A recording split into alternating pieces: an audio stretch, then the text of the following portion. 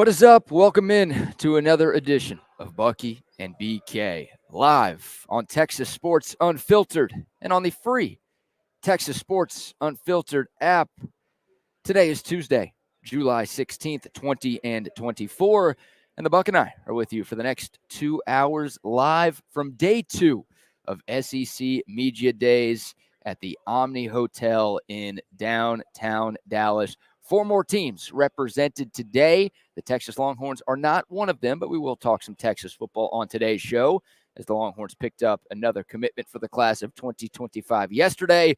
We'll get into some Longhorn baseball as UT got some good news on the diamond as well. We've got some sound from the SEC Conference Commissioner Greg Sankey, who spoke to start things off here yesterday. We've got Nick Saban sound. We've got one of the worst national anthems in history sang at the MLB Home Run Derby last night. And we'll talk about the 4 teams that will be here today. It's Georgia, it's Tennessee, it's Oklahoma, and it's Missouri. So a massive day from up here in Dallas and a massive show coming up this morning for the people. What's going on, my friend? Just another day in paradise. What a beautiful day it was here yesterday. Hot.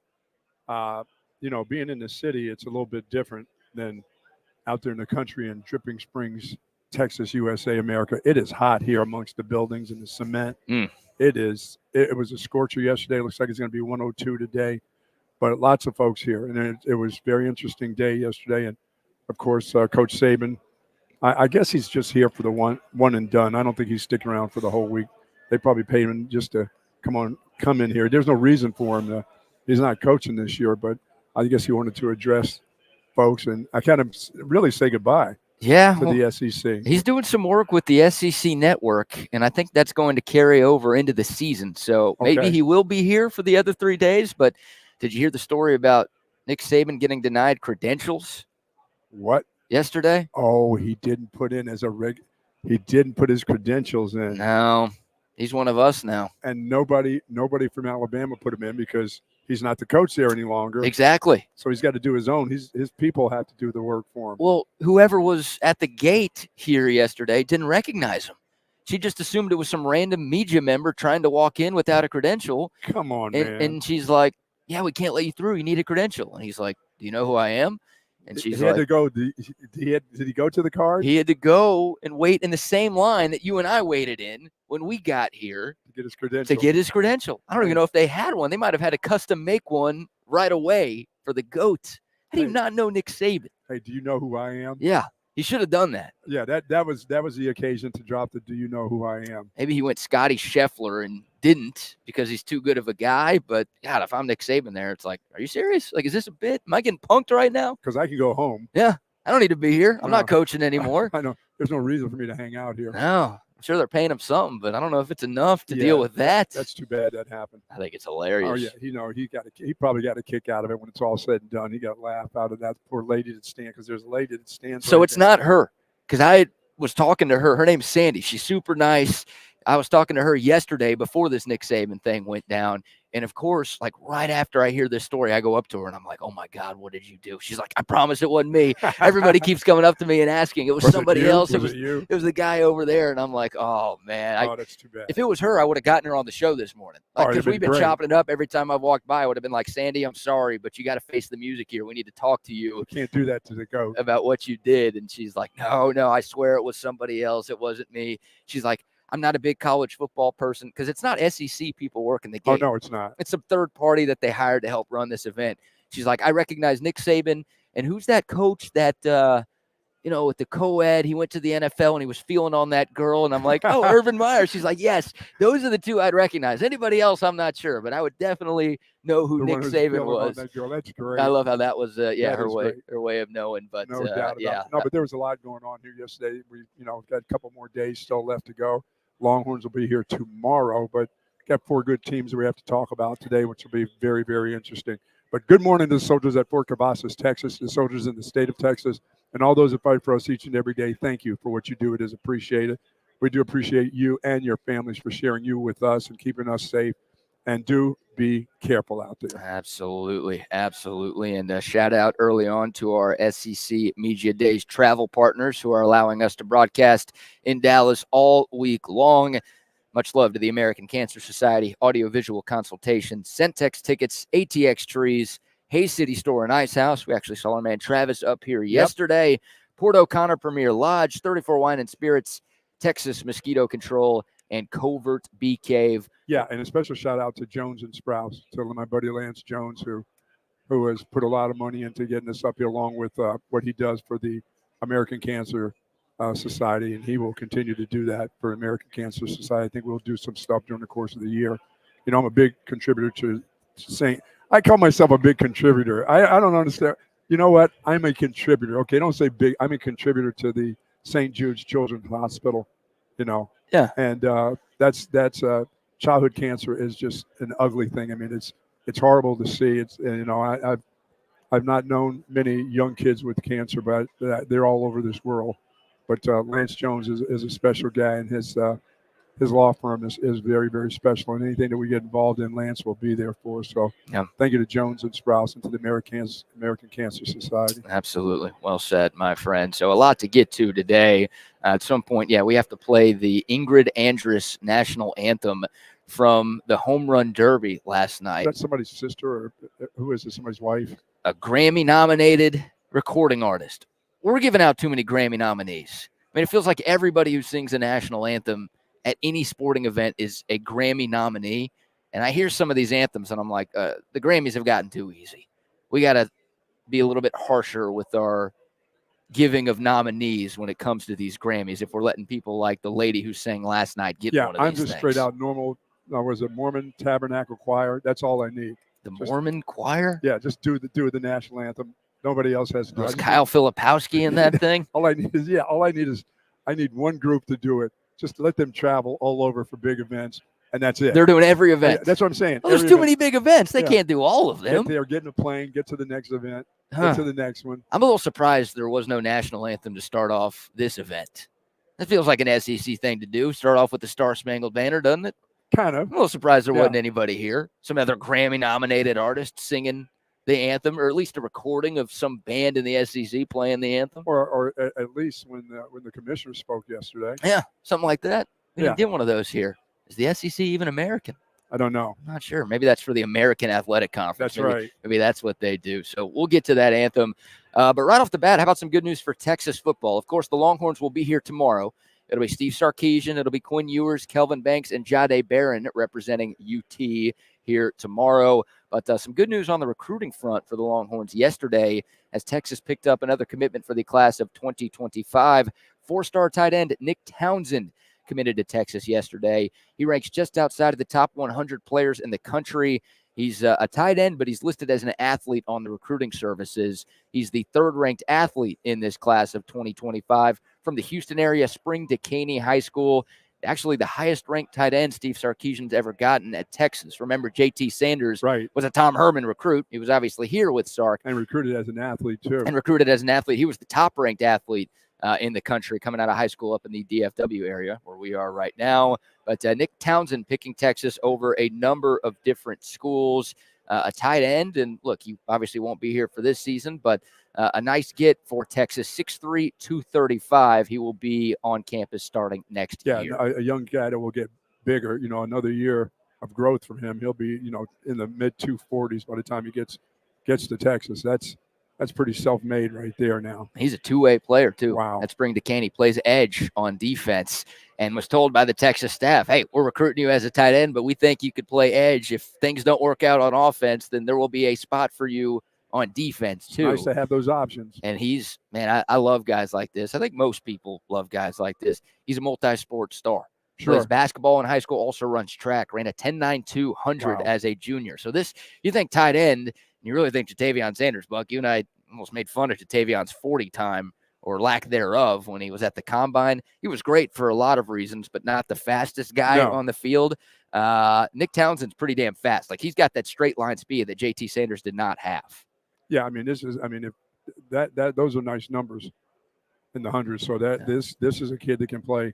This is a kid I'd love to see come off the edge with that kind of speed and that kind of quickness. Yeah. Wow. Yeah. Okay, I got to ask you, because I asked you about your 40 time. We had a big debate on whether or not you could crack 6 seconds in the 40-yard dash. No. Any guess for what your 100-meter dash would be? whatever meters are. I'm not even sure what Dude, that. I'm stopping after 40 and I'm starting to walk.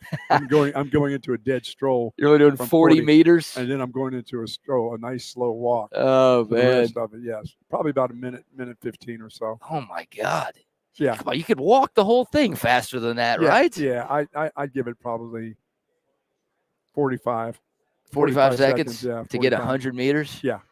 I don't know if there's a Guinness World Record for the slowest 100 time, but you'd be flirting with it if there is. Yeah, I would be right there. Yeah, you'd just take a nap in the middle of it. Dude, I could definitely get to 40 on a quick jog, and then from that point on, it's a slow walk. I went for a walk here in Dallas yesterday. Oh, That was a slow walk. after the show? Yeah, it still was 100 degrees. And let me tell you something. Yeah. You're talking about a guy who trips and falls. You're talking about jumping up on the curbs. By the way, they got high curbs here. They're high. I mean, they're not like the little curbs that we have in Austin. Higher than normal? They're a little higher than normal. There's probably another extra 4 or 5 inches to them. So Okay. I have to really lift my legs up to go.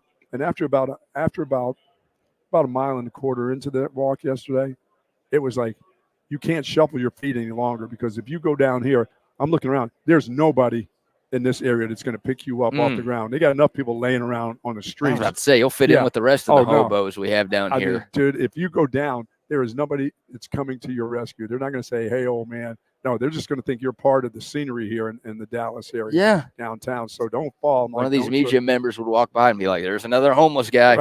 I mean, there's like 4 or 5 people. Where'd he get that Longhorn hat from? There's some folks who know I'm from Dallas, and I've had 4 or 5 people here at SEC Media Days be like, are there always this many homeless here? I'm like, yeah, we're in downtown. Yeah. Usually have downtowns work in major cities. And it's warm and it's hot. And like if you're a homeless guy, what are you doing in Texas? I know. I never get that about Austin either, or Houston or Dallas. Like, go somewhere where it's a little cooler. Yeah, because that's where they all hang out in San Francisco. Yeah, that's true. There are a lot of them there too. So you made your walk 2 miles? Yeah, I made my walk. I made the walk, and it was.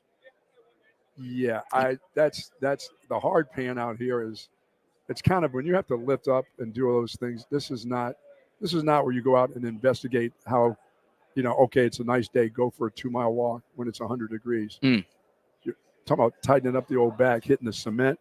Bang, bang, bang on the cement. It's not good. No. Get in the treadmill where the air conditioning is. That's why they make treadmills. Yeah, there's a nice gym here. I know. You can do that today? No, I'm going for a walk again. Back outside? Back outside, Oh, yeah. man, all I right. have to sweat. Treadmills inside in the air conditioning. I never seem like I get the junk out, You definitely sweat more outside. Woo. And it's a drier heat here, too, than what you got in Austin. And I went across the street here. There's a chicken joint here. This hops and hens right beside us right here, where they serve chicken. Let me just say that I'm not a fan of hops and hens. The chicken tastes like fish, like they fried fish. I'm like, is this chicken or is this fish? Did you get that for lunch? I got that for dinner yesterday. Okay. And I'm like, I'm looking for a chicken sandwich. Yeah. I said, I didn't look for a fish sandwich. It tastes just like fish. I said, did you guys somebody get the batter all screwed up? You didn't tell them that. I said, this doesn't taste like chicken. I told you. No way. Yeah. What'd he say? He said, no, it's we've been doing this a long time. I said, well, you need to do it a little bit longer. You need to do it a little bit better. Yeah, and a little bit better. How about that? Fresh fish sandwich from a chicken place. Man, I drove like 30 minutes to eat at a Qdoba by right where I went to high school. Really? And that's just one of my staples from growing up here. I literally drove halfway across town to get a $10 burrito at Qdoba. I bet you they have some nice places in here. There's plenty of great food here. I go to the wrong places. Yeah, well, you're just walking around. Oh, yeah. You've got your car. I do. You want to go somewhere nice? Yeah, I need to go somewhere nice. Yeah, I can give you some recommendations of better places than, what was it, Hens and Roosters or whatever? It's right beside the hotel. I don't wander very far unless I go on a solo walk out there. But you know what I'm looking for? Where I couldn't find it? A creamery. I need ice cream. You need someone to cream. I need ice cream. That's what I need. Yeah, there's got to be some ice cream around here. Well, somebody said, oh, yeah, it's about 12 blocks away. It's a nice walk. The lady told me, I'm like, that's not a nice walk. I said, I've already gone on a nice walk. I was about to say, you already made that walk yesterday. What do you mean? You can handle that? No, not for ice cream. Didn't have that load on me on the way back. Whoa, someone's load of cream on you? Is that what you're saying? Hold on here. This is a family show, and there's a lot of people around, and I think our goal for this week is to not get kicked out by the time we get to Hell yeah, so far so good. Thursday at 4 o'clock. So a nice get for Texas on the recruiting front. By the way, the stats last year for Nick Townsend in his junior year at Spring Decaney, 18 catches, 431 yards, and 7 touchdowns. Also rushed for 2 touchdowns.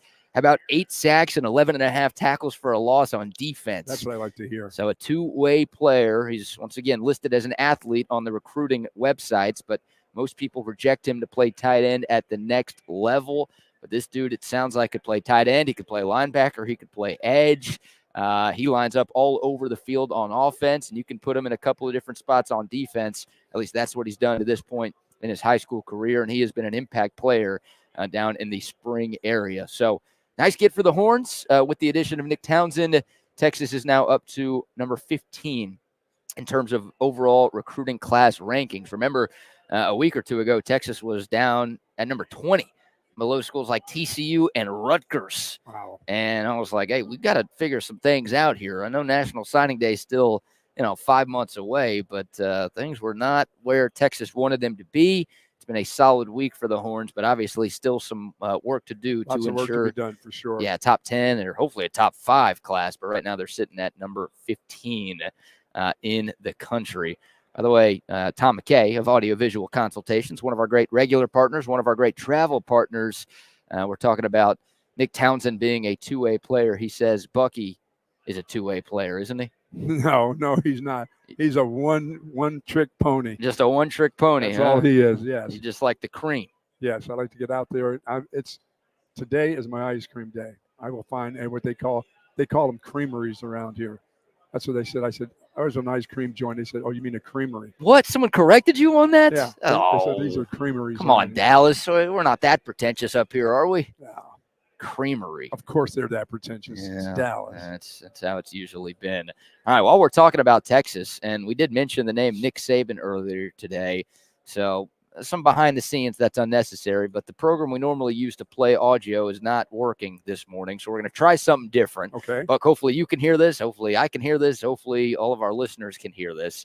But here's Nick Saban a little bit. Once again, he was on the SEC Network doing some work here yesterday, and he was asked about Texas joining the SEC. Of course, Texas went into Tuscaloosa last year and beat Nick Saban. It was Saban's final regular season loss and his final home loss, one of the worst home losses he's ever had as a college football coach. Here's Saban talking about Texas joining the SEC.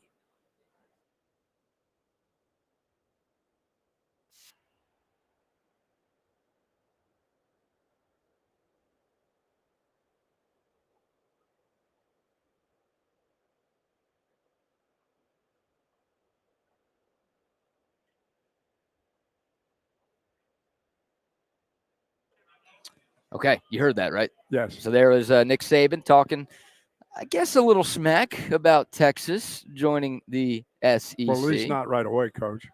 Well, people couldn't hear it, which means we probably won't play much more audio today. But, God, of course, of all days for this StreamYard to not work, it's today. But Nick Saban was on with SEC Network, and he basically said that Texas ain't going to come in here and run the SEC. As I said, not right away. And he said, I've heard a lot of people talk about how Texas just joins every conference and they take over and start to run it basically immediately. Saban said, yeah, they're not going to do this in the SEC. Oh, no. Well, I mean, they didn't run the Big 12. They owned the Big 12. Yeah. You can't say they ran the Big 12. If anyone ran the Big 12, it was Oklahoma. Yeah, and they won 14 conference championships. But the Longhorns owned the conference. Right. And the Longhorns were in charge of a lot of decisions that were made in the Big 12. And, things are going to be a little bit different. I mean, Texas is one of the bigger brands in the SEC. You could make an argument that they are the biggest brand in the SEC, but the SEC has been a very successful conference without Texas for a long, long time. So Absolutely. Texas will have a seat at the adult table, unlike A&M, and they will be a part of future conversations involving the future of the SEC, unlike A&M, because it'll be about money. But so they'll be involved. But yeah, they're not going to. This conference is a big enough brand. It's bigger than Texas. It's bigger than Alabama. It's bigger than any one school for sure. So that's how it's going to be. And then in football, look, Texas is going to come in and run the SEC in some sports. I think in volleyball, they've got a really good shot to come in here and run the SEC. I think in rowing, they've got a good shot to come in here and run the SEC. I think you can go down the list, and Texas is going to be very successful all the way to tennis from day one. Right? They're going to win conference championships, plural, in their first season. But if anybody, I mean, even if you think Texas is going to win this conference in football this year, if anyone thinks Texas is going to come in here and run the SEC and just win like 5 conference championships in their first decade in this league, then I got some oceanfront property I could sell you in Arizona, Buck. Yeah, this is a building block right now for Texas in the best conference in football. Now they come in a good situation, and that's what last year did for the Longhorns. You know, the way Sark and the guys, the way they played. So it's just a building block, and you're going to continue to build. I don't know about running it. I don't know the ins and outs of the SEC. I know it's about winning football games and trying to get to championships and get to national championships. So they'll be a part of it. They'll be right in the thick of things. Sure. You know. I think when the preseason poll comes out later this week, Texas is going to be picked to finish second in this conference. Well, yeah, and that's just pretty damn good. Well, considering what we thought they could have been, you know, coming in, you know, if they didn't get to where they were last year, as I said, I thought this would be just like having Mississippi State roll in here. Mm-hmm. But now they kind of righted that ship last year with a fantastic season. Yeah, they're the second best team in this conference right now. Yeah. I think so too. But yeah, they're not going to come in and run it from an administrative standpoint. They're not going to come in and run it from a football standpoint, but they are going to come in and be a major factor in both of those categories. Yeah, when you play them, you're going to know who you played every week. Right. And, you know, Kirk Bowles, maybe this was in response. Kirk Bowles asked a question, and, of course, because our audio is not working right now, Bowles asked Sankey a question during his press conference yesterday, and Bowles' question was like, about Texas coming in and running the SEC from an administrative side, and Greg Sankey basically shot down the question very quickly and said, no, Texas is one of 16. Like, they're not going to come in and run the conference. They're one of 16 teams that we have in this league. That's what the conference commissioner is supposed to say, but I think that's kind of what Texas is comfortable doing. I don't think they want to come in here and just be bigger than the conference. Like, they just want to go into a conference where they're wanted, but also, they don't feel like they have to be the biggest brand in the league and control everything that happens. And, of course, they want to cash in on the nice financial rewards that come in with being a member of this league too. Yeah, but they're going to want to know everything that goes on within this conference in every sport. Mm-hmm. That's just the way it is. Yeah, as you said, they have a history, and they have a financial history too. So you don't want to leave them out. You're not going to want to leave the Longhorns out of any major decisions, and they won't be left out. No, but they're not going to run it. But they're going to be part of major decisions in this conference. I think you're right. So there was Nick Saban talking yesterday about Texas, and we'll try to get these audio issues squared away at some point over the course of today's show. By the way, in about 7 minutes, Tyler McComas from the Ref in Norman will be joining us to talk a little Oklahoma football. OU, one of the 4 teams that will be here today in Dallas. I think it's the best day. Like, obviously, we're most excited about Texas coming up tomorrow. Sure. But just top to bottom, when you look at all 4 teams that will be here today, this is the best lineup you've got, because you have Georgia, who's going to be the number 1 team in the country going into the season. You've got Tennessee, who has high expectations going into this year. You've got Mizzou, who's coming off a tremendous season that culminated in a New Year's Six Bowl victory over Ohio State. And then you've got Oklahoma, the other newcomer into this conference. So all sorts of storylines. Buck, I'll go to you first. I mean, without specifically talking about any of those teams, I mean, what's a storyline from today that has your interest with these 4 squads coming up here? Well, it's Missouri. I mean, do they have an opportunity to win 11 games again? Is this a group that can do it back to back? And when I look at their schedule, BK, I think they can. I really do. Yeah. I mean, this is a group that their first 7 games will probably be undefeated. I mean, when you're starting out with Murray State, Buffalo, Boston College, Vandy, Texas A&M, UMass, Amherst, and Auburn, dude, that's 7 games. This group can be 7-0 before they play Alabama, Oklahoma, South Carolina, Mississippi State, and Arkansas. This is possibly another 11-win season for them. You're saying they're going to beat Boston College in week 3, huh? Yeah, they're going to throttle that group. Come on, man. Bill O'Brien, that's your guy now. Dude, no. I didn't make any surprise plays with Boston College. No, Pitt's your surprise team. If Mizzou had Pitt on the schedule, then it'd be a different story. It'd be a little bit of a different story. But it would have to be at Pitt. Yeah. But no, I don't see this as. I mean, this is a team that brings back 9 starters on offense, including their quarterback, including a really good quarterback, a really good running back. This group is really good. Yeah. Right. And if their defense only has 5 guys coming back, if they fill in the spots at defense, I don't see with this schedule, because why they can't be, this is a group talking about playing in that top 4 or top 5. This is it. Yeah, they've got a shot. They absolutely have a shot. They have a shot at winning 11 games back-to-back years. And Phil Steele has them tied for 5th in the conference this year. But I think things could be better. That's because of the defense. They lose a lot on defense. And they lose their defensive coordinator, too. And Blake Baker is one of the best defensive coordinators in college football right now. LSU was able to poach him away as a part of the revamping of that staff down in Baton Rouge. So that was a good add for those Tigers, and Mizzou's got to replace him. But yeah, if Mizzou is going to win double-digit games again this season, if they are going to be a playoff team, because they would have been a playoff team last year. Obviously, they played in a New Year's Six Bowl, but with 12 teams this year, they would have been in with what they accomplished in 2023. If all of that happens, it's going to start with their offense. And, Brady Cook's a stud, over 3,300 yards last year, 21 touchdowns to 6 interceptions. Luther Burden might be the best receiver in college football. Oh, yeah. I mean, that guy, you look at 2025 mock drafts and you're seeing his name in the top 5. Like, that dude might have been a first-round pick. Hell, he would have been a first-round pick if he was draft eligible this past season. It's only his true junior year, so he had to come back to Mizzou for one more season. But one of the top recruits in the country coming out of high school. He has lived up to the billing, a second-team All-American last year. They got Theo Weiss, the Oklahoma transfer. I feel like that guy's been in college football for a long, long time. Yeah, 9 starters back on offense. Wow. Now, they do have to replace their running back, Cody Schrader, who was a 1,600-yard rusher last season and had 14 touchdowns. So he was a huge part of that Mizzou offense. But they did bring in a transfer from Appalachian State, a guy by the name of Nate Noel, who played a lot at App State. It's not just like some random dude off the scrap heap. Yeah, so he's a talented player who's put up some good numbers in his college career. And Mizzou's got 4 starters back on the offensive line. They got Caden Green, the Oklahoma transfer, and there's a lot of controversy surrounding that guy's transfer this offseason, and OU and Mizzou fans kind of hate each other because of it. But this Mizzou offense has a chance to be one of the very best in the SEC.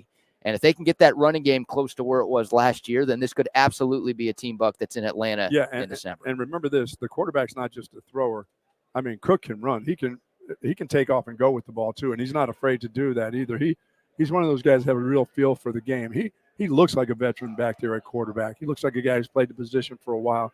And when there's availability for him to run, he'll take off and go. Yeah, he will. And he ran for 510 yards last year. Also had 8 rushing touchdowns a season ago. So not the biggest guy, listed at 6'2", 205, but is willing to throw his body around to make some things happen. And, yeah, he could scoot a little bit. He was a big part of that Mizzou rushing offense last season. And then you said it. Yeah, the schedule's about as good as you could ask for. This is one of the easiest schedules in the SEC. They do have to go to Tuscaloosa. That won't be easy.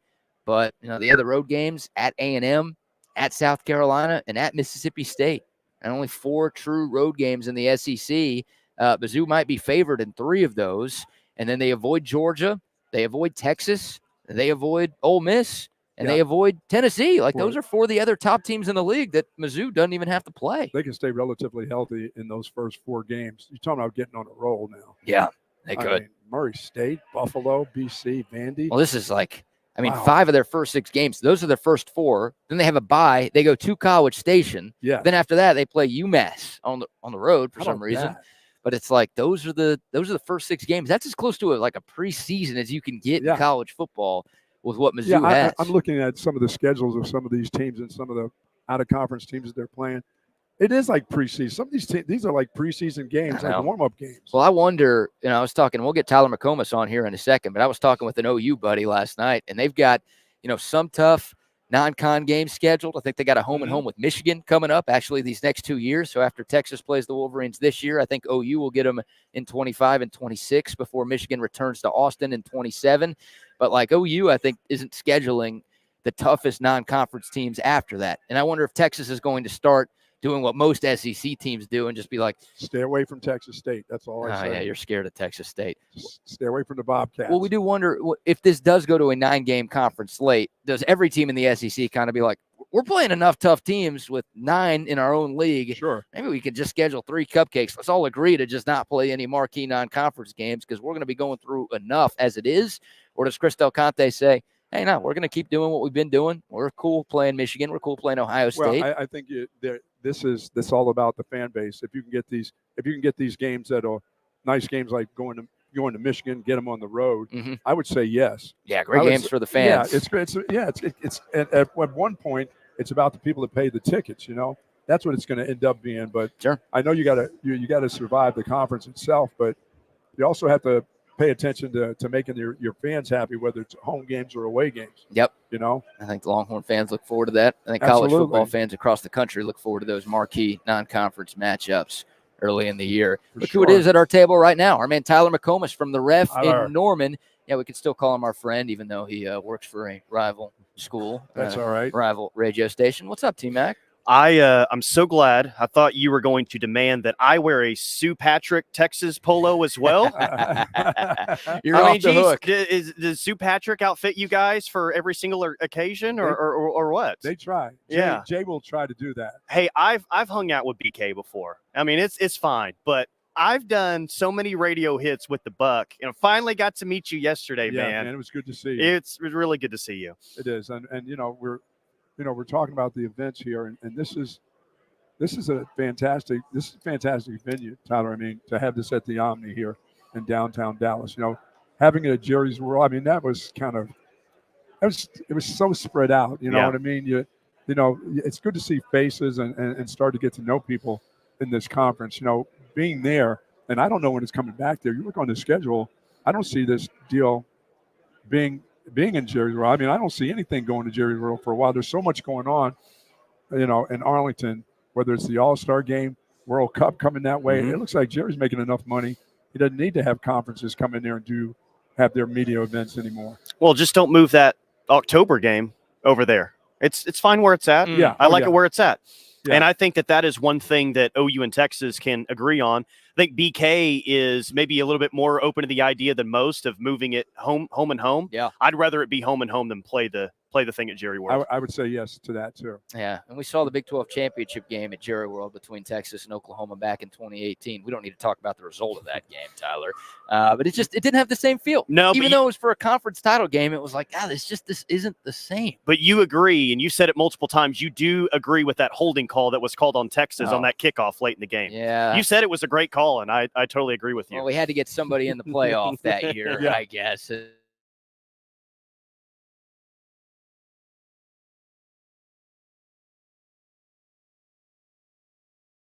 5 Big 12 logos in my lifetime in Norman. Like, I think that there was one on the stadium. Jeez. Yeah. You turn your head in any direction. There's eight SEC logos that are present. It just means more, Tyler. It just means more. And 16 strong. They also have that on every pillar here in Dallas as well. So Oklahoma's represented today. Let's talk about the Sooners a little bit. It'll be Brent Venables here. We got to ask because, Buck, both halves of the T-shirt boys will be here. Brent Venables and Danny Stutzman will be in attendance later today. Will they be wearing the Texas fears Oklahoma, Oklahoma only fears God shirts to SEC Media Days? Tyler, any insight on that? Well, clearly they like to move some merch. They moved some merch last year, so here's another opportunity, or maybe it'll be a shirt about what LSU linebacker Harold Perkins said yesterday. Yeah, who's that? Which, of course, that was the big talking point yesterday. Oh, for you guys, I'm sure it was. It sounds like Harold Perkins is just one of those guys that just really, honestly doesn't know. Like, no, he doesn't mean anything bad about it. Right. And he said that. Of course, like the media world that we live in, everyone wants to go viral. So the only part that got posted was, who's that? But then later in the answer, he's like, I really focus on my team and my teammates, and I don't really watch other teams around the country. So go watch them game week. That was exactly. That was a big storyline there. What's your biggest storyline, Tyler? I'll give you the floor first. I mean, what are you hoping to hear? What are you expecting to hear from the Sooner contingent in Dallas?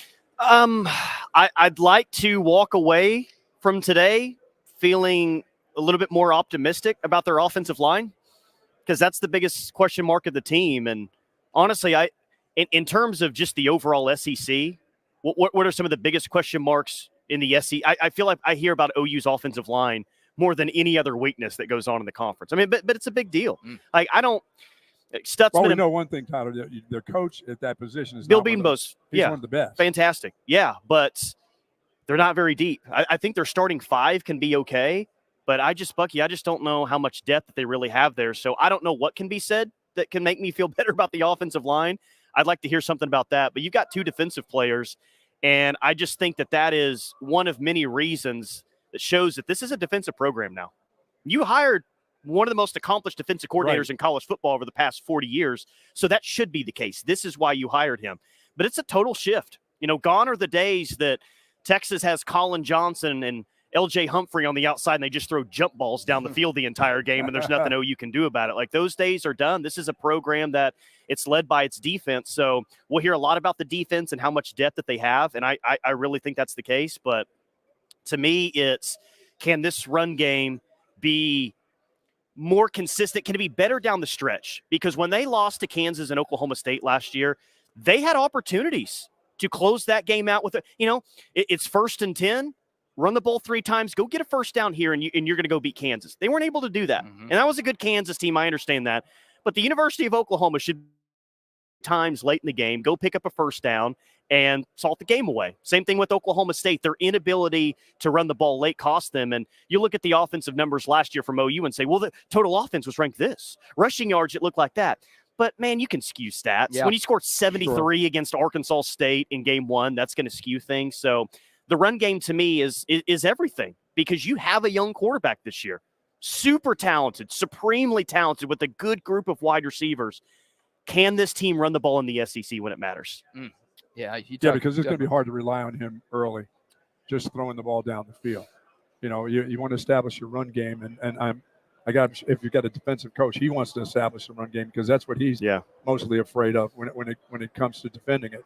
Defend the run and being able to run the football. I mean, their run game last year in the red zone was, let's just have Dillon Gabriel on a draw play here. Oh, yeah. And it worked quite a bit. Yes, it was. We saw it. Yeah, we saw every bit of it. Yeah. What do you think about Jackson Arnold? He will be here today. I wonder, I'm sure somebody's going to ask Jackson Arnold about all of these preseason quarterback rankings in the SEC, because it does feel like he's being disrespected. Now, he hadn't played a lot. The bowl game he played against Arizona did not go well for him. So maybe that's what most of these folks putting these rankings out are going off of. But, man, to be a quarterback at Oklahoma is a big deal. This guy was a stud in high school. He was a really highly touted recruit coming out of the DFW Metroplex. What are your expectations for Jackson Arnold this week? But also, what's the expectation amongst Sooner fans for Jackson Arnold going into his first year as the starter? Ceiling is incredibly high. Like, just from a talent aspect, I don't really doubt that. I mean, I'll question more of the things around him a little bit more, like the offensive line, but just in terms of pure arm talent, it's there, guys. And I think that you're going to see him really thrive this year throwing the deep ball. OU's got some burners, man, on the outside. Deion Burks is going to be, I think, their best player on offense. A guy that you guys love, Brennan Thompson. Just need him to run straight about 9 times a game this year and throw it to him deep. Nick Anderson's back as well. So I think that this is going to be offense. It's going to take a lot of deep shots down the field, and I think that really suits Jackson Arnold's skill set. He's very mobile as well. And you're right, BK. He had 3 interceptions in the bowl game. I think 2 of those interceptions were on the first 3-4 drives of the game. That's his first start ever. So as he settled into the game, looked pretty good. Yeah. And made some high-level throws, one on the run for a touchdown that was really impressive. So the true ceiling of it, I mean, he's there. He's good enough to be their next great quarterback. But he's going to have to be for a multitude of reasons, including one that maybe you guys haven't thought of. Dillon Gabriel is currently the odds-on favorite to win the Heisman Trophy. OU had a decision to make last year. They knew that decision was going to happen at the end of the season.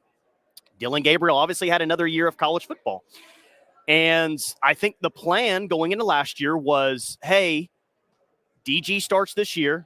He's going to go to the league, and then you go to Jackson Arnold. Mm-hmm. Well, Dillon Gabriel, despite being an All-Big 12 player, didn't even get invited to the Senior Bowl. He wasn't going to get drafted. He had to go play another year of college football. Right. OU had a decision to make, and frankly, they chose Jackson Arnold. So what does it look like if he's a Heisman finalist, Oregon's in the playoff? So I think there's some pressure there with the staff too, that put Jackson Arnold in the right situations, but it doesn't clearly look like, maybe we made the wrong decision here. Yeah, you don't want to. And that would have been a tough kid to run off and say, sure, oh no, you need to probably go somewhere else. We're going to go in this different direction. We thought that you would go in a different direction. Here's what we're going to do as a staff. It would have been hard for me to run Dillon Gabriel off. I mean, I know that's going to be remain the talk for OU all year long, no matter what, good or bad. It's going to be the talk. But that would have been hard for me to say, you need to go there. Here's the direction we're going in with this young guy, because he is our future. Man. Yeah, because we saw Gabriel in person, and I mean, he had some great games last season, but one of his best games was against Texas. We had no answers for that. Well, but this goes back to your question is, okay, so why did OU make that decision then? Why would you not bring back an all Big 12 quarterback? That didn't make a whole lot of sense because it's the upside of Jackson Arnold. Some of those deep balls that Dylan Gabriel would underthrow, and he's a great quarterback, clearly. But some of those deep balls he might Jackson Arnold's got the arm strength and some of the intangibles that Dylan Gabriel just doesn't have. But when it comes to intangibles, I mean, talking about a leader, Dylan Gabriel was quite a leader. Yeah, that's true. Sure. You know, he was remarkable. When he took off and ran with the football, you had another running back, another wide receiver, not just a quarterback with the ball under his arm. So I watched him and just said, boy, this guy is I thought he was special. And I thought he was special last year. I would think that if he'd had another year under his belt, going into the SEC, it would have been fantastic for Oklahoma. But once again, those are decisions you have to make as a staff. Here's where we're going to go. Did they want him to come back, or did it end up being not really? We'd rather for him to move on, or would there have been a competition? Would there have been a quarterback competition if he said, I would like to stay here right where I am? I don't know if there would have been a quarterback competition because we all know how the transfer portal works nowadays. Jackson Arnold, former 5-star, kind of came in with the expectation of right, like, I'll sit for 1 year, but year two. Yeah, so I don't even know if you'd have both guys on the roster with the way the portal looks these days. That's a great point. All right, what about Brent Venables going into year 3? Right, disappointing first year, but turned it around in year 2, going from 6 wins to 10 wins in his second season.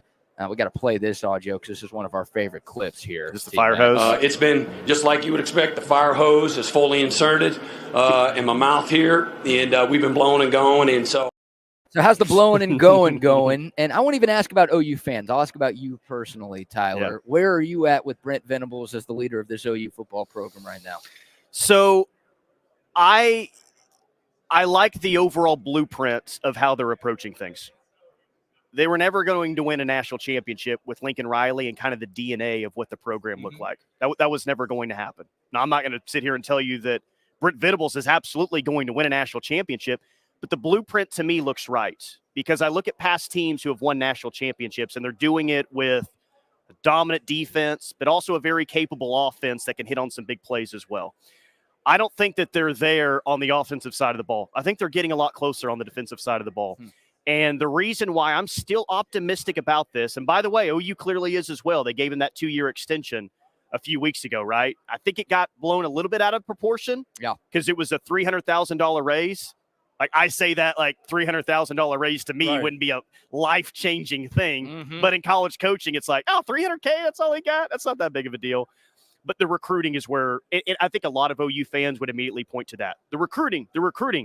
I mean, they got a top 5 class right now, but they had no chance in hell previously to go sign a 5-star interior defensive lineman, right? A 5-star defensive player, and they're doing those things now. They got Peyton Bowen a couple of years ago. They got David Stone, the 5-star interior defensive tackle. They are building it to way that championship teams look like. So I'm still optimistic. I think obviously this year is a very big year. They've got to be a better road team because they've been bad as a road team since he's gotten here a couple of years ago. But I'm still optimistic because I think this will be a defensively led football team. And guys, I really think it has a chance to be one of the top 3 defenses in the SEC. Wow. That's a high bar, but that's where I remain optimistic is because I think this defense, not only this year, but even moving forward, I think that we're going to be saying the same thing about Oklahoma. Okay. Well, that's the way to get it done. Is on defense in this conference. When you come to this conference, you're going to have to have a couple guys that are studsmen. I mean, you're going to have a couple of guys that are playing football like that guy all over the place. It's not just 1 or 2. You're going to have a handful of guys like that to really, really compete in this conference. There will be some, just like every other conference, there'll be some weak links in the conference. But when you have to play the teams that are very similar to what you are or a little bit better, you're going to have to play great defense. You really do. We always like to have fun conversations. You mentioned Stutzman. We always like to have fun conversations. Your most hated Longhorn of all time. Chrissy Sims is what he's referred to as. Gets mentioned quite a bit. Brecken Hager is normally pretty popular as well.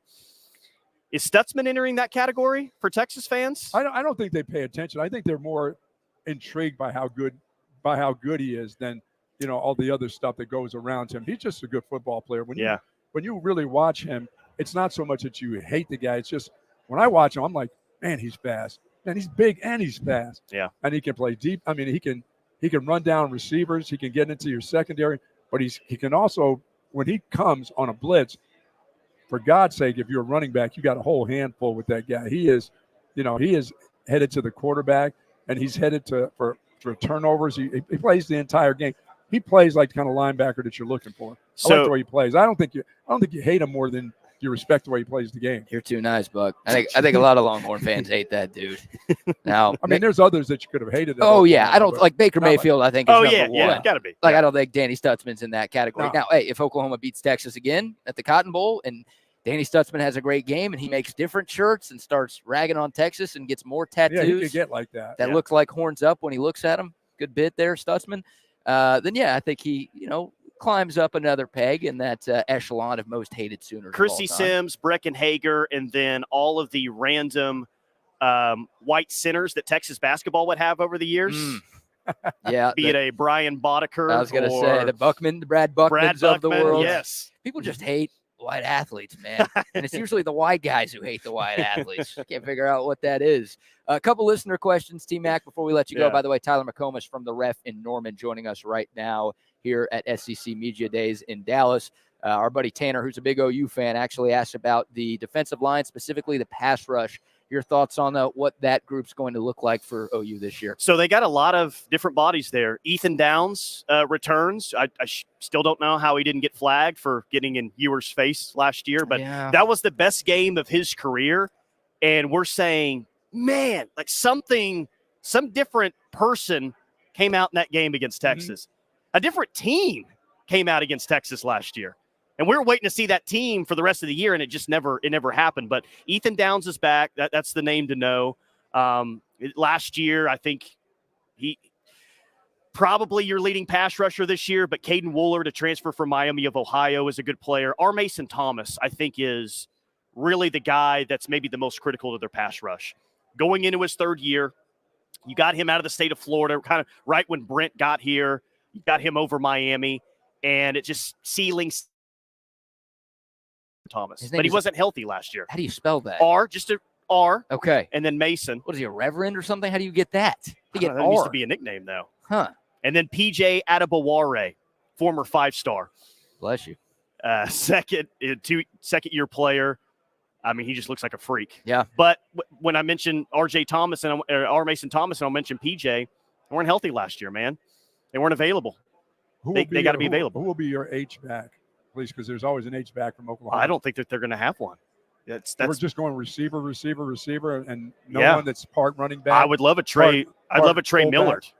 I would love an Aaron Ripkowski. Blake Bell. Oh, wait, no, he was quarterback for y'all for some reason. Yeah, and tight ends in his last year as well. Yeah. But that's fan base kind of upset about that because OU's been really good at fullback, H-back over the years. And make a difference. I don't really think that's going to be incorporated within the offense. They'll add another receiver.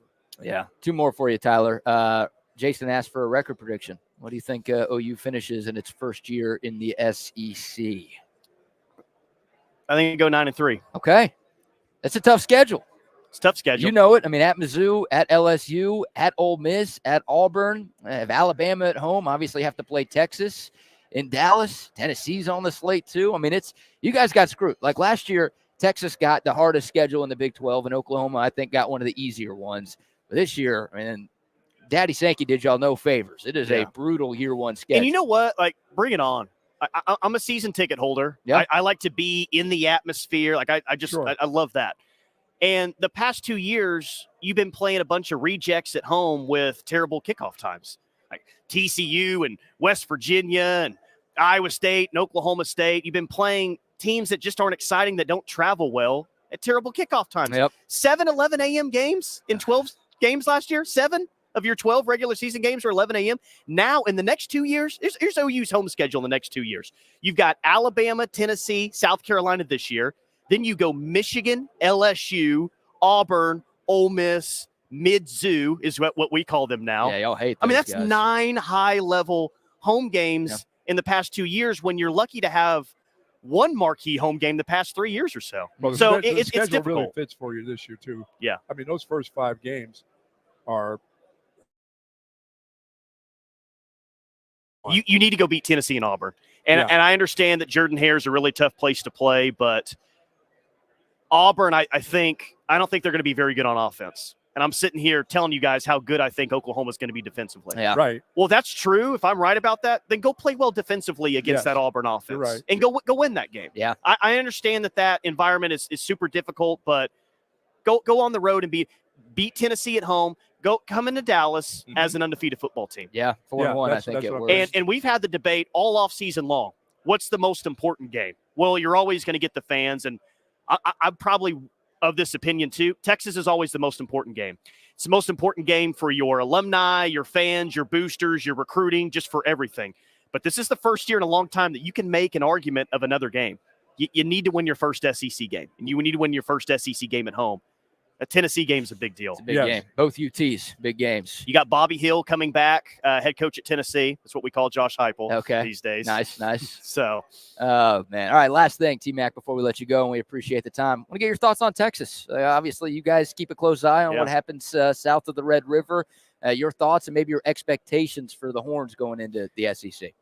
I mean, skill positions are never going to be a question mark to me for Texas. And I think Sark is so good at scheming things up, scheming guys open, that offensively, I don't think it's going to be an issue.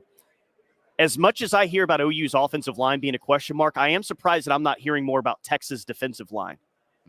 That's the best Texas defensive line since when? Since 2000s, early mid-2000s, somewhere around there. Sure. And I know that there's some guys that everyone feels optimistic about, but it's hard to imagine that they're going to be as good up front as they were a year ago. And then, I like the addition of Andrew Makuba and some of the things they did in the secondary, but what's Texas going to look like against a team that can really push the ball downfield and throw it around? We've got questions. I mean, is this going to be a team that is going to score 35 points per game and outscore teams, or are they going to be able to really do some things defensively? I think they're going to have to score more points than even that. Yeah. They're going to have to be in the high 30s, almost 40 points a game in this conference, especially in year number one, because the guys that you are missing are first round. I mean, one was a second round, but they're legitimately first round draft choices. Two of them on the defensive line. I mean, two studs that were not only just great against the run, but those are the guys that push you up front against the pass. Do you get that? Where do you get that from? Yeah. Those guys are hard to replace. And I mean, luckily for you guys, you got a favorable schedule. And it's so this is like the strangest thing to me. Texas A&M got Florida for its first ever SEC game. Missouri got Georgia, I believe, for its first ever SEC game. Oklahoma gets Tennessee for its first ever SEC game. Texas gets Mississippi State. It's a big brand. It's a big rivalry game. What was that about? Bells. I don't know. The cowbell guys or what? I'm not too upset about it either. No. Maybe I should be like, why don't we get a bigger brand? No, I'll take a nice win at home against a team that's probably going to be picked to finish 15th out of 16 in the SEC preseason poll that comes out later this week. I won't complain too much. We get to face off against Jet Levy is what we call him. Yeah, well, he had Jeff Levy liked him some jet sweeps. He had our number last year, so you guys hate him. Yeah. I know Oklahoma fans hate him, but Texas fans do too because he was good against us. Yes, he was. Tyler, great stuff as always, brother. Great seeing you, and thanks for jumping on. Yeah, you guys today, do an awesome job. I watch all the time. So appreciate it, man. I need more gardening tips from Bucky in the morning. You'll get him in the fall. You'll get him in the fall. Okay. Oh, man. See you guys. You're the man. Thank you, Tyler McComas. Y'all make sure to follow him on social media at Tyler_McComas on Twitter. He hosts Afternoon Drive for The Ref in Norman. That is the flagship station for Oklahoma football. They talk plenty of Texas, too. It's pretty funny. I mean, look, OU moves the needle for us in Austin, and the Longhorns absolutely move the needle for Oklahoma fans in Norman. So Tyler's a great follow on social media. Once again, if you just want to know what's going on with the hated Oklahoma Sooners, he's a good dude as well. Boy, I love their schedule.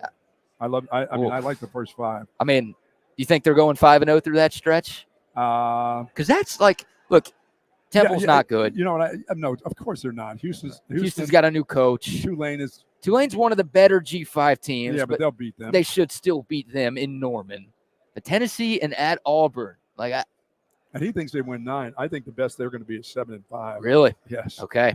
So they could be 6-6. Wow. I think their Vegas over/under is at 7.5 right now. Yeah, I am at 7. I have them at 7-5. It was 6.5 earlier in the offseason, and I guess the sharps out in Sin City bet it up to 7.5. These dudes can be 6-6 too. They could. By the way, they could. I think it all depends on Jackson Arnold, right? Oklahoma does have one of the saltiest defenses in the conference. I know the SEC is a much better defensive league than the Big 12, and I know there are about 40 instances in OU football history where if you gave their defense a compliment, people would just want to push you off of a roof because they think you're an idiot. But this defense is loaded with talent. They've got 8 starters back from a group that was really good last season. I think they have maybe top to bottom the second or third best wide receiver room in the conference. That Deion Burks guy that Tyler was talking about is a transfer from Purdue. Yes. He's an all Big Ten caliber player. He's coming to Oklahoma. He's really good. Nick Anderson, Jaleel Farouk, unfortunately, Longhorn fans know those dudes very well. Like, their running game is solid. I think the O-line's going to be key. But, man, with Bill Bedenbaugh, their O-line coach there, I always assume they're going to have a solid O-line. Yeah, I think it just depends on the quarterback. Yeah, and Tyler's much more high on Jackson Arnold than I am. Yeah. You know, I mean, it's good to not play well in a bowl game where it doesn't matter. I mean, who cares about that bowl game? Remember the Alamo Bowl. No, the Alamo Bowl. Who gives a rat's ass about the Alamo Bowl? So if he's going to stink, he might as well stink in the Alamo Bowl. You know what I'm saying? Yeah. You know, if that's going to be your first start, you're going to be terrible. Be terrible there. But to come into this conference from that point on, they're going to miss Dylan Gabriel. I think they've misplayed that whole Dylan Gabriel thing. That guy was a stud. So it was a tough decision for Oklahoma. Sure was. Right? Because, if you ask Dylan Gabriel to come back, then you might lose Jackson Arnold. And I'm almost said bye. Well, no, Jackson Arnold's your future. Yeah, like he's the starter for the next 2 to 3 years. So, if Dylan Gabriel comes back, okay, then you take 1 year off of how many years Arnold's the starter there. But this is one of the highest ranked quarterback recruits you've ever had. And you're just basically going to say, no, we'll let you go for an injury-prone guy who is only going to be here for 1 full season at the most. It was a tough decision, and it could come back to bite OU. And Tyler laid that out, right? Dylan Gabriel's the favorite to win the Heisman. Oregon's expected to make the college football playoff. Right. And you just said you think Oklahoma might win 6 or 7 games. So if the quarterback position is an issue in Norman, absolutely Brent Venables and company are going to get chastised for that decision. But I see where they are coming from that decision standpoint, and they have high expectations for Jackson Arnold. If he's as good as he was supposed to be coming out of Denton Guyer, then they'll be fine. But if not, then Oklahoma is going to be a 6 or 7 win team. We watched that team start to falter at the end of the season. You know, and when you look at the end of the season for Oklahoma right now, that Missouri, Alabama, LSU ending, or they better make hay in the first eight or 9 games, which means they need to beat Texas, Tennessee. They need to beat Tennessee or Auburn. One of those 2 games they have to win that game. Yeah, one of those games. It feels like if they are going to go 9-3, they might have to win both of those games. Yeah, right. Because I don't know about that. How about their last 4 conference games? You gave the last 3, right? But they've got at Ole Miss. Then they have Maine in between there. But at Ole Miss, at Mizzou, home Alabama, at LSU to close the year in SEC play. They can say all they want about Mizzou. Boy, is that going to be a battle. Right. And, dude, Mizzou fans and Oklahoma fans, I know. They hate each other. Like, everyone, I was talking to Tyler about this off the air yesterday. Everyone's just like, 2 old Big 12 schools, they must hate each other. Now, there's never that much bad blood in the past between OU and Mizzou. But this offseason, mainly because of Caden Green, the transfer offensive lineman who ended up at Mizzou. Like, those 2 fan bases hate each other. That's going to be a hostile environment in Columbia when the Sooners go there on November 9th. Not going to be an easy win at all. No, they better if they're going to win 9, they better win them early. I was about to say, and a win over Texas could be the difference too between them. It's always a swing game for them. It is. And look, I think I'm higher on OU than you are. Like I'm closer to 9 wins than 6 or 7 for Oklahoma this year. You still have nightmares of seeing that wide receiver catching balls and shaking and baking on 6 guys. All of those guys. Yes. Yeah, and it's just in my life, like, I've never seen OU bad. I know 2 years ago they were bad. They were 6-7, but they bounced back and they won 10 games like in the blink of an eye. And I know the John Blake era was bad, but I'm too young to really remember that. So I'm almost like programmed to assume that Oklahoma is going to answer all of its questions and be a competitive team. His first year was 3 straight wins, and then they lose a whole bunch of games in his first year. After they came out of the chute 3-0, they ended up losing. Dude, I remember that because they beat the brakes off of Nebraska on the road. And they got all the way up to like number 6 in the country. Then they lost a huge amount of games after that. They lost 3 in a row, right? K-State beat them, which was big. Our man Zay Collier is already up this morning. What's he doing up this early? Must be breakfast somewhere. Yeah, I think he is. Like he's going straight to the breakfast room. Looking for pancakes. Yeah, absolutely. He's not coming over here to work. No. He's going to get a bite to eat. Yeah, smart man. I don't blame him. But, yeah, they lost to K-State. Then they got boat raced by TCU. Yes. Now, that was a TCU team that played for a national title. Yes, it was. And obviously Texas beat them 49-0. So it went from like, oh, man, I remember Oklahoma fans like it was yesterday. Lincoln Riley sucks. They still say that. Lincoln Riley sucks. Venables is better. Oh, my God, in year one, this is better than any Lincoln Riley team that we've ever had. We're 3-0 right now. We're hot. And then they just completely collapsed and went 6-7 that year.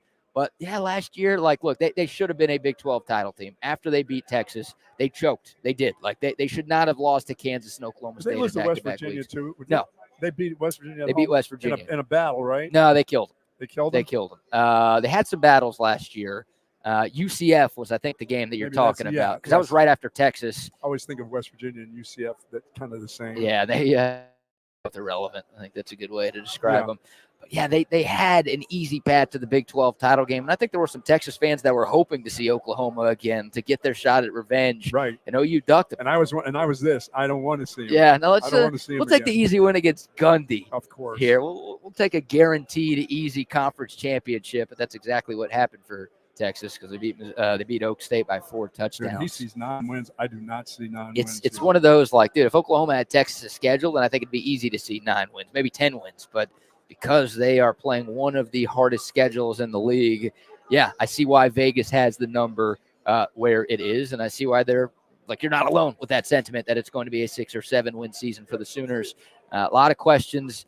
And yeah, it's just a gauntlet they've got, especially into the month of November. It certainly is. And at the end of the season, boy, when you start getting down bodies, that's when the meat of their schedule comes into play. Yeah, it's a great point. And that O-line too. I mean, if T-Mac's right and they're only 5 deep and they do start to get banged up front, linemen 6, 7, or 8. Now, it doesn't sound like that's not just a Tyler thing. Like, every Oklahoma fan is slightly terrified about the depth that they've got up Who's front. their great runner? Is the kid Sawchuk? Sawchuk is back. Yeah, he was their leading rusher last year. Yeah, he came on. Yeah. Jonte Barnes is there too. I mean, they've got solid runners. You think of Oklahoma, like, they don't have a DeMarco Murray type. They don't have, like, that type of game wrecker, I think, in the backfield that they've had at times. They don't have a Samaje Perine. Right. Or Samaje Perine, as he was called on draft day when he was picked. They don't have a guy who's quite like that yet, but, Sawchuk, I think, is good enough, and they've got a good enough crew back there to where run game's going to be solid enough. On that offensive line and how they play. You love their offensive line coach. Oh, man, I think he's the best in the country. Like, it's funny because they're, like, last year's a great example of that. I remember it's why everyone was picking Texas to beat Oklahoma. Like, the battle in the trenches is what always determines that game at the Cotton Bowl. And it's like, man, Texas has maybe the best D-line in the country. I think they did have the best D-line in the country. Win. And then also flipped it. You're like, Texas has one of the best O-lines in the country. Yep. OU's D-line's good, but all right, we're not sure. It's year 2 of Venables, and this is the toughest game they played this year. And what's it going to look like? They dominated up front on both sides. So, like, what happens this year? I don't know. Texas's D-line has some questions. OU's O-line has some questions. Can Texas turn the tide in the trenches this year? Because that's going to play a big factor in that game. About it. It's going to be about, as good as Oklahoma thinks they are. I think this offensive line from Texas and that game is going to show itself in year number 3 together. They've got to. They've got to. Yeah. Because they didn't win that matchup last year. No, they did not. And that was a big problem for Texas. So, should be fun. Obviously, October 12th, we will be up here back in Dallas for Texas and OU once again. The Longhorns looking for some revenge. That is a massive day in college football. You've got like 5 or 6 huge games on that day, including Ohio State, Oregon, which is your biggest game in the Big Ten this season. And it's all on the Jewish holiday of Yom Kippur. So, way to go. Thanks for thinking of the Jews there. Then what will you be doing? What will you have to do? I've got to work. Oh, okay. I can't miss that day of work. I'll have to atone for my sins. Atone later? Next year. Next year. Nah, I'll do another day. Go look at the schedule and see what next year's schedule looks like and atone then. Well, it usually doesn't fall on a Saturday, right? Like, it's once every 7 years where this holiday falls on a Saturday. And, of course, it's not just any Saturday. It's Red River Day. So, we'll figure that out. But good Oklahoma conversation. They'll obviously be here today. We'll hear from Venables. We'll hear from Jackson Arnold and the T-shirt boys. We will hear from a lot of Sooners, one of the 4 teams. You know, as I know we have 2 other teams to talk about. Yeah. If this Missouri team, for Brady Cook, is this a kid will go as maybe one of the top 3 quarterbacks in the conference in the SEC? Why is he not? Yeah, he's in that conversation. Right? Most of the rankings that I've seen go Carson Beck 1, Quinn Ewers 2, Jackson Dart or Jalen Milroe 3, 4, and then Brady Cook's right after that. He's after those 2 guys? Yeah. Wow. So, I think most of those rankings have Brady Cook as a top 5 QB in the SEC. And I think that's where I'd put him, too. I wouldn't put him ahead of Dart. I wouldn't put him ahead of Milroe. I think he's very good.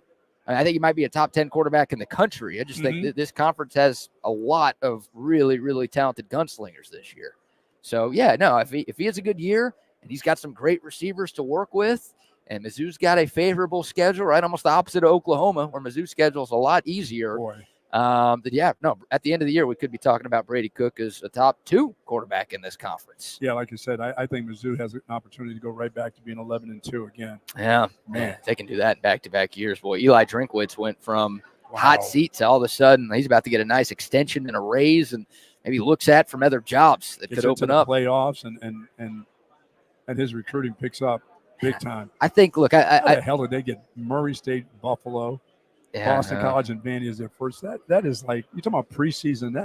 That's a hookup right there. It's as good as it gets, too. And then once again, UMass in week 6, and then they don't have Georgia, they don't have Texas, they don't have Ole Miss, and they don't have Tennessee this year. South Carolina, Mississippi, then ending up with Arkansas. That is a favorable schedule right there. It is.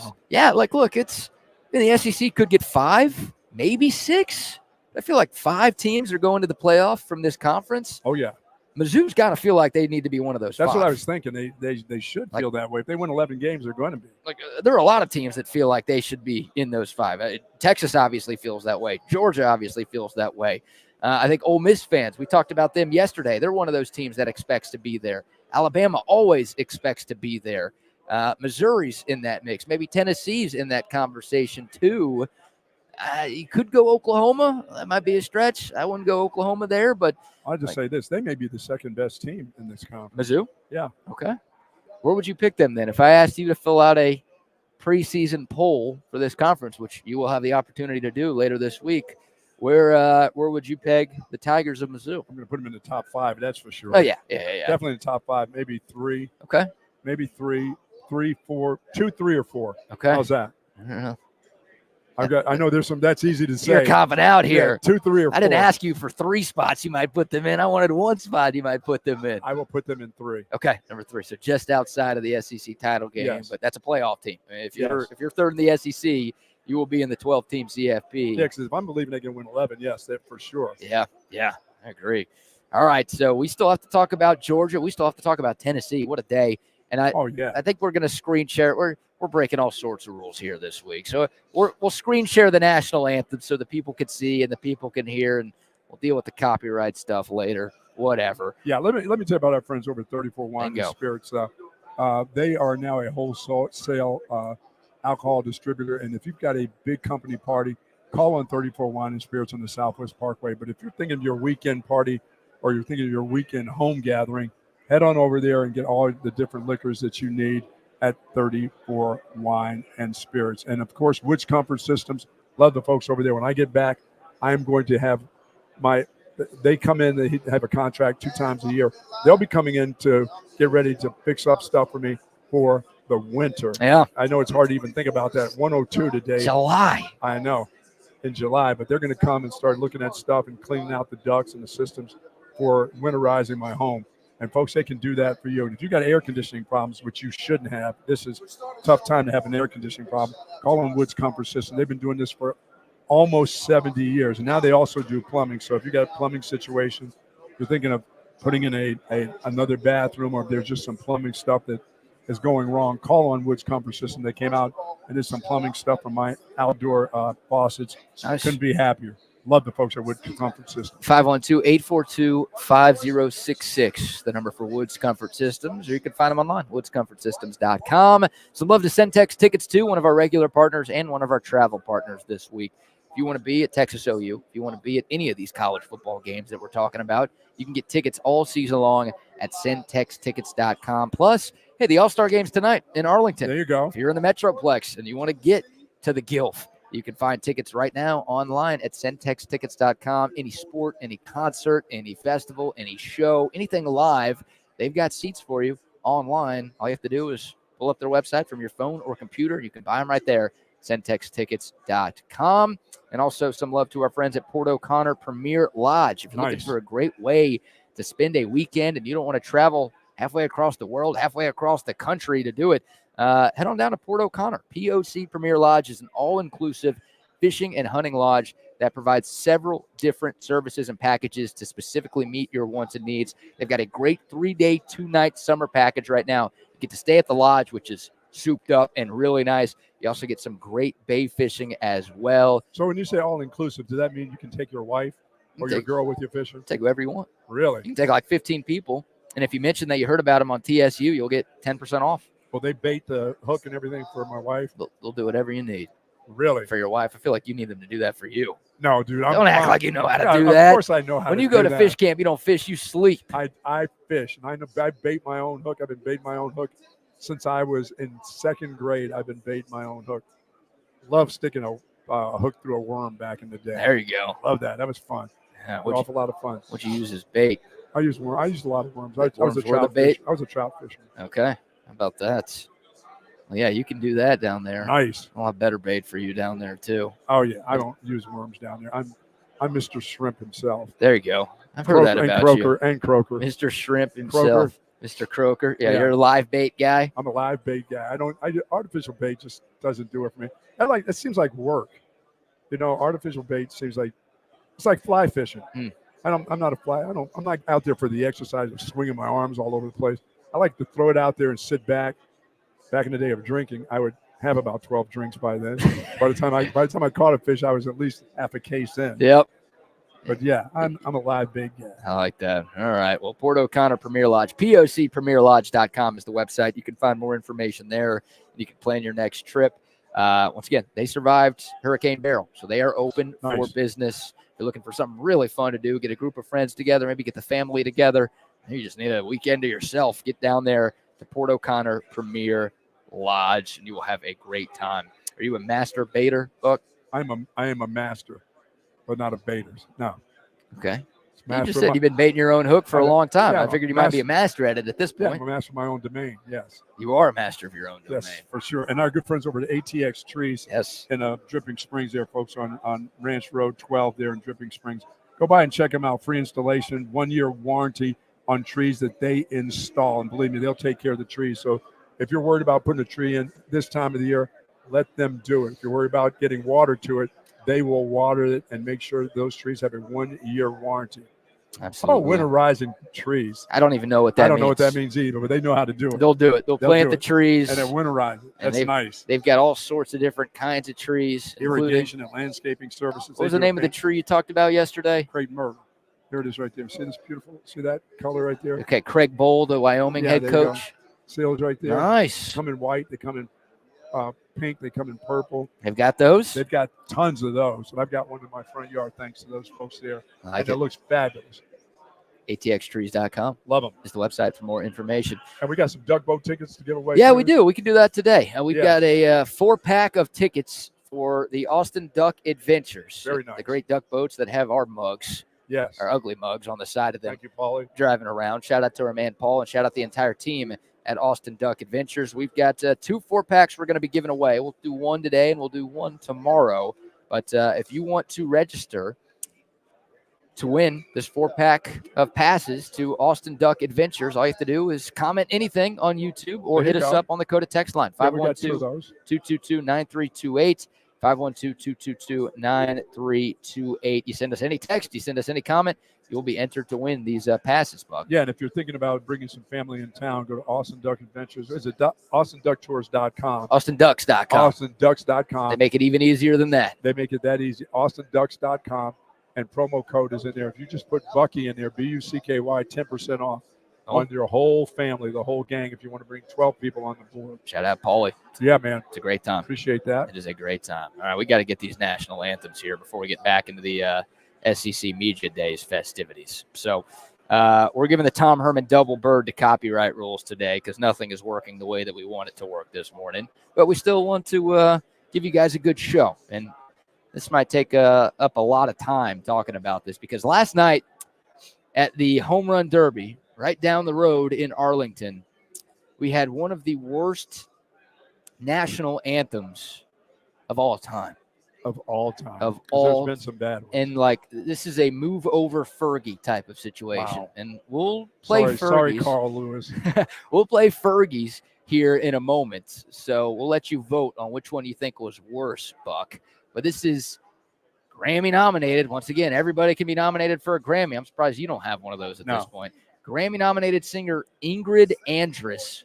You ever heard of her, first of all? No. Okay, me neither. She was tasked with the responsibility and given the honor of singing the national anthem before the Derby last night, and it wasn't good. With broad stripes and bright stars through the perilous fight, for the ramparts we watched were so gallantly streamed. And the rocket's red glare, the bombs bursting in air, gave proof through the night that our flag was still there.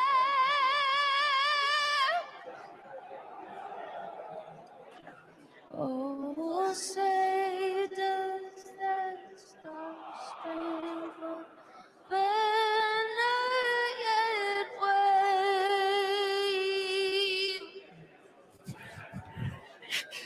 o'er the land of the free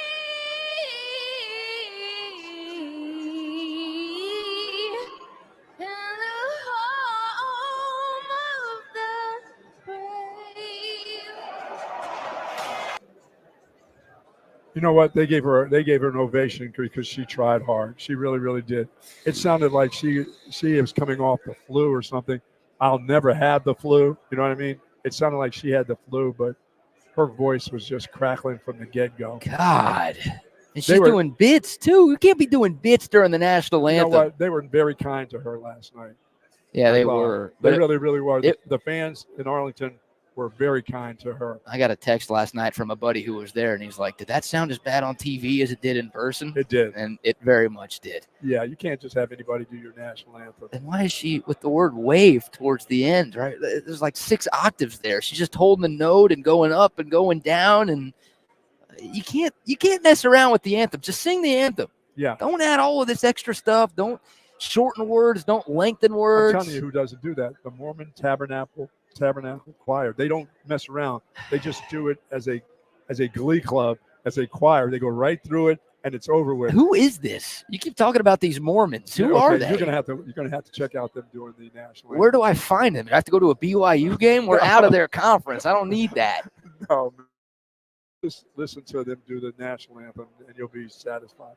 There are a lot of great national anthems. That was hard. That was terrible. So I'll say this to the fans that they did a good job because they could have booed her right out of the stadium. It wasn't the loudest cheer that I've ever heard post-national anthem, but no one booed.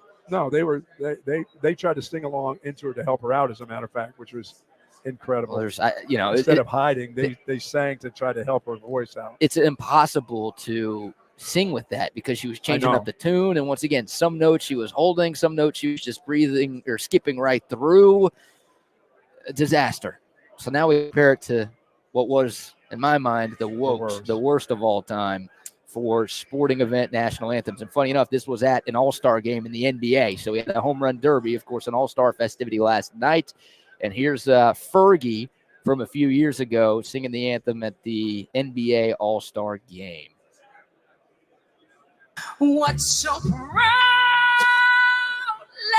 wave at the twilight's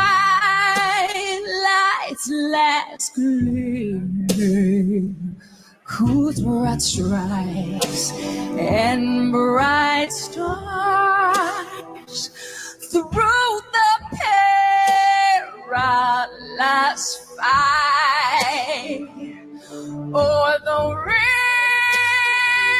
ramparts we watched were so gallantly streaming God. in the Still half the song left, but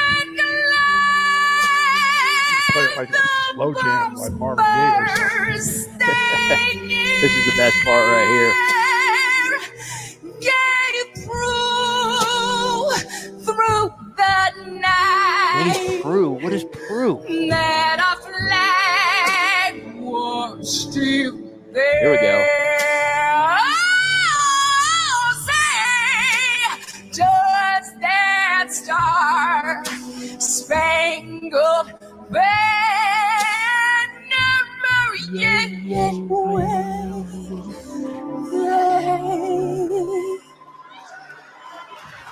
Is Draymond cracking up? For the land of the free.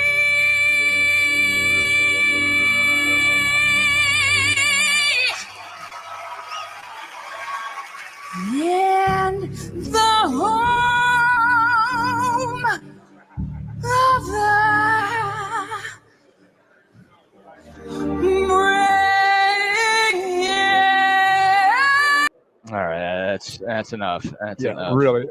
Like I said, the national anthem is not a Marvin Gaye slow jam. It's a no. That was horrible. That was the Star Strangled banner last Yeah. night. And I mean, Francis Scott Key's got to be rolling over in his They weren't grave trying with to that help. one. They weren't trying to help Fergie out there. They were trying to help that young lady last night. Yeah, well, they were trying to cheer Fergie on to the finish. It wasn't like, Oh, is hey, that you're what that doing was? great. It was like a hurry up, please. Let's get this over Like, with. let's go. You don't need to pause 5 seconds between every word of this song. No, that was bad. I mean, who was worse, Fergie or Ingrid Andress? I'll take Fergie's as being worse. Okay. A lot of folks are saying Fergie lost her throne as the Yeah. worst national anthem singer of all time, but I tend to agree with you. I think Fergie's Yeah. impression was worse than what we got last night. Like I But said, I'll root on the fans for trying to help that young lady last night, and Yeah. plus not really booing her. You know, they didn't really boo her badly. As bad as that place was packed last it night. was full house. They could have just brought down the house with boos and jeers. They did not do that. I thought they did a decent job. Well, now we see why Ingrid Andress is only a Grammy nominee and not a Grammy winner. I think she's actually been nominated 4 times. 4 times, not just one time Grammy nominee. The first anthem that we played, and I feel like we have to apologize for playing those, that was a 4-time Grammy nominee who performed that, Buck. Wow. So hopefully Never a winner. hopefully those were for songwriting and Yeah. not for song singing. Yes, never a winner. Always a nominee. And that Francis Scott off key is a joke Wow. I just saw on the internet. So, yeah, that's bad. We're both going Fergie as worse. For me, Fergie's the worst of all time in terms of national anthem sung at sporting events. But I thought Carl Lewis was worse than all of them. yeah, Carl Lewis, not That was great. terrible. Roseanne Barr had a really bad one at one point. But Ingrid Andress is what's going on? We're live. Yeah, all good. Mike from the table next door is Love Mike. a bothering. No, I'm kidding. Good dude. But yeah, that was rough last night. And look, we needed it. We needed the country to be brought together after what happened this past weekend with Sure. the assassination attempt on the former president. That, in a hilariously bad way, I think brought a lot of people together last night. A crappy rendition of the anthem And that's has why, people and that's unified. why, and I could tell last night that's what that was about. The fans, the way they handled that. Yeah. Just the fact that there was a national anthem last night, and even though it was poorly done, they became a part of it and made sure that they didn't boo it All right. because it was tried to be done as best. That's as best. I think that's as good as that young lady's going to do, unless she did have the flu. God. Maybe she had the flu. But Wait, she didn't say she'll never have the flu. She should have said it. That's her problem. I'll never have the flu. I'll never have the flu. What about her singing the anthem? Is Gloria Copeland, if she's still alive? I don't know. Maybe. Be better than what we had yesterday. No kid. That was a disaster, but awesome. Shout out Ingrid Andress for bringing the nation together That's right. In a way that only a shitty national anthem could. That's right. Glorious stuff right there. All right, back to the football. SEC Media Days up here in Dallas. We are here all week long. Once again, Texas will be up here tomorrow. But the first team today is Georgia. And Kirby Smart's actually up in the other room giving his press conference right now and fielding some questions from reporters from across the conference. Georgia, we all assume when the preseason poll comes out later this week, will be picked to finish at the top of the SEC this season. Of course, they've won 2 national championships in the last 3 years. Coming off of a 13-1 season, they lost the SEC title game to Alabama, which kept them out of the college football playoff, but they responded by demolishing Florida State in the Orange Bowl, 63-3. Yeah, they were not happy about not being there. No, they were not. How about the last 2 bowl games for Georgia? They beat TCU in the 2022 national title game, 65-7. And then in the Orange Bowl game last year, 63-3 against the Cinnamon Rolls of FSU. Georgia, 14 starters back, which is not the biggest number in the conference, but for them, Buck, it is a big number because they're used to losing like 15-20 to the league. They've got a lot back, and it's a lot of talent back. Yeah, they've got a lot of kids that have played a lot of downs. And as we all know, the folks that watch football, behind those players, the many that they've had go to the NFL, there's nothing but NFL players behind them. So when you've got 7 returning on both offense and defense, wow. Yeah. That's a scary sight for everybody that's got to play this group, including the Longhorns at home. Yep. That's obviously a huge game on October 19th. And they will be nasty on defense again. Sure. That could be number 1 versus number 2. Wow. Right? If both teams go into Austin on that day undefeated, then that could be a matchup between the top 2 teams in the country and definitely the top 2 teams in the conference. So, yeah, Georgia's loaded. And it starts with their quarterback, right? Like, look, Stetson Bennett's a great college quarterback, but he was never viewed as the best player on Georgia. He was never viewed as like a top 5 player on either of those national championship teams for Georgia. But Carson Beck is a guy who has a chance to be the first overall pick in the 2025 NFL draft. He's right there with Dylan Gabriel and Quinn Ewers as the favorite to win the Heisman Trophy here in 2024. He's a returning starter. He's super talented. He was the leading passer in the SEC last year with over 3,900 yards. Like, Georgia's got all the talent all over the place like they always do, but they've got like a Matthew Stafford type at quarterback. This is a game-changing caliber player who can do it with his arm. He can do it with his legs as well. And it's scary to think everything else that Georgia has, they might have the best QB in the nation on top of it. Yeah, and the thing about Georgia is, the 3 teams, and I'm going to have to get ready to add Texas into the mix now that they're in the SEC, is Georgia, Alabama, Auburn always find a running back from somewhere. There's always a running back in the staple of running backs that they have. Mm-hmm. I'm going to have to start adding Texas in there now too. Yeah. As that group that every year there's going to be a runner, or if a guy graduates, there'll be another runner coming right behind him. But Georgia will have a running back that will be fabulous, and they will have an offensive line that'll be brutal. Yeah. They will just maul you on the offensive line, and as good as the quarterback is, they want to run it. They want to show their dominance as a running team, or they can just overpower you, and they'll do the same again this year. And they went and got the Florida transfer, Trevor Etienne, the brother of Jaguars running back Little Travis guy too, Etienne. man. He'll be able to hide behind those big 6'6" offensive linemen, and they'll be able to get their run game going with this kid. I watched him play at Florida. I thought he was really, really good on a bad football team. Yeah. How about 5'9"? He got up out of there too. He did, yeah. And he went to their biggest rival too. He's a 5'9"er who looks like he's about 5'6". Yeah, 5'9", 205 is the he's listed stout height and weight for Trevor Etienne. They've got Roderick Robinson as well at running back. They've got good receivers. They do lose Brock Bowers at tight end, but they've got this kid Oscar Delp replacing him, and he was solid a season ago, and he's expected to be a really nice tight end again for the Bulldogs. So the offensive line is salty, 4 starters back from a year ago. When you think about Georgia and you think about Kirby Smart, Buck, you think about the defense. Yes. And last year, I couldn't tell you the last time this has happened, and apologies for not looking this up. Georgia did not have a first-round pick on defense last year. I mean, it feels like most years they have multiple first-round picks coming off the defense. They did not have a first-rounder selected in April, which means they'll probably have 3 or 4 this year. Yeah, 7 starters back from what was one of the best units in the country. Yeah, that's what I mean. They will have guys that will be ready to go this year. And then behind them, the following year, there'll be more coming. That's just the look of this Georgia team. Mm-hmm. Yep. And as I said, this will be this will be – they will want to dominate you offensive line and defensive line. Their offensive line is fantastic. It is. It really is. So you're talking about protecting the quarterback and then in the run game. But the defensive line is what everybody looks at in Georgia. As the Philadelphia Eagles. They got a bunch of them on their team. Absolutely. And they might be drafting another one of them next year, maybe another couple of guys next season. But yeah, Georgia, I mean, they're the most talented team in the nation. I think they're the most complete team in the nation. And I'm looking at Phil Steele right now, and he does 4 all-conference teams for every conference. And I'm looking at the first team right now. You've got Carson Beck on there. You've got 2 offensive linemen for Georgia on his first team. Of course. And you've got 3 defensive players for Georgia on his first team. With Smile Munden, the linebacker, who was one of the guys who got in trouble last week, with Dalen Everett, the corner, and with Malachi Starks, the safety. Like, this is the best conference in the country.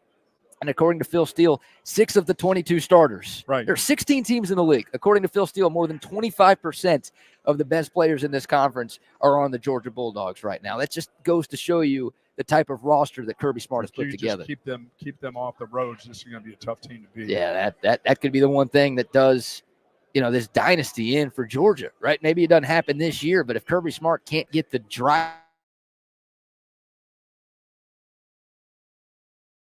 the only thing that can slow these guys down, no pun intended. That's really is hard to believe that can ultimately wreck your program. Yeah, because eventually, they keep going down that direction, and another person dies on their staff or in their facility. People are going to say, no. There are going to be moms and dads that will say, no, I'm not doing that. I'm not sending my son to you. I mean, you can't control my son in the way he drives. I control him at home, but he goes to your campus and in Athens, you can't control what he does. That's why I sent him to you, Coach. I think if somebody else involved with the Georgia football program dies due to a driving accident that was their fault, Kirby Smart should lose his job. I don't know if he will, because that's interesting. We see it in sports all the time. Well, I know winning football games is important. Bingo. But I think what you just said right there is the ultimate of, hey, it has to stop. And the buck stops with you, Coach. Right. And it's clear he's done. And it should be now. The buck should be stopping with him now. It was last January where that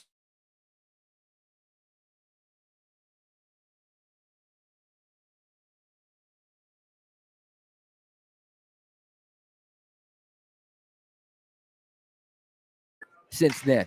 So Kirby Smart does not have it under control. And it's in sports, you win games, whether you're a player, whether you're a coach. If you're great, and there's no doubt that Kirby Smart is a great college football coach, they will find excuses to keep you around. Yes, they do. But if we're talking about somebody else losing their life, which God forbid that happens, I hope it doesn't, and I don't think it will. But at some point, you got to do something about it, because clearly he does not have that part of his program under control at all. Well, the odds are not in their favor. When you're saying 22 more after what happened, I mean, the odds are something's going to happen there. And that's ridiculous. That should. And I don't know. And believe me, I know Coach Smart is bringing in speakers. He's doing everything, because what he says is not resonating with these young men. It's just not. It's just not. I mean, if it did, once again, you have to either you get rid of the coach or you get rid of the guys. That has to happen. You're going to have to lose one of your stars. And as you said, there's a number of stars that are on this team that have still been involved in just 22 incidents. Yeah. You eventually have to say to one of them, somebody is going to be the sacrificial lamb here, and we can't have another body as a sacrificial lamb. We're going to have your body as a player. You got to go. Right. We talked about that a lot last week, right? I mean, to me, that's the only remedy for doing stuff like that. It can't be another casualty. It has to be a star, or your faculty and your administration has to say, sorry, coach, this is what's happened here. We can't have this. And Kirby Smart speaking right now. I think remember, once again, we talked about in this conference, the SEC, no one school is bigger than the whole conference. Is one coach bigger than the whole conference too? No, not at all. And I'm looking to see if Kirby Smart, I'm sure he was asked about those driving incidents and the 3 that came down last week. Hell, I'm sure he mentioned that in his opening statement before even opening things up to the press. But we'll see if we can find some quotes from Kirby Smart about that. But yeah, look, on the field, I mean, these guys are great. Off the field, they've got to get some things corrected, because that could derail Kirby Smart's career at Georgia and just his coaching career in general. But on the field, this is a group that's really, really good. And they've got an interesting week 1 game, Buck. It's in Atlanta, technically a neutral siter, but I'm sure it will feel like a home game for the Bulldogs. They play Clemson. I think everyone expects Georgia to win that game. I think Georgia's probably going to be a double-digit favorite in that game. It's a pretty decent out-of-conference test in week 1. And then you look at their SEC slate. They've got some tough road games. They got to go to Austin, obviously. They've got to go to Tuscaloosa at the end of September, and they have to go to Oxford to take on Ole Miss. So 3 of the other top 4 or 5 teams in the conference, not only does Georgia have to play, they have to play them all away from Athens. So that's, Georgia's going to be favored in most of those games, if not all of those games. I have them as a 2-loss team this year. Okay. I think they'll lose 2 games. All right. Yeah, they've got a tougher schedule than most. I think they lose 2 games this year. Yes. That's still probably a playoff team. Yes, it is. We'll see if that gets them into the SEC title game, though. If they lose 2 conference games, then there's no guarantee that they will be in Atlanta at the end of the year. I think Texas gets them. Okay. In Austin, and I think Alabama gets them again. All right. Yeah, Alabama's quarterback, I think he's got it. I know he threw. I mean, I know they got away with a bunch, but I think the quarterback at Alabama is going to be really, really good this year because the coach is going to be really, really. He's going to be a quarterback-friendly guy.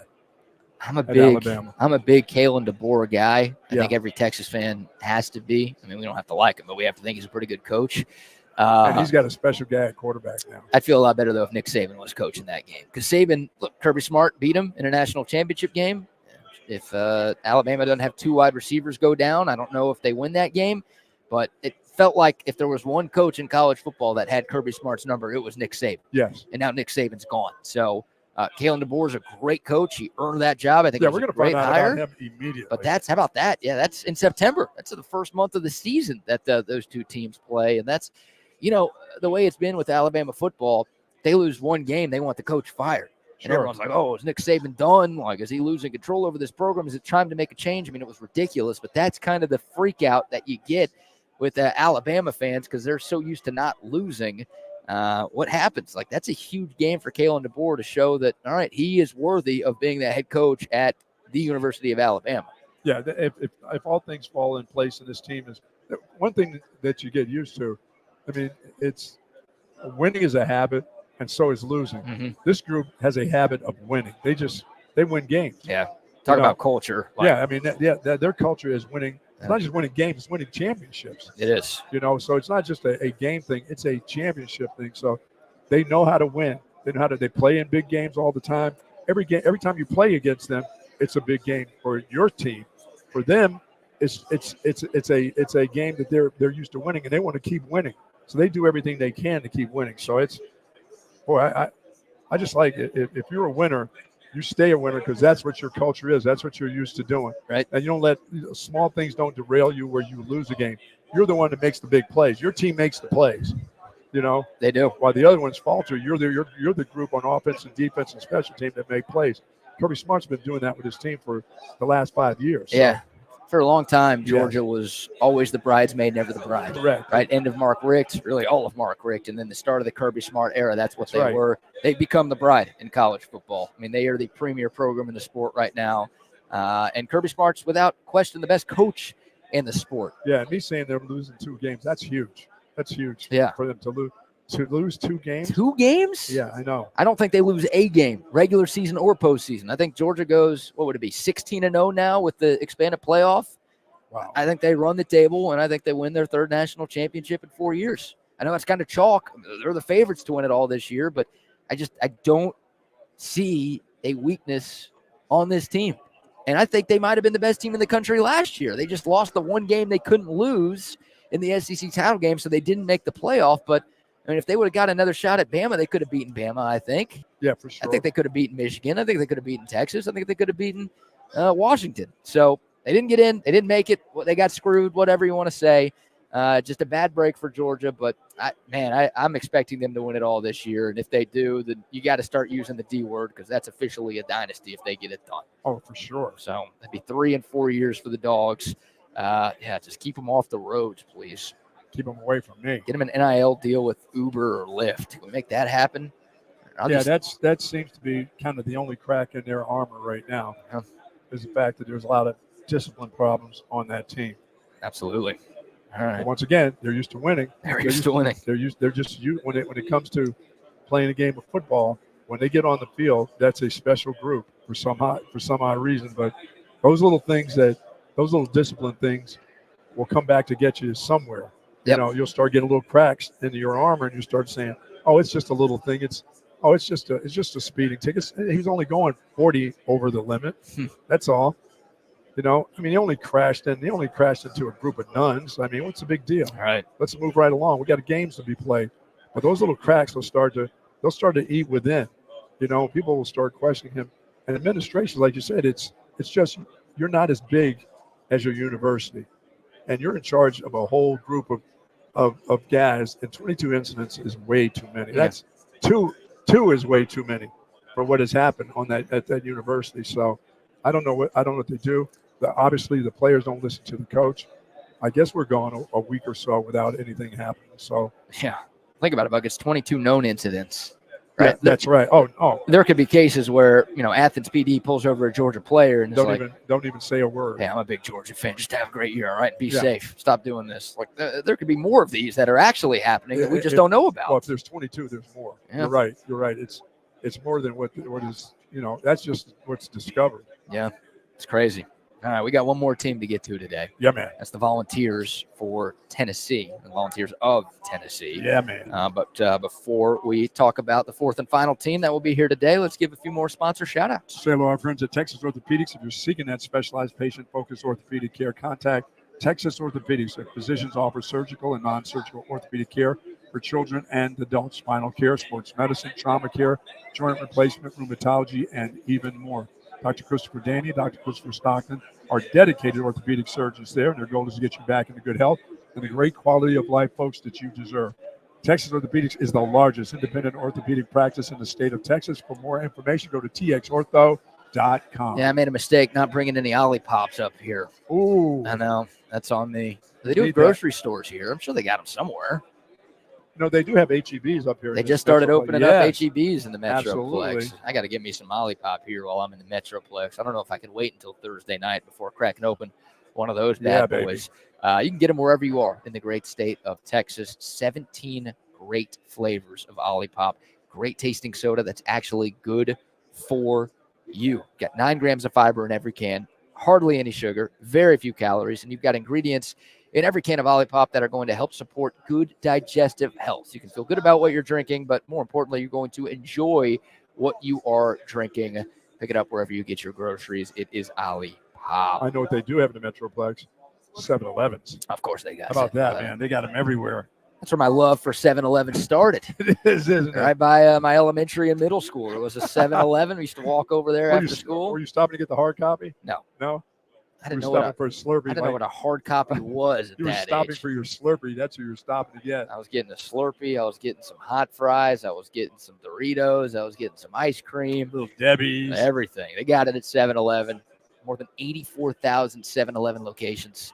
Love it. Across the world these days. The best convenience store in the world. Thank you, Ashish. Appreciate everything. Absolutely. Much love to them. And also some love to our friends at Hayes City Store and Ice House, too.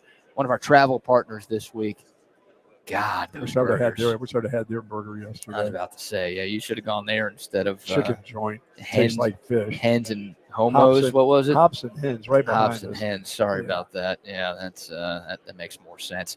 Hayes City Store and Ice House down there in Driftwood. We've been telling you all about them for years. Amazing burgers, enchiladas, the chicken fried steak that's bigger than your face, so much more. Plus 40 beers on tap. Big TVs, live music every weekend. I mean, the vibes there are immaculate. Yes. Take the whole family, take a big group of friends, or just go sit at the bar and have a nice meal for yourself. Hayes City Store and Ice House down there in Driftwood, one of our travel partners this week. And I'll give some love to Covert Bee Cave as well.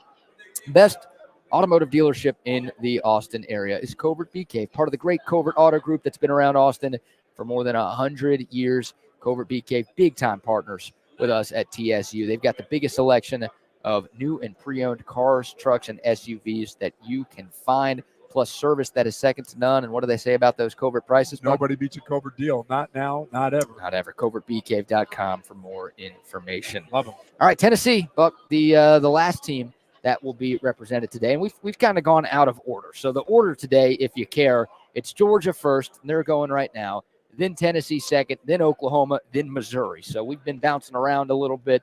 Obviously talked to Tyler McComas of the Ref in Norman earlier in the show to get his thoughts on the Sooners. But now we talk about Tennessee. And the Volunteers have been an interesting story. They won 11 games in 2022. It culminated with an Orange Bowl victory over Clemson. High expectations going into last year. They didn't quite live up to them. They weren't bad. No. They went 9-4 a season ago, 8-4 in the regular year, and then won their bowl game over Iowa, 35-0. They absolutely killed Iowa in the Citrus Bowl back in December. But Tennessee's another one of those very intriguing teams, right? Josh Heupel going into his fourth season in Knoxville. He's had some success there. They've got a new quarterback, but this is a former five-star quarterback, one of the top QB recruits in the country, going into his redshirt freshman year.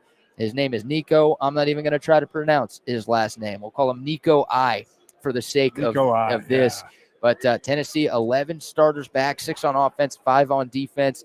This is another one of those teams that could be in the mix to make a run for the conference title game in Atlanta at the end of the season. What are your expectations for the Vols going into Josh Heupel's fourth season? Well, I see them being 8-4. Okay. I look at this team to win 8 games. I mean, they will come back with a pretty salty running game once again. You know, having a new quarter. Anytime you come back with a new quarterback, and you kind of got a quarterback coach, I think that's going to help an awful lot. But this is a group that loses some guys in their secondary. Now, they didn't have a great secondary, but they've got some secondary losses that they're going to have to contend with in this conference. They're going to have to play better defense, BK, but I just don't – I don't see them – I don't see 9 or 10 wins. I don't see double-digit wins for them this year. Yeah, it's going to be tough. They do have the third easiest schedule in the conference, according to Phil Steele. Yes, of course. They don't have to play Texas. They don't have to play LSU. They don't have to play Ole Miss. That's the good. But they do have to play Bama and Georgia. Yes. They get Bama at home, but they have to go to Athens. They also have to go to Norman. Of course, we talked about that conference opening game in September. That will be the one that will make the difference right there. The game in Norman, that early game will make a difference for their football season. Obviously, you got the Josh Heupel storyline going back to Oklahoma, where he played quarterback there for a few years at a high level. That'd be a huge win for either team, right? Yes, like would. Oklahoma's first ever SEC game. They're trying to prove that they're ready for this conference. And for Tennessee to go on the road, that'd be the first road game for Nico as the starter in Knoxville. If you go on the road into a hostile environment and beat an Oklahoma team with a great defense, then that is all of a sudden the expectations for Tennessee change. And they go from maybe an 8-win team to like, oh, this could be a team that's in the conference. Yeah, and it title also game. changed the fates of Oklahoma, as you said, with their new quarterback. Mm-hmm. He's going to have to play well in order to win that game. He can't just be average in that football game against Tennessee. Yeah. That is going to set the tone for his season, too, I got to believe. That's 2 5-star quarterbacks going into their first years as starters, but their second years in the program. And, both have very, very lofty expectations placed upon them. So that's going to be a big one for both of them. Tennessee does have one of my favorite names in college football in their wide receiver room. They got a guy by the name of Squirrel White. I don't know if that's God-given. Nice. I can't imagine it is, but that's literally what he goes by. It's not like, Marquise Hollywood Brown. It literally, his name is listed on the roster as Squirrel White. I like that. You ever met any squirrels in your life? No, I have not. I have not met a squirrel. You talk to squirrels at all? I think you said a few months ago that you. I do. I chirp with the squirrels. I know I can call a squirrel up to come up to me as if I have something in my hand. Even when you don't. They come up to me. Hey, they'll come up to me because I'm friendly enough. Because you want them on your nuts, right? Yeah, I want them, yes. I pretend that I have nuts in my hand. You've got the squirrel call figured out. So what happens when the squirrel comes up to you and he realizes that you don't have nuts? Out of here, squirrel. You kick them out, or they run away from you? They will move away from you. They don't deck you real quick before getting out of there? Or they don't go for your nuts. No, they're not like apes in the wild. They go for the genitalia. Squirrels aren't like that. Yeah, that's good to know. Yeah, Tennessee, the squirrel. I love that. Squirrel White. He's actually pretty good, too. Might be the best receiver on that Tennessee team. I think Brew McCoy is still there as well. How many years can that guy play? Remember that guy? I mean, the most talked about average player in college football history, I think, is Brew McCoy. because that's what he's been pretty much everywhere he's been. And he's Still been around? to a lot of different places. Still around. At least he's still listed on the Tennessee page on the Phil Steele magazine. He's there. He played pretty well for them last year. Yeah, he's solid. James Pierce, probably the best player on that Tennessee defense. He's an edge rusher. He's a guy who could be a first-round pick next season. But, yeah, the Volunteers have to replace their quarterback. They've got to replace their leading rusher as well from a season ago. Missing their leading rush is going to hurt. They've got to replace 2 of their top 3 receivers. But I think at quarterback, you're right. Like, bringing in a new quarterback at a conference like this, it's tough because you don't have too many easy games in the SEC. But Joe Milton was not very good. I did not think he was good at all. He just wasn't accurate. The arm strength is ridiculous, but the decision-making, the accuracy, a lot of questions. And I think his inconsistencies, big part of why the Volunteers maybe underachieved in 2023. Yeah, he didn't come across as a quick twitch guy either at the position. No. But so for Nico, even though he doesn't have the experience that Joe Milton had, because Milton was at Michigan for a few years, and he was at Tennessee for a couple of years, that was a guy who had been around the block in college football. Nico is better. The ceiling for this dude is way higher. And if he lives up to the potential, when I watched some of their spring game and he looked pretty damn good, if he can live up to the billing, then this Tennessee team, they can go into Norman and beat Oklahoma. And they got a weird schedule too. It's just, you start talking about the schedules that are tough, not tough. I mean, they have some games that are tough, but they also have some kind of cupcake games that they need to win. I mean, the first 3 games, NC State is a weird game for them. That's one of those weird deals.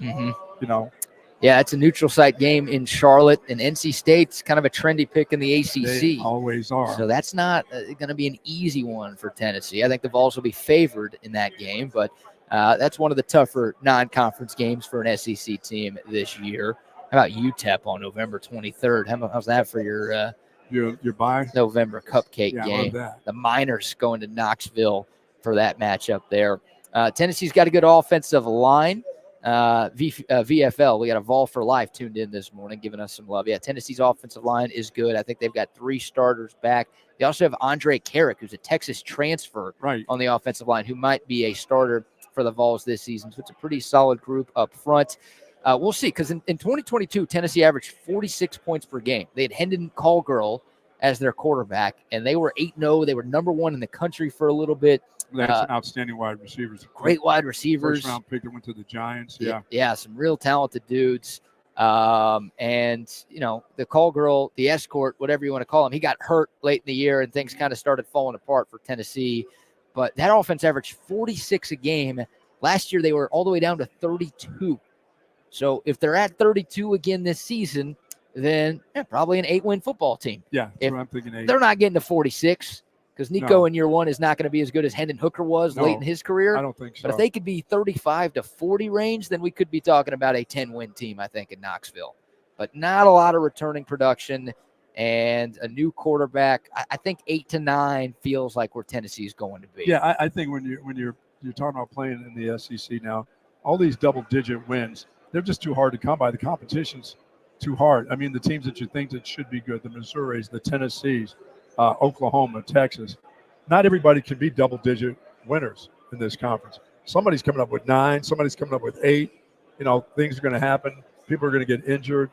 The tough part of your season looks now. Most of the time I looked in this, obviously, at the end of the season, you get that November bye that most SEC teams have. Yeah. But then you start playing these hard teams, and if your team doesn't get to be healthy at the end of the season, BK in the SEC, you're going to have problems because you can where it's time to run off 3 straight wins. Dude, you can lose 2 or 3, 2 out of 3 games late in the season when teams are trying to get to the playoffs. So definitely, it's everybody can't be double-digit wins, and I don't see Tennessee as being one of those teams. Yeah, because I think Missouri's one of those teams. Obviously, Georgia's one of those teams. I'm not quite sure where Texas fits in. I'm not quite sure where Alabama fits in. But everybody can't win 10 and 11 games in this conference. No, I don't think it's mathematically possible for everyone to get there. And, it's interesting. VFL comments this on YouTube, and he or she's absolutely right. They almost have an identical SEC schedule to Texas.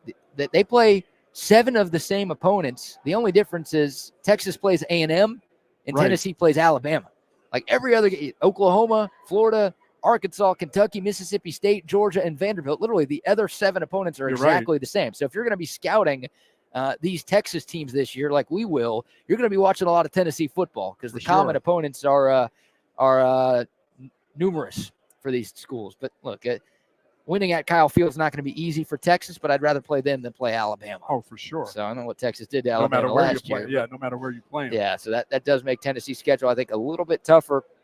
But it's a manageable schedule if Nico is the right guy. Absolutely. And he could be a major upgrade for them at And Coach quarterback. Heupel's done a good job. He's done a solid job. He's done a solid job there. And Tennessee's riding off some momentum from the baseball championship. And that is a confident and passionate and trash-talking fan base. Goodness. And they will pack in 100,000 every game. And dude, on the river, it's an awesome scene to go there and play games. And they hate Texas. Oh, they have to. I think they hate everyone.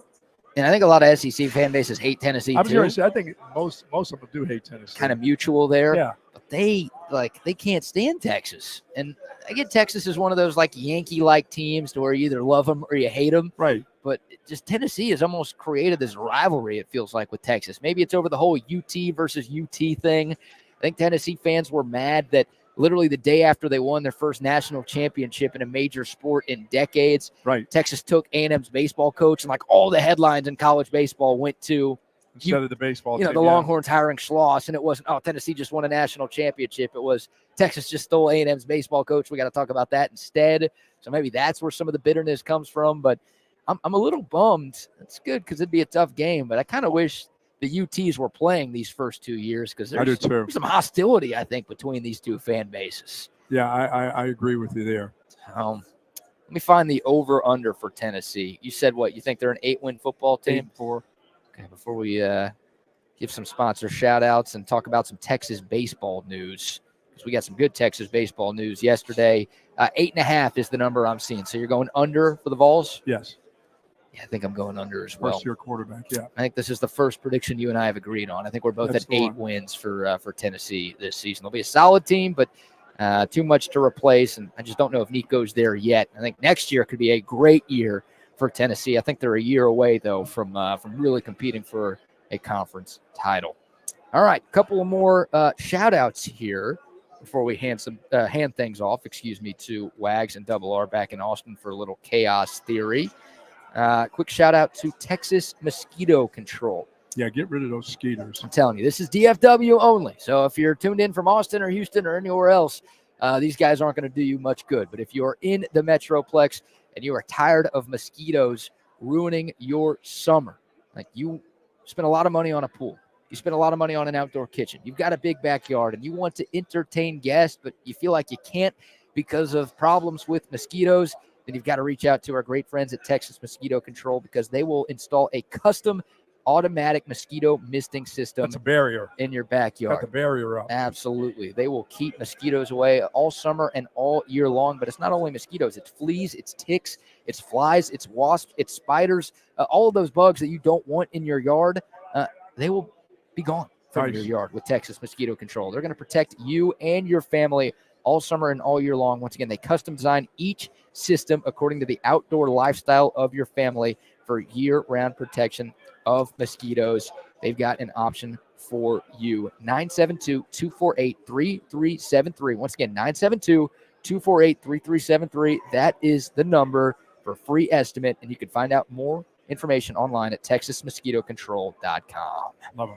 Yes, and thanks again to all of our great travel partners and all of our great partners here with Texas Sports Unfiltered for allowing us to bring y'all shows every morning and, of course, allowing us to be up here in the Metroplex for these 4 days, talking all things SEC.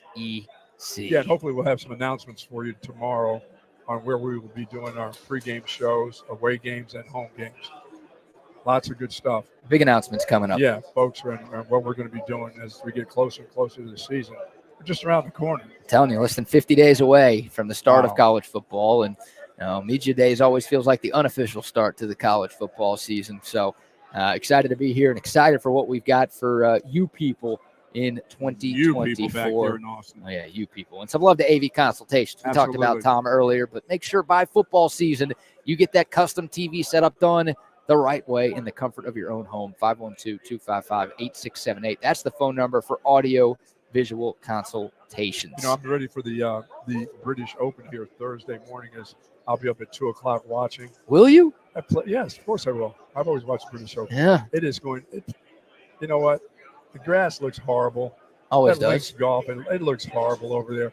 And they're talking about how it's well, it all depends on what the weather's going to be.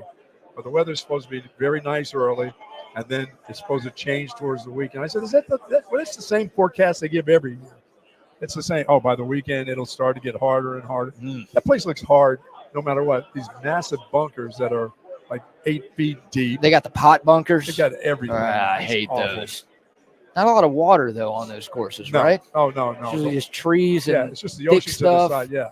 And bunkers. And whatever that grass they call it, the gorse or gosh or whatever the hell that is. They sell that at ATX Trees. No, they don't sell that stuff. Nobody wants that crap. No, nobody wants it. It Nobody goes- wants it on their golf course for sure. Nobody wants anything to do with the British, man.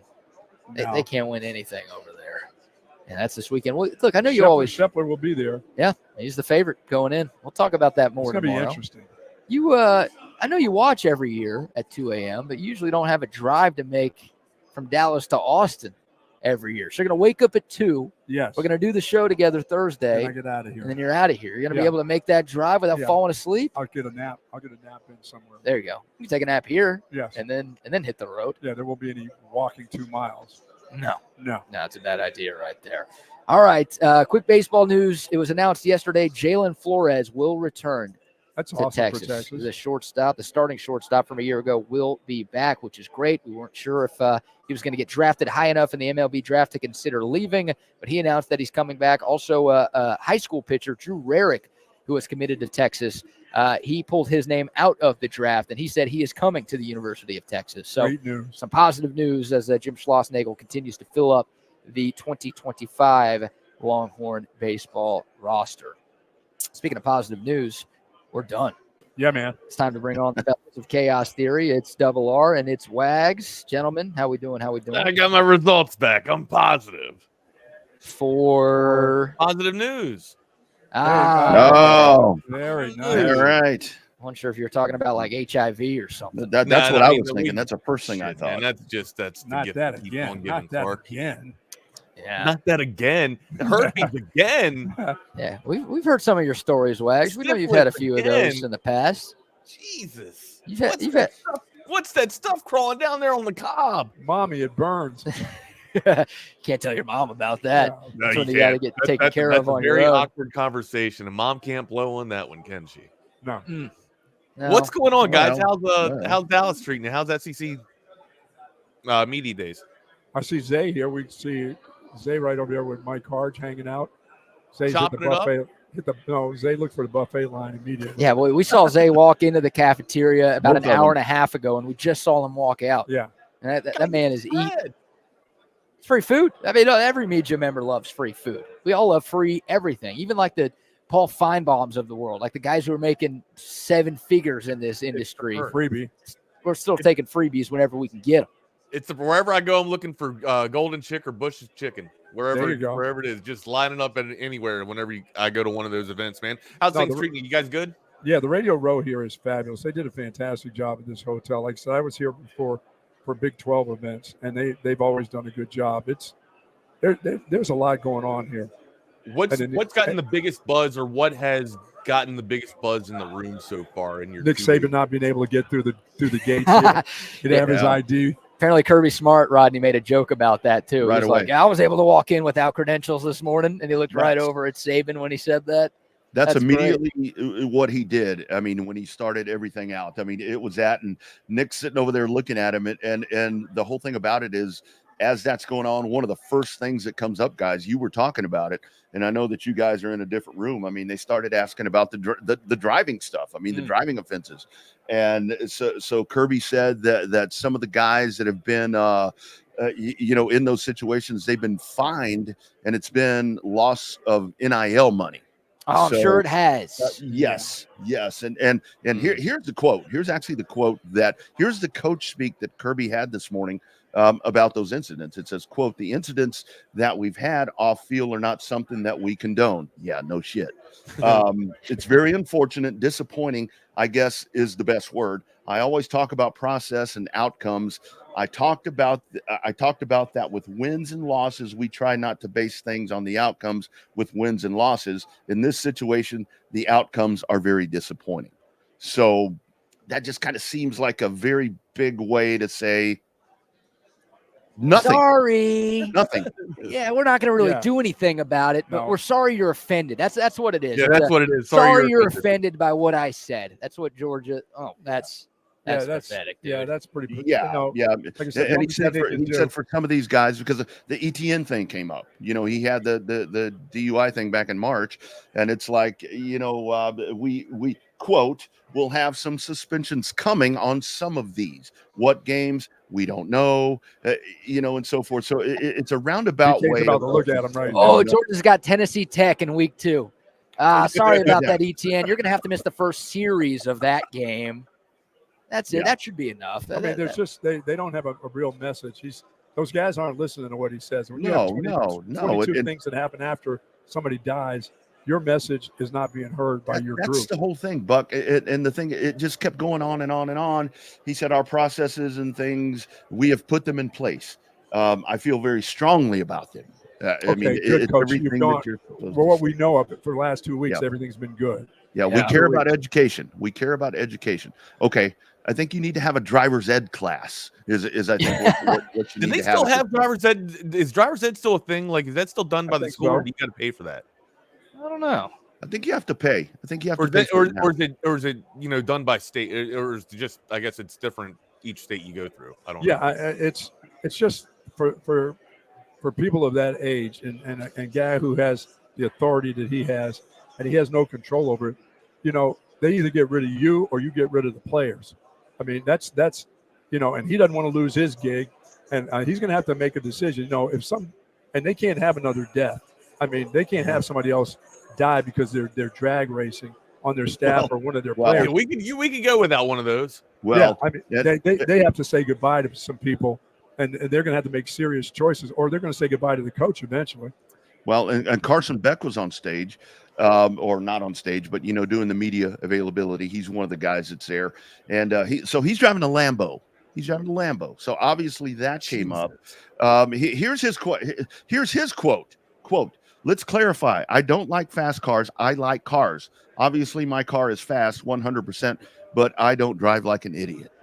There you go. Shout to the teammates there. It sounds like. All right, guys. We'll bid y'all adieu.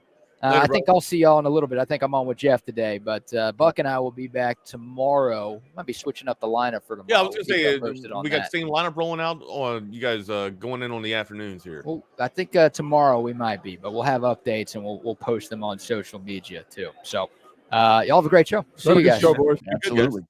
There they go. So yeah, crazy story last night, or crazy night last night with the Derby, and sure, yeah, drinking and driving. Yeah, let's get it together. Or hell, what the hell were you just talking about there, Rodney? Just don't drive fast. Don't drive fast. Yeah, drive fast. If you want to drive fast, find a place, a control place to drive fast. My brother, who is no longer with us, his quote. My older brother, his quote was, "I like fast cars and fast women." That was his senior quote, and that it always, whenever somebody gets into the driving or driving fast, man, it always reminds me of Chad's quote: "Fast cars and fast women, man." That's what I like. Anyways, man, you talk about one of the best one-liners, the best redneck one-liners in the world. That's my brother right there. What we got going on today, my dude? Man, just kind of monitoring everything with SEC. It's really cool to be watching. Yesterday you had day one there with Sankey. I kind of touched on it yesterday. I really liked what it's a different vibe, is it not? It is just an absolutely different vibe. We got some sounder from Sankey. We got some sounder from day one of SEC Media Days. We'll be breaking down some. We got Gundy on Ollie Gordon. We'll actually hear Gundy's thoughts as well. We got a lot to break down. We also got the Derby to break down. How about Gunnar Henderson Not even, I mean, just coming out, off the damn tee, looking pretty damn good there. 3 in a row right off the gate, and then all of a sudden just flails into only putting up 11 in the first round and just kind of fanning out there. First, major league or home run derby for Gunner, so I'm sure maybe nerves got him a little bit. Pete Alonso, biggest disappointment for me. I had some scratch on Pete Alonso last night. Thought it was going to come through, but all of those guys, yeah.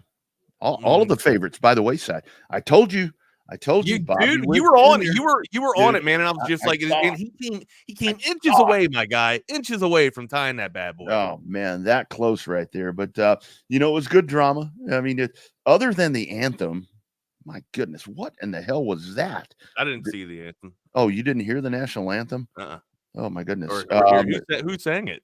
I think her name is Ingrid Andress or was something it like bad? that. Was it terrible? Oh, Wags. I'm going to have to find. First and foremost, we got to take a 20 on this. Yeah. Okay. It is very hard to sing the Star Spangled Banner. Absolutely. Do you know why? Yes. Do you know why? Do you know the origins of the Star Spangled Banner? Everybody knows it's Francis Scott Key, right? Yeah. Okay. And he, did it at Fort McHenry or Fort Key or whatever at the battle up in Maryland or whatnot. Do you know why it's so hard to sing though? I've tried to sing it, and I can tell you the octaves and everything. Remembering the words is one thing. Is it easier to sing it or is it easier to chant it? Singing. Seriously, have you tried chanting it before? Oh, say, can you see by the dawn's early? Yeah. Right. It doesn't even go to the tune of what we're supposed to go to. It is a British drinking song. It's like a British cheers song, and Francis Scott Key took the music of it or octaves of it or whatnot, melody of it, and put it into an American national anthem. So yeah, it's a hard song to sing because it's a British drinking song. Yeah. It it was one of those things to where and thanks, Chris. Appreciate it. A lot of people are always critical about the anthem singer and the whole and this was very bad. And you always got to put your spin on the anthem too, right? You always got to put your little rendition on the anthem. That's that's the whole thing, and that's why to me, like if I'm doing an event and we have a national anthem or whatever, and we're going to play that because you play that at every sporting event, you play that before the thing, or you're supposed to. It's like if I'm going to do it, I want to have an instrumental version. I like the instrumental version of it. I don't need to hear somebody up there, right, Wags? Because you get all these people where it's like, oh. I'm like, CB nailed it. CB knew exactly where I was going. Well, I can't even redo what Fergie tried to do. I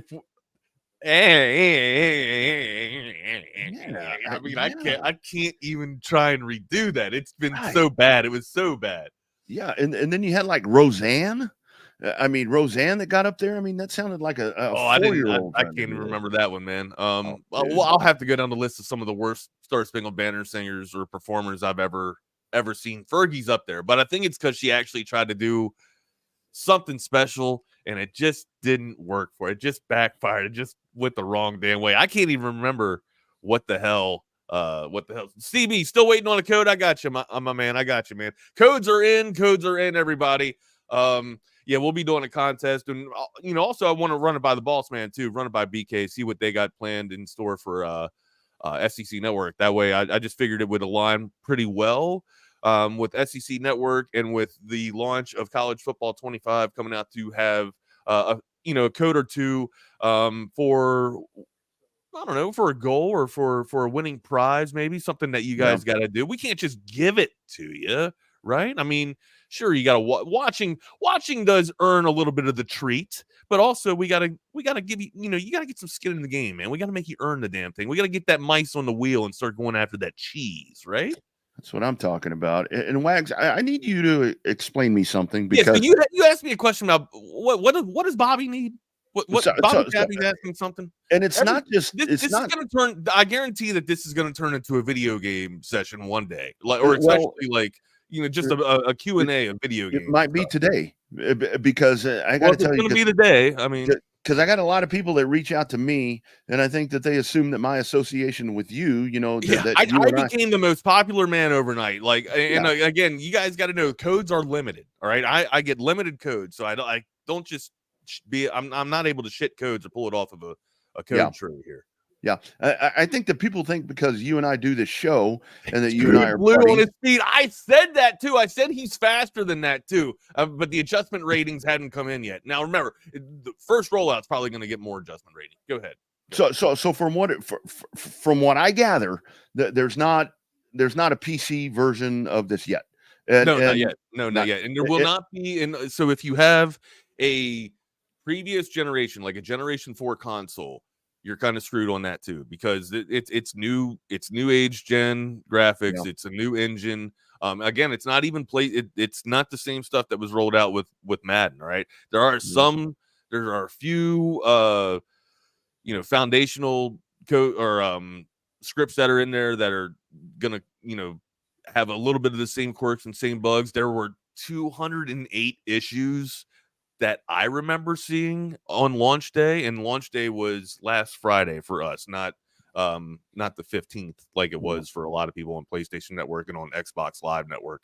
But yeah, there were a few issues out there that we still had to fix. But look, the thing with agile methodology is that you roll the product out, and then on your first release or first update, you try and put all the fixes back in. Like once you get your product, once you get your product log going, man, it's hard to just put stuff in there and keep adding the stuff or without taking you off your time or taking you off your goal. You can't really add it to your product backlog, man.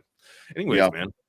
So I mean, the question that I'm getting, and it's from a lot of people, it's like, what console do I need? Where can I play this?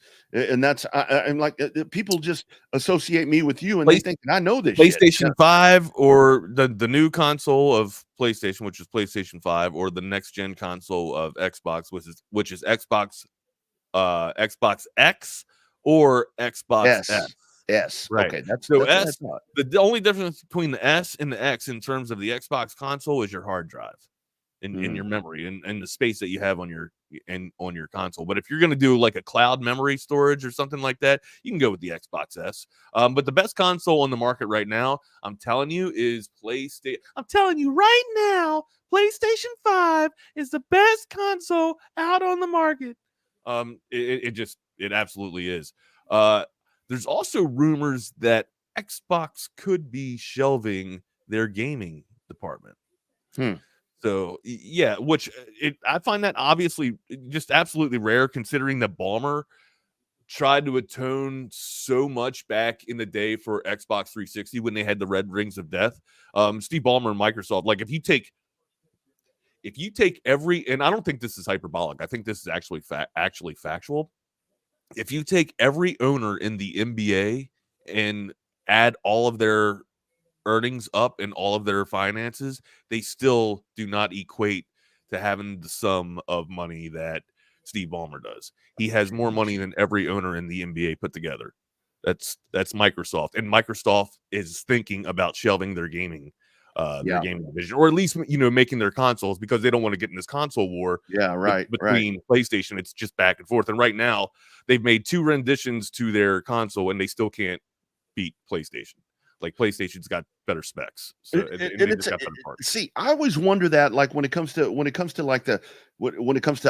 Apple, and then with Samsung with the phones, where at some point, if Google or Samsung may not be like, we're done. Let them do whatever. Right. I mean, I saw that. So graphics are one. Sorry, real quick, Double R, before I forget. Graphics and processor speed. There is 8K capabilities. 8K capabilities with PlayStation 5.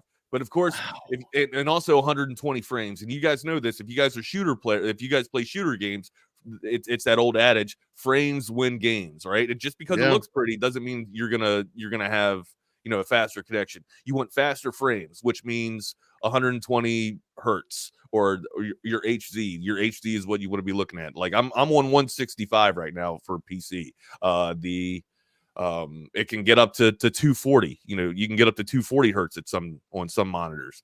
But that's what a PC unlocks. That's also why people are going with the PlayStation 5 over the Xbox is because you get 160 hertz or 120 hertz with 8K. It's just the best of both worlds, and Microsoft can't beat it. So I mean, I really think that this is a situation to where if you're going to invest, if you're going to buy a console to do this, you just go with the 5, because I think it's one of those things to where I have bought many things. I've got stuff in my studio that looked like a really, really good deal, and the price was a really, really good price. I bought it. I was never able to use it. It's a piece of shit laying over there that's going to wind up in the garbage. So I think that's really the thing. If you're going to do it, find a damn payment plan, find a way to do whatever you can do.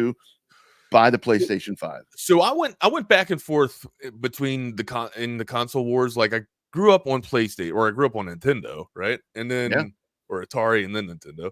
Then I had Xbox, or excuse me, I went with PlayStation all through like PlayStation 1 and PlayStation 2. And I also had a PlayStation 3, but then also like Xbox. After the original Xbox, I got the Xbox 360. That was pretty good, but the machinery crapped the bed, and I talked about the 3 rings of death. But Microsoft atoned for it, though. They gave everybody a free Xbox, which I thought was absolutely fantastic, and which is why I can continue to go along with Microsoft. Also, it was an American product. I wanted to go with an American tech product and not a Japanese product, but ultimately, the PlayStation was just better. I had to go back to PlayStation just because of the titles that were also exclusive to PlayStation 2. Like Xbox has Halo and a few other exclusive titles, but PlayStation's got really good exclusive titles. Well, and I think that's thank you for allowing me to get nerdy today. No. Now, Wags, I'm invested. Well, no, I'm not invested. So is Bobby getting Xbox? No, he's wanting to buy those things that I sent you. Yeah, that's an Xbox. That's an Xbox, man. Okay. It's a variation of an Xbox. Yeah. Well, that was up to you to determine him what to buy, and it's going to kind of be the same thing for me, for you to determine what I'm going to buy or acquire or somehow get into this Taj Mahal of the AV Consultation studio in Round Rock. So yes, we both have AV Consultation studios and AV Consultations gamer rooms. So that's right. That's right. It's fantastic. So look, here's a little. I didn't plan to do this, but a little bit of improv here. Yeah, I want to do a little exercise with everybody that's in this chat. So being that we're talking about games and talking about our gaming history and our gaming life and gaming pattern.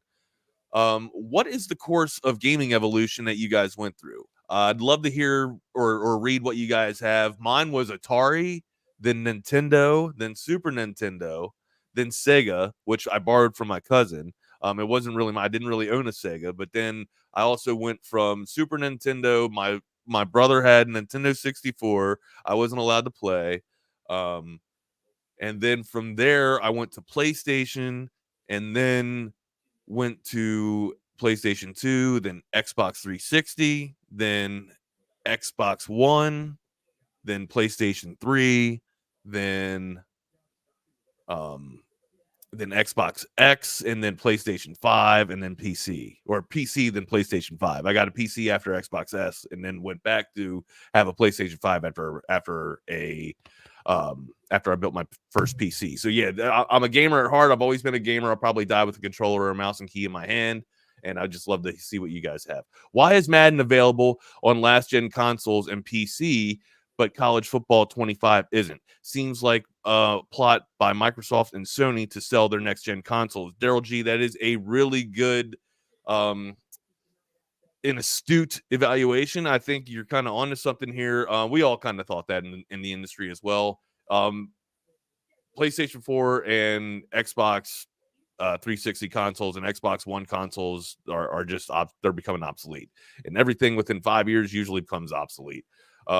You will see the titles that are on those consoles become backwards compatible, and you'll be able to play them on your upgraded graphics on your next gen. But yeah, it's just with evolution, man, things become obsolete, dude, and that's why it is a push. But it's different format, it's different coding, different engines that are going into the games that allow them to grab that much graphics and do so much stuff on the game as well.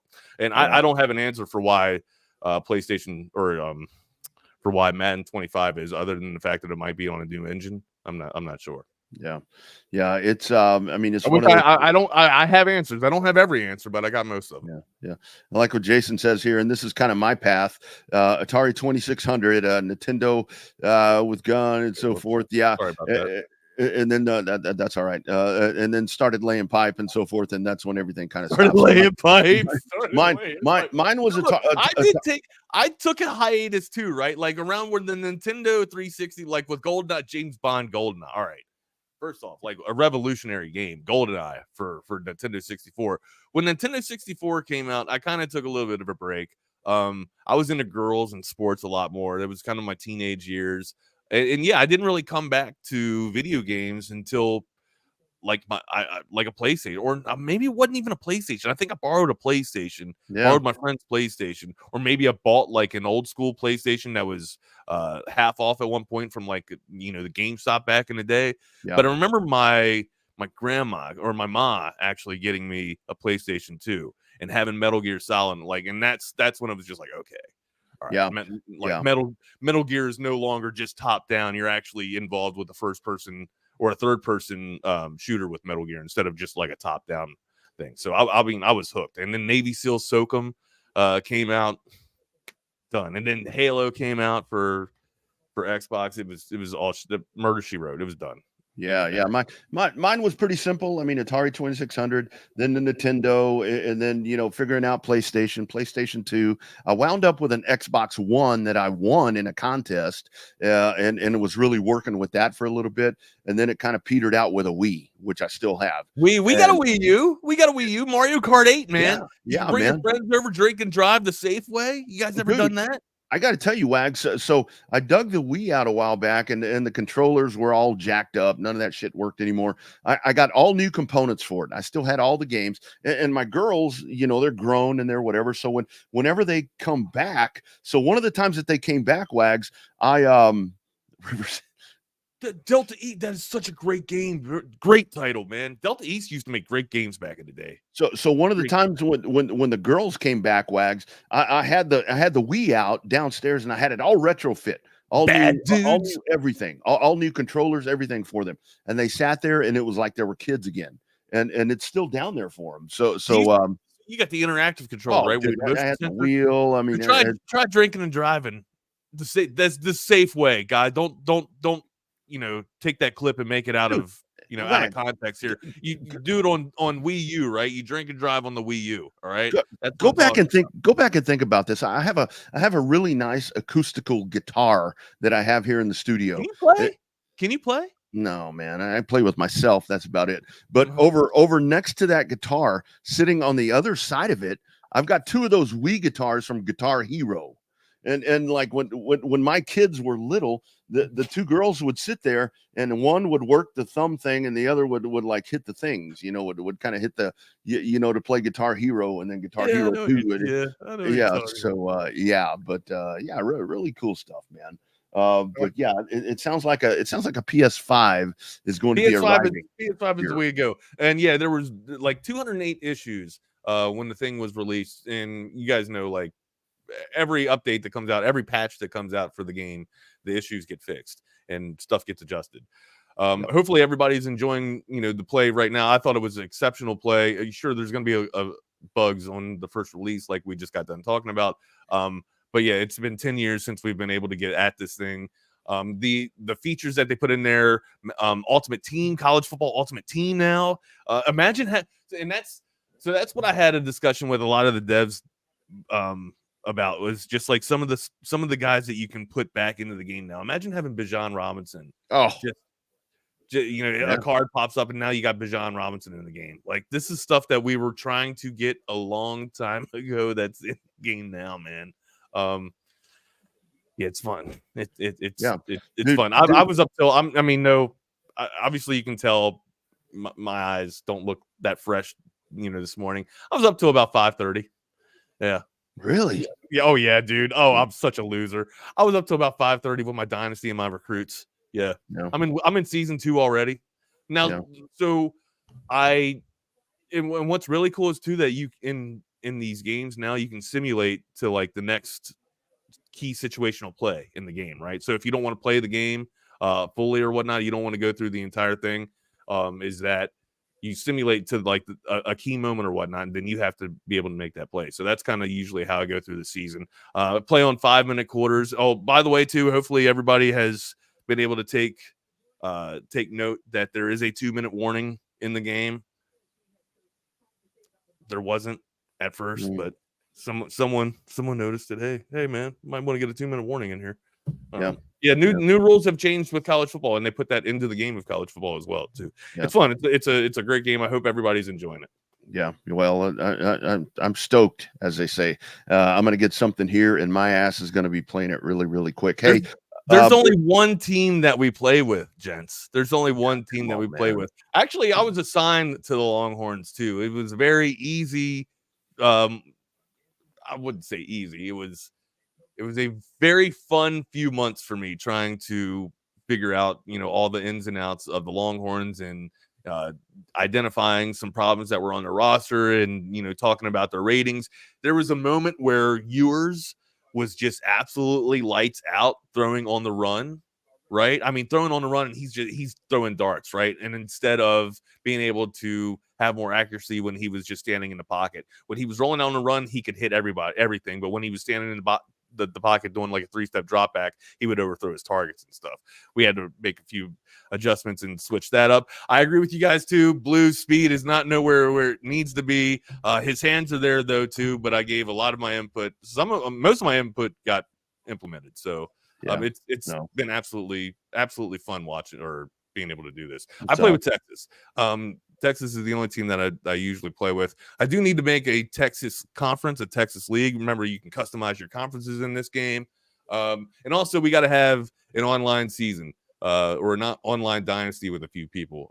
Matter of fact, you can do up to 32 teams as well. So it's a lot to do in this game, man. And recruiting's probably the number one thing of all features here. Which is pretty cool for me. Like, recruiting's the game within the game. And transfers. Now you got to think about transfers, right? If say you got a new guy that comes into your school, if he's not happy with the playing style or the lack of involvement that he has in the offense, he's going to want to transfer out. So you got to keep people happy, man. It's crazy. It's a fun game, and I can't wait to what they're going to add for next year too. So yeah. Well, when we start that dynasty league, I'll be the Vanderbilt of that league this year. Bottom of the hour, before we hear from Covert, do want to give a huge congratulations. You had the duck boat passes that the guys talked about in the morning show. They're live from SEC Media Days over in Dallas. Our man Jonathan Franks, who checks in quite frequently on what school, Jonathan Franks? Line. You know that? Yeah, is that right?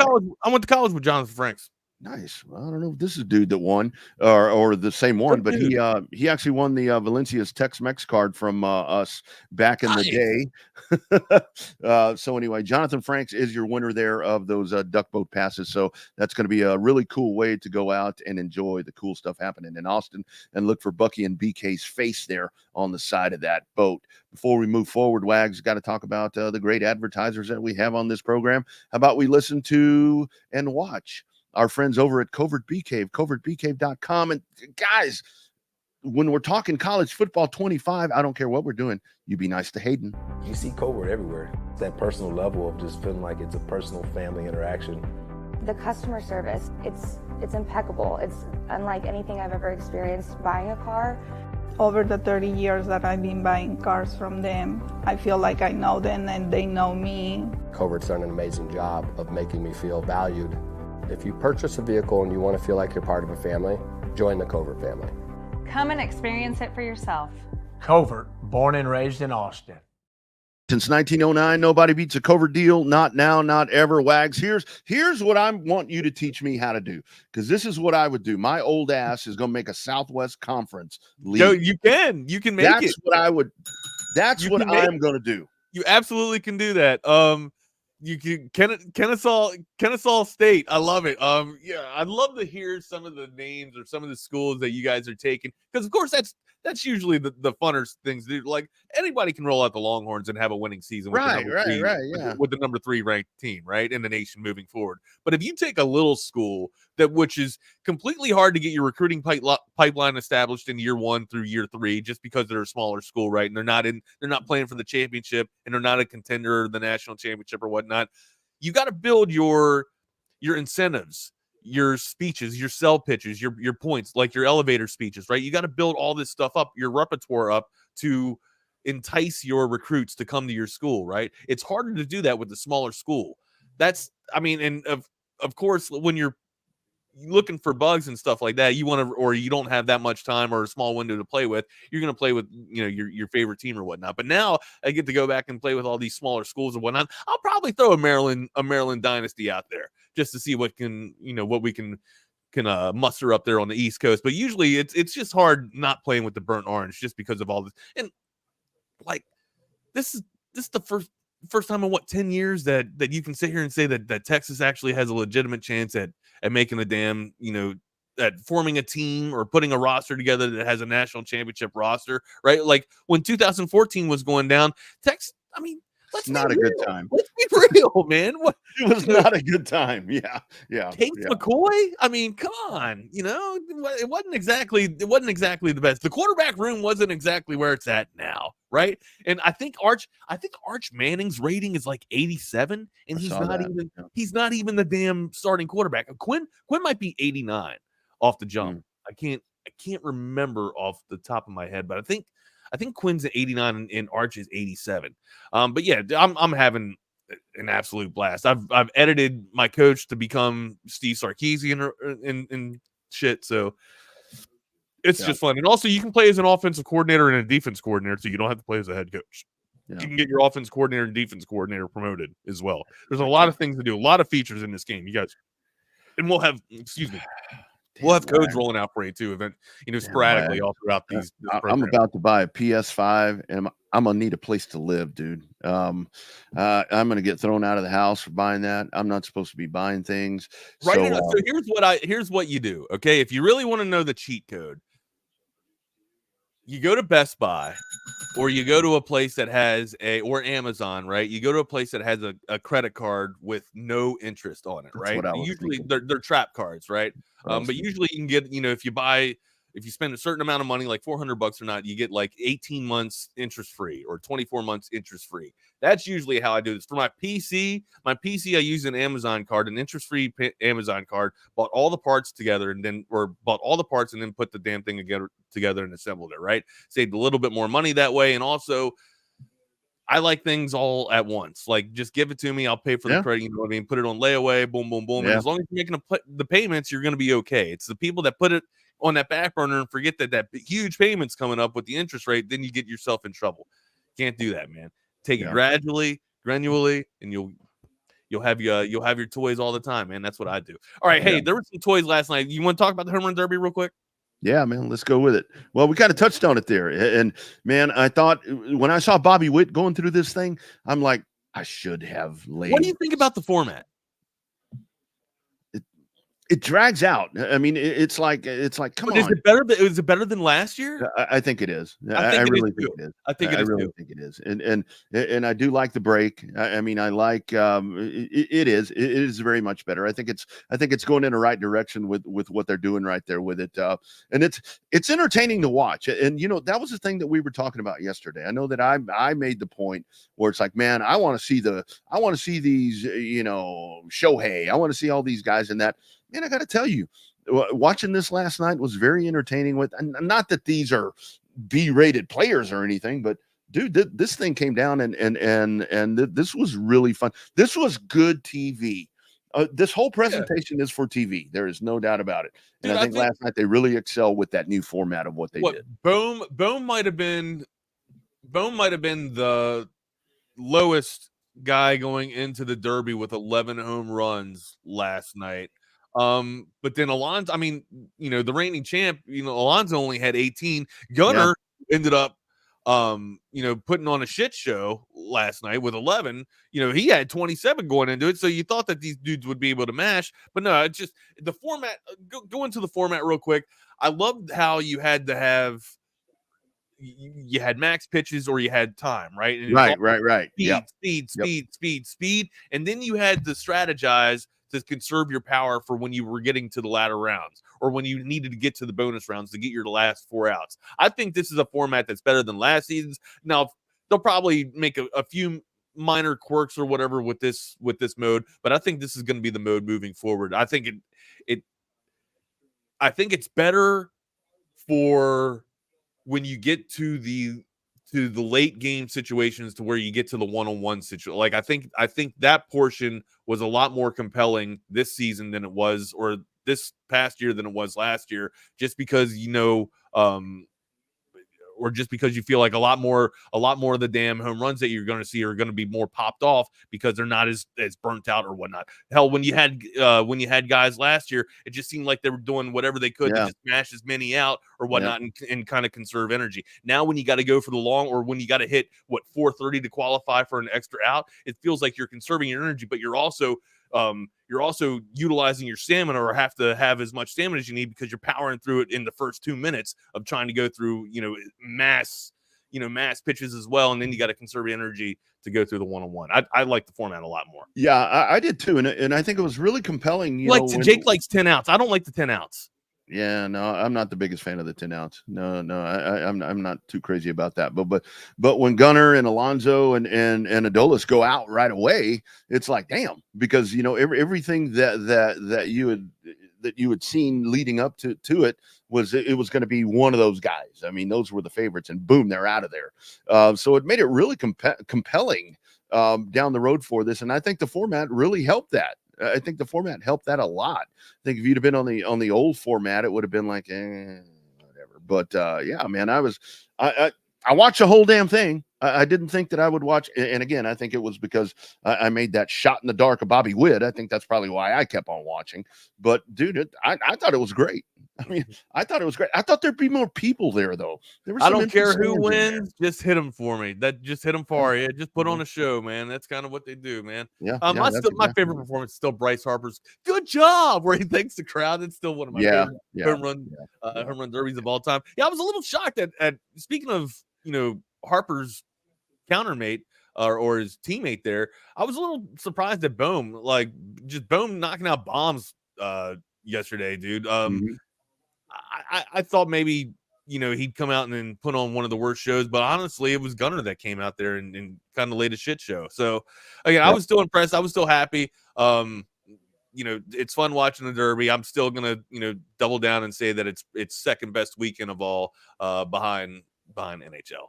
Yeah, I agree. I mean, NHL and MLB, I mean, those all-star games, those all-star, and I really like with MLB, the way that they do this. That will never happen again. Yeah. I don't even know if Ohtani can get in that type of mode like that. Like that dude, and not just to touch on this too, like Hamilton wasn't just doing that in home run derbies. Like Hamilton was doing that in real games. Yeah. Like Hamilton was hitting 4 home runs in games. You know what I mean? Like that dude, oh my God, if that dude could have stayed healthy, just free in his mind, just healthy in his mind too. That dude was something that I've never seen before, man. We talk about Shohei Ohtani being unprecedented because he can pitch and because he can mash. This dude could just straight up mash. I've never seen it. And then we had to have Josh Hamilton light with Chris Davis, with Crush Davis. Nah, man, nothing with Josh Hamilton, dude. As an Oriole, seeing Josh Hamilton do that damage to the Orioles, I was just in awe. I was like, how do you not admire that type of that? It's greatness. It is absolute greatness. Yeah. And I like with MLB, I mean, this is kind of a side thing to the All-Star game, the All-Star, days or week, whatever you want to call it. I like that they have the draft going on right now. I mean, because it kind of focuses some of that attention. I mean, Theo Gillen, I got to give that dude some love. Call some games for him at Westlake. Gets drafted by the Rays. He says, sorry, Texas, I'm going to the show. Don't really blame that guy. I know when that happened to Brett Beatty, who I called a lot of games at Lake Travis. He was going to be a Texas. Hypothetical Tuesday. Yeah. If you got your shot to go to the number one college you've always wanted to go to, or a major league ball club calls you up and says, "Hey, man, there's a chance that you can go in the first round." What do I do? What do you do? you know, before NIL, I'm like, I'm going to the show. I'll see you later. Now with NIL, depending how much money you can make, that's where this whole thing is so different right now.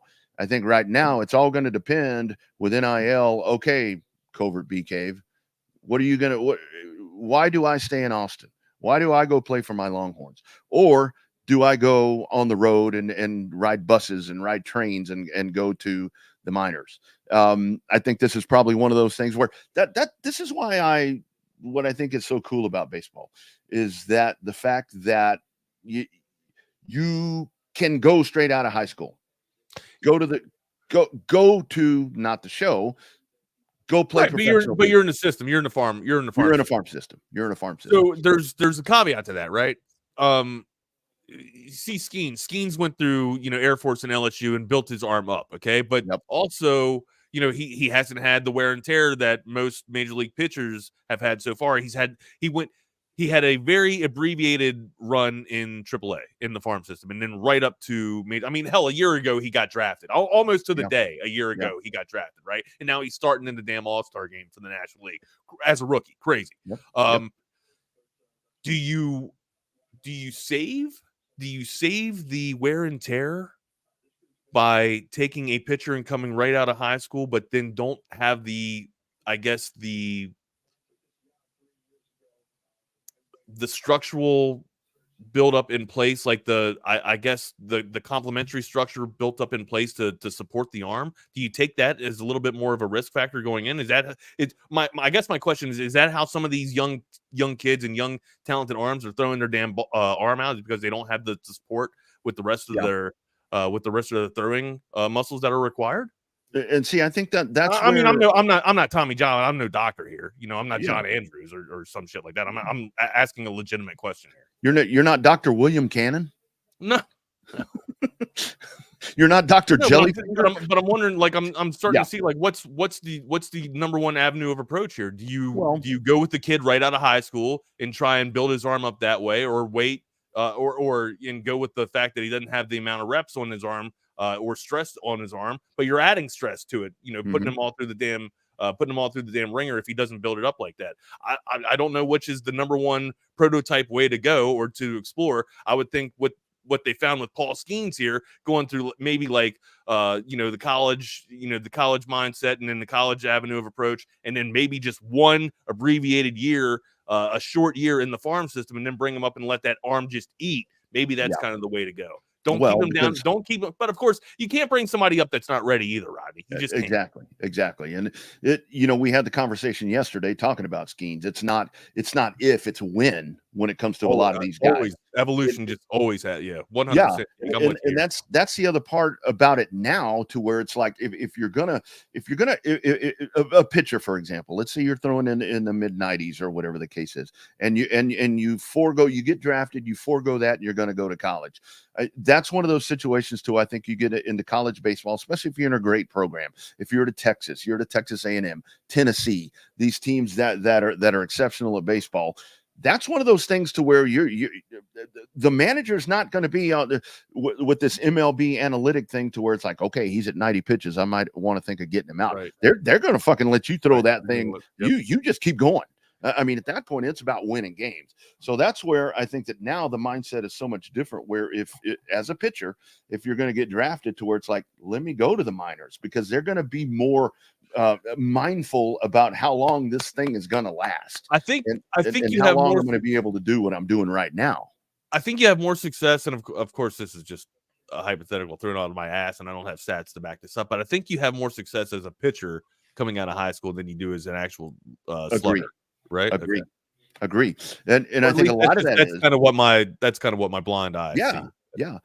And I think a lot of that is because, I mean, Skeens, I think, is a great example, because when you come out and you go straight to AAA or AA or wherever the hell you're going to end up, they are going to be more mindful about that pitch count and about pitch rate, velocity, all of that. They're going to be watching that, because eventually they want to get you to the show. Sure. Even if it's going to be, you're going to have a year and a half before you blow that thing out and then you get it fixed.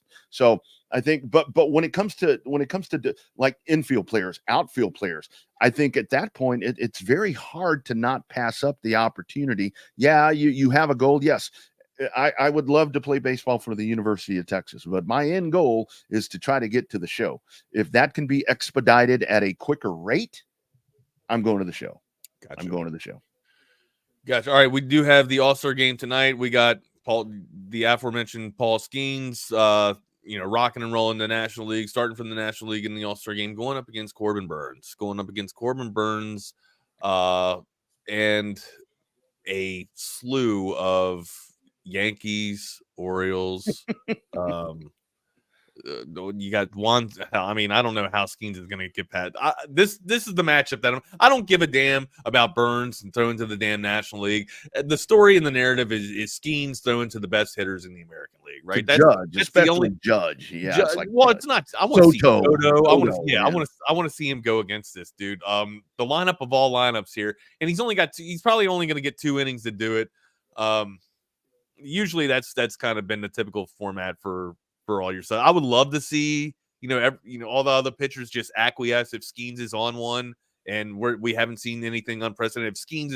If Skeens has got a no-hitter through 2, which is unreal, right? In an All-Star game. If Skeens has got a no-hitter through 2, let him go. Let's I know it's an exhibition, but damn, dude, let's see something magical happen in the highest of all Pantheon baseball there. You know what I'm saying? Like, that would have been that's something that I want to see tonight. Like, I do care about all the other players that are in this All-Star game. I do, but that's just the story for me. Like, that's the only compelling story for me. I'll probably, after Skeens gets out, I'll probably have the All-Star game on, but just on the back burner while I play some more college football, bro.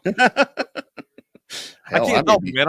I can't help it. I'm addicted. I'm a gamer. I may be playing it too if I can get same day delivery, my brother. Well, you got to get yourself a console first, my dude. Well, that's what I mean. If I can get a console, go to it. I'm not going to tell you what to do, but get yourself one of those trap cards and go to a damn Wags, you already did. I already had the idea, and you just reaffirmed it. So it's all your fault. That's what I'm talking about. That's blame it on me. Tell Tracy to come beat my ass. It's all good right there. Wags, these guys at SEC Media Days. I saw Kirby Smart. We got some sounder for Kirby Smart on Texas, don't we? I don't have any sound from him because it wasn't released actually when we were coming on. I think I got some sound from him. Oh, nice. Good. Play Let's that. hear what Kirby Smart had to say on Texas. My man. Texas this year, do you consider them to be one of the best? And what stands out to you about them? Every team we play is the best that week. Please understand that. In the SEC, humility is a week away. I have a ton of respect for Sark and the job he does. We got to watch them play last year against several common opponents. Got to watch them play in the playoffs. They have a tremendous recruiting base. They do a tremendous job in recruiting. That includes NIL and everything included in that. So they're a big physical team. They're built like an SEC football team. So we're looking forward to an opportunity to come play them, and what a tremendous matchup it'll be. Make no mistake about it. Kirby basically laying down the foundation there was, hey, every team gets up for Georgia. All right. Texas is great and welcome to the SEC. But look, every team gets our best team when they play Georgia, man. 13-1 last season. They returned 7 starters on defense, 7 starters on offense. Kirby Smart's, talking with a chip on his shoulder, or speaking like he's got the entire damn locker room of Georgia behind him on that damn podium, because that's what he does. He's got a championship elite ball team ready to sit there and take the reins back in the SEC, man. Bama kind of spoiled and did a bad thing for Oklahoma and Texas coming in for their first inaugural season into the SEC, because Georgia didn't have any reason to be hungry, and Georgia's hungry right now. You can hear it in Kirby Smart's voice. Like, I think everybody is starting to, get a little bit ticked off with all the questions about Texas, and rightfully so. I mean, we heard about first day, you know what I mean? Everybody was a little bit accepting, and Texas and Oklahoma. But now it's hey, man, remember, we're Georgia, right? We're 13-1. They're doing that old coach speak to where, we're happy that they're here, but everybody gets the best game against Georgia, man. So rise up. Hey, Kirby Smart, man, we hear you, brother. We hear you, but we're coming too, man. Here comes the burnt orange. No, man. And the thing about it with Georgia is, I mean, you go in there and whether you look at Phil Steele, whether you're watching SEC Media Days right now, the recurring theme that you see with that, Georgia's ready. They accept every challenge. They've got a lot of productivity coming back. I mean, they have so much coming back. And I think that's what makes the whole, I mean, Saban yesterday, Nick Saban, the professor, he said that it's going to be Georgia and Texas in the SEC championship. And of course, we are very early in this, but for Nick to call that, these teams are built very much alike. And I'm looking forward to, I mean, not only the battle and the new rivalry that we're going to have right here, but I mean, just simply the fact with Kirby Smart and Steve Sarkeesian playing chess. I mean, that's going to be, that's going to be really fun to watch. And these teams are loaded. They come in and he even talked about, because somebody asked him about Alabama, Kirby Smart. They're like, so what do you think about Alabama now? With Nick gone, it's like, look, Kalen DeBoer's coming in. Nothing's going to change. It's just a different guy at the helm. Right. You're not going to see any drop off right there. There's going to be some, let's be real. The philosophy is going to change. Attitude's going to change. Like, there's a lot that's going to change without Nick Saban being there, without the greatest of all time in college football being there. And I'll make that proclamation from my eyes alone, from the coach that I've seen in my lifetime. It's been Nick Saban. Nick Saban's the best college coach I've ever seen. Mm-hmm. Bar none. Hey, mediocre people don't like overachievers, and overachievers don't like mediocre people, right? It's about getting the right guys on the bus and the wrong guys off the bus. That's Saban for you. Well, but I got to tell you, though, with Kalen DeBoer, and again, Alabama not on today. Of course, today it's OU. Really curious to hear the Brent Venables, to hear what he's got to say. Yeah, I mean, maybe he'll have a chip on his shoulder, because it does appear like everybody's asking all the other coaches about Texas and not OU. It's kind of like OU's been kind of like, afterthought here. What the hell's going on with Venables and company? Yeah, that's where I'm curious to see. I mean, Dylan Gabriel's gone. I mean, you got the change now there with Jackson Arnold. It's like ring your bell there, Rodney. Dylan Gabriel is now the favorite for the Heisman Trophy winner. Yeah. So there's a gaping money on hole that. right Did you put money on that early? You are not going to get the line that you had 2 months ago on Dylan Gabriel winning the Heisman Trophy. Yeah. So I'm really curious to hear that. I mean, Tennessee, a drink is up there right now. He's speaking. I mean, we've already heard from Kirby, so it's today's an interesting day, and it's only going to get better as we go on. And again, I mean, I got to tell you, Wags, I mentioned it yesterday. I really enjoyed Sankey's thoughts yesterday. Yeah, I mean, it was just this is big boy football. There is no way around it. You are in the best conference in the country, and listening to him talk about how great this league is, it's like, this dude it's like, Greg, you ain't got to sell me. I know it. But when he starts reiterating and throwing facts out, it's like, holy shit, this is the real deal right here. This is what you've been waiting for if you're a Texas or OU fan. No kidding. All right. Regardless of when you're watching SEC football or where you're watching SEC football, or if you're going to watch some more baseball tonight, or hell, you're even going to watch the All-Star game, or you're going to throw some old school hockey on, you do it with audiovisual consultations. 512-255-8678. That's 512-255-8678. avconsultations.com is their website. Go to the gallery of projects that they've done over the past 35 years to get an idea of what you want in your house if you don't have one. Maybe you want the 2 TV setup that I have, or you want the 3 huge TVs that Rodney has in his studio there by AV Consultations, or you want the 4 TVs like BK has, and make that video wall happen. It's all deadly, man, and it's all done with audiovisual consultations. Give Tom a call today. He'll send the crew out there and make no jobs too big, no jobs too small, and they're the really smart guys that don't make you feel dumb. So give them a call, and they'll be out there today, or they'll try and get out there today. I doubt they can probably get out there today, my guys, but they'll get out there this week sometime. Just give them a call. 512-255-8678. That's avconsultations.com. Absolutely. Got to remind you as well, Circuit Resort and Casino, TSU, heading on another road trip coming up August 22nd and 23rd out there, as the Circa Millions and Circa Survivor games are firing off right now. That's a couple of big money NFL games that are going on there at Circa Resort and Casino. $16 million in games and prizes are going to be on the line. line right there. You have to go do it there at Circa, but you can play from anywhere. Here's some more details. Biggest pro football contests in Vegas are back. Circa Survivor and Circa Million are now up to a record $16 million in guaranteed prizes. 2 ways to win and no rake. Circa Survivor contestants select one team each week with no point spread. Last the longest to win it all with $10 million guaranteed. In Circa Million, make 5 picks against the spread each week for your share of $6 million guaranteed through quarterly and full season payouts. Enter in Nevada. Play from anywhere. Visit circasports.com for details. Good stuff right there. Check it out. Play. You could walk away with some money.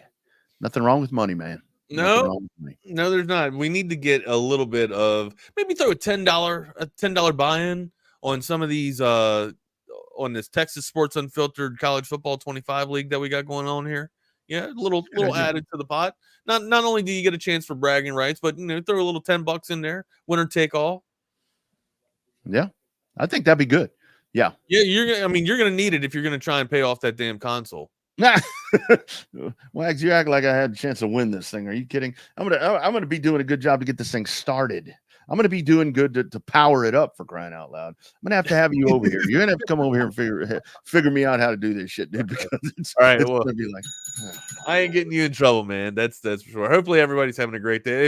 If I would love to know what your all's profiles are on PlayStation and on Xbox too, so that we can get some games together. I'm serious. Like, hit me up. I'll rock with you, man. We can throw a competitive league together or a co-op league together. It's all deadly, man. Let's get it going.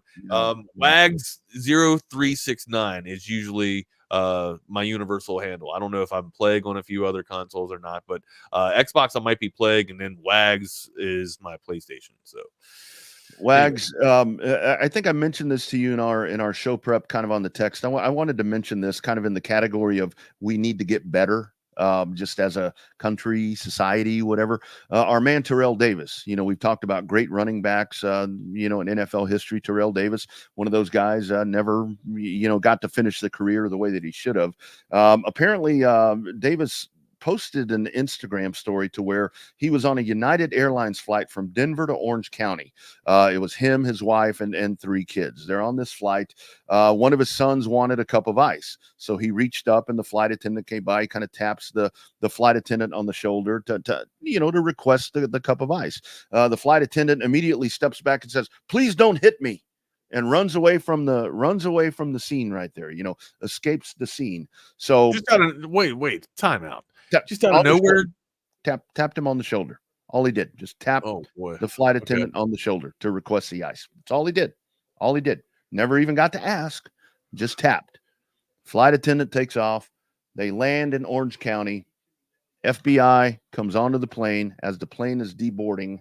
6 FBI agents to Terrell Davis's seat, put him in handcuffs, and escort him off the plane. For tapping the attendant's shoulder. Female or male? Male. Not that it matters. Male. Okay. Male. Okay. Okay. In front of the kids, in front of all the passengers, handcuffed and escorted out of the plane. The FBI office in Los Angeles confirmed that the agents and law enforcement partners at John Wayne Airport responded to the reported incident, and it required further investigation. Just give me some damn eyes. There's 3 sides to every story. Let's keep that in mind. But this sounds like some bullshit. First off, if someone touches you and you're that afraid of someone touching you, you don't belong out in society. Go somewhere else. Like, seriously, you are now a detriment to everyone else. Okay, if we are trying to assimilate around your world instead of you trying to assimilate around other people, you're the problem, not us. Okay. Yeah. This is why I don't go out in public, Rodney. Yeah. This is why I keep my ass inside. I don't deal with people because I will have a reaction. I will have a reaction to people's actions. So just very our fabric of society is becoming very weak, and we are just getting torn at the loincloth, my dude. So don't touch don't touch me. I'm not touching. I just want to get around everyone. I'm not touching you guys. I'm never going to ask for ice again. If I'm ever going to get on an airplane, I'm going to Sonic, and I'm getting me a big old tumbler of that best ice that you can get, which you can get at Sonic. I hate as we welcome in. But so there's 3 sides to every story. And Wags does not go out in public for fear of reprimanding Gen Pop with authority. I don't like. I hate people, but I love people, Jeff. I got you. Hey, by the way, Georgia's front and center at SEC Media Days today, and Terrell Davis got arrested. He's a Georgia alum. Georgia Bulldog, yeah. Just keeping up with the offseason theme at Georgia here, apparently. That's why I brought that up. You read my mind, dude. It's like, but he was flying. He wasn't driving. I was going to ask, we sure this was a flying-related incident and not something on the road? Flying incident. Man, Vin Diesel told us back in 2001 he lives his life a quarter mile at a time. That was not meant to be taken literally. Yes, well, that is based on a true story. So I think it was. Fast and Furious? I think all 14 Fast and Furious are based on the greatness you that never is the Fast had. and Furious franchise. Your Look, every granny franchise has a right clunker. there never had right? me. Like you had Rocky 5.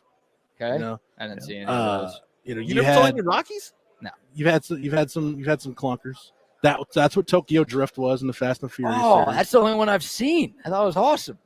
Wow, BK, you got to go back and watch the original. Can I play that on PS5? Okay, you're a Point Break guy, right? You like Point Break? Yes. Okay. Original Point Break, Keanu Point Break? Yeah. Basically, Fast and Furious is Point Break, but with cars instead of surfboards. Okay. All right. That's the original.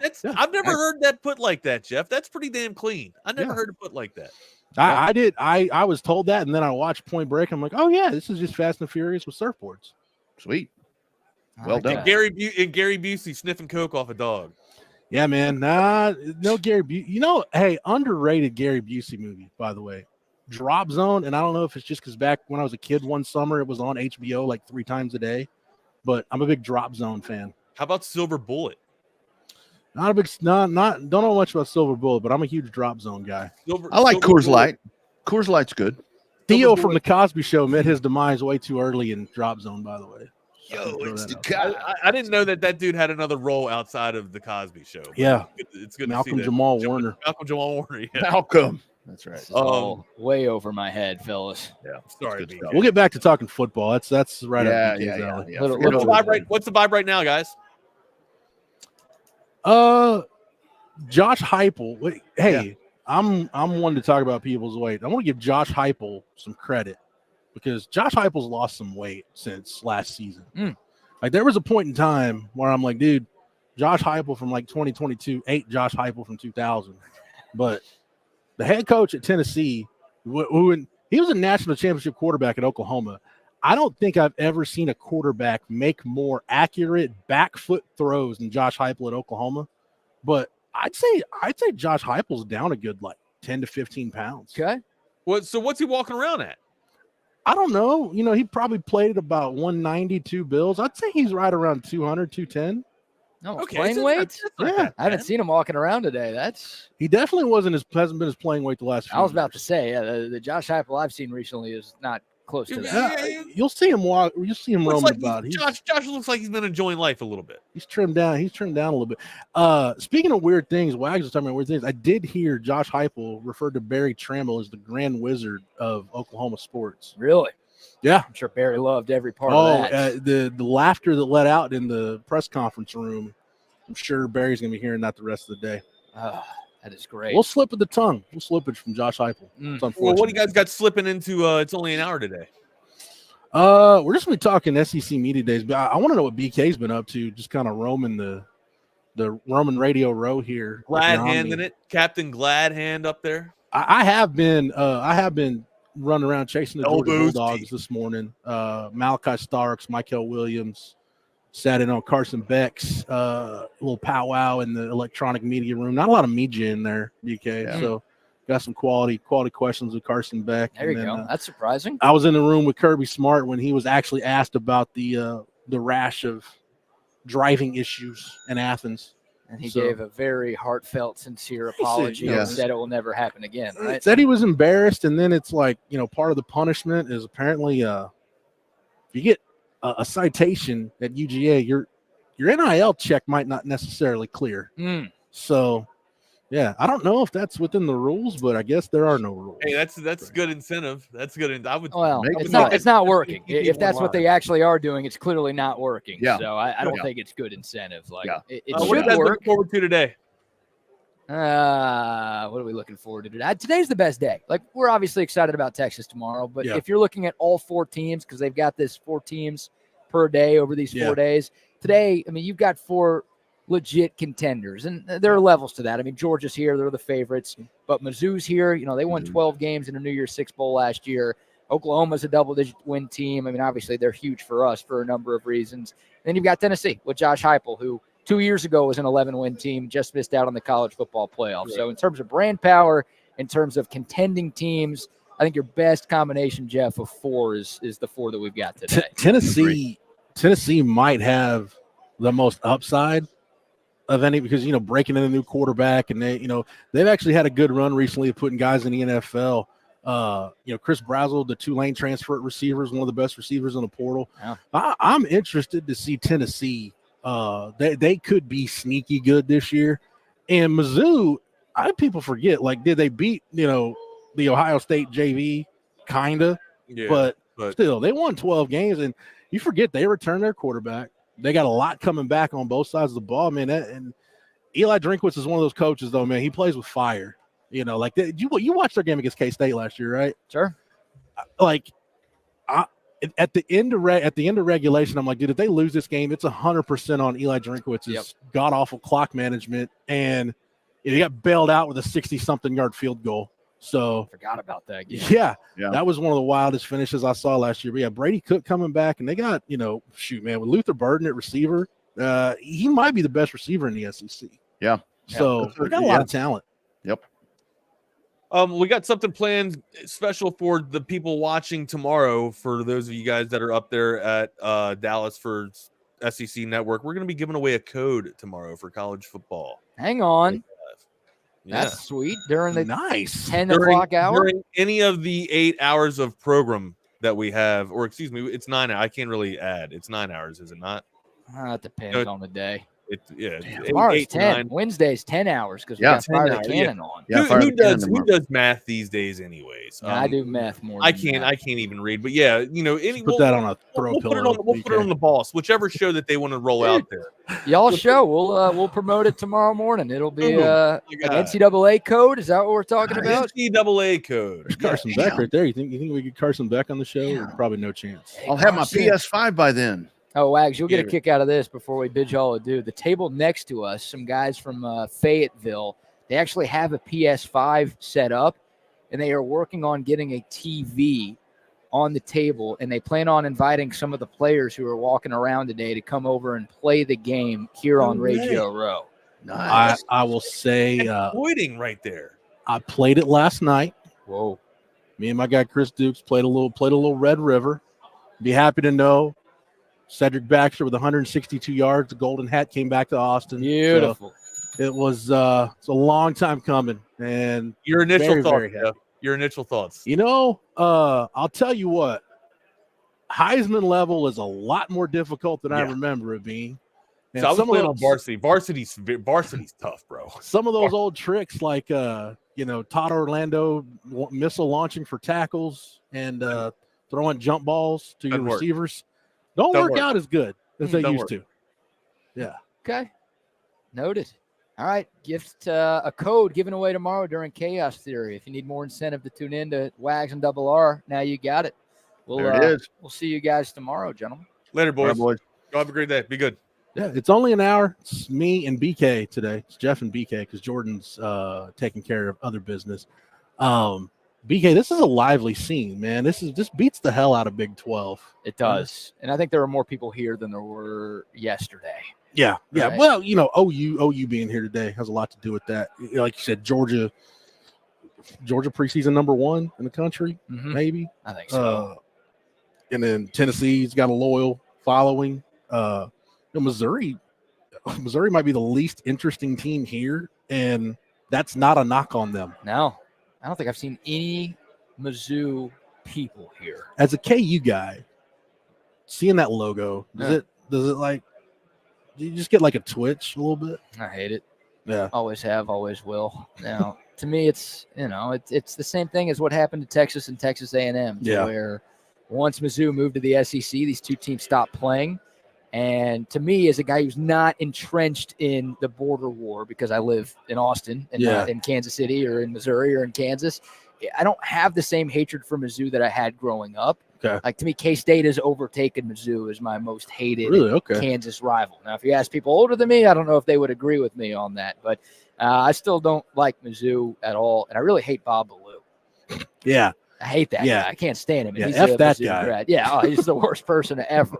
And he's a Mizzou guy. So that makes me hate him even more. When you talk about just the bottom of the barrel in the Austin television market. In terms of talent, in terms of quality of human, there's just nothing redeeming about nothing that guy. redeeming about Bob Ballou. Who I spent an hour with last night at the bar, and then also spent some time with on Friday back in Austin.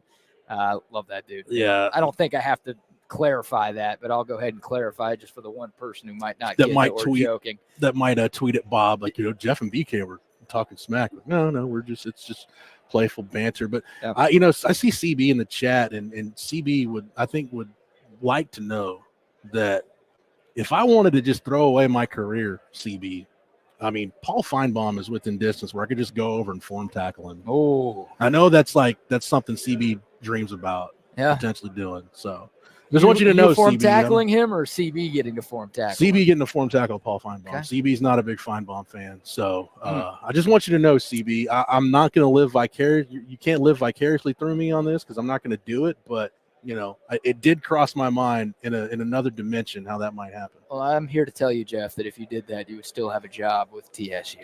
Dude, this is like CB's hell because you got like Paul Feinbaum and SC Billy Lucci walking by, like Paul Feinbaum and Billy Lucci in the same room. At the same time? At the same time, yeah. That's a scary thought. Yeah. For a lot of people. It smells weird. I wonder if it's because of them. CB's probably got that twitch going on right now. Like, the Mizzou twitch you asked me about, he's got it right now hearing all of these names. Yeah, man. So it's wild, man. There's, have you been to Super Bowl Radio Row? No. Okay. I haven't either, but I imagine it's probably a little bigger than this, but dude, this beats the hell out of anything, like I said, we saw in the Big 12. Pros and cons, Jeff. Pros, it's lively. Yep. Everybody's passionate about it. Nobody's here just mailing it in. Lot of work to get done. A lot of work to do. The one-on-one access, or basically you've really got to work to try to find an angle to write about that is kind of your own. So it kind of turns into almost more volume content, kind of you can fall into that trap of quantity over quality. Sure. But I got a good angle because Jordan's not here, but we'll talk recruiting just from a kind of 30,000 foot view. Bring it. Kirby Smart during his press conference was talking about Michael Williams and how he started as a freshman. Malachi Starks did too, two of the better defensive players in this league. And he was talking about, when he was recruiting both those guys, they were both told, hey, don't go to Georgia. You're not going to start as a freshman. They're too deep. And Jordan and I talked about that yesterday. And that's some of the stuff that Sark is dealing with now. I think, with Michael Fasusi, for example, anytime Oregon is involved and Kirby Smart and Dan Lanning are friends, but Kirby mentioned the war chest and Dan Lanning can go to Phil Knight and kind of get whatever he wants at this point. Yep. But with Michael Fasusi, anytime Oregon's involved, you got to worry with the NIL front. But, man, if I'm Oregon or Oklahoma recruiting against Texas for Michael Fasusi, that's the angle I take. Like, dude, if you go to Texas, play offensive tackle, you play left tackle, Trevor Goosby's next in line when Kelvin Banks goes to the NFL. If Cam Williams comes back for another year, you're competing with Brandon Baker just to be the backup right tackle. Right. So there's a lot of body. Your path to playing time, there's more of a log jam than there would be if you go to Oregon or Oklahoma where you could maybe be a walk-in starter. Man, the negative recruiting against Texas has changed a lot, right? Yeah. If that's what schools are now using against Texas is, hey, they're so good and they have so much depth that you might not play right away, so you should come here instead. I think there's something to that linebacker. I think is another position where it's like, dude, you got Anthony Hill and LaFau. They're there for another couple years. Bende came back. Like it's going to be a minute before you see the field. You're going to be a special teams guy, So and that's the thing about negative recruiting, BK. Like you could spin it however you want.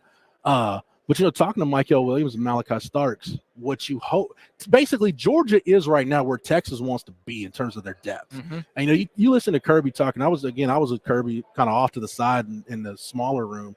And, there's lifetime Longhorn Duke Thomas right there. Hey, dude, hey, dude, come over here. Hey, yeah, welcome. let's get him on. Let's get him on right We got here. a third headset Yeah. just for that. Yeah.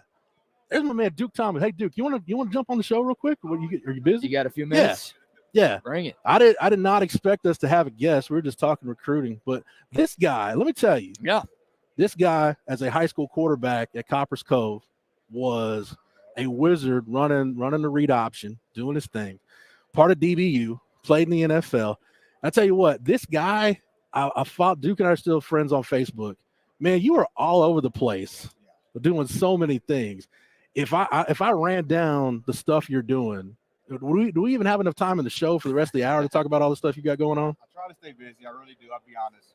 But it's super exciting. Getting done playing football in 2020, I got into the renewable energy space. Yeah. But then you see me doing a lot of media, marketing things, just because the sports world, energy world, the small niches, and I try to get it out there. And then obviously helping a lot of guys in the business consulting world, especially with NIL, it's a whole new space. Mm-hmm. So, that's kind of my world now. So even got my buddy here, Devontae Harris. He played in the league as well. And we do a lot of different things together. Try to do different collaborations and try to put our best foot forward in multifaceted because there's so many different opportunities out there. Now go ahead and put it in front of the camera. You got your T-ring on. Oh, yeah, you got to see it. There it is. Got your T-ring. Come on. You got to make sure you get this when you go out there at University of Texas. Now that's the key. I think people forget about the T-ring. Not only do you have to be a letterman, you have to graduate. You got to get that degree 100%. From the University of Texas. Now, BK probably took a little longer to get his degree from UT than you did. I did. But what does it mean now? Everybody talks about the advantages of the network at UT, the network of being a Longhorn. Now that you're out, football's done. You're out in the professional world. How is that network? Do you run into CEOs or presidents, vice presidents of companies, and there's that Longhorn connection, or they remember you as a player? Absolutely. Just recently, it was maybe a year ago, I went down to Austin, met with the Secretary of State at the time, John Scott. Mm-hmm. Me and my business partner, Mr. Cashline, he actually represented me. He was on the energy side of things. And unbeknownst to me, when I walked into the room, he knew who I was. Yeah. And bragging to my partner saying, I can't believe Duke Thomas was in my room. Those kind of things are extremely exciting for me to hear, because that time you spent on the field translated to genuine relationships and rapport building, and that's very important. I always tell guys, the time you spent in the locker room with your teammates is very important, but it's always important to meet people outside the campus, outside the locker room. Yeah. Because the relationships you build at school is one of the biggest things I learned. Obviously, getting a degree was great. Sure. But making friends and building those relationships is everything. So you're a unique guy to ask this. You're one of the few guys that can answer this. You played at Texas, right. Kind of life in a fishbowl. You've got us asking you guys questions after games and on Mondays, and the media attention's on you. Yep. And then you go play for maybe the biggest circus in sports, was being a part of the Cowboys. Right. How does being a Longhorn at the time, things weren't exactly stable while you were on the 40. Being a Longhorn and being a Cowboy, just the media attention that's on you every day, does it compare?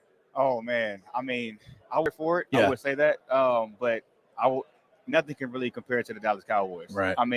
When I was there, I distinctly remember working out in the weight room, and they would have tourists running through the building while you're in there working out. Man, it was insane. It was literally insane. But these guys are in a whole new space now with NIL, so I think they're more prepared now for the next level than we were. Yeah. Just coming around full circle from the media days when I was doing it to now, I see the change. It's crazy, right? It's really insane. But it was a great experience. I will say that. I will say that being from the University of Texas, the Dallas Cowboys, being from Texas, it's kind of hard to beat. Yeah. So you were involved in. It ended up being a big deal, but it could have been much worse. Your last game on the 40, which. Yep. One of the wildest games I've ever seen, that game against Baylor. You guys beat Baylor at McLean. It ended up being Art Briles' last home game as Baylor head coach. Yep. You get the interception, you put the ball in the air, and the next thing I know, Deshaun Elliott shadow boxing somebody from Baylor. Boy. Did it? Oh, man. That whole deal. And you're a CenTex guy. Like I said, you're a Copper's Cove guy. You're a 254 guy like myself. Yes, sir. That whole deal, how surreal was that? Like 1 minute, it's an interception. You guys are rolling the next minute. Man, there might be a whole bunch of ejections because there's about to be a brawl. That's the thing, man. I love my guys when I was there at Texas, and they rolled for me. Mhm. You know, obviously we had a lot of different coaches changes and a lot of different defensive coordinators, but we were tight in that locker room. Yeah. The wins didn't correlate to how we wanted, but I mean, you could see in moments like that how we had each other backs. I mean, Yeah. it was crazy, obviously, catching an interception and then seeing my boys ready to throw down. Yeah. You know, I'll never forget that. But it was a really fun experience. Obviously, it was good to not have anybody ejected. Deshaun, keep your hands in your pockets, man. Don't be beating nobody up. But it was definitely a great time, great experience. You know, one of the things I like about you, Duke, is the tie. You're one of the few guys, the last guys that had a tie to Will Muschamp, because I know Coach Muschamp came by Copper's Cove, and 100%. you weren't really on the radar. And I remember in that recruiting class, you were part of 2012, and it was kind of you and Hassan Ridgeway, you and Ridge, and Muschamp evaluated you guys early, and we didn't have either of you guys ranked, and it's like, hey, Muschamp loves these two guys. 100%. Both you guys end up playing in the league. How grateful are you for Coach Muschamp, just his eye for talent, and to be able to say, hey, I don't care what position this guy plays in high school, and I don't care where he plays here. I just want him on my roster. No, 100%. You know, it was kind of crazy how that all transpired. He actually came to my school to take a look at Cody Ailens. He was a really big offensive lineman for us. And I was at practices doing my thing. You know, I didn't really play quarterback until my junior year because of an injury. My quarterback tore his bicep. So having that happen, him coming there, being able to see the way I moved, and then obviously putting me on the radar there. And then even afterwards, when he transferred out of there, Major Applewhite started coming in, and then Mac eventually came to the school and really made it special. I owe it all to those guys. I mean, honestly, I didn't realize then how big of a deal it was going to the University of Texas. I mean, I wasn't really the sports kid. Or growing up watching sports, and I played the video game a little bit. You know, I didn't really idolize any specific player, but to see it on this side of the fence now, see how hard it is to really go to a place like University of Texas and see the numbers and the statistics. I do definitely appreciate you, Coach Muschamp, coming out there and checking me out. BK, Duke makes me feel really old. Like I'm realize I'm one of the old heads in this market now. Yeah. I was at Copper's Cove. I got invited the day Duke announced his commitment to Texas. I was there it wasn't the weight room. It was kind of a little meeting room off to the side. It was you and your parents, and you had the UT shirt on. And I remember Coach Welch said they had never done that for anybody where you have a commitment ceremony. And back then, and I remember some of the Coach Reb Brock, who coached you. He coached me back when I was in middle school. I remember him telling us that a bunch of Cove people went to a UT game. They knew you as Orlando Thomas. You were OT when you were at Cove, and they're like, he's not on the roster. He doesn't play. It's like, no, it's Duke Thomas now. He's there, just the name change on the 40. It was wild. I actually went into Coach Brown's office. My mom and dad was just calling me Duke. And he was like, who's Duke? Who's Duke? I'm trying to confuse. You got a brother or something? Like, who is this? And my mom was like, no, we called him Duke since he was a little boy. Yeah. My dad loved John Wayne, and I was bow-legged. How about so, that? I know, isn't that crazy? I always wondered where that nickname came man. from. My dad loved John Wayne. I was bow-legged as a little kid growing up. I grew out of it. But I always called Duke growing up. So as soon as Mac heard that, he was like, know what? Your family, you're going to call you Duke. You're going to change it on the roster. Everybody's going to call you Duke. So that's kind of how all that transpired. Yeah. Duke, I know you got to run. I know you got business to take care of, but you were in the NFL during the Tom Herman era. You played for Charlie Strong and Mac Brown. You were in the NFL during the Tom Herman era. Now that Sark has taken over, obviously they go to the playoff last year. They won a conference championship. Your thoughts on where the program is right now, and anytime you go back, I don't know if you've had a chance to talk to Sark or talk to anybody up there. Your thoughts on where the program is and their relationship with guys like you that came before the current crop. Absolutely. I'm super excited about how everything is looking. Obviously, like you mentioned, when I was there, we didn't play up to our expectations, our standard. Right now, I'm super high. I'm super high on the program. I mean, this next season is going to be super exciting, and then the years to come. With Arch and the talent that they've been recruiting over the past couple of years is looking very stout. And then obviously on the flip side of things, with the portal being the way it is, I mean, we're sitting at the forefront of getting any talent that we really want. Yeah. And then obviously having a conversation you mentioned with the coaching staff and Sark and the way they're doing things, I think he's actually the perfect blend since we've had Mac Brown in the building. Being able to be that coach and then also that CEO that you have to get at the University of Texas, I think he's managing it very well, and I'm super excited to see these guys come out this next season in the SEC. All right, one question, and I gotta to settle this with my man Rod Babers. We've been doing the Longhorn Blitz podcast since your freshman year, and Rod and I had almost a knockdown, drag-out fight on the air because that spring when you were a two-way guy, I said Duke can do it. Rod said no, he needs to focus on being a corner. If they would have let you be a two-way player, are we talking about maybe Duke Thomas making it to the NFL as a receiver, or are you glad it worked out where you just stayed at DB? 1,000%. I'll be honest. There's not many guys that can play both sides of the ball. Yeah. Not to toot my own horn, I really believe I could have. If Coach Harsin never got out of there, they already had a package built in for me to play at the wide receiver position. Oh, okay. So Mac Brown was 100% on board as well. So that was going to be the case. I mean, Coach Keenan didn't have a problem with it either. Yeah. So going through practices, I was already playing on both sides of the ball. And I was really, really looking forward to it. But obviously, when coaching changes like that happen, they kind of put you in different positions, right? So Rod, it was going to happen, man. I was going to be out there catching passes. Gotta make sure Rod hears that. Yes. And before we let him go, if you want to be a legend at Texas, there's certain games you got to make plays in. Duke had an interception in BK, maybe one of the most improbable Texas wins over OU. You've seen that 36-20 win in 2013. Picked off the Belldozer. Picked off the Belldozer, man. that was fun. Yeah. And that's one of the best games in college football, in my opinion. I'm glad we're gonna be able to still experience that. OU Texas, man. That's one of the. I can't put my finger on it, but going into that game, it's different. You went 2-2 against the Sooners in 2-2, 500. I can't talk too much trash. Yeah, we went 500. Yeah, that was better than a lot of guys around your time. Yeah. So we'll take it. And I was a student for those 2 wins, so I appreciate that. Oh man, I'm glad you guys had a you good gave time. us a couple of good days in Dallas, man. That was needed. Yes, sir. Duke, thanks, man. Great to Hey, see you. great Great to see you doing well. Yeah. And I'll hit you up definitely. Someone owes this guy some NIL money from back when he was playing, because it wasn't around when you were here. You got give me screwed. paid, man. Come on, somebody throw me a check. I need it. Well, we got to talk to you about that or something. Man. Thanks, Duke. Appreciate it, man. I'll see you guys. How about that? There he is, man. Duke Thomas. I didn't expect to get a guest, and a guest that I've known for a long time, and a good dude, and good family, came from a good high school program. So nice to get to chop it up with Duke Thomas. You just never know who you're going to run into. At media day. And I would much rather have Duke than Feinbaum or anybody else that's running around. Right. Being Yeah, honest. it's been kind of the who's who of not just current players and coaches, but a lot of former players here. And yeah, I mean, it's not just media folk. You've got NIL people here, and you've got all sorts of folks who are just walking around. It's a big event now, and it's lively, man. It really is. It really is kind of the official name, I think, is kind of the SEC football kickoff, and it really is. Yeah.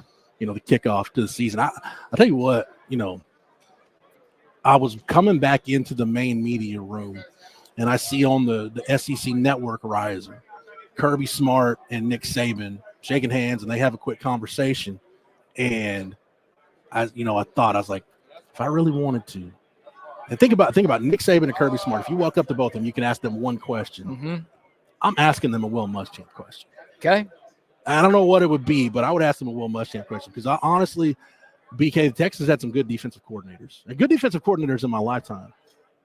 We'll see where PK ends up. I don't think there was anybody better at making a game plan and making in-game adjustments defensively the way Will Muschamp did. None in my lifetime. Yeah. I don't know if there's really a close second either. I mean, to this point, no. Now, with what Muschamp was able to do over a long period of time, right? Like Texas has had individual years where a defensive coordinator has done a great job, and you're thinking, all right, we've got the answer here. I felt like by year 3 of that defensive coordinator's tenure, it's like, we got to get him the hell out of here. Yeah. We need to bring somebody else in. Yeah, for Muschamp, for Coach Boone to do it at that high of a level for that long of a time. I know the head coaching career didn't quite work out the way he wanted it to and the way a couple of SEC schools wanted it to. But no, he's one of the best defensive minds in the last 20, 25 years in college football. We talk about Georgia, man. He's a big part of what Georgia's going to do defensively. Yeah. That's when you talk about Michael Williams and Malachi Starson, one thing that it's almost like facing the Nick Saban team. When you face a Kirby Smart team, you're going to get a team that's big up front, that can move you, and you're going to get a lot of speed in the back seven, linebackers and DBs, versatile DBs. They've all got ball skills. So, I mean, between Williams and Starks, you're talking about two guys that could be not just first-round picks. They could go early first round. Yeah, and Georgia, it's funny. this past year, Georgia did not have a defensive player selected in the first round of the NFL draft. It feels like it's been a decade since that's happened. Yeah. That means it's probably going to have 2 or 3 this year. Yeah. And getting back to what we were talking about a little bit ago, Georgia's kind of feeling it now with some portal defections. And obviously you have natural attrition from a recruiting class anyway. Sure. But that's where Texas is trying to get, where when you've got people recruiting against you saying, don't go there because they've got so much talent piled up. I mean, kind of listening to Kirby Smart today kind of made me feel better, BK, about where Texas is, because when I hear Kirby Smart talk about we're not as deep on the offensive line as I want to be, we're not as deep on the interior defensive line as we want to be. I think it's not sugarcoating where Texas is. Mm-hmm. I think it makes you do 2 things. One, it makes you appreciate what Kyle Flood's done building this offensive line. Yes. And it makes you realize and appreciate how freaking special Byron Murphy and Tavondre Sweat were as a tandem. Yeah. Man, do you agree with Kirby Smart, or you think he was just giving you coach speak? I think it was some coach speak, because, I mean, look, they might not be deep on the offensive line, but this could be – there's been some talk that this might be the best offensive line he's I was ever going to had. say, yeah, and I'm looking at the Phil Steele magazine. We both have it open in front of us, and he's got 2 Georgia offensive linemen on his first team All-SEC group. And – the thing with that is neither one of those guys is Ernest Green. Yeah. The young cat out of Calvary. Ernest Green might be the best NFL prospect on that line. He just happens to be the least experienced. He's a sophomore, right? Yeah. Going into this year. Yeah. Look, you're right, though, about what Texas has. I mean, Kyle Flood's done a great job. There were so many years, Jeff, and I feel like you and I have talked about this in the past. We didn't feel good about 5 offensive line. Dude, it was like there were some years where it's like, man, can they find 5 guys that can – not get your quarterback murdered? There were years where I hope they had 4. It's like, oh, we can overcome one guy being awful, but like, can we at least just have 4 guys who you can count on to get the job done? We were talking to Duke Thomas a minute ago. Some of those years he played. I remember that 2014 season. If you go back to 14, Charlie's first year. Yeah, I remember. They lose Dominic Espinosa. They lose Dominic Espinosa after game 1. They lose Espinosa after game 1. Kennedy Estelle gets dismissed. Desmond Harrison has a season-long suspension. So by the BYU game, you're down to you're having to play guys that clearly were not ready to play. Darius James wasn't ready at that point. Jake Rollerson wasn't ready. You had to rush Kent Perkins. It stunted his growth. And it was just kind of that vicious cycle that Texas never got a chance to break. Now they've broken it. I mean, 10 years ago, if a guy like Brandon Baker shows up on campus, he's a walk-in starter somewhere. I don't care where. You're starting him somewhere. You just need him. Now it's like, okay, is he going to get on the field in 2025? Right. That's where you are on the offensive line right now. You're going to have attrition at some point. Right. At some point, some of these guys will realize, man, if I want to play, it just isn't going to be here at Texas. But right now, man, Texas fans should just feel good and reap the benefits of being deep and talented up front. And I guess there's a possibility that Texas has to replace 4 or 5 of its starters on the offensive line. I mean, Kelvin Banks is gone for sure. Yeah. Hayden Connor has to be gone. Yeah. Jake Majors has to be gone. Jake Majors has a COVID year left if he wants to use it. Yes. How? He has a COVID year. I mean, left I'm happy. I hope he it. does, because he's great. I'd love to have him back. But how is it possible? Jake Majors, we're almost done with the COVID years. Okay. Jake Majors and Vernon Broughton are the last. Now, I don't expect Vernon to use his. Yeah. But those are the last 2 guys that have COVID years. Oh, my God. All right. Well, we'll like take Alfred Collins is using his this year. Jadae Barron's using his this year. And then you got Jake and Vernon. Feels like COVID was 20 years ago. Dude, we're still talking about I think those. it took 20 years off of all our lives. Yeah, I think it did. Maybe that's why. But yeah, look, there's a chance for some of these guys to play, because Texas, like DJ Campbell, former 5-star. I know at this point he hasn't put it all together yet, but if he puts it together, this could be his final year on the 40. And then Cam Williams, probably the biggest long shot. We're not even 100% sure he's going to start. But he's got the size and measurables. If you're replacing, in theory, if you're replacing all 5 starters on the offensive line next year, we're talking about a Texas team that probably won a national championship. We'll see you in Atlanta for sure, Yeah. and we'll definitely see you somewhere in the playoff, if not deep into the playoff. Yeah. I'm with you. And I hope that's the case, right? I hope Texas has another year where they're losing double-digit guys to the NFL, and they're trying to figure out exactly what certain spots look like, especially up front on that offensive line. Because we'll deal with that stuff in 2025. If it's that good in 2024, then this team's got a very, very high ceiling. The thing about the Texas schedule, and again, Georgia's our focus today. Oklahoma's coming up after lunch. Pretty much after we're off the air, OU is going to be up. Brent Venables and it's Jackson Arnold. I forget who all's here from Oklahoma. And T-shirt boy, Danny Stutzman. Harold Perkins doesn't know who Danny Stutzman is. I heard that, yeah. But that's one of those deals. It's like guys today don't study rosters like that. Well, they didn't show the rest of the quote. He actually was like asked to follow up, and he's like, "Yeah, no, I just don't watch much college football. Like I watch my team." If you honestly, and some coaches are like this. If you told him, the linebacker for OU, number 28. Oh yeah, I've seen him. Yeah, he's a good player. I don't even know if that would work for Perkins though. Probably not. I mean, keep in mind, like LSU and OU didn't play last year. They were in the same conference last year, so. Like Harold Perkins, he's watching his team, he's watching his film, then he's watching the 12 teams LSU was going up against and their film, and also he's watching the offensive players because he plays on defense. So it's just like Brian Kelly got asked yesterday for his thoughts on Texas, and he's like, well, for scouting purposes, the only game I watched was Alabama, right? Because that was the only opponent they had in common. I'm like, that would make sense if but it's not like Brian Kelly's like, hey, let me get that Texas KU film, right? We'll start breaking. And that's a coach who might be like at some point, well, we're playing them. We could play them next year, so maybe I'll watch now, the players. I would think, obviously, Texas played Bama last year. I would think maybe thinking ahead of the playoff. Not that the assistants were, but I bet Kirby Smart had some GAs in that Georgia office. Hey, go ahead and do some advanced work on Texas just in case. 100%. Yeah, that's a smart move right there. And Michigan would have if Connor Stallions was still. Yeah, they'd have the you talk about advanced work. I know. Well, if you told me that Connor Stallions got fired after this season, I'd be more worried about that Michigan game. But because he got let go midway through, I'm hoping that Michigan wasn't filming and stealing everything that Texas is doing. But see, the thing about the Texas schedule, when we talk about Michigan, I'm glad they get Michigan early. And regardless, it's going to be a really good test. As good as Georgia is, Michigan might be the best defensive front this offensive line faces all year. Mm-hmm. So you're gonna play. You'll face Michigan, Mississippi State. I have no idea what Mississippi State's gonna have. Jeff Levy's first year, but then you get a bye.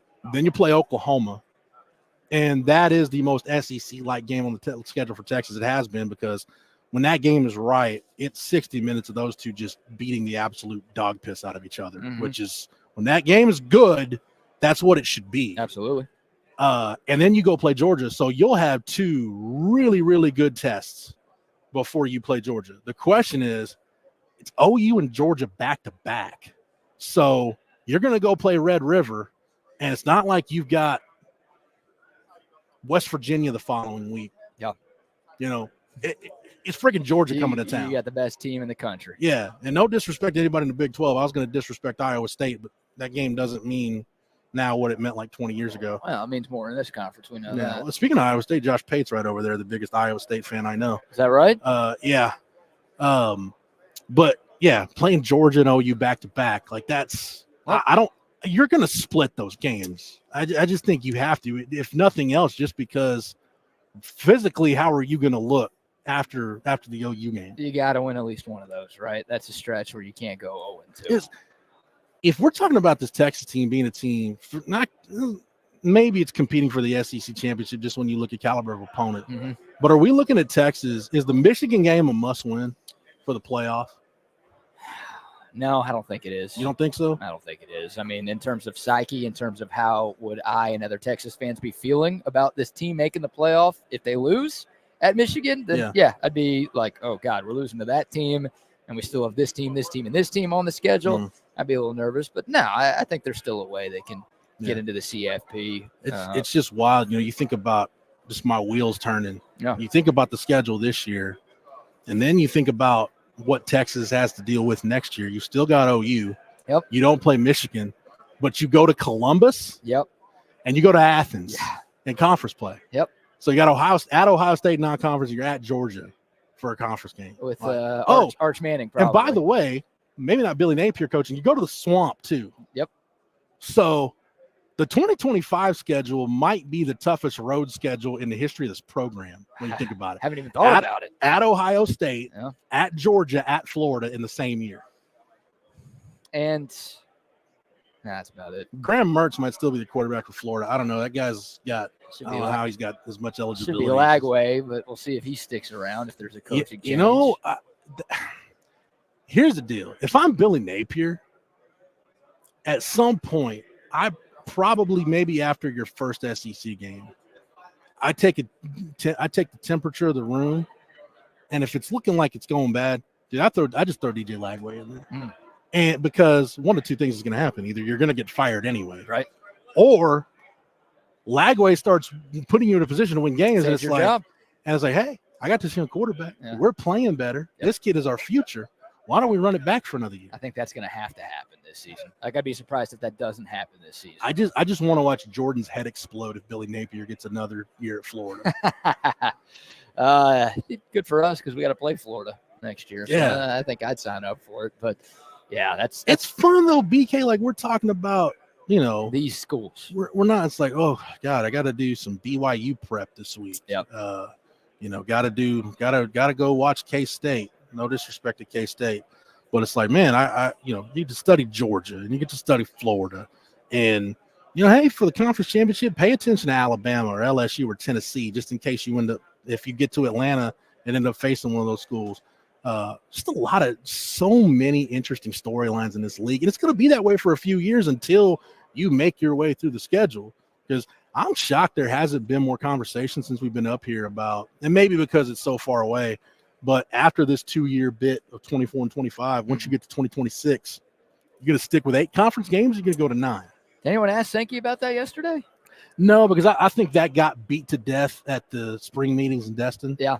So probably wasn't up for debate here, but that's another thing, man. How long is it going to take Texas to get through their schedule? Like, it's not a given that, especially if like you want to keep, I think one of A&M or Arkansas stays on the schedule. I'd like to think that. It's not a given. I mean, it could be 6-8 years down the road before you do a home and home with Tennessee. Right. What do you think? Because Texas has some tough non-conference games on the slate for these next few years, with obviously Michigan and then the back-to-back with Ohio State and then Michigan coming to town in 2027. Do you still expect, if the SEC goes to 9 games, do you still expect Chris Del Conte to schedule one of those marquee non-conference matchups, or does he say, like, we got enough on our plate in this league, let's go 3 tune-up games? I think, just me personally, yeah, I think you've got to take a couple of years, and with your non-con schedules, it's tough to do that. Which I think you've got to give you a year or two of what a 12-team playoff looks like and the path to getting there. Can you play one of those games? Basically, if you lose to Michigan or Ohio State, is it almost like it's out of sight, out of mind by the time you get to November, December? Right. If it is, it's just now that you're in the SEC, okay, and you've already scheduled Michigan, Ohio State, who do you go schedule? Now it gets interesting because now you can get some matchups that I've been wanting to see Texas schedule for a long time. Like, you realize Texas has never played Florida State. Didn't know that. Ever? God. I don't think Texas has ever played Clemson. Hey, man. It's been a long time since Texas has played Penn State. Mm-hmm. If Matt Rule gets Nebraska to a point where they're worth scheduling again, Oregon, could you do a home and home with UW now that you've got some history there? Right. I'm good on that. People forget Darrell Royal coached at Washington for a year. Yeah.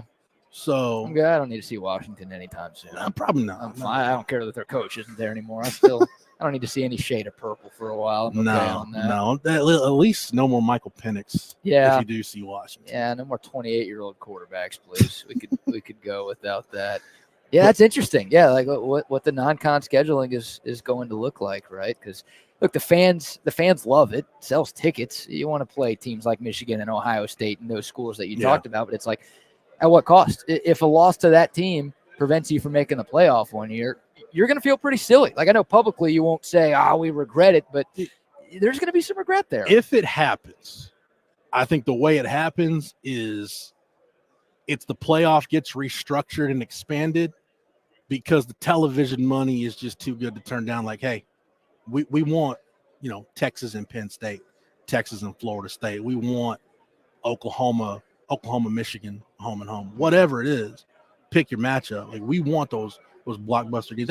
How about this? At some point, and we'll see what happens with Mario Cristobal, a home and home with Miami. It's been a long time since that 91 Cotton Bowl. Like, man, go down to South Florida. Is that the last time they've played? Yeah, and that's one. Boy, you talk about if you go back and watch even highlights of that game, you're a masochist. You're a sick, sadistic bastard, because if you're a Texas fan, that game has no redeeming qualities whatsoever. Route 66, like that level bad? Worse. Yeah. Worse. I mean, it really almost like, and I've talked to Johnny Walker and some guys that were on that team, and they're honest about it now. They're like, we lost that game before it kicked off. Yeah. Like they knew Miami didn't come there to win a football game. They came there for a knife fight and just kind of hoping a football game would happen at some point. Mm-hmm. And Texas wasn't ready for that. Wasn't ready for it. Yeah, those are a little before my time. But there's plenty of games as a Texas fan that I just won't go back and watch. Even some like covering the team. It's like I should go back and watch. Even some wins. I've never in its entirety gone back and watched the 2009 Big 12 championship game. Wow. It was painful. I watched it once or twice since, and it's a tough watch. Whatever good I felt about the Texas offense, and that was not a great offensive line. No.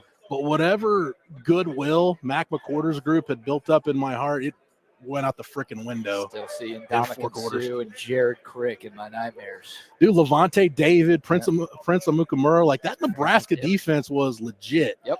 Thank God Texas was facing a Nebraska offense coordinated by Sean Watson. Otherwise, they probably don't end up in Pasadena. God. Yeah. For the clock operator, too. Who was it? Tanner Lee, the quarterback for that Nebraska? Who was the quarterback for that Nebraska team? Zach Lee. I don't know who Tanner Lee is. That's somebody else. And then the next year, we were talking about, by the way, big thanks to Duke Thomas for joining us. Yeah. That was awesome. We're talking about improbable wins. The 2010 win in Lincoln, where Garrett Gilbert, somebody's going to correct me. I think it was 11 carries for 73 yards and 2 touchdowns. Garrett Gilbert ran wild all over Nebraska and Taylor Martinez. Yeah, that was an improbable win. I just think it'd be fun for Texas to play Nebraska because you feel like, all right, that's probably a game Texas will win. I was about to say, that's usually how it went. Yeah. These two teams were in the same conference for a while. So that'd be fun. That'd be fun for a number of different reasons. Quick shout outs to some of our travel partners, by the way, for allowing all of us to be broadcasting live from SEC Media Days in Dallas. Thanks to Audiovisual Consultations. Thanks to Covert Bee Cave. Thanks to 34 Wine and Spirits. CenTex Tickets, Texas Mosquito Control, POC Premier Lodge, Hay City Store and Ice House, and ATX Trees. Also a shout out to the American Cancer Society and the great work that they do as well. We're lucky, man. This is a lot of fun for all of us. This is a great event. It's day 2 of 4. Of course, we'll be talking plenty of Texas on every show tomorrow because Texas will be up here tomorrow. But this has been a lot of fun so far, and we're excited for the remainder of the week. And none of this would be possible if it weren't for the generous contributions of our great travel partners. And tomorrow might be just as good as today because tomorrow you got Alabama, Kalen DeBoer's first SEC Media Day. I'm going to have a tough time looking at that dude. It's nothing personal. I'm sure he's a great guy. But that guy is, and really I don't care about the Alamo Bowl. I know people talk about back-to-back bowl losses, but he put an end to the best season of Texas football that we've had in 15 years, and it hurt. You remember when Bijan and Roshan opted out of the Alamo Bowl? I wish I could have opted out for the Alamo Bowl. Every Alamo Bowl, I wish we could have opted out. The 2020 Alamo Bowl, the Colorado game, a bunch of guys were opting out. I'm like, can I opt out from covering this thing? Because I don't want to go. No. And then that was that wild ass 2020 season. We should all get together and like write a book, just our thoughts on the 2020 season, because that Colorado team was like 2-3, whatever they were, and they played 4 games and they're in a bowl game. And watching them on the field warm up together, I'm like, this looks like the varsity's about to scrimmage the JV. God, like this is, you can just tell right away. This is gonna be terrible. Yeah, and it was a pretty terrible game. It was. That's one of those, like, it's fun to watch because Texas dominated, but do you really need to go back and watch any of that season? Sam got hurt, and as a Sam Ehlinger stan, I was like, man, it's really going to end this way for Sam Ehlinger in a meaningless bowl game with about 10 people in the stands, a shoulder injury. Like, that's how his career is going to end, and I hated that for him. And then we got to see the future. But then Tom Herman, decided, hey, it's number 5. It's pretty good. If I just give him the ball every play, he might score. Yeah. So maybe, you know, he's probably one of the guys like, well, you want me to call the touchdown play? That night, handoff to Bijan Robinson, for all intents and purposes, was the touchdown play. If he would have It done was like that, 9 for 172, I think, wasn't he? 10 for 183. Okay. And, you know, we saw Casey Thompson come in the second half of that game and light it up. Dude, and everyone is like, Sam Ehlinger, who? We don't need this guy. We got this guy now. The amount of mouth breathers that were like, see what we've been in the playoff, and we'd go on with Casey instead of Sam. Like, no. Sadly, they learned their lesson pretty quick the next fall. Yeah. Like go back to 18, really specifically 19 and 20. And Texas won 15 games over those 2 seasons. Go back and count how many of those 15 wins were Sam Ehlinger bailing you out. Yeah. Most. It's a lot. Yep. It's a freaking lot. More than it should have been. But that's why there will be no Sam Ehlinger slander in anything I'm involved with. I'm with you on that, man. That's especially considering some of his predecessors. Like Sam was a godsend for those few years. We were talking about it earlier, man. You know, when you asked the question, if you want to win a bar bet, Longhorn fans, this is a great one to go to. Ask the question, who owns the Texas school record for single game total offense? You think it was Vince Young? Yeah. Maybe Colt McCoy? Maybe it's Bobby Lane. Maybe Peter Gardere had one of those games back in the day. No. Gerard Hurd Still against Cal Gerard, in 2015. Nick Rose ruined all of that. Yeah.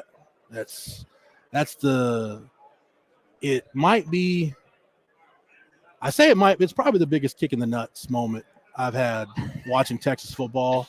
I had watching Texas football during the dark period. Yeah. Because and it's appropriate. Think about it. When you get kicked in the nuts, usually you don't see it coming.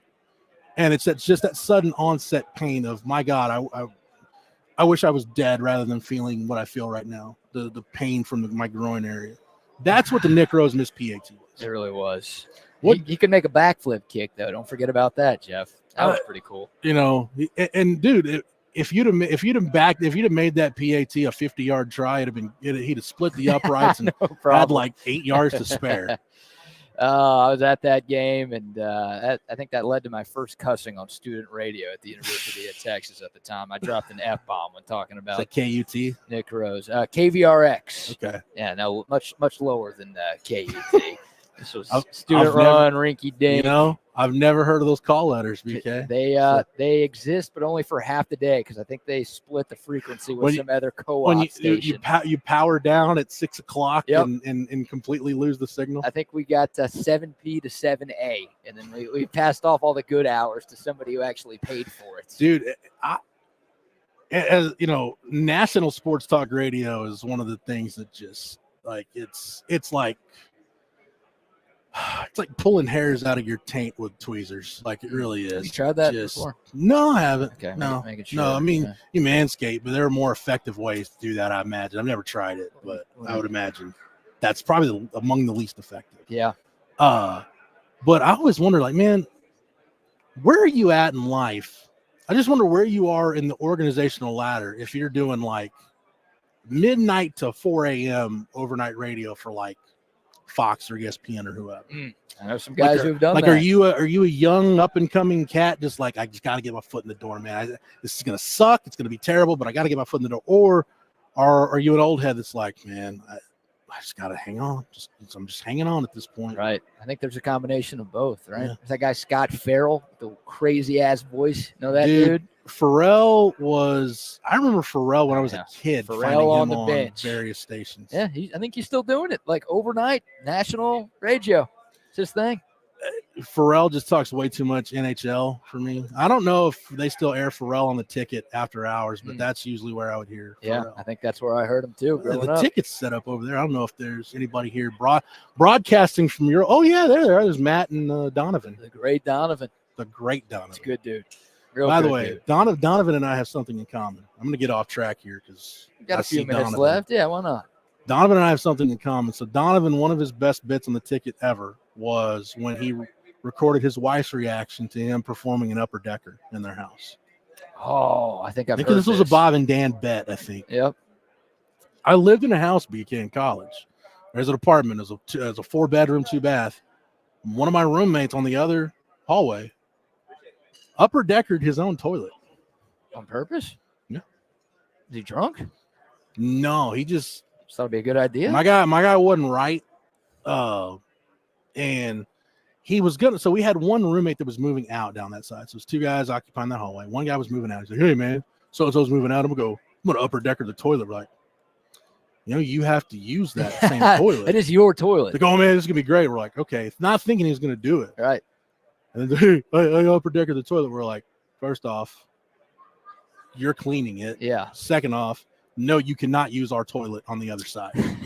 Did he clean it right away? Did he let it stew for a little bit? You know what? It stewed. I don't remember how long it stewed, but it stewed to the point where it's like, we're going to the leasing office if you don't resolve this situation pretty quick. Yeah. Because it needs to get fixed. That is disgusting. I've heard like doing that in a rival fraternity house or something like that, but to do that in your own house, in your own bathroom. Yeah, I think Jake Bayless is right. I think my guy just decided he wanted to say at some point in life he performed an upper deck. Yeah, but if you say that, then there's going to be the follow-up question. Oh, where? Who'd you get? Why'd you do it? I got myself. And he's like, oh, I thought it'd be funny to do it to myself. So then everyone's like, oh, that's not a cool story. You're an idiot. No. There's my guy Chris Dukes is here from CBS. Chris and I were the 2 people occupying the other hallway in this apartment. Okay. There was a point in time where we lived together. I don't know if you remember this. 2004, Nebraska plays at Oklahoma. Oklahoma clinches the Big 12 South. They beat Nebraska like 30-0. Mm-hmm. And Bill Callahan makes one of there's certain Bill Callahan phrases and statements over the year that I've just committed to memory because they're so outlandish and or hilarious. He said, I don't know how we're supposed to play and coach a game. And he's talking about the OU Roughnecks. He said, when people are shooting off guns and throwing fruit at our players. Because OU clinched the spot in the Big 12 championship game. And I guess it's the old Big 8 thing. When you clinch a spot somewhere, you're going to the postseason. The Big 8 champion used to go to the Orange Bowl. Yep. So OU fans start throwing oranges on the field. Bill Callahan talked about shooting off guns and throwing fruit. After that, with guns and fruit being the on-running joke in our apartment, there may have been shotgun shells fired off of our back porch that night in the apartment complex. Not by you. Not by me, no. But there was a loaded shotgun and celebratory shells were fired off. That's the bit. That's what you got to do. We were committed to bits, man. We shopping cart joust was another one. Nice. Yeah. And what, did you steal them or did you see them in the parking lot? Actually, guy who upper deckered his own toilet. Mm-hmm. I come back from work when I'm working at Blockbuster Video. That's how long ago this was. Come back and there's just 2 HEB shopping carts in our living room. I'm like, where did those come from? Huh. I mean, I was like, you know what? I don't even want to know how you got them. I mean, at that point, we lived like 2-3 miles from the HEB. Okay. I'm like, I don't want to know how you got them. That's a tough how you walk. transported them here. Huh. I don't want to know. Just don't tell me. Right. And then it turned into, after, a few bottles of Boone's Farm, like, hey, shopping cart joust sounds like a great idea. Well, they're already here. Might as well do something with them. Yeah. It's a good move. So it's, I was wild back in the day. How long were those carts there? Did they break? Did you give them back? Did you just at some point out? They broke. Okay. You can't take them back. You just can't pull up to HEB. Oh, I borrowed these for a couple of months. It's like that scene in Jackass, where Knoxville rents the rental car, and then he crashes it up in the demolition derby and then tries to return it. It would have been kind of one of those. Yeah, things. yeah. I don't know if they would have liked that too much, but then again, the high school kid. What's my man Beaver Lynch Jason talking about? It says nothing says crazy like pranking yourself to hear your own. Yeah, it was wild. But I'll say this in closing, BK, thanks for hanging out. Of course, dude. Always fun. And again, big shout out to Duke Thomas for joining us here on Radio Row. Yeah. Nice surprise. We'll be talking plenty of Texas tomorrow, but I'll just reinforce the fact that listening to Kirby Smart, listening to the Georgia players, is the Georgia program, are they 100? Is it 100% above board stuff that's going on in Athens? No, we can go down the headlines. But in terms of building a roster, in terms of building, having championship personnel, personnel that it takes to win a title, I think they're the model right now. Absolutely. And I don't know who's number 2. It makes me feel like, you know what? I didn't realize how talented last year's Texas team was until the draft. And I guess it's just like that whole can't see the forest through the trees bit. Is we'll get Keenan a headset. Crosstalk here. I think it's that whole thing. Like, it's tough to see the forest through the trees, but I didn't realize how talented the 2023 Texas team was until the NFL draft. And I'm like, you know what? There's 11 guys off this team that got drafted. Yeah. That team is pretty good. And it makes me feel better listening to Kirby Smart and the Georgia players talk about their struggles, where they feel their blemishes are. I think, you know what, this 2024 roster, we've got some concerns about it, but you're a lot closer to being on Georgia's level than you are being middle of the pack in this league. It's a good thing, because when the news dropped in 2021 that Texas was going to be in the SEC, my thought was not Georgia or Alabama. It was, oh God, are we going to be Vanderbilt? Or maybe not that bad. Like, are we going to be Mississippi State? How are you going to acquire the depth you need to compete week in and week out? They did it. It was all defensive line to me. That's what I always thought. That was the biggest fear. Put your mic a little closer, Keenan. Sorry about that. Can you hear me now? Yeah. Yeah. For me, the thought was always like offensive line, defensive line, line of scrimmage physicality seemed to be their biggest problem under the Herman era, right? They had some of the skill position guys they could recruit. You know, they get 5-star at Sam Ellinger. They get receivers and running backs, but it's not physical enough at the point of attack.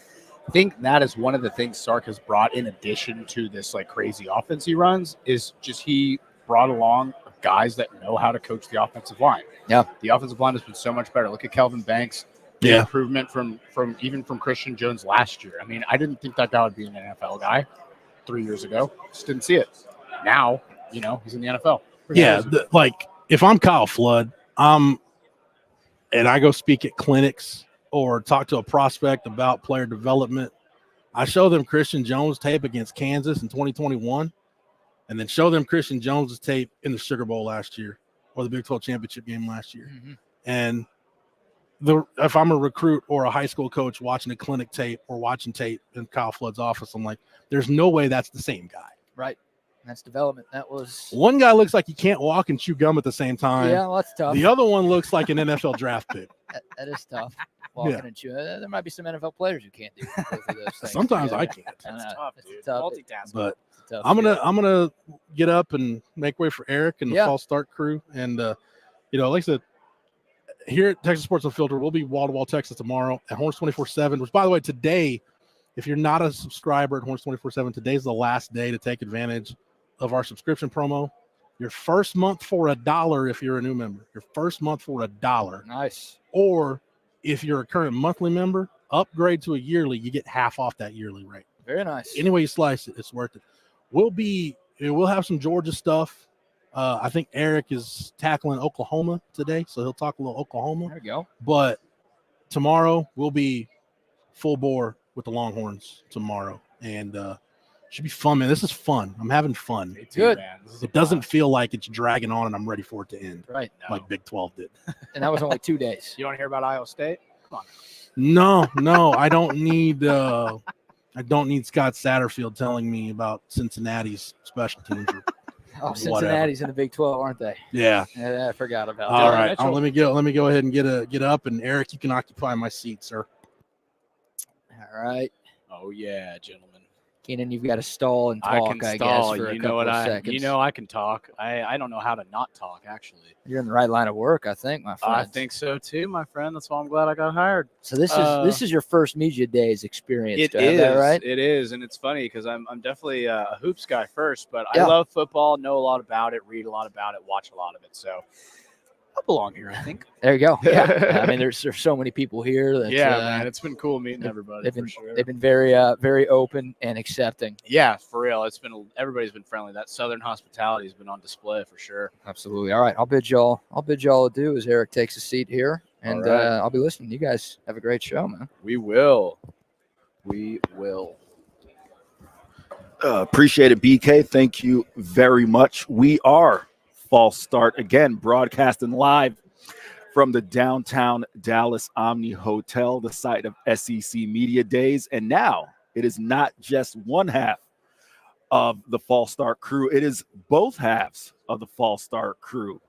Eric Henry alongside my guy, Keenan Womack. What's going on, brother? Dude, it's good to do this in person. This is a homecoming for you, right? Welcome back home. I'm so glad to be back. I love my hometown.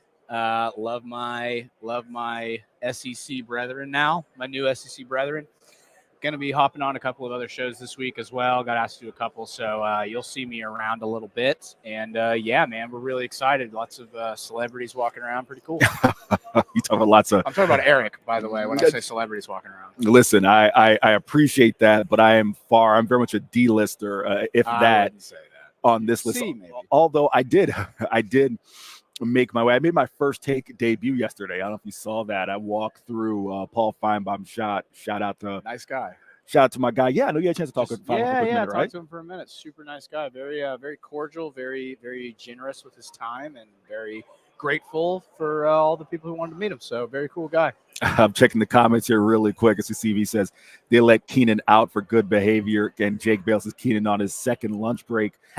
Fellas, really quick, before we jump into today's show, got a jam-packed show as always. What you guys didn't see is, and thank you to Jeff and Jordan and BK. It's only an hour, taking you up to midday, but we were scarfing down food, Keenan. Were we ever? Because the way that the media schedule worked out here is Josh Heupel in Tennessee went show for 11 o'clock, and they start serving the food here at 11:30, but they ended at 1.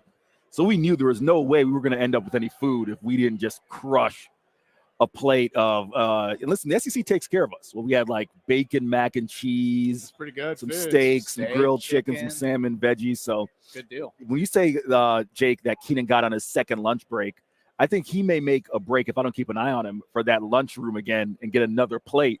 You never know, man. Mr. 5 lunch breaks is always looking for another lunch break. Oh, man. But as I said, jam-packed show that we're going to get into today. Let's start, Keenan. I was kind of run down the agenda.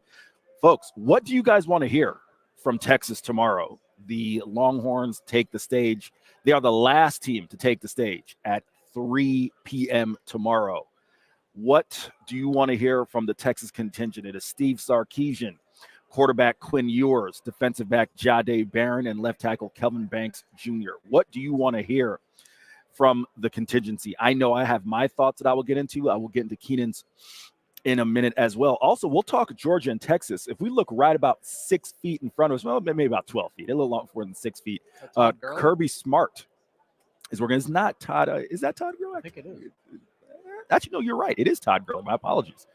Kirby Smart was there. He finished up his media responsibilities earlier and was joined by former Georgia running back Todd Gurley, who's in the house. He has got a credentials hanging out here, former LA Ram. But we will get into what the Bulldogs had to say about making the trip to Austin mid-season. And we'll have some sound from that as well. Also going to get into a little bit of, a topic that I know it's not necessarily Keenan's favorite, but it's been on the eyes and, quite frankly, the minds of a lot of basketball folks, and that's Bronny James in terms of his summer league performance. Don't want to bash the kid, but certainly is going through it there. Also, I saw a tweet, and I got to make sure I get the right credit here from it. It was the Austin Baseball Commission, baseball fans in Austin, using a rendering that shows a stadium that's being built on where Zilker Park lies. What are your thoughts on A, and I'm sure it's not the first time, Keenan, that baseball has been rumored to come to Austin, but that site as well. We will dive into that in a minute and much more. But let's go ahead and Keenan, jump into what are we looking to hear from the Longhorns? Yeah. I have previewed the show, so you tell me, what are you most looking forward to hear from Steve Sarkeesian and that media contingency tomorrow? Yeah, I think the most important thing to me is we've talked about it ad nauseum, but it's really important to me to figure out how they're going to handle the inevitable, not step back, but maybe dip in production from an elite defensive tackle unit. One of the best they've ever had. I was arguing with my my mom's fiance last night. Not arguing, he's a great guy, but we were talking about how I thought it's the best defensive line I had seen as a watcher of Texas. And he said, it's up there. He had the Sean Rogers line in there as well. But, there's going to be somewhat of a step back. And then the other thing that I'm very curious about, and I'd be curious to ask other SEC coaches this as well, is the SEC has always been known as this defensive league, as this league of big, physical, tough defenses. But in the last few years, the offenses have really taken over. Look at Sarkeesian's offense at Alabama. Look at, Ole Miss's offense this year. Look at Georgia's offense with Carson Beck. And that's not to say these defenses aren't also great, but there's so much more of an emphasis on play calling and quarterback play and wide receiver recruiting. I feel like the SEC is really becoming just as good of an offensive league as it is a defensive league, and I'd be really curious to hear some of the thoughts of the coaches who have been around a little bit longer on that thought. Let me kind of piggyback off what you said there, because I want to ask you something in terms of the SEC becoming an offensive league. And listen, you can even go back to Steve Sarkeesian's time at Alabama. He had no issue topping 40 points per game, but there certainly are some offenses in that realm. And the Sooners, we're going to hear from the Sooners right after the lunch break. They certainly are a team that did put up their fair share of points last year with Dylan Gabriel. Yeah. Does that concern you? Or I guess I should say, what level of concern does that give you with a Texas defense that isn't quite rebuilding, but they are revamping in certain ways? Sure, yeah. I'm I don't want to be again. I'm not a fan. I'm an analyst at this point. When I'm on the air, I'm not a fan. I'm an analyst, and I'm not that sold on Oklahoma this year. I don't know how good they're going to be. I'm thinking of other offensive teams. I'm thinking Tennessee's offense is going to be pretty good. I think Josh Heupel is just a great offensive coach, and if you're a Texas fan listening to the show, which I'm assuming you are, go ahead and thank the God of your choosing that Josh Heupel is not at Oklahoma, because I think that would be a lot scarier. I think I'm not dissing Venables. I think he's a good coach too, but I think Heupel is a guy that can win a national championship. I truly believe that. I think he's recruiting at a high enough level. Tennessee's NIL is on fire right now, coming off a national championship in baseball, coming off an Elite Eight in basketball. They have a great setup athletically. I think Tennessee could be on the rise. They have great recruiting. They brought in Nico, the super highly touted quarterback prospect. Yeah.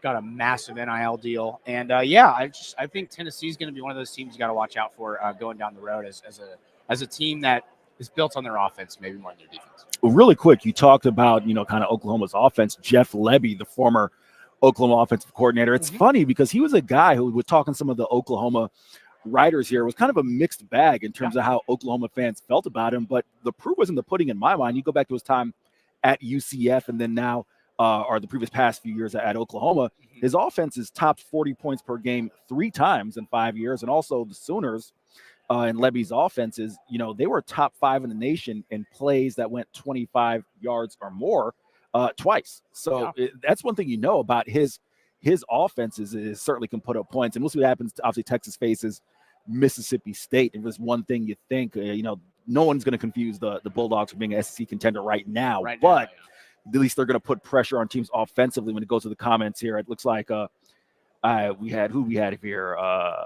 looking back. Jason Myers said, I want to hear how they've improved on and off the field over the last 7 months. I think that's a great point in terms of, we've talked about some of the new additions, Keenan, but guys who need to take the next step and improve. Does anyone come to mind? I'm looking at the Phil Steele magazines right in front of me, and I could see a perfect candidate for someone you think needs to take another step in their game, in CJ Baxter. But do any other guys come to mind as far as players you want to see how they've improved over the last 7 months? I was going to go with CJ Baxter. I was a big believer in CJ last year going into the season. I thought he was actually going to take the starting job. I was that big of a believer in CJ Baxter. So he'll be splitting reps probably with Jaden Blue, right? And maybe they're mixing multiple running backs. Sark does that. But I think CJ Baxter is going to be an X factor for this team. If he can do, what Jonathan Brooks was able to do last year, he's physical. He's a tough runner. He gets in between the tackles. He's not huge comparatively to like other maybe inside the tackle running backs in the SEC. That's the kind of player he is. He runs you over. He invites contact. I really wonder how that's going to play in the SEC. He seems like an SEC-style running back to me. He seems like he's built for this league. I'm really excited to see what CJ Baxter does. He's one of my favorite players to watch on this team. Very excited for his season upcoming.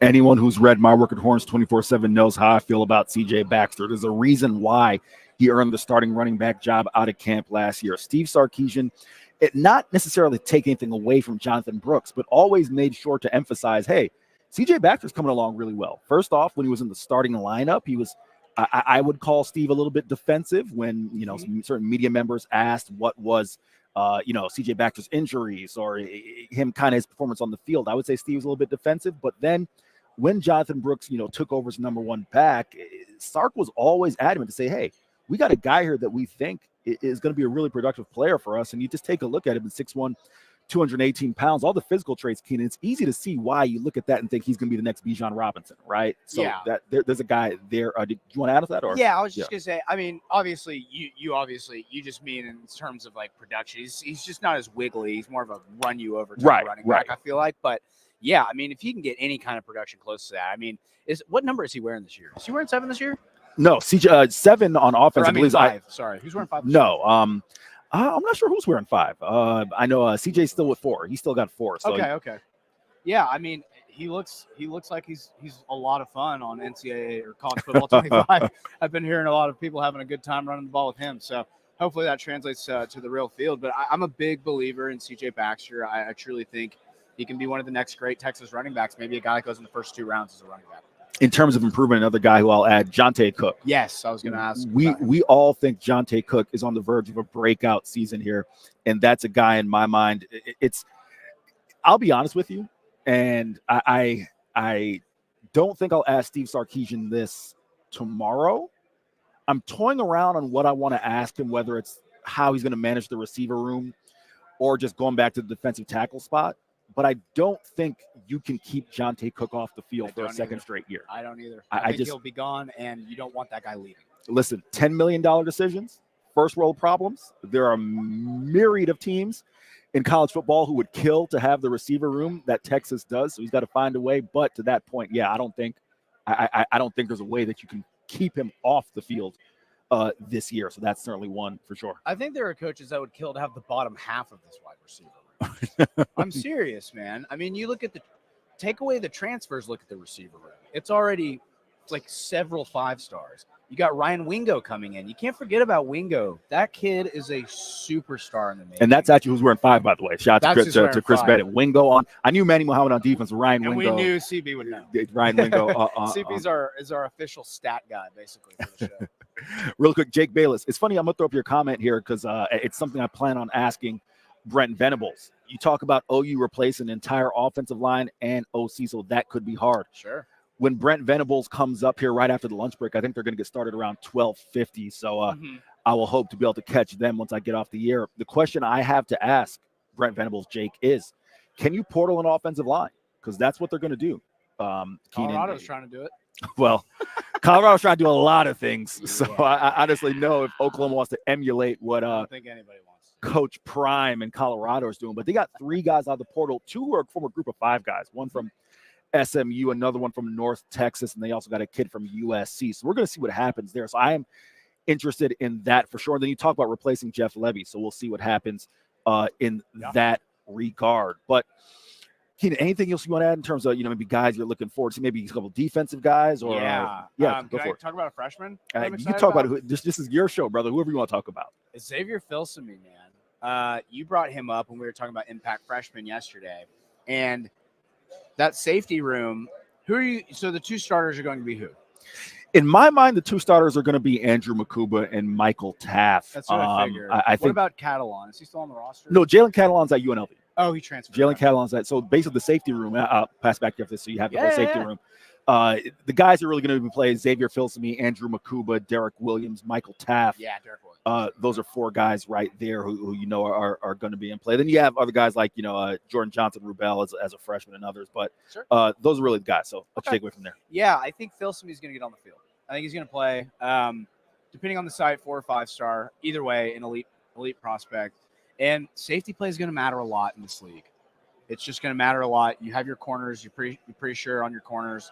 Makuba, I think, is going to be probably your bona fide guy. But Derek Williams was great last year. He kind of came out of nowhere. I don't know how many reps you think he's going to get this year. I feel like he'll play a decent amount. Or do you think he'll be a little bit behind Makuba? Where do you think he'll be? Here's the thing that's interesting with Derek Williams is you saw the progression and growth early on. And something I asked myself, and I kind of want to run this by some of our other Horns 24/7 team is, were we measuring Derek Williams based on what we were seeing last year from maybe Jalen Catalan and others that we felt like, okay, maybe Williams looked better. I don't want to say better than he did because I think Derek Williams played really well last year. But when you measure it against, maybe like a Keaton Crawford, and I was a big Keaton Crawford fan as well. I know, some Texas fans were down on Keaton Crawford. I liked Keaton Crawford, but you measure him against him or even some people, were big Michael Taft guys and others, right? So was I measuring it against that? I don't know. But to your question, I think Derek Williams, from a coverage perspective, he's going to be in the lineup. And Makuba is a better cover safety probably than most of the guys on the roster last year. But again, Michael Taft doesn't get. I don't know if we tag him with the walk-on tag. I think you got to drop that at this point. No, he's certainly passed. He's earned it. And the thing is, Michael Taft, probably his ceiling is never going to be what Xavier Filsaime is. Sure. Probably not what Andrew McCoop is or Derek Williams. But I think what you get from him is really valuable in the secondary, Keenan. Yeah, definitely. Just having a scrapper out there is always important. I take legitimate stock in guys who go from walk-on to player. It shows real mental toughness, shows real grind and grit, and I don't think you can play safety in the SEC if you don't have that mindset. And again, I think Makuba is your guy. I think that's one of the bigger players you brought in from Clemson. And, Clemson's gone through its issues, but they always have a good defense, man. Sure. They play good defense. They always have. And getting a guy from a team that knows how to play defense, throwing him in there into the SEC, it's going to be a tougher schedule for him. It's going to be a tougher schedule for Texas. But, I mean, the talent is truly undeniable. I've been on record saying I don't think Texas is going to win the SEC this year. I know everybody's going to make fun of me in the comments. That's fine, Jake. But the talent is there. It wouldn't shock me if they did. I think Georgia's probably your favorite at this point. I think that's probably pretty obvious. But there's going to be a lot of teams that are going to be challenging that maybe aren't right on the radar right now. You know what I mean? People have just seemingly forgot that Alabama has one of the most talented rosters in the country. Most definitely. And they're acting like Kalen DeBoer is a slouch. Right. And if you watched the Texas-Washington game last year, you watched that Washington Huskies team last year, he's not a slouch. He's a genius. And now, obviously, nobody's ever going to replicate what Saban did, but he can be a guy that competes for national championships at Alabama. And I think this year, I know you're not as big on Milroe as I am, but I think Jalen Milroe is a top 3-4 quarterback in the SEC pretty easily. And I think Ryan Williams bringing in that freshman, I think that kid's going to play a lot. Yeah. I think it's going to be a really interesting year for Alabama. I'm really looking forward to see how they play under DeBoer. Whether they can continue to bring in the recruits. They've been recruiting well. They got Keelan Russell to commit. He's a 5-star quarterback. So very interested to see Alabama. I think that's my dark horse to win the SEC. 2 quick points really quick, and then I'll head to the comments, and then we'll transition to our next topic. Also, make sure we give a shout out to the folks who made it possible for Texas Sports Unfiltered to be here live at SEC Media Days. One, when it comes to Jalen Milroe, it's not necessarily – this is a little bit of hindsight because I've had a chance to watch a little bit of film and talk to some people and that. I was a little down on his play, but I think I have a better understanding maybe of what went into that. One, it was maybe clear for me on second watch. He was running Tommy Rees's offense, which was set up for Tyler Buchner. Because, of course, Tyler Buchner came in from Notre Dame. Yep. The anticipation was that Tyler Buchner would get restart. We saw what happened after the Texas game. Jalen Milroe gets benched. They say, hey, okay, let's go to Tyler Buchner, see if this thing improves. That thing did not improve against South Florida. A very bad performance there for the Bulls. So against the Bulls. So you have that for one. And to your point about Kalen DeBoer, yeah, I mean, I just think you kind of have – it's rare in my mind that I think you have a new coach who can come in year one. This is not a rebuild. It's not a situation where it's bad, but he's going to do things differently than Nick Saban. I think in that aspect, in addition to the players they lost in the portal who decided to leave, i.e., Isaiah Bond, Amari Nyblack, I just see them being just outside that cusp. That doesn't mean that they're not going to be competitive there. I'll go to the comments. Sure. Jake Bayless said, boo this man, referring to you. Of course.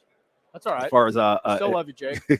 As far as your comments there, Scott Hampton asked in terms of questions, how long until Colin Simmons starts? That's one that I think gets really interesting in my mind because that edge room is so loaded. Again, I don't know if there's a room for him to start on this year's team, unless Keenan possibly you shift him back over to maybe strong side or weak side linebacker, or do you take a David Benda or Mo Blackwell spot? I can't see that happening year one. I don't think so either. I think those guys are vets. I think they play a pertinent role, but we'll see what happens. I agree with that. There. And someone in the comments, I didn't get a chance to throw it up, said that we clean up very well. I mean, hey, I'm just trying to match my guy right here, man.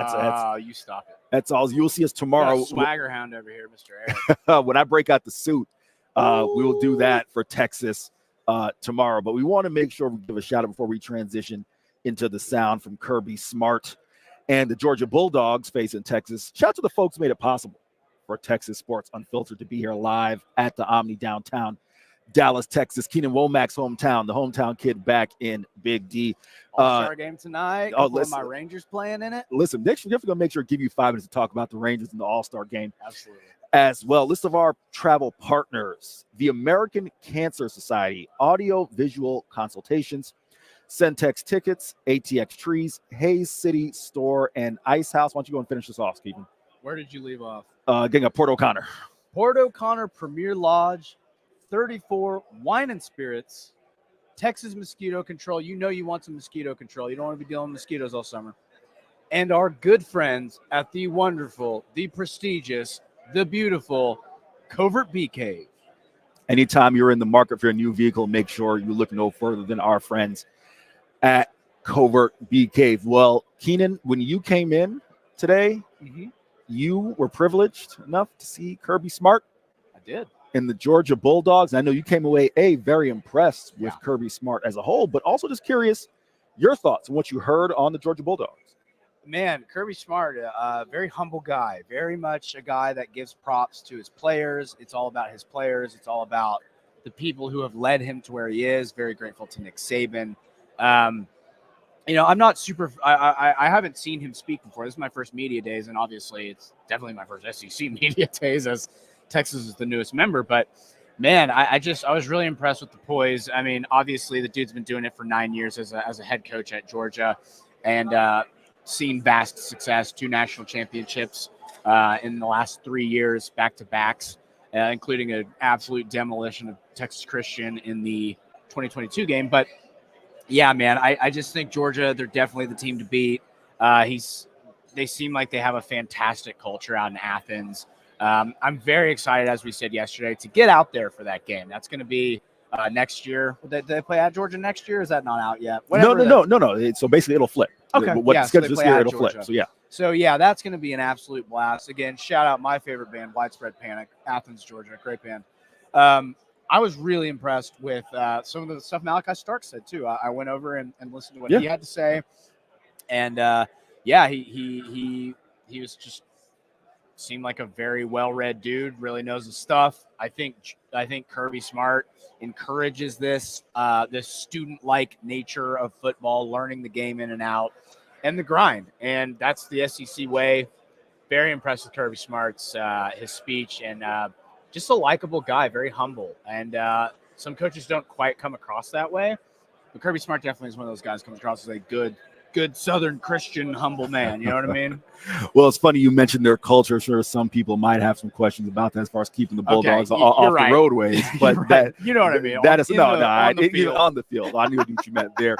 Let's bring the folks inside. So what you're going to hear is the back end of John High, Fox anchor in Austin. John High's question to Kirby Smart regarding the Bulldogs coming to Austin, Texas. You have Texas this year. You consider them to be one of the best. And what stands out to you about them? Every team we play is the best that week.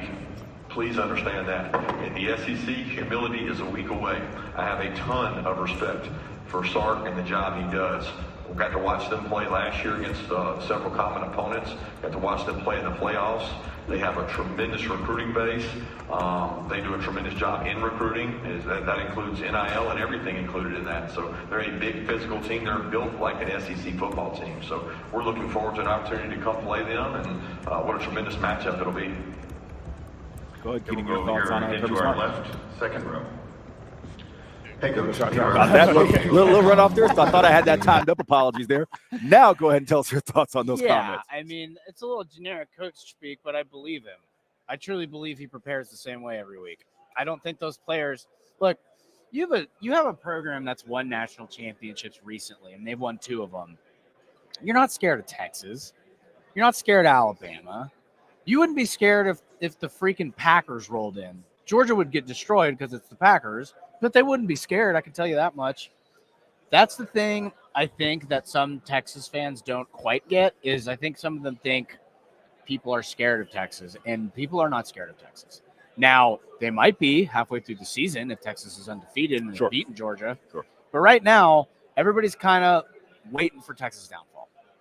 And understandably so, there's definitely some entitlement and arrogance in the fan base, as there is in any fan base that's had success.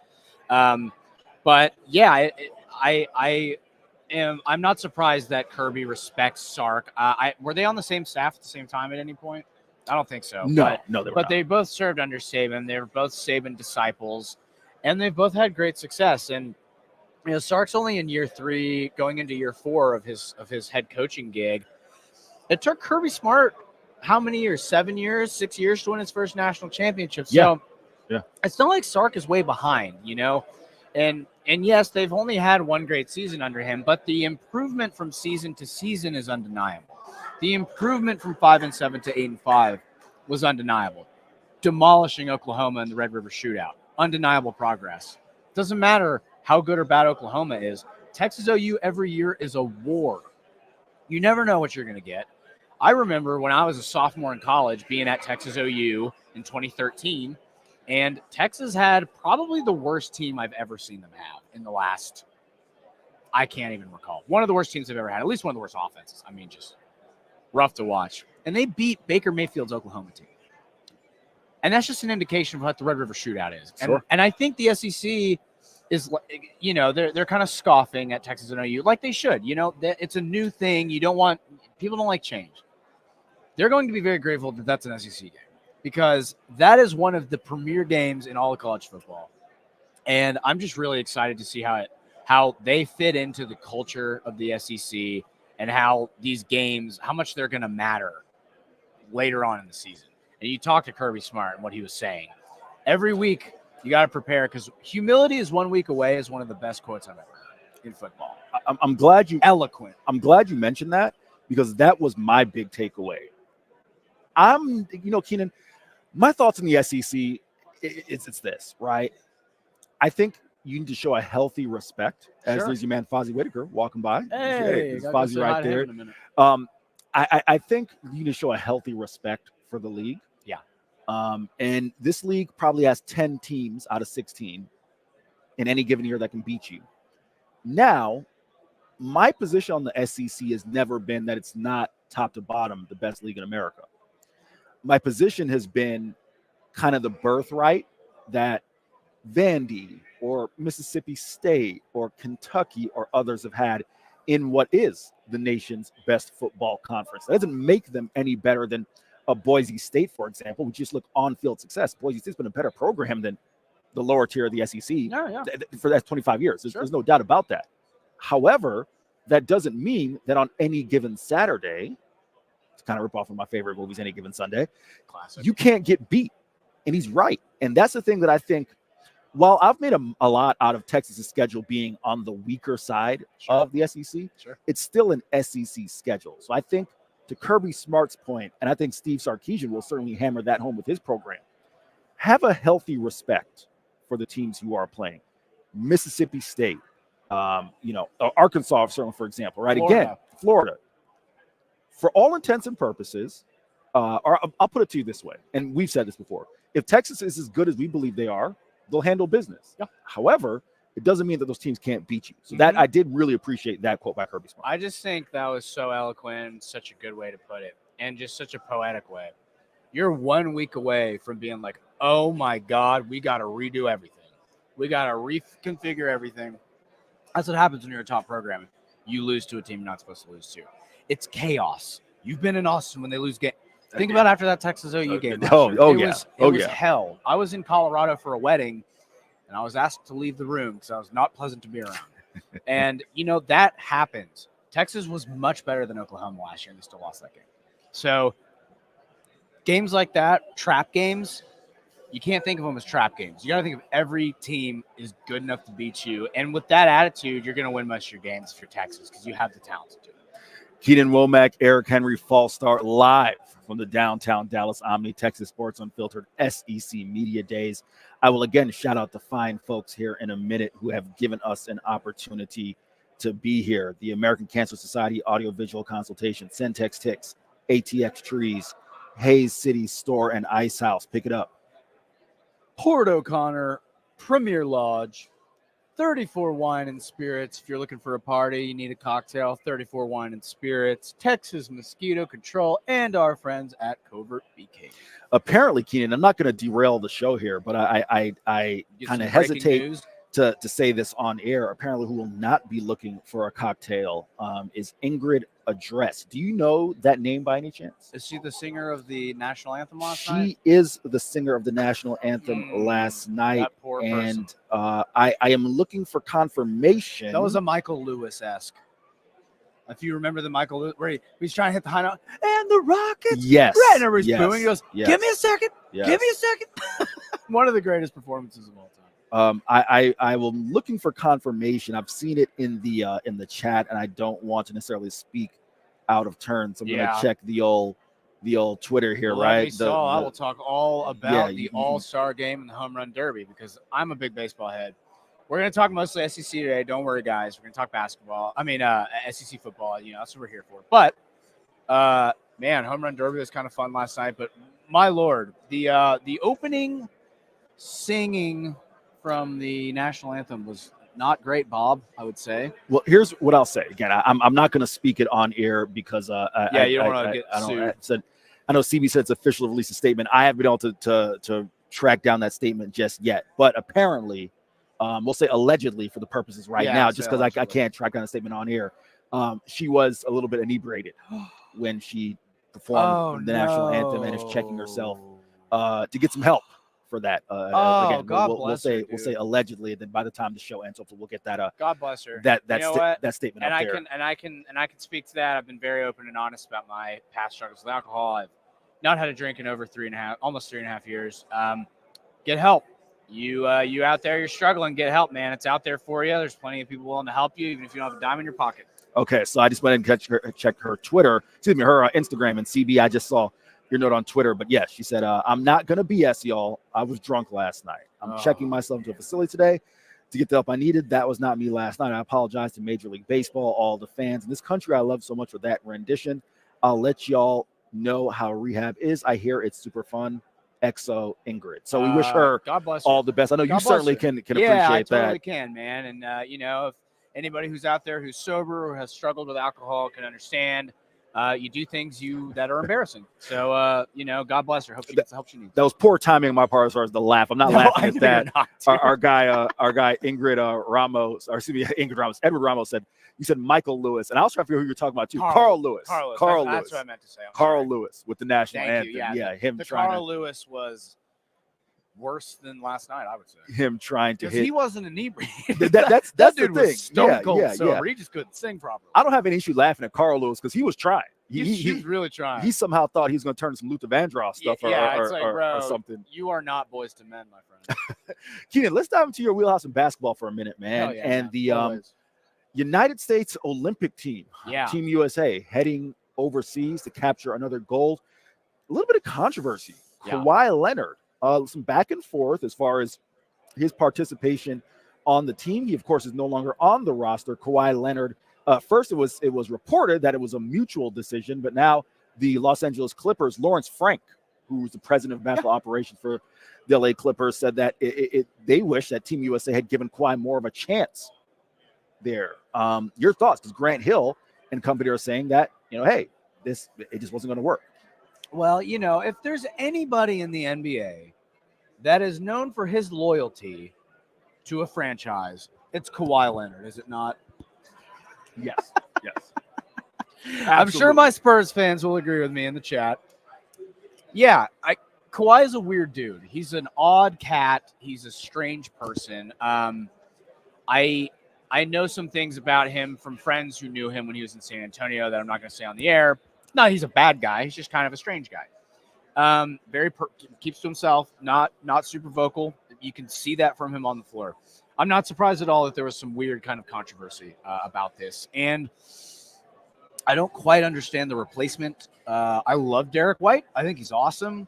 But why are you not putting Jaylen Brown on the team? So can I'm asking you what I heard. Yeah, tell me what you heard, and I'll tell you what I think. I shout out to Brian Windhorst, who did First Take today. I had a chance, Get Up. I had a chance to watch him before I came here to SEC Media Days over Wrote at the a great Omni. book that I read, by the way, about LeBron's businesses.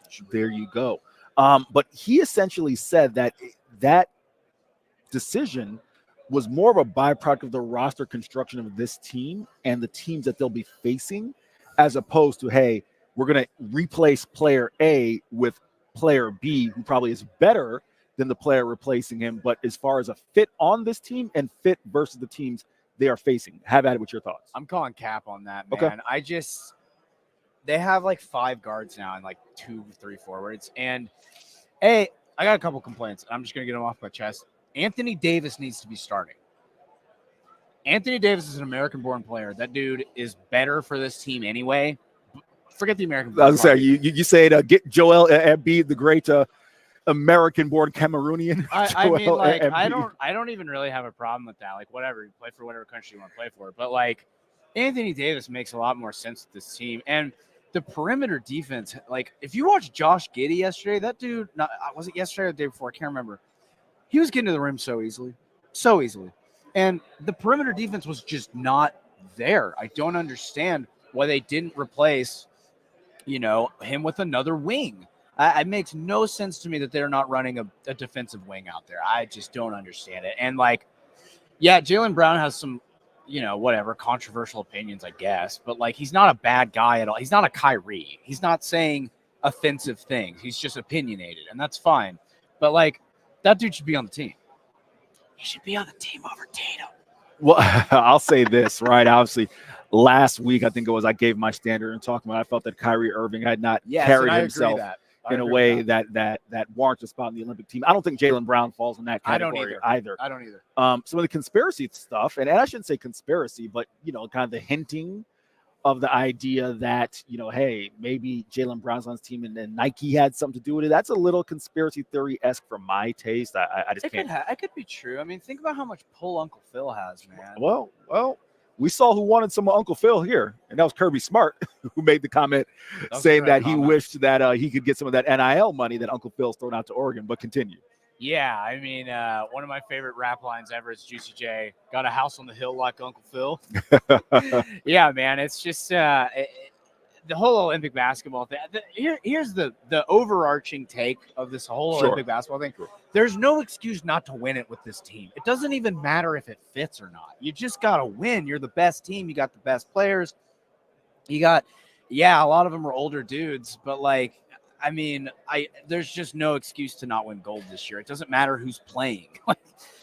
You could take any of the top 30 players in the NBA who are American-born and throw them all on the same team, and they should win. It doesn't even have to be the best players in the NBA. You could take a bunch of dudes like, I don't know, Derek Lively and I mean, shoot, just like half the dudes who were role players in the playoffs last year. Like you could put a team of guys like that out there and win gold. So I think it's kind of a moot point for like analysts to be arguing who should be on the team. It's like there's no excuse. You guys just have to win gold. I'm sorry, no excuse. Keenan, a little bit of breaking news that the Longhorns have officially announced. It was something we knew was coming, but the announcement is official. They're home and home with UConn. That game will take place on December 28th, 2024. I know you certainly will be looking forward to that one at Moody Center. Yes. I cannot wait for that. Oh, man. See, this is how you build your brand, dude. This is how you build your brand in basketball. Because if you look at most of these college basketball schedules, Scrub Nation, just speed bump State University over and over again. Speed bump State and Southwest. I'm also going to steal that, by the way. I like that speed bump State. I'm going to steal that. That's from Ken Womack. Shouts out my dad. He's probably listening. Speed bump State University, Southwestern Directional State University. It's just they play a bunch of schools that aren't going to build them. They're not going to learn anything from trouncing Rice by 35 points. I'm sorry. You got to build your resume. You got to get some of those games in. But I don't understand not scheduling these games. Why would you not schedule UConn before you? You lose to UConn by 40, that doesn't mean anything for your conference slate. Sure. You can still be a 4 seed if you lose to UConn by 35 points. It doesn't matter. And another interesting thing about that game is the whole Liam McNeely recruitment was very interesting. Small forward. He played with Cooper Flagg at Montverde. Excellent wing. Elite knockdown shooter, high field, great perimeter defender, just an awesome stud. And he was looking at Texas, and they had some conversations. He was an Indiana commit. Then he was an Indiana signee. I think he released from his NLI. And then he was pretty much going to go to Kansas. And then he was looking at Texas, and he ended up at Connecticut, which is about the best place you could end up if you're him. He's just that kind of player. And he's going to be playing with Alex Caravan, who's going to be able to teach him a lot because they play similar positions, similar roles. There's no reason to not schedule these games, man. All it can do is build your brand. Worst case, you lose to UConn by 25 points. Whatever. Doesn't matter. It's pre-conference. Best case, you get a win against freaking UConn, and you're on the map. Rodney Terry, for better or worse, has not really been given a fair shake, in my opinion. Whether he's the best coach for the job is obviously up for debate, but he has not been given a fair shake as far as everybody considers him the interim head coach still. Sure. He still has not shed the interim tag, despite having more success in his second season, his first season as head coach, having more success in that season than Texas had the 15 seasons before minus one season to get to the second round and compete with a good Tennessee team, a really good Tennessee team that had a lottery pick go to the Lakers or whatever, right outside the lottery. I don't know, man.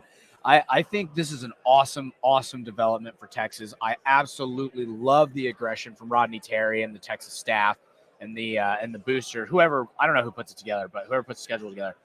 Awesome. Kudos. Super stoked for that series. Keenan, I don't want to get you in trouble, but if you see me just kind of taking in the sights and scenes, as you said, there are a lot of notable people here. Paul Feinbaum looks like he's doing a hit right now, probably for Sports Center or something else. Great guy. But Keenan, I don't want to get in trouble, but man, there's a lot of heat. There's a lot of heat here at I'm SEC. married, so it's a lot. I'm not saying anything inappropriate, but yes, there are a lot Mrs. of Womack, you can put that on me. Is it just for our audience back listening to us, watching?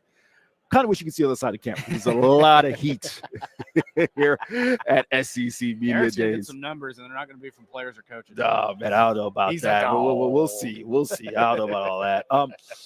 Here's what I do want to try and transition to is Bronny James. Obviously, we've talked a lot about him, and I'm not going to bash Bronny James, right? That's not what I'm going to do. But I do want an educated basketball perspective. It's one thing in my mind to say the kid isn't NBA ready.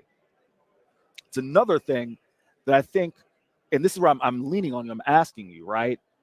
One of the best defenses I heard of Bronny James being drafted was that don't view him through the perspective of someone who had a major medical episode as an 18, 19-year-old.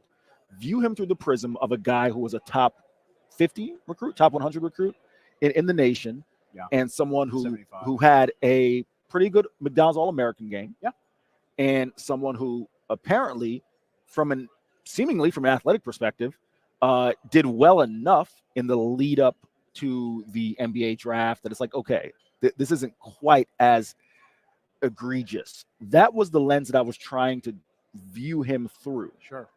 However, I take a look at some of his summer league numbers and I'm like, it's summer league. You know what I mean? These are all guys who, again, for all intents and purposes, you're talking about fellow college guys who are trying to make the league. This is where it's a bunch of college guys and then Kevin Knox, who's 27.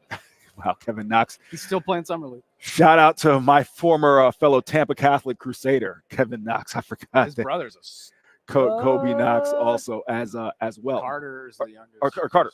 I would just want to get your thoughts from that perspective when you see the summer league numbers.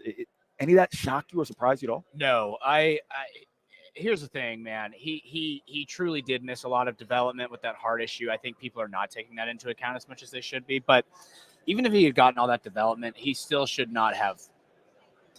Look, man, he wasn't the worst pick in the draft because he was the 55th pick. If he was a first rounder, yeah, he would have been the worst pick in the draft. Maybe it's AJ Johnson. I don't know.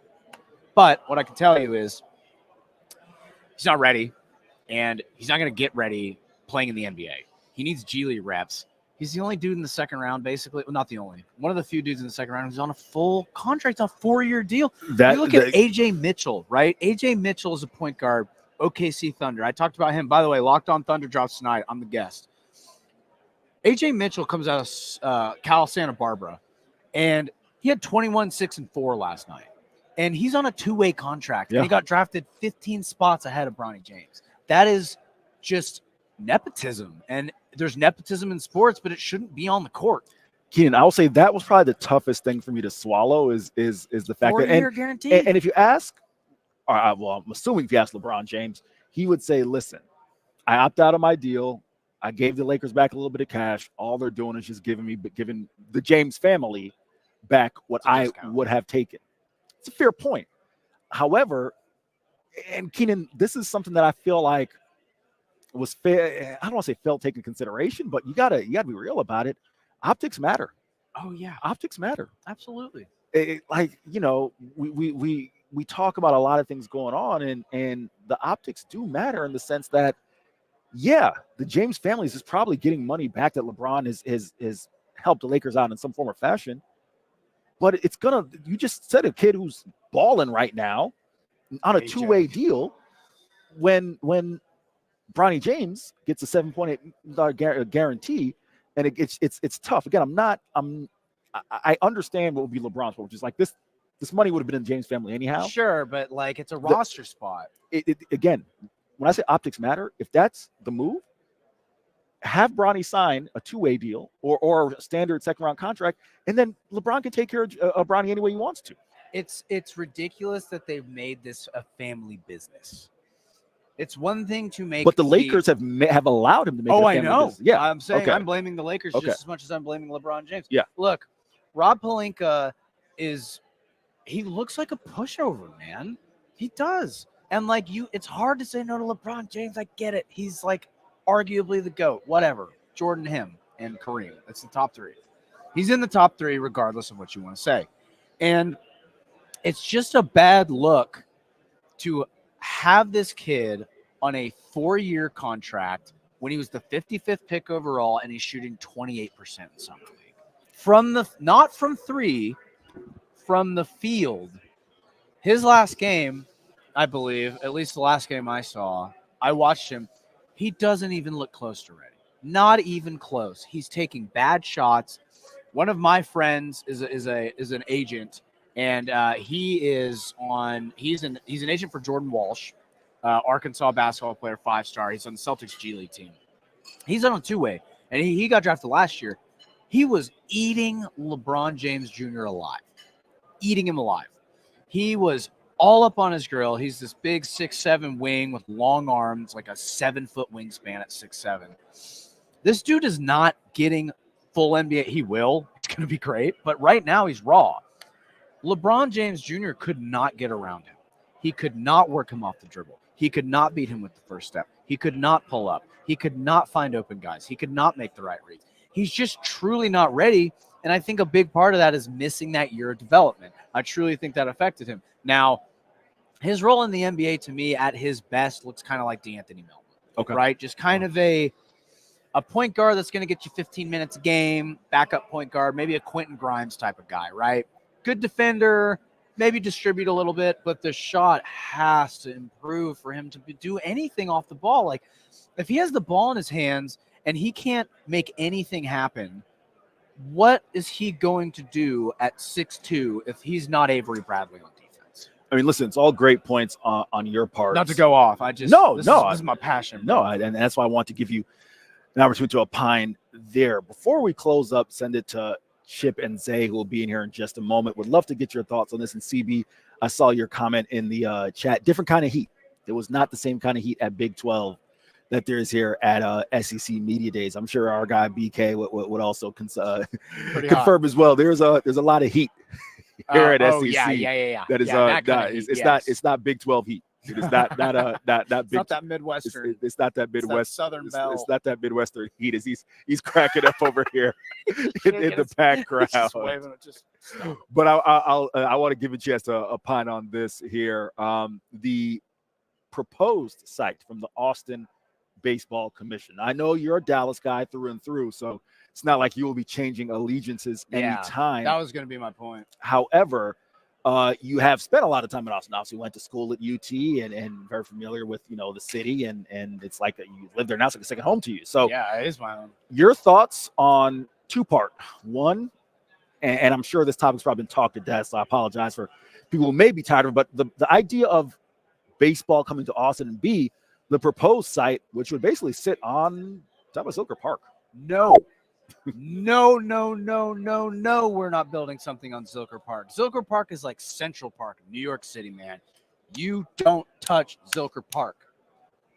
That's my opinion on that. As far as supporting a baseball team, I'm sure they could do it. I mean, Goodell Diamond, people love that. People love Austin FC. The problem is, who are your last 2 World Series champs, Eric? Can you do the math on the last 2 and where they're from? Oh my gosh. It would be the Texas Rangers and the Houston Astros. Those are your last 2 World Series champions. No, I said, oh my gosh, not that I couldn't think of them. No, I know, but I hadn't considered the fact that those 2 franchises are monsters. And I hate to say this, I'm a diehard Rangers guy. I love the Rangers. The Astros are the best franchise in baseball, and they have been for a decade. For a decade, they have been flat out dominant in the playoffs, in the regular season, winning divisions, winning ALCSs, getting to ALCSs, and they have 2 World Series to show for it. And guess what? The Rangers just won one last year. There has never been a time in the history of this state where there's been higher support for the 2 baseball franchises, ever. So what's interesting, and we probably may flesh this out another time. We can probably come back to it later on for football season starts, but can you think offhand of the states that have 3 baseball teams? California is 1. Florida. Florida does not have 3. Miami, Tampa. Oh, yeah, just Miami. Florida only has 2. They have 3 football teams. 3 football teams. I think California is the only team, is only state with 3 baseball teams. Obviously, the A's are leaving. Yeah, well, yeah, but still they'd have 3. San Diego, LA, and LA. Yeah, New York does not. My point there is, and I think you may have just nailed it there, is there probably isn't enough room in terms of a fan base. That's what I'm saying. In my mind. Who's going to cheer for them? Because look at it this way, right? An Austin baseball team would probably be the California Angels, the LA Angels, in the sense that the Padres, far enough have a dedicated fan base. Sure. The Giants. There's 4 teams. There's 4. So the 5, yeah, because the Giants obviously have a dedicated fan base. I mean, they won 3 titles. The Dodgers obviously have a dedicated fan base, but the LA Angels were always a team that's just like, nobody cares. Who's an Angels fan? They're out there and have Shohei. He walked. They just let Shohei Ohtani walked. They let the man walk. So serious question, and I may get the guys' perspective here when they come in, but yeah, I mean, Houston's been around since the 60s, right? The late 60s or mid 60s. The Rangers, 60s, 70s as well, yeah. Right? 60s. So that's 50 years, 60 years worth of fan base and blood and sweat and tears and mostly investment. Sweat and blood and tears. Not a lot of joy for the Rangers until last year. But. And being invested in that team, I just don't know if I can see it as far as that working. I mean, here's the thing, right? In my mind, and I'm curious your thoughts on this. Chip Brown will probably work his way here in a minute, but Austin feels like an event city. Yeah. I'm not saying that Austin is like Vegas from my perspective. Vegas certainly an event city. Baseball's not going to work in Vegas. It just right. Isn't. No, it's not. Well, you don't think it's going to work? Vegas will do baseball 20 times a year. They won't do it 81 times a year. You want to know why the Raiders work? They're 8 home games. That's why it works. Or I guess 9, right, with the off. Well, they support the Knights pretty well. But the Knights also went to the championship. They support the Knights really well, but you got to remember the Knights went to the Stanley Cup first season, and then right? won it like the second or third time. That's the reason why. And in my mind, I think hockey is a bit more of I mean, for lack of a better phrase, I could say it's more entertaining game, right? But I think it's a more fast paced. Yeah, it lends itself better to kind of the casual. Just hey, we're going to go watch this, right? 81 baseball games a year. And first off, that stadium in Austin has to be retractable roof.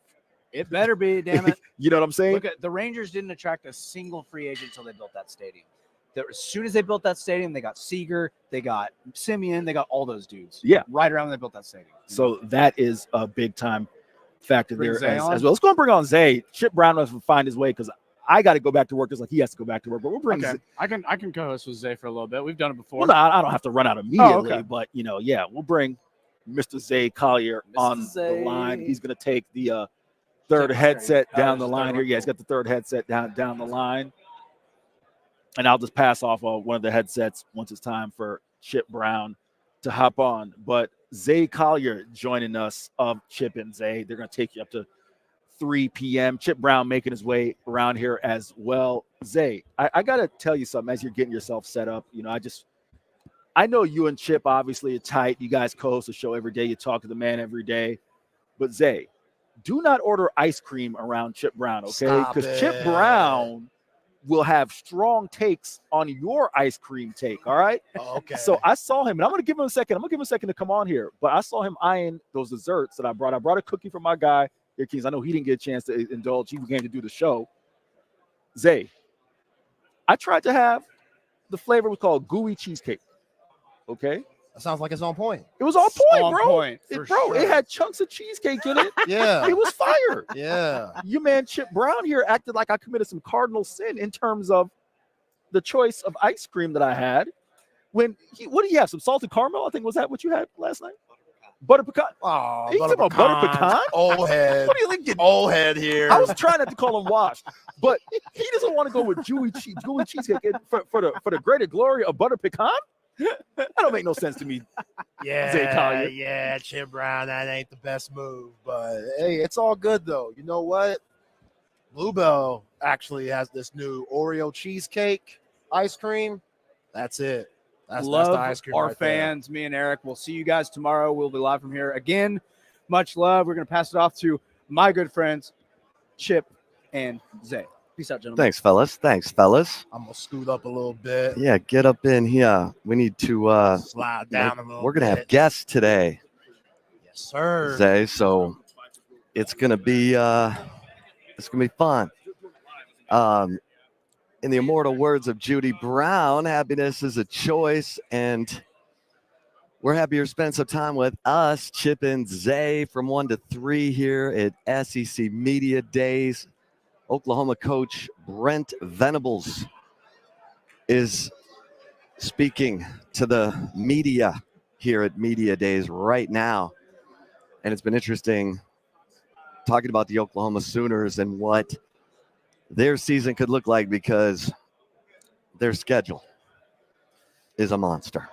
Yeah, it's a little tough for first-year starter Jackson Arnold, who a ton of Oklahoma fans have a lot of optimism in. I get it. When he was coming out of Denton Geyer, big-time 5-star player, and who I think drove Dylan Gabriel out of Norman to Eugene. Now, we know that paper that Phil Knight throwing around. I get drove to Eugene too. And Phil Knight throwing that paper to me like he's throwing the Gabriel and Evan Stewart and guys like the Corian Moore. But at the end of the day, Norman, Oklahoma, they lost a really good quarterback in Dylan Gabriel. And can Jackson Arnold be that guy that everybody thinks he could be? So, yeah, their schedule, there ain't nothing to play with. That Tennessee game's going to be a mug. Obviously, the Red River shootout, just got to go to Missouri, got to go to Death Valley, got to go to Oxford. So, yeah, the Sooners, they didn't get any favors when this SEC schedule was made. And, they got that cupcake main game in there. I mean, that's, good for them. I think they're adapting to the SEC, very smoothly with that cupcake game that everybody seems to have. But at the end of the day, Oklahoma, I still think they're going to be competitive. They have really good wide receivers. But, their offensive line, that's the issue. That's where people are going to talk about, okay, can this offensive line be up to par for Brent Venables for them to have a successful season and scare some folks? I think that's going to be hard to see, but at the end of the day, it is OU. They surprised the Horns last year. I don't think they're going to surprise them this year, but you never know with that game. Yeah, man.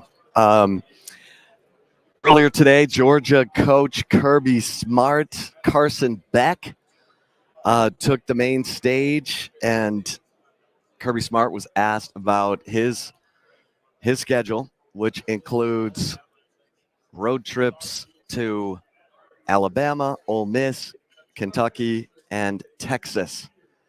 And he was asked if Texas is one of the best teams in the country, and he said, every week,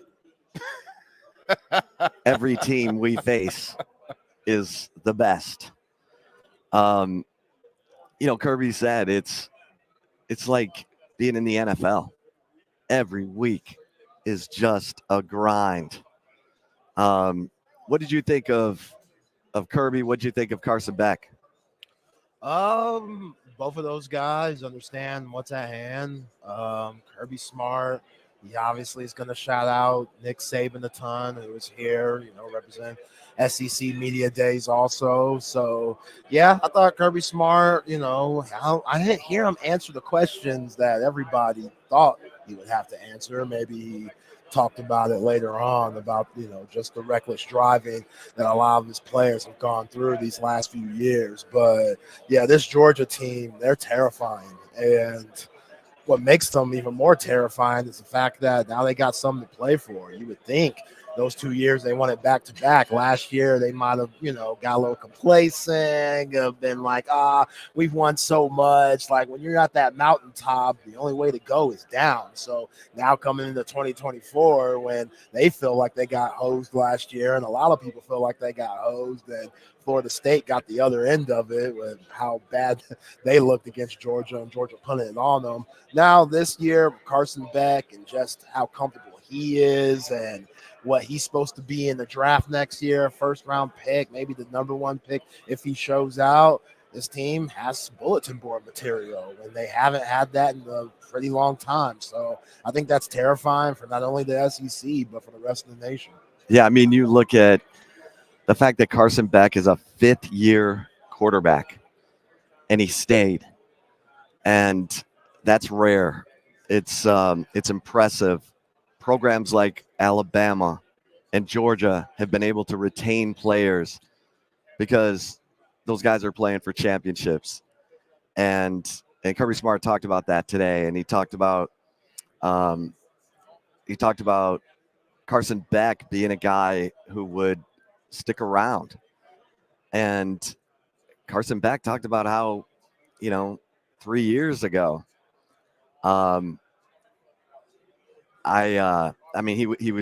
he thought he was going to be the backup quarterback, and it's like the day before the UAB game, he thinks he's, going in because there's an injury, and he's not the guy. And he said he was so pissed off that he didn't talk to anyone for like a week, but he stayed, and that's remarkable. Now he's the face of the franchise. He's the Heisman front runner. It was interesting. He was asked about Quinn Ewers and what stands out about Quinn Ewers, and he's like, I don't really watch other college quarterbacks, so I can't really tell you, but I got to meet him at the Manning Passing Academy. He seemed like a nice guy, and he's like, we'll see how everyone performs. I don't know if you were standing there when he said that, but it was I get it, but you didn't see any of his game. You didn't see not one. Yeah, not one Texas game. Yeah, I thought that was an interesting question, and I feel like a lot of these guys with the Horns and the Sooners coming to the SEC, a lot of them kind of feel like, hey, they're coming to our turf. Why are they getting so much publicity? Why are they getting so much shine? And, being asked Texas questions when you've won national championships these last few years that Georgia has, you can feel disrespected a little bit. I'm not saying Carson felt that way, but that answer could come off as, hey, why are we talking about Quinn Ewers? Like, who the hell is he? I mean, yeah, he's a good player and stuff, but they were in the Big 12 last year. We didn't play him. So why would that mean anything to me? So, yeah, I mean, at the end of the day, I feel like if you're that top tier level of quarterback, the Dylan Gabriels of the world, Jalen Milroe, Quinn Ewers, Carson Beck, Jackson Dart, list goes on. If you're one of those quarterbacks, then you're looking at your peers. Like, let's not be naive now. You're looking at,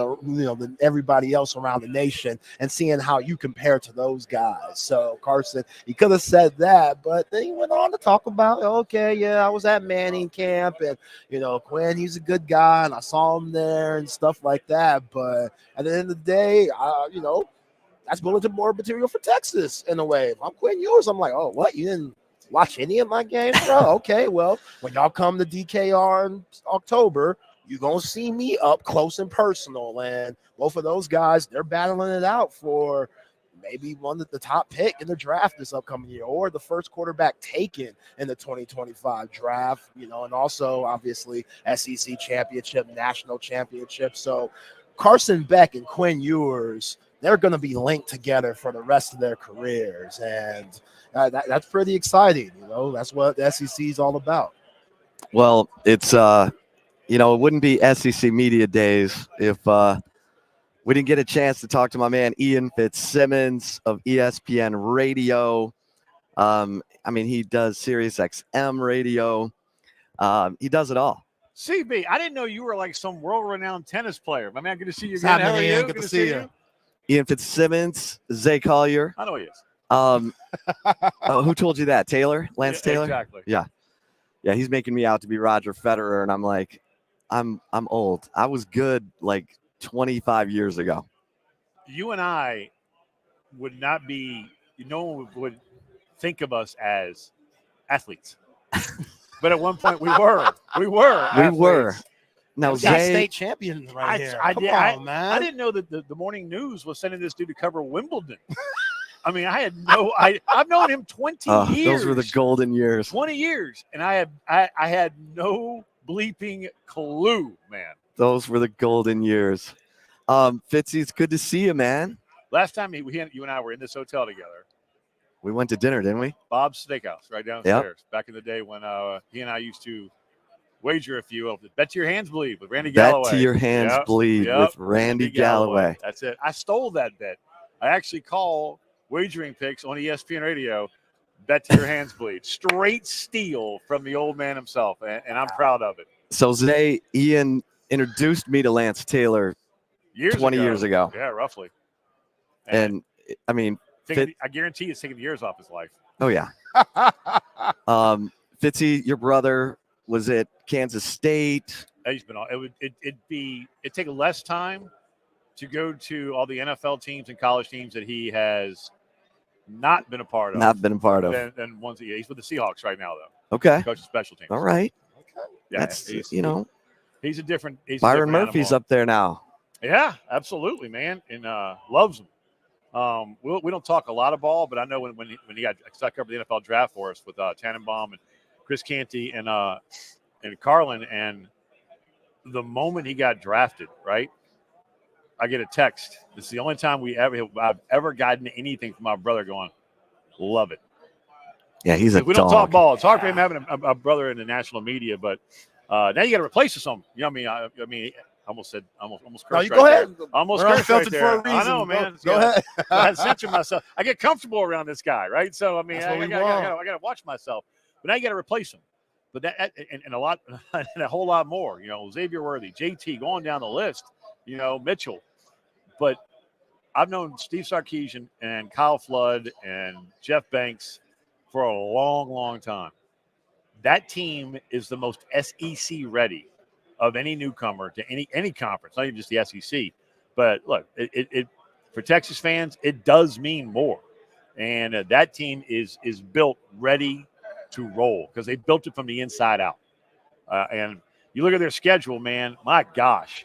Michigan has 23 guys now that are in NFL camps, 15 drafted, 8 UDFAs. You get them week 2. You couldn't have scripted that any better for 2 iconic helmets to swap paint, and one has a distinct advantage even going to Ann Arbor. And then you don't have your first SEC road game until October 26th, and it's at Vandy.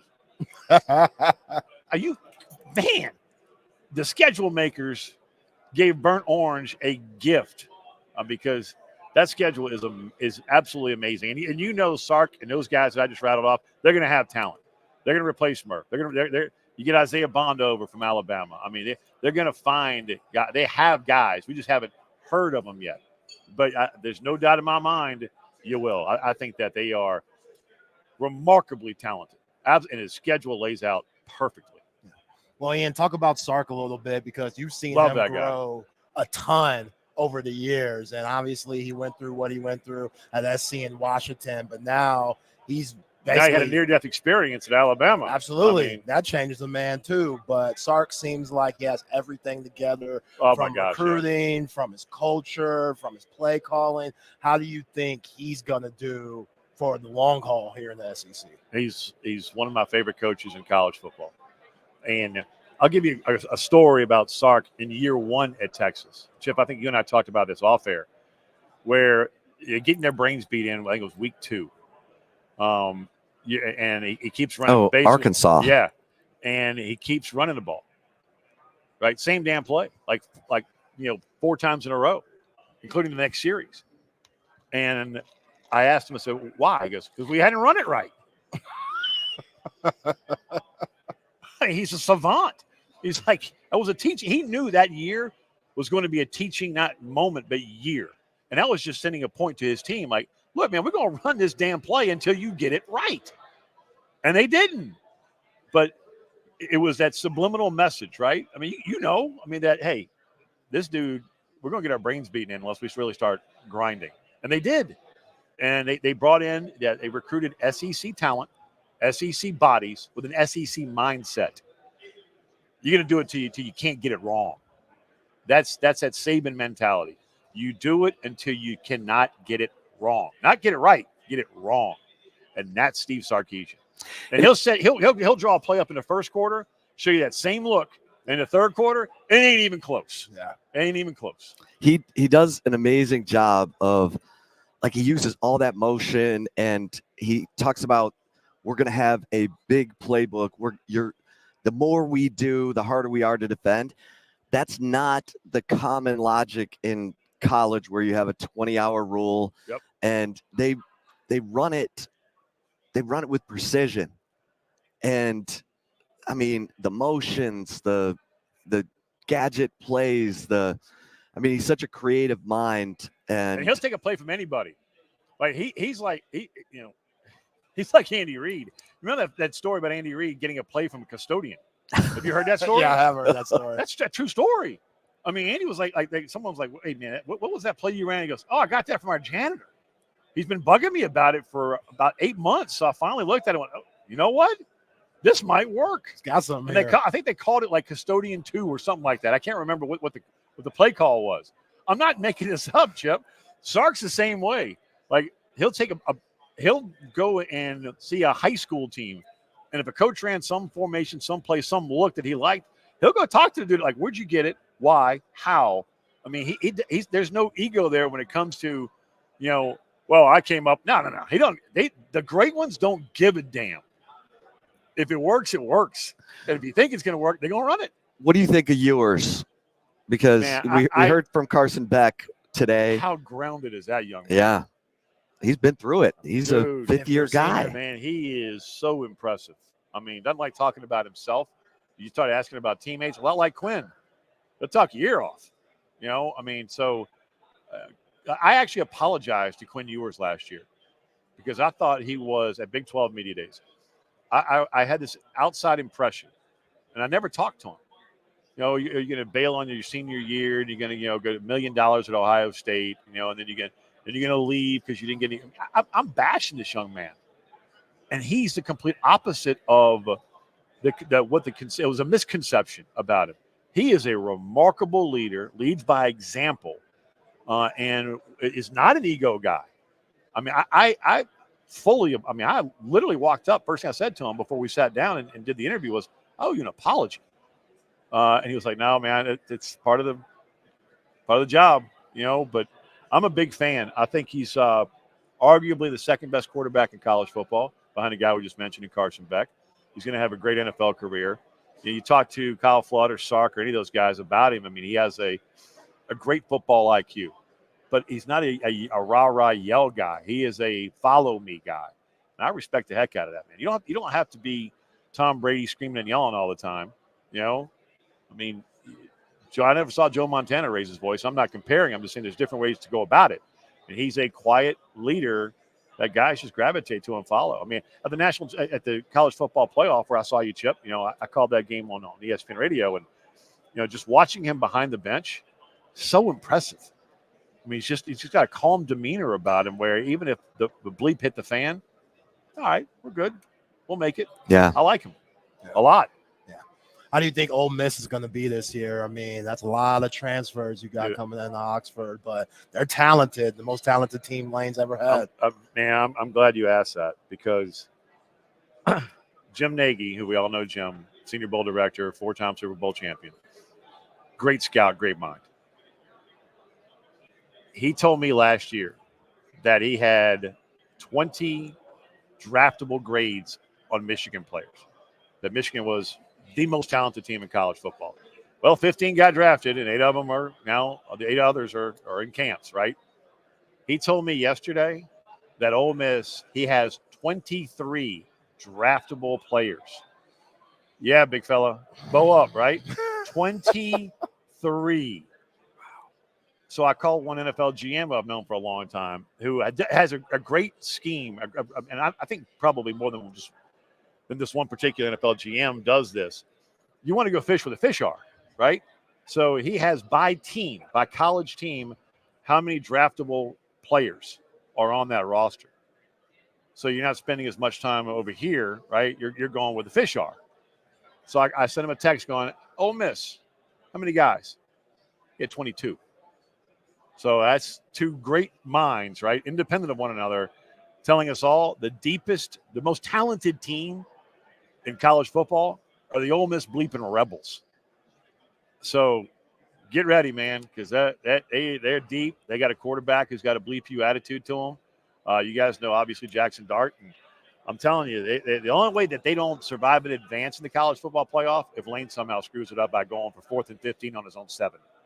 Our buddy Lance Taylor said, when was the last time Lane Kiffin won a big game? Good question. So, he hasn't beaten Alabama. He hasn't beaten Georgia. But he gets Georgia in Oxford. It will be rocking. Vaught Hemingway will be medieval. I mean, have you guys ever been to Oxford for a game? Yes. Texas played there. The library 2013 is an iconic institution, and it ain't got books in it. I thought you were going to say the Grove. Well, the Grove is a given. Everyone knows about the Grove, but the library may be the best bar in all of college athletics. I mean, it's second to none. So the talent is on the field and off the field. I mean, not only do they have All-Americans, they got those Miss Americans too, man. I mean, and again, but LT's right. I mean, when was the last time he won a really big game? And this has got to be the year, because I think it's a big disappointment if Ole Miss doesn't advance, not just get to, but advance in the college football playoff. Who do you think out of the SEC is in the college football playoff? I think pencil Georgia in. They're nasty again. Pencil Texas in. The one to schedule, and they're not. They're just reloading now, dude. I mean, it's like, all right, who we lose? Robinson? All right, come on now. Here we go. Who's next? Come on now. Here we go. I mean, CJ's I think is set to have a big year at running back. And Jaden Blue. Yeah, I mean, come on, dude. So it's who we got? We lost a tackle. Oh no, big fella. Here we go. Come on in here. I mean, so Texas, I think you can pencil in. Ohio State, I think you pencil in. Oregon, I think Oregon is filthy. Yeah. Good gosh, they are good. So those 4, I think if you just want 4, I think those 4, go ahead, mark them down. Even with 2 losses, those 4 could do some damage. Anyone else from the SEC, you think? Bama, even without. What about Ole Miss? I think they make the playoff, but do they win a game? Going back to LT's point. No, I mean just in the 12-team playoff. Yeah, I think they're in. Yeah. So you got 4 SEC teams. I think half the 12 might be from the SEC. So you say possibly 6. Yeah. Then you got to have 2 or 3 from the Big Ten. I think Utah have the Big 12. Utah's a sleeper now, boys.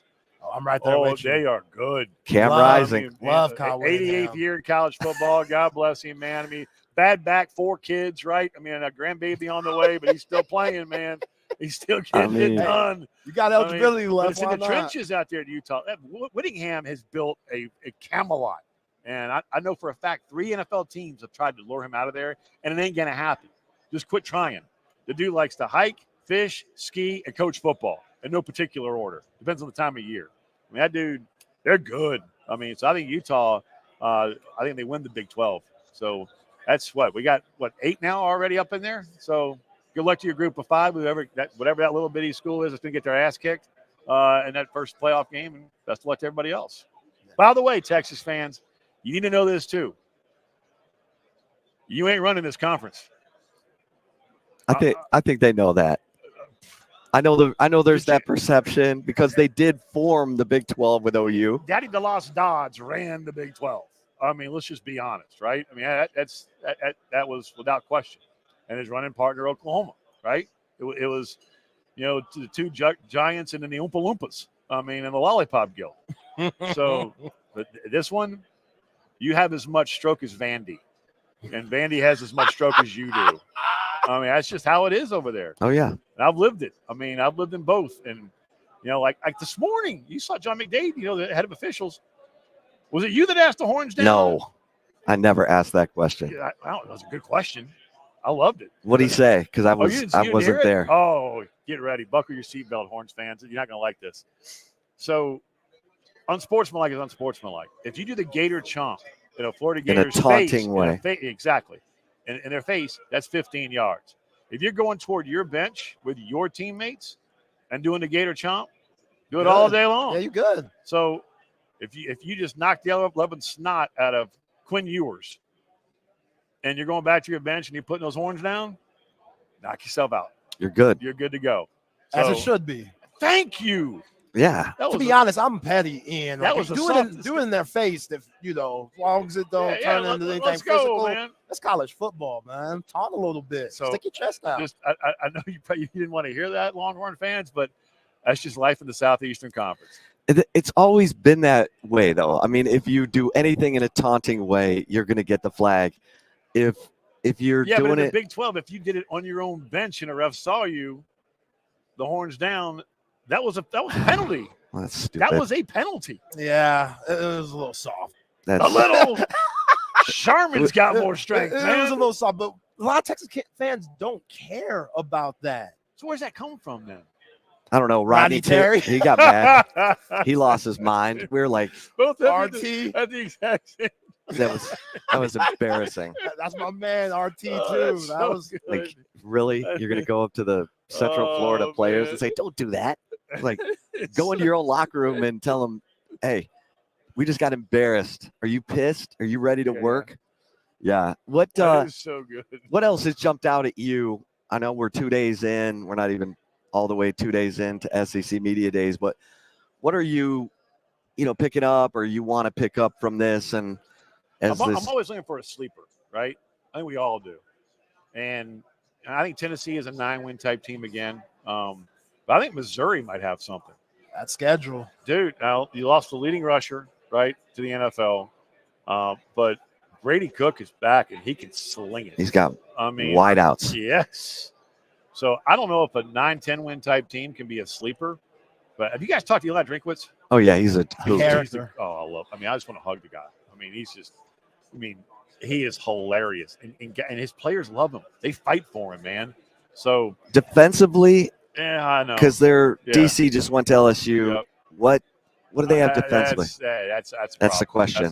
That's the side of the ball that makes them a sleeper, I guess you know that not a lot of people are picking them even in the top half. Look, I think they might have something, especially when you have an O-line and a quarterback, you got a shot. You got a D-line, you got a shot. But the defense side of the ball, that's one where probably is holding them back from being one of those chic type picks. I'm probably jumping in on Zay here, but Colin Klein at A&M. It doesn't sound right. With Connor Wegman. Yeah, it doesn't sound right, does it? Right. So we're all fascinated to see. You tend to know more because you talk behind the scenes with the coaches. Like, what is he going to do with that offense? I can't wait to see it. Yeah. Because Connor, I think, is more athletic than most people think. And what did Colin Klein do? I mean, he was an athletic monster. He was a crash test what dummy. Did he do with Will Howard, right? I mean, Will Howard, Gabe Eichert, former Oklahoma center, he used to refer to Will Howard as the best tight end playing quarterback. And he was right. Yeah. Early on in his career, but like Colin Blake Bell. developed that. the Belldozer. But he developed Will Howard into a hell of a college quarterback who's now at Ohio State. I can't wait to see just in one offseason what Colin Klein is able to do with that mold that is Wegman, because the talent is there. And it's just a matter of how far can you take it. I think A&M's the sleeper. Maybe. Look, I love Elko. I mean, defensively, they're pretty good. Yeah. I mean, obviously losing Walter Nolan stinks. Going over to, again, Ole Miss. Right? But they could be. I mean, But man, I really love the Colin Klein question because my brother, was a GA at Kansas State when Klein was having that Heisman run, and just absolutely loves Colin Klein. Just says he's just ridiculously smart. We talked about Sark dialing up a play in the first quarter, same look, but totally different in the third. Colin does the same kind of stuff, man. But he needs an athletic quarterback. He told me, I think this was 2 years ago, he doesn't need a running quarterback. What he needs is a quarterback that is willing to run. There's a difference, right? But as long as you have that threat, and is Wegman athletic enough to do that? I think he is. Like what Dylan Gabriel did to Texas last year. 114 yards rushing. I mean, willing to run, right? So, by the way, him and Dan Lanning. I mean, Oregon looks stacked. Oh, dude. I mean, Oregon could be getting votes for number one. Read that list I just gave you. They're right there, man. I know. Now, don't pencil them in. Put that sucker in ink, right? They will be in the college football playoff. I'm just curious to see how that dynamic of all that travel impacts SC, Washington, UCLA. I mean, and obviously the Ducks, because in the SEC, Sankey told me this last year. His furthest trip that he has to take is from South Carolina to Austin, Texas. That is the shortest trip that USC has to make. That ain't easy. I know. We all have to fly every weekend, man, for games. I hate air travel. It just beats you up, right? So that's one aspect I'm curious to see when it comes to those West Coast teams going to the Big Ten. Within 10 years, don't you see the SEC and the Big Ten? All right, yeah. And whatever they decide, if it's 18 that they're going to stop at. This is going to blow your mind. Well, I'm not even talking about college football playoff. I'm talking about the future of college football. I think, throw out any arbitrary number, 5, 7, 8, 10 years, there's going to be a new Division I. And Gene Stallings, when I was a student reporter at Alabama for the Crimson White, in 1995, after the SEC had just expanded, right? With bringing in Arkansas and South Carolina, they were in their third year of the SEC championship game, so it's very young. It's still in its infancy. I said, "Where do you see what's next?" He said, "I don't know when." That growly voice, right, that Beebs had, but at some point there's going to be like a new D1 where maybe 60, 70 schools, are at a whole nother level because expansion is just starting, and we're going to eat each other up. So that'll be the new D1, and then the other schools like the Tulsas or whoever else he rattled off, they're going to be the new D1 AA and so on and so forth. And I'll be damned if he wasn't spot on in 1995. Wow, that's the future of college football. I mean, we all know it's coming, And North Dakota State doesn't complain about competing for a national championship every year, right? In FCS. So the just to use that Tulsa example, go contend for a title in whatever is going to be the new D1 AA and the 62 to 70 schools, whatever it is. The Texases, the Ohio States, the big boys, they'll be playing for the big tamale. Nothing wrong with it. We got to get to a point and where we'll get used to it. We got to get to a point where we've got a college football commissioner, and the SEC and the Big Ten are going to be the ringleaders. Yep. And then we can put divisions in and put geographic sense back into this thing. But until that happens, we're going to get used to Texas and Oklahoma being in the SEC. We're going to get used to Oregon and Washington and SC and UCLA being in the Big Ten. I mean, I guarantee you, there are people listening right now that are young enough to not know Penn State as an independent. We're used to them being in the Big Ten. Right. We're used to Arkansas being in the SEC, and we'll get used to whatever is next. Why? Because college football fans aren't passionate about the game. They are obsessed with the game, and there is a big bleeping difference. But whatever when the music stops and whomever has a chair, we'll get used to that new look, whenever it is, 5-10 years down the road, as we will starting this year with the new look in college football with the Big Ten and the SEC. What do you think is going to happen with Florida State and Clemson? I would give you all the money in my wallet. And that may be $1, it might be $500 if I had the answer to that question. Who knows? I just know Florida State, in talking to a lot of the other national media members here, there's a common theme with Florida State. And I think Mike Alford is an outstanding athletic director. Doug Walker is right-hand man. We all know very well from his days at A&M and Florida State and Alabama. Notre Dame. Notre Dame. Where had Doug Walker Right. been? So the leadership at that level is phenomenal, Florida State, but they're always complaining about something. They're always, and I think if you talk to Sankey, Well, they're in or Tallahassee. Yarmark or well, Sorry. or definitely I Jim like Phillips, Tallahassee. right? But I mean, Come on. it's landlocked. But anyway, you're gonna be in Florida. I can't be landlocked. So is Gainesville, for that matter. Yeah. But anyway, they are kind of a royal pain in the ass, and that's not. There's zero doubt in my mind that if the SEC had their choice, it would not be Florida State. It'd be UNC over Florida State. There is zero doubt. I would bet everything that I've got, bet till your hands bleed, that if they have a choice, they'd go Tar Heels over Knowles. Why is that? Just, man, basketball, Yeah. football, it's you have that market down there already with the Florida Gators. This is a new market. It's all about, I mean, what do you have in Charlotte? Panthers. That's Yeah, it. but you don't have that TV market. SEC dollars, man, it just means more. Yeah. So what's the biggest brand in Carolina? Tar Heels. Charlotte's a pretty damn big market. I'm telling you. Yeah. And you bring that. Look, we all know football drives this bad boy, but it doesn't hurt to go to Final Fours, right? So, I mean, I'm telling you. I mean, there is no doubt that they would go UNC over Florida State, and it's going to happen in the next couple of years. Who knows when, but it's going to happen. Ian Fitzsimmons, ESPN Radio. Do you know your schedule?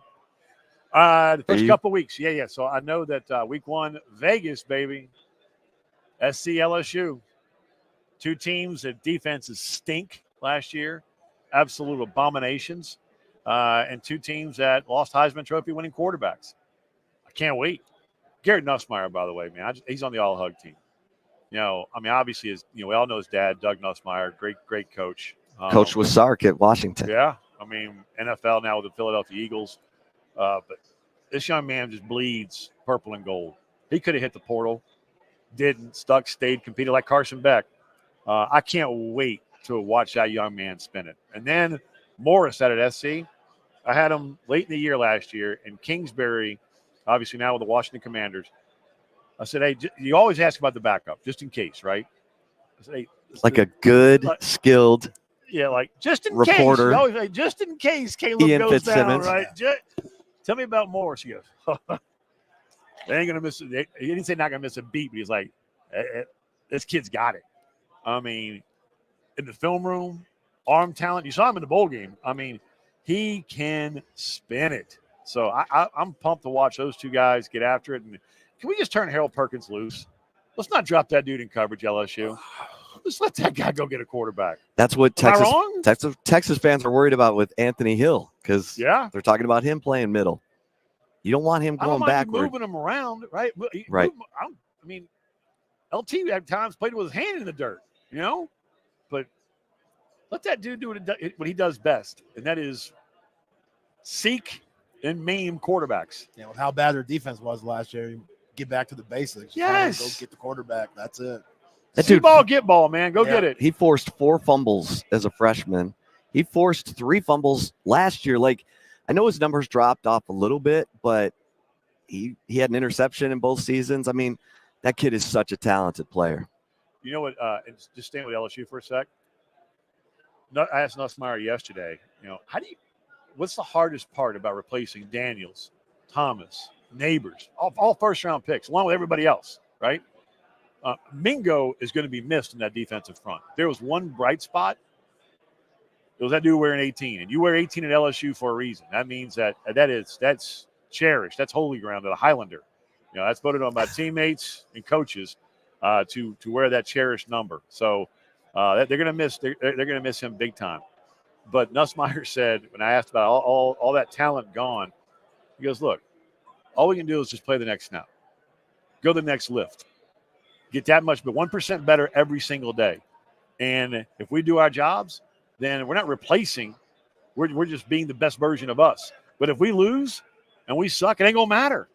I'm like, I just want to hug the kid. Like, I mean, how grounded is that dude? Like, but if we stink, so let's just go win that next snap, win that next lift.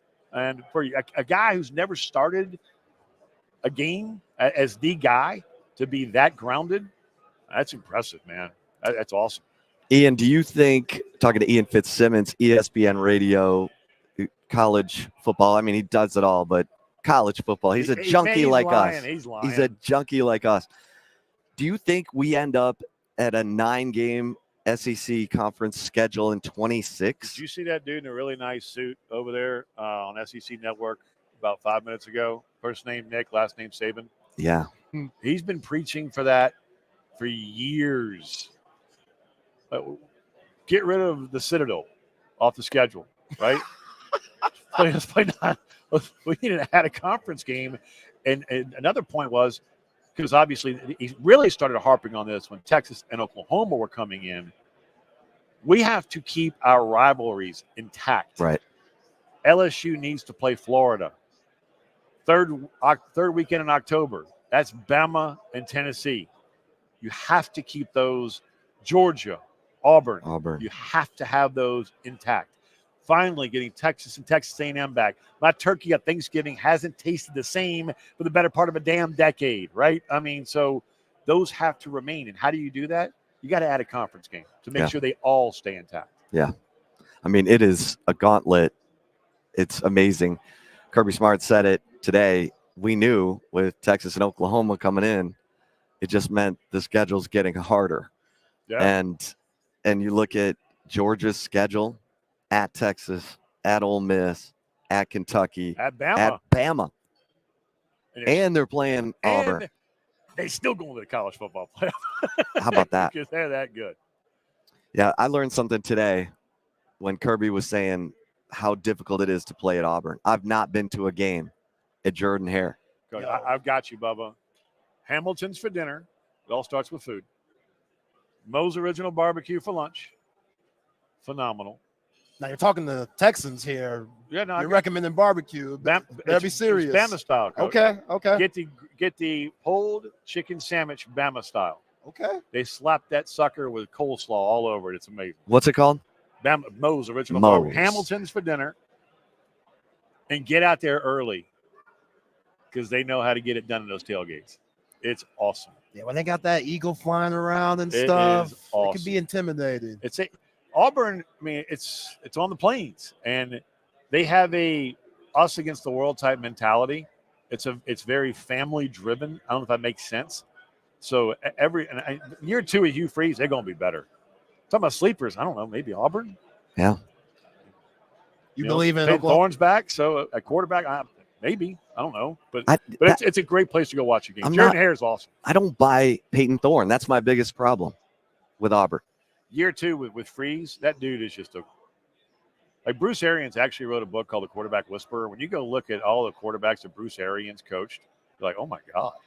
Oh, Peyton Manning, Tom Brady, Carson Palmer, Andrew Luck, Ben Roethlisberger. The dude can develop quarterbacks, right? I mean, he's a hell of a coach. Well, Freeze, look at some of the guys he's coached. I mean, they may not end up being great pros, but they're great college quarterbacks. So year 2, I'm kind of curious to see what he does. Does Oklahoma fall into that sleeper area for you? I think they are better than most people think. They're not as SEC ready as Texas is, but I think they're not a 7-win team like some people are saying. I think they're closer to 9. If they steal one, they could be a double-digit win this season for Oklahoma. Yeah. I mean, get Tennessee at their place, right? Right. That'll be interesting, by the way. The Golden Child, Josh Heupel. Oh, Josh Heupel. The Natty, right? Orange Bowl coming back to play the Alma Mammy. That's going to be a good one. That should be a dandy. But, yeah, I think Stutzman, I love style on and off the field. The biggest thing for Oklahoma to me is Jackson Arnold. It's such a small sample size. We don't know what he can or can't do. We all know the hype, but. Yeah, Dylan Gabriel is in Oregon because of Jackson Arnold. Is that why, you think? Oh, yeah. Yeah? Well, there you go. That dude's pretty damn good. I mean, Oregon is scary. Oh, yeah. Yeah. Oregon is scary. Good How good is Ohio State? Because Will Howard, we've seen him at K-State. How does he fit in with Chip Kelly and with Q Judkins coming over, from Ole Miss?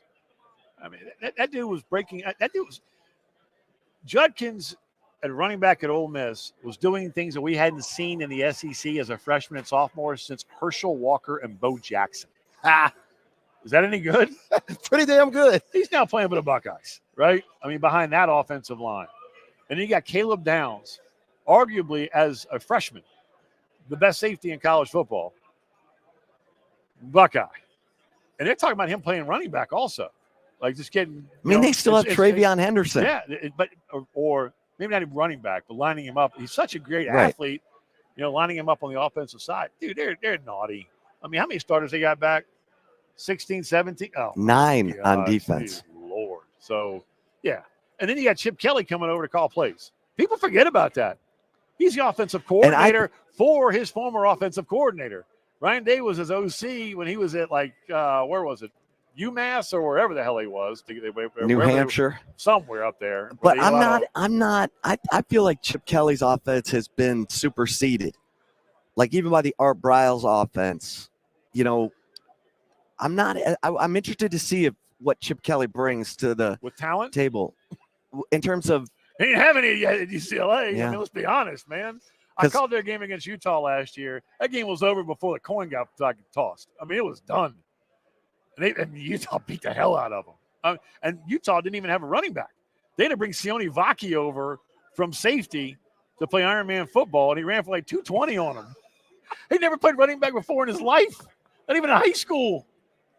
Yeah, so, it was Chip's time to go. It was Chip's time to go. Let's get out, baby. Yeah, I mean, let's get out ahead of the posse. Yes. Well, I'm fascinated. It's going to be an amazing year of college football. Oh yeah. Because you've got like 6 teams. I mean, I know everyone's going to say, well, there's 12 teams that are going to have a chance to win it, but like 6 teams that legit have a chance to win it. And there's always a sleeper. We all know that. Some team is going to come out of nowhere, and you're going to look up in late November and say, how in the ever-loving hell? And I'll pose this to you. I know we got to wrap up, but I'll pose this to you guys. Can Utah be a sleeper when you've won 2 Pac-12 titles in the last 3 years? You've been 1 play away twice from the college football playoff. You're probably the preseason favorite to win the Big 12. Can they be a sleeper for the college football playoff? No. Okay. Plus, if they win the Big 12, they get one of the quick answer. They get one of the too quick. It hurt a little bit. I'm not. I still don't know how I feel about the 4 power. 4 champions getting the 1, 2, 3, 4 seed. Oh yeah, but then you got to throw in the group of 5 or whatever that is, right? Yeah. Because how bad? It's gonna be like Horseshack. I just did it myself, right? From Welcome Back, Carter. Like of all the teams that get that play that first round, that first round matchup, whomever it is, give me a group of 5 team. Tulane, just pick one. Tulane, that's a good one. Not Tulane. SMU. They're gonna be ranked. Also, Tulane's a good one, right? Yeah. All these other big boys will be like, oh, can we get down, Mr. Come on, here, take your beating, right? I mean, so. But yeah, I mean, to your point, I get it, but I don't have a problem with it. I mean, in the NFL, division champs, they're getting home field. Yeah. They have a losing record, right? So I don't have a problem with that at all. Why does that bother you? I don't know, because there could be 2 teams from the SEC who are superior to the other 3 seeded teams. Okay, we'll see. Remember when the I could Saints be won wrong. the Super Bowl and they had to go to Seattle? Seattle has a 7-9 team. Well, the Saints lost that game. Oh, yeah. But still, you had a team with a losing record who got a home game. Right, the Giants. They won their division. So I personally, I don't have a problem with it. You? It depends. Like, let's say if That's Texas. a yes. Go ahead. Yeah. Yeah. If Texas gets that 5th seed and they play a G5 team first, and they come in, they play Oklahoma State or Kansas State? Oklahoma State's another team. Utah in the next pretty good. round? I take that. That's a possibility. Hey, mark this down also. Both teams that are playing for the Big Ten and SEC championship, they're occupying 4 spots. They should. Mark that down. Because that's done. What if you got a 10-2? What if you got a 10-2 team losing in the SEC championship game? And their other 2 losses are by 3 and 4 points. They shouldn't be excused. They shouldn't be dropped from consideration for the playoff. I think that's a concern. But and that's why we're still going here. I apologize. But that's why going from 4 to 12, we talked about this years ago. You alienate so many fan bases with that 4 team because if your squad's out with a second loss in early November, you're like, all right, let's go fishing. Right. But now with 12, right, come late November, you're going to have 18 to 20 fan bases that are still emotionally invested in a title because they still got a shot. Yeah. No, it's going to be great. I do feel like it's going to be great. And NIL is wild. It's wild. I don't know how long it lasts, but good for the kids. They're banking. Sankey told us yesterday, you can't put the toothpaste back in the tube. Like when you're brushing your teeth in the morning and you packed one tie and you get some toothpaste on that thing, guess what? Nothing you can do about it. Yep. But you can try and clean it up, and that's what they're trying to do. You can't put the toothpaste back in the tube, but you can try and figure out a way to make it uniform where, everyone's playing by the same rules. Right now, there's no NFL has a salary cap. I mean, Texas can go spend $1 billion if they want to, whereas maybe Florida State only wants to spend $200 million. There needs to be some form of uniformity when it comes to NIL in the portal. Yeah, you guys. Am I crazy about that? Oh, no. Having to share revenue with the student athletes, $22 million these schools are going to have to come up with to share revenue is going to eat into some of that NIL money. It just needs to be a salary cap. Yeah. I don't care what the number is, right? Because if you're in California, but who's gonna monitor that? Well, you still that means the contracts all need to be public. Yeah, and you're still getting the handshakes like back in the day.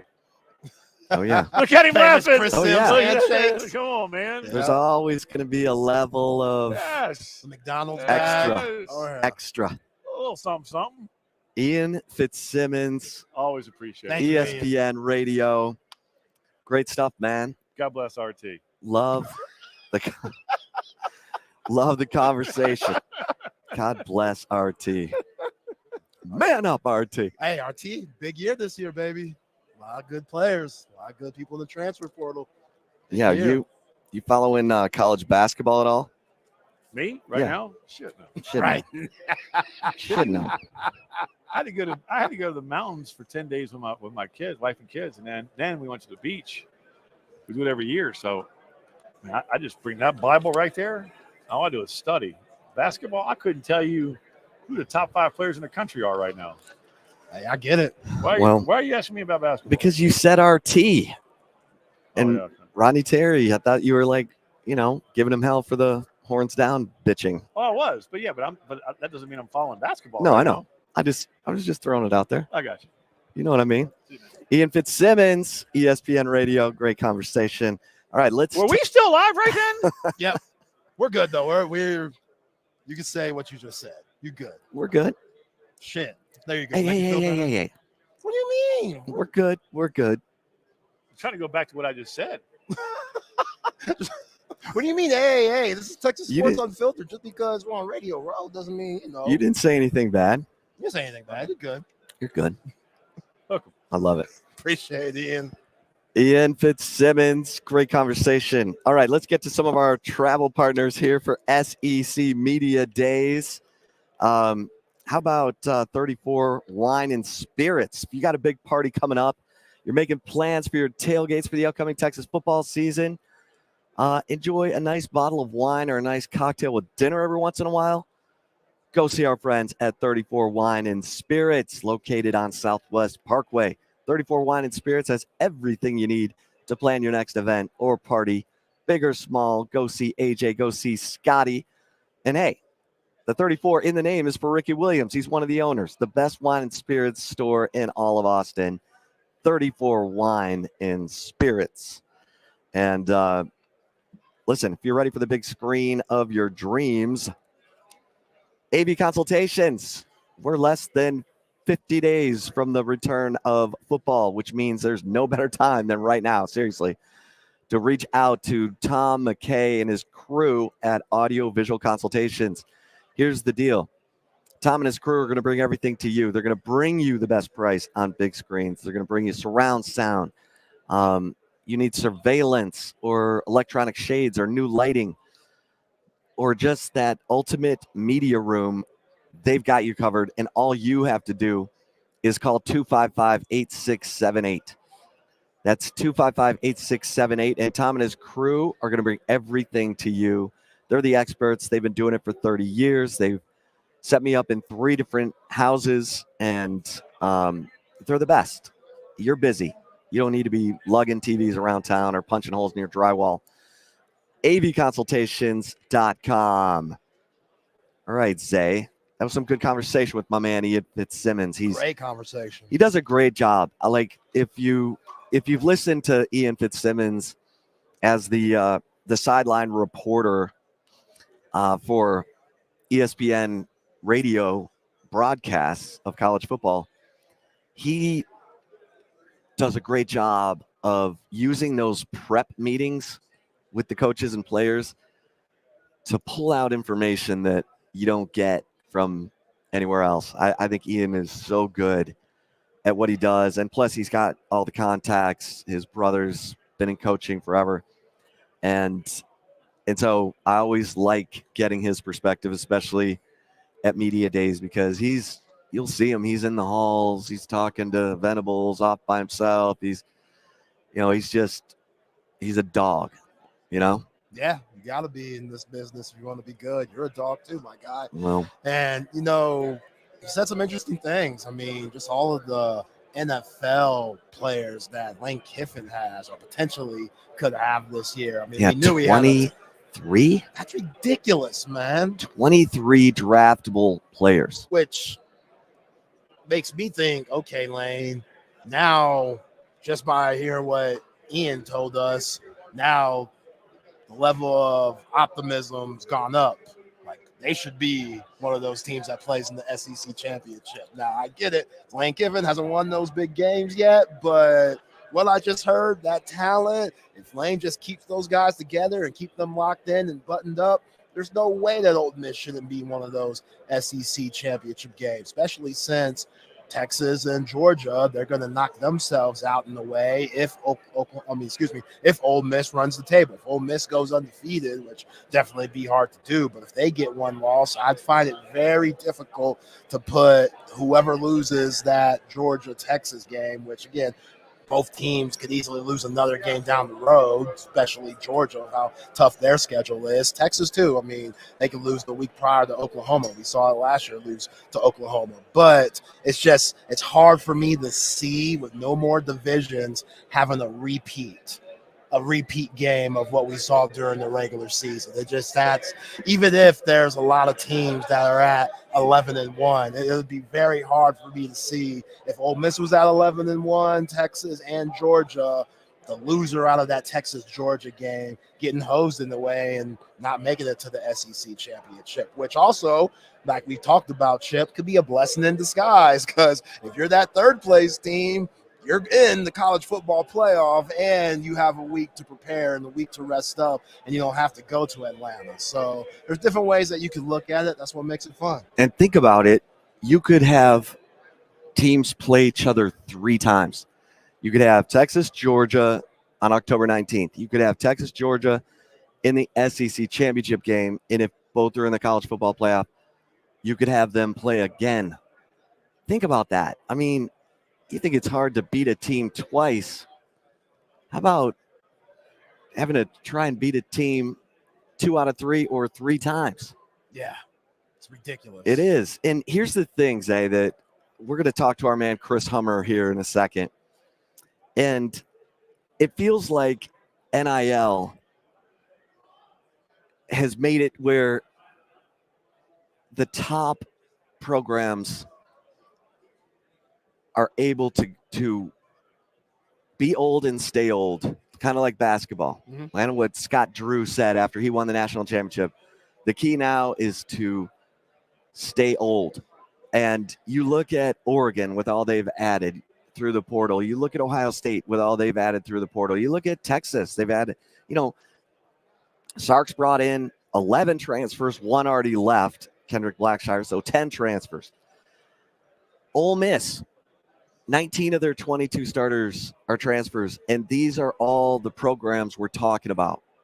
Georgia's done very little in the transfer portal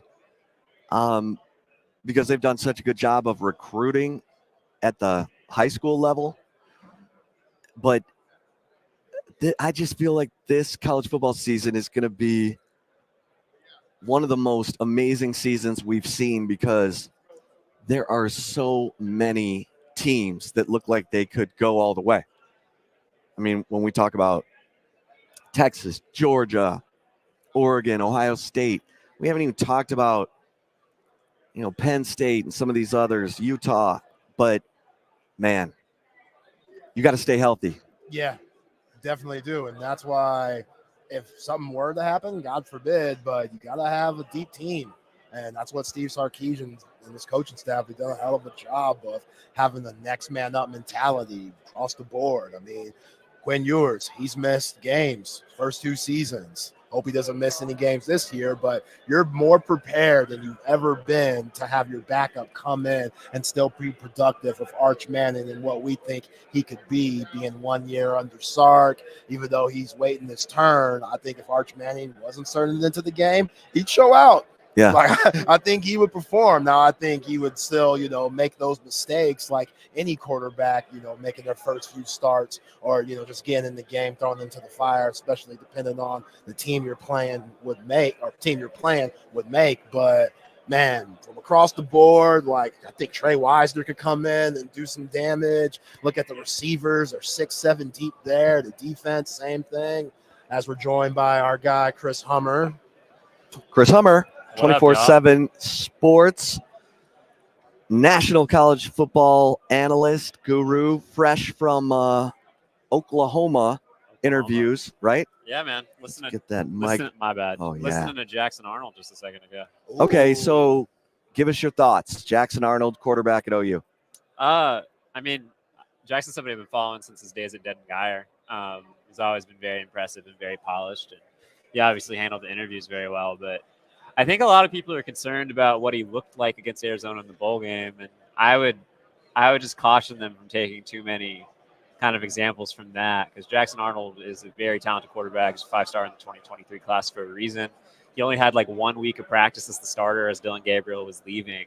And I think you're going to see a much different Jackson Arnold this fall, which is a big reason I'm pretty bullish on Oklahoma. I don't know if I'm going to pick Oklahoma to win the league or anything like that, but I think Oklahoma has a higher ceiling than some people think. His confidence level, describe to the folks what you picked up from, his ability to command not only the offense, but maybe the team. Yeah, I don't know about like the media setting. He's a lot like Quinn. Like it comes across as like a bit of an introvert, Okay. like speaks more quietly than you would expect. But like, yeah, his teammates freaking loved him at Denton Geyer. He was a baseball, football player. He crossed over. He would just lead the team there, and the people around him speak very highly of him at Oklahoma as well. So I think he's somebody that commands a ton of respect in that locker room. What do you think their wide receiver group is going to look like? Because I think they have one of the most underrated wide receiver groups in the nation. I mean, obviously you get Deion Burks from Purdue, but they still got Farouk. They still got Andrew Anthony, Nick Anderson, who had the game winner against Texas last year. Like, they are really deep, and it gives Jackson Arnold a lot to work with. Yeah, man, there's no disagreeing for me there, man. I think Deion Burks was arguably the best receiver in the portal this year, including somebody like Isaiah Bond. Like, people like in scouting departments and personnel departments speak so highly of Deion Burks and his explosiveness. A lot of people considered him to be the most explosive receiver in the portal, at least from the fall window, or I guess the winter window. So I think he's going to be a huge upgrade for them offense as a vertical threat. But as you said, they return a ton. Like Andrew Anthony, like when he got hurt against Texas last year, totally changed Oklahoma's season. Like Oklahoma really lacked that vertical threat, and having him back healthy is a big deal. And you mentioned Farouk and Nick Anderson. Those are two guys that are really, really good college receivers. Like they go 4 deep in a way they just didn't last year. Obviously, they'll miss Drake Stoops. We'll all miss hearing Stoops come from the Oklahoma crowd, which I'm sure Texas fans, will we, Hummer? which I'm sure they love. will we miss that? Yeah. I can't believe he hasn't finessed another year of eligibility left. It seems like he was there forever. I enjoyed it. It's not just like not a lot of people who command that type of love just based on their last name alone. It's like Case McCoy when he was a Longhorn, right? Like everybody loved Case and everybody loved Drake Stoops because it's Stoops. And I would argue Drake Stoops ended up being a better player than Case McCoy ever did either. Oh, come on. Case won some big games. Oh, did. He definitely won some big games. 2011 over A&M in College Station. Yeah, I mean, arguably the biggest win for the Longhorns until this past season of the last decade, really. But he also lost a lot of games as well. Spaghetti-armed Case McCoy, man. Don't count him out. Don't count him out. Okay, what about... I'm sure he's a great real estate agent. Okay, I feel the only thing I was bummed about us doing the show right now is that we missed Danny Stutzman. I mean, I know you were talking to Jackson Arnold, but how's Danny looking? Is he wearing cornrows, or has he got any? Is he wearing just natural curls today? I saw. Oklahoma only fears God. Texas fears Oklahoma. I really T-shirts. wish he was. I don't believe he was today. I think he was wearing a suit, but I think we need more Danny Stutzman in college football. He's the boss. He's the modern day boss. It's awesome. Like, I want my college football players to have the personality of Danny Stutzman, and I think he's earned it. He's one of like the top 5 linebackers in the country, and I really wish like some more players would have that type of swag. Like, who's the best interview on Texas? Like, of that level. Trevondre Sweat's gone to the I know. Sweat is gone. I miss Sweat already. I think good question. Jahade is a pretty good interview. Yeah. But Danny's just like a spectacular show. You know you're gonna get a good quote. You know you're gonna get something entertaining every time. I dig it. I think Oklahoma's defense is going to be salty. Disgusting. Yeah. I think there's. I was talking to. So Oklahoma and Tennessee are 2 teams that I consider pretty similar. They've got a second-year quarterback who's taking over the reins as a first-year starter, former 5-star. You've got a coach who used to work for Oklahoma. You've got a defense that's ahead of the offense, but I think Oklahoma's secondary particularly is going to be really, really good. I think nobody should overlook that, led by Billy Bowman, who was in there earlier. Oklahoma's going to have an excellent secondary. They're deeper in their front 7 than they've been in a really long time. Brett Venables has done a lot of work to overturn that defensive line, which was a mess when he inherited it from Lincoln Riley and his staff and Alex Grinch. And I think they have an SEC-level defensive line going into the league.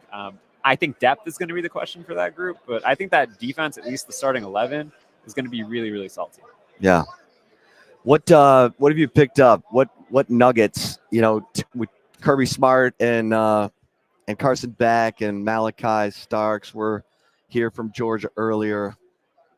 I don't know if there's a lot of nuggets coming out of SEC Media Day, but I think what I take away from Georgia is just the supreme confidence as a program they have, like in the way they operate. I was talking to Michael Williams, Georgia's defensive end / outside linebacker, and I was like, now that Alabama is maybe going to take a step down with Nick Saban, are y'all the gold standard of college football? And Michael was essentially like, we never stopped being the gold standard of college football. I like it. And he called Kirby Smart the head honcho of college football. So like, it's just like, it's a level of confidence there. I think Kirby does a really good job of stealing a Nick Saban euphemism from preventing rat poison from kind of seeping in and always redefining your goals every season. And I think Kirby Smart's done a really good job with this team. And this is, I think, what is a better Georgia team than we had last year when they came up just short against Alabama. So I think they're a legitimate number 1 team going into the season, and I think they're going to be very difficult to deal with for Texas and Austin. And I guess what are we, like 10 weeks away from that, right? It's coming. How about that? Yeah. You're really high on Tennessee. Nico coming in his first year, all the hype that he had coming out of high school. Do you think Josh Heupel is going to surprise a lot of teams to maybe get to Atlanta if they have a good enough here with a schedule that I've seen tougher, Hummer. I've seen tougher in this conference. I would say it this way in terms of Atlanta. I think there is one team that is a clear number 1. I think I would have Texas as a pretty clear number 2, and then a couple teams all on that like little third level that I could see a run being made out of. You're talking about Ole Miss, Tennessee, Oklahoma. I'm definitely forgetting a program out of that mix, and I apologize to the program. Missouri, yeah. I think there's like a whole like shelf of teams that if things break right with the schedule and you win the big game at the right time, if Tennessee can beat Alabama, like I could easily see Tennessee making it to the SEC title game and making it work. I'm jealous of the Phil Steele in front of y'all. I would love to be able to reference. But yeah, I think Tennessee has what it takes. It's gonna have to lead to Nico emerging the way I think a lot of us can. And yeah, I mean, Tennessee draws Alabama at home and they go to Georgia. So if you split those games and you manage to beat Oklahoma on the road, I think Tennessee could easily make the SEC title game if things go right. The one thing I will say about Tennessee is they return a ton of production along the offensive line, which is going to be key. So I think you could see them run the ball a little bit more than people expect. Yeah, Josh Heupel, huge game going back to Oklahoma on September 21st. That's going to be a very telling game. Josh Heupel unceremoniously dismissed out of Oklahoma back in the day. Oh, that's right. For Bob Stoops kind of tossed Josh Heupel, his former Heisman contending quarterback, aside for Lincoln Riley. And I think Josh Heupel's feelings were really hurt for a long time about that. I think it's chilled a little bit since, but there was definitely some, I think, not anger, but I think there was some distaste in Josh Heupel's mouth by the way things ended at Oklahoma. That's right. Man, I forgot about that. It's funny, too, because Brent Venables was also unceremoniously tossed aside by Bob Stoops. So that game will be a meeting of two former Bob Stoops coordinators who were fired by Bob Stoops for not doing a good enough job. Wow. They should go to dinner before that game and commiserate about what an ogre Bob Stoops was. I know. For them. I don't know what they're doing now. I mean, they're both only making like $7 million. Right. Yeah, so, life's so bad. Yeah, for that's those tough. Right. More people should get fired by Bob Stoops is what we've learned today. Okay, so yesterday, Ole Miss. I wanted to ask you about Ole Miss because we just talked to Ian Fitzsimmons, who said that the Senior Bowl director, Jim Nagy, said that he thinks Ole Miss has 23 draftable players. Wow. Well, I believe it. I mean, they've done an excellent job in the portal. 18 of their 22 starters project to be portal players. And on top of that, Lane Kiffin's developed on his own roster. Somebody like Centarian Perkins, who's going to be a defensive end for Ole Miss this year as a former 5-star recruit, I think is going to be a really big disruptive presence. They've got Jackson Dart, who I know people are talking about Quinn Ewers and Carson Beck, but I think Jackson Dart is right there with those other two quarterbacks in terms of the top of the league players. I really love what Ole Miss has at receiver. They brought in a receiver from South Carolina who's got to get healthy, but Juice Wells was one of the top players in the SEC just 2 years ago. I think people are going to focus on losing Quinshon Judkins, but they've done a really good job in the portal replacing him. I think this is an excellent Ole Miss roster, and I think Ole Miss is better positioned to make a playoff run than they've been at any time, and I guess recent memory. This could be a really special Ole Miss team if things break right. Yeah, I mean, 10 starters back on offense, 10 starters back on defense from a team that won 11 games last year. And the schedule, they play at South Carolina, at LSU. They get Oklahoma at home. They play at Arkansas. They get Georgia at home. They play at Florida. They get Mississippi State at home. That's a doable schedule. Yeah, and I think the key with Ole Miss, I believe Nick Saban even mentioned this on one of his SEC Network hits, is you look at the offensive and defensive line. Ole Miss has, I think 8 legitimate potential starters on the offensive line. And the defensive line is as deep as it's been in a very long time, including adding Walter Nolan from A&M. Jared Ivey, who is here at SEC Media Day, is former Georgia Tech player, is a player that's going to get drafted in the first couple rounds of the draft. JJ Pegasus, defensive end, former tight end at Auburn, is one of the most athletic players in the country at his position. They are loaded up front on defense, and I think that's going to be a really big difference for this program. It's a now or never year for Ole Miss because they got a ton of seniors. I mean, a ton. So this is that window for Lane Kiffin. He's got to make it happen. They're all in. I remember I asked Jared Ivey that exact question yesterday. I was like, does it feel like you're all in this year? And he goes, absolutely. This program is 100% all in. They've spent money from an NIL perspective to be all in. That roster is not cheap. That is a very expensive roster right there. And the Grove Collective, which runs Ole Miss, has put this team in a position to make some noise, and this is the year they absolutely have to do it. Is Lane going to get in his own way?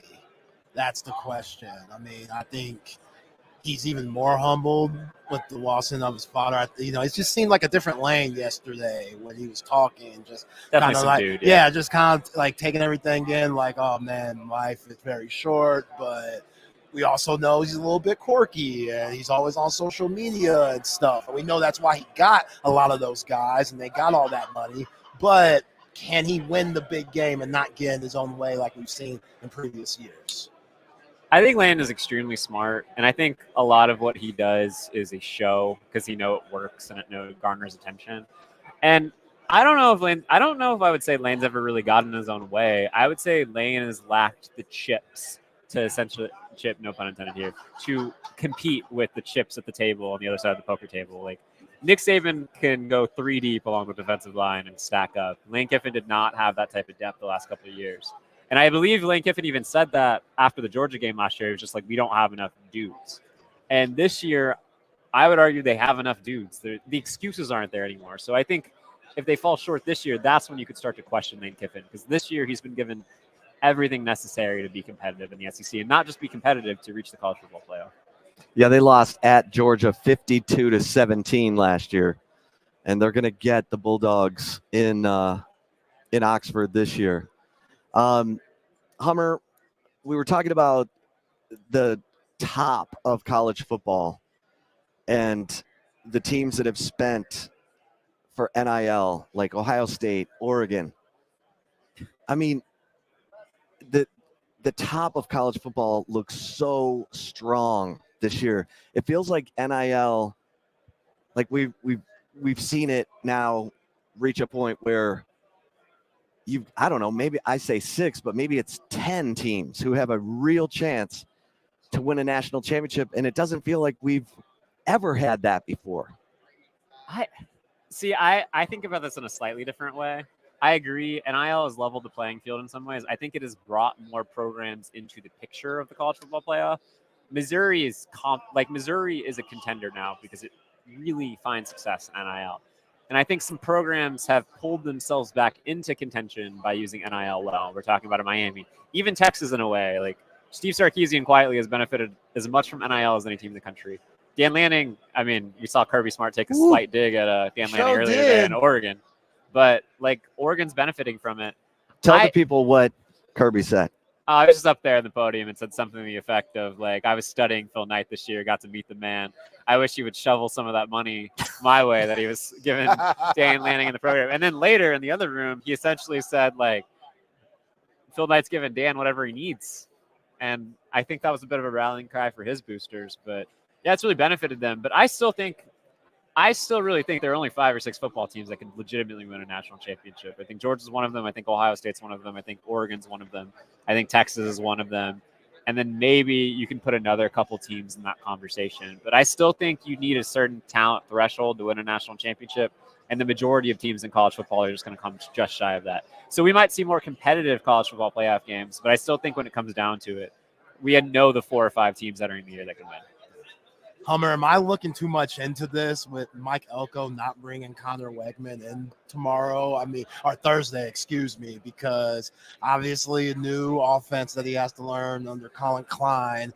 Is that something that me just being petty, like, oh, there might be something going on in College Station where he wants to protect Connor Wegman, or is this just a defensive guy trying to bring in some of his vets that have been there for a while? Well, I would tell you the vet thing is what it is, but he's bringing Torian York, who's a true sophomore, like younger than Connor Wegman, actually.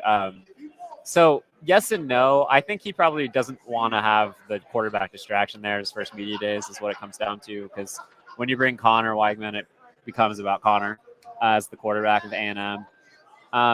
So I wouldn't look too much into that, but I'm all for quarterbacks showing up. I wish they would. I think every team should bring their quarterback. I think they're the most prominent player on the program. In most cases, they are the voice of the program. And I would have loved Mike Elko to bring Connor Wegman, but I don't think it's a conspiracy of any sort. Okay. Anything Brian Kelly say grab your attention, or LSU? I thought what he said about Harold Perkins is fascinating, essentially saying that like they tried to move him to inside linebacker last year and the experiment didn't go well just because Harold didn't put on enough weight, which is interesting.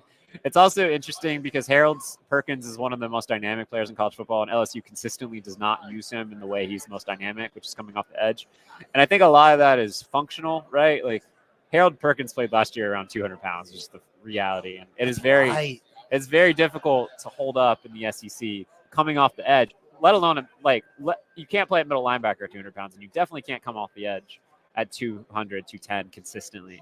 So I think Brian Kelly was in a way challenging Harold Perkins yesterday, and Harold Perkins is up to 225 this season apparently. And I think we could see a dynamic off-ball linebacker in Harold Perkins, and being dynamic in a different way than we maybe remember him from his freshman season when he was such a big breakout player. I mean, Anthony Hill's kind of leading a parallel life to Harold Perkins. He's going to move inside, or at least play there more than he has. I think they're going to move him around. But is that a fair comparison? I think Anthony Hill and Harold Perkins are probably the two most comparable players in college football in that way. They're both. How tall is Anthony Hill? I don't want to make assumptions. I think he's like 6'2". I think he's 6'2". Yeah. Sounds right. He's a tween. Like if you're talking about an edge player, he's a tweener in the NFL. Like, but what he can be is a dynamic off-ball linebacker who can do a little bit of everything. You bring him off the edge when you need him to. You can have him in coverage. And Anthony Hill showed some flashes in coverage last year. And you also really just want Anthony Hill running sideline to sideline, defending the run, because very few people at his size run like Anthony Hill does. So it's just a matter of, I think, balancing what makes most sense for the player long-term and also what makes most sense for the defense. When you have somebody as talented as Anthony Hill and you're protecting him in the league, he's going to play off-ball linebacker in the league. And I think for his long-term development, at least, it makes sense for Texas to play him at that position. Yeah, because you asked Brian Kelly about that.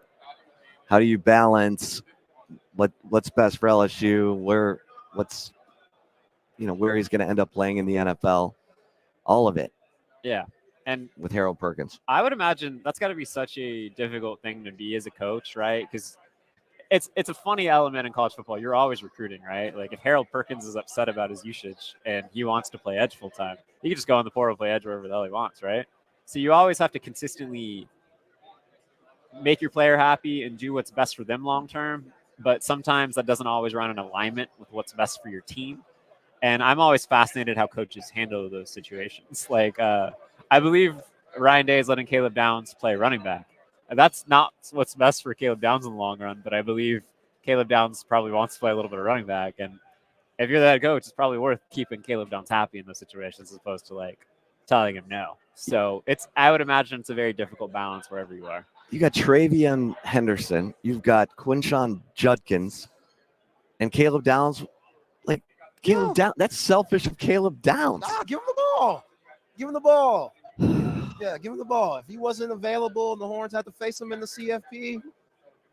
That makes me think that Ohio State's in trouble. I think Ohio State's going to be fine, but I will say they did lose a important depth piece at running back. So they have the two best running backs in the country, arguably, but what they lack is depth. So if one of those guys gets hurt, or if two of those guys get hurt, because running backs get hurt all the time, Ohio State really could feel that. Like that is a position where they lack a lot of depth behind their two stars. Okay. Rewind back to LSU a little bit. What I've heard all around SEC Media Day, Garrett Nussmeier, he bleeds that gold and purple. He's one of those guys that could have left but stayed. I'm like, okay, that's cute and stuff, but can he come in and obviously not asking him to be Daniels, but that was a team that had the #1 offense in the nation last year. Can they take just a little bit of a step back hummer, but also be very good when we're expecting the defense to also be a lot better than what they were last year too? I'm way more worried about LSU's defense than I am about Garrett Nussmeier in the offense. This is not my opinion. This is the opinion of like people I really respect, and one of which is in that program in a pretty prominent role. There are a lot of people there that think Garrett Nussmeier has better arm talent, just pure arm talent, than Jayden Daniels. Like Garrett Nussmeier is on the short list of most freaky quarterbacks in the country in terms of what he can do with this right arm. Like he just can throw from angles, from slots, and the ball just comes off his hand in a very different way. A lot like what you would talk about somebody like Quinn, but with his arm angles, but also with the throw strength of what somebody like Malik Murphy had. Like Garrett Nussmeier is a freak in that capacity. So I don't think there's going to be much of a drop-off. We saw that in the bowl game. Like they were very successful without Brian Thomas. They were very successful without Jayden Daniels. They were very successful without, I'm forgetting the other Malik receiver, Neighbors. Malik Neighbors in the bowl game, and Garrett Nussmeier still put up huge yards with backup quarterbacks. And I think or backup receivers. And I think that's going to continue to be the case this year. LSU's ceiling is going to be determined by that defense. Their defensive front four, especially, is where I really have questions in Blake Baker's first year. Just don't think they recruited the way they wanted to out of the transfer portal, and that's going to be a concern for them most of the season, I think. Hummer, always appreciate it, man. Absolutely. Great. Good to see y'all in person, just like right I know, here. man. It's been real. Great insights as always, and we got in our Tuesday conversation. Let's go with Chris Hummer that we look forward to every single week. Check him out at 24/7 Sports, Chris_Hummer. Absolutely. Now the Dodfather is going to come on. It's a good move to get me out of here. Hey, man. Appreciate it, Hummer. Keeping it all in the family. You know what I'm saying? Dennis Dodd, CBS Sports, is making his way over. Good time. I mean, we are just slaying it. It's good to see you. Let's get those cans on for our man Dennis Dodd. I mean, Dennis Dodd he's one of the voices of reason. And if you don't be shy, you can scoot right up next to me. I know that our cord is kind of pinched here a little bit. But Dennis, thanks, man. Thanks for taking a couple minutes for us. Good to see you guys here. I mean, you know, I'd see you anyway, but it's nice to have everybody. I guess I'm describing realignment. It's nice to see everybody in the same consolidated family. Feels like family, doesn't it? That's what these 34 teams are. This is basically college football now. We're getting back in the huddle together. Yeah. Okay, so I mean, lots to digest. Give me a couple of your takeaways so far from SEC Media Days. I thought Kirby was good today. I'm really excited about OU and Texas in the next couple of days. Nick Saban interviewing people. Brett Venables was really good with us today. It's all running together. I'm getting confused. I've done all these people, and it's just crazy. I thought Kirby was good today, talking about the collectives finding players. That's a big story. We wrote about it today.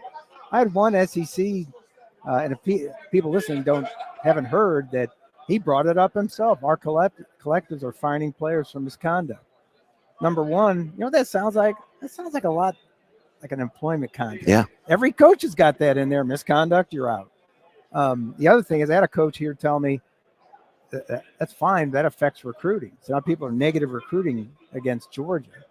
Obviously, the biggest story is you guys, Texas and Oklahoma, assimilating. But it just feels right now that it's happened. You know, geography, emphasis, fans, passion. It just feels like it. I'll give you a quick example. You know, everybody's talking, where does Florida State go? Is that they end up in the Big 12? Because I'm telling you, the SEC doesn't want them. Big 10 doesn't want them. They have an exit strategy. They don't have an entrance strategy to go. I can't see Florida State playing at Iowa State in the middle of November. And that's why Texas and OU aren't in the league anymore, because they didn't want to play at Iowa State in November anymore. Yeah. I mean, think about that. Okay, I like talking to Dennis because Dennis is a global perspective guy. He does the big issues. And one of the things that we were talking about a little bit earlier is just that. If in 7 years or whenever the next realignment, whenever the Big Ten contract is over, right? What, 30? 31, I think. They all kind of end at the same year, 31. So that'll be probably if there's another shift. So who's out there who could get into the SEC or the Big Ten? Because I really think once that number is decided, that's it. That's our new Division I. Yeah, I mean, I think we're there. I think we're kind of there now. These 34 teams in the Big Ten and the SEC have kind of separated themselves financially, physically, recruiting, branding, any way you want to go. But I don't think it's going to end at 34. That's what you're asking. So what's that magic number? Is it 50? Is it 60? Who gets their nose under the tent? you can kind of make a list of those schools that like, do they belong or not? Like BYU's worried. I talked to them at Big 12. Like, are they going to be one of those schools? So I think that's what it's going to be. Before then, though, again, in reference to Florida State, if they collapse the ACC, we're going to have another round of realignment. Those schools may be scattering to the 4 wins. I was just at Oregon. This is great. This is unbelievable. Last Wednesday night, I was at the Pac-12 Media Day in Las Vegas. This is what it's come to. This is my story. They sent out an invitation. It was a cocktail hour. It was a happy hour. It's their media day because they said media day, cocktail hour. Everybody drank for an hour and a half. They brought out the coaches. They brought out former and current players. Ryan Leaf famously said, those teams are going to come crawling back. What? He said that. I've been sitting there going, no, Ryan, no. To the Tupac. So that was a personal media days record, by the way. 2 days, Tuesday, Wednesday, 3 media days, counting Mountain West and Big 12, 30 teams. So, but I guess my roundabout way, the point is, where is this headed? Because if they break up, the Big 12 gets some. Oregon State and Washington State is hoping against hope that Cal and Stanford come back west. So within your question, I think we got to resolve that. I do think the Pac-12 will survive, maybe the way it is now, but it'll be in some form. What was the vibe last week being at Big 12 Media Day? Because it seemed like, Brett, you are Mark. There's a certain desperation that he knows, what's going on with the Big 12. And I felt like the show that you saw in Las Vegas represented that a little bit. What was the vibe that you got? It was definitely a show. Yeah. And people ask me, why was it in Las Vegas? There's no teams. But obviously, the 4 new teams are kind of close to there. I said, that's a good question. He's a showman. He wants to be in Vegas. It was at the Raiders Stadium, Allegiant Stadium. And if they don't, whether they like it or not, Deion's the face of that league. Not necessarily for football, because you'll love this Mike Gundy story. I asked Mike Gundy, who's the face of this league? And Mike says anything, that. Oh, yeah. And he looks and he goes, you know what? It might be me. I think it's me. And I go, and that makes sense. But I said, well, what about Deion? And he went, he makes Aflac and he makes Aflac commercials. And that was his answer. And it was on the record. But Deion has to win. He is the face of the league. That's the best thing they have going for them. I think the other thing that a lot of us wrote about is that they've got 5 or 6 teams that could win it. And any of those 6 teams, if they do, they'll go to the playoff because it's the top 5, ranked conference champs that get in. And they will do something they've never done before. KU has never played for a championship. K-State, Utah, even though they've won 2 out of the last 4 Pac-12 titles. Who else is in there? Oklahoma State. He's been there, by the way, Gundy, 19 years, 1 title. One title. I think we know that. 166 wins. But that's fascinating to me in that after all this turmoil, the playoff has come to meet the Big 12. And they're probably stronger than ever because, and see if you agree, there's 16 teams that nobody wants, right? They're in no danger of being picked off. I think that's a good thing for them. When I wrote it, people got upset. And I said, no, it's 16 teams nobody wants. And then the group of 4. They're the island of misfit toys. That was in the headline. Yeah. Yep. Well said. Well said. What? How many teams do you think are legit national title contenders this year? From the SEC? Just at the top of college football. I'll go back. Bob Bowlesby, when this was formed, said on November 1st, there'll be 30 to 35 teams in the discussion. And I think it's going to be about 20 or 25 on November 1st that have a shot, because we're talking about from this league, 9-3 teams that will have a shot if they win the right games. Going in, boy, I'd say about 20, because you've got 12. That are going to get in. Brian Kelly had a great point yesterday.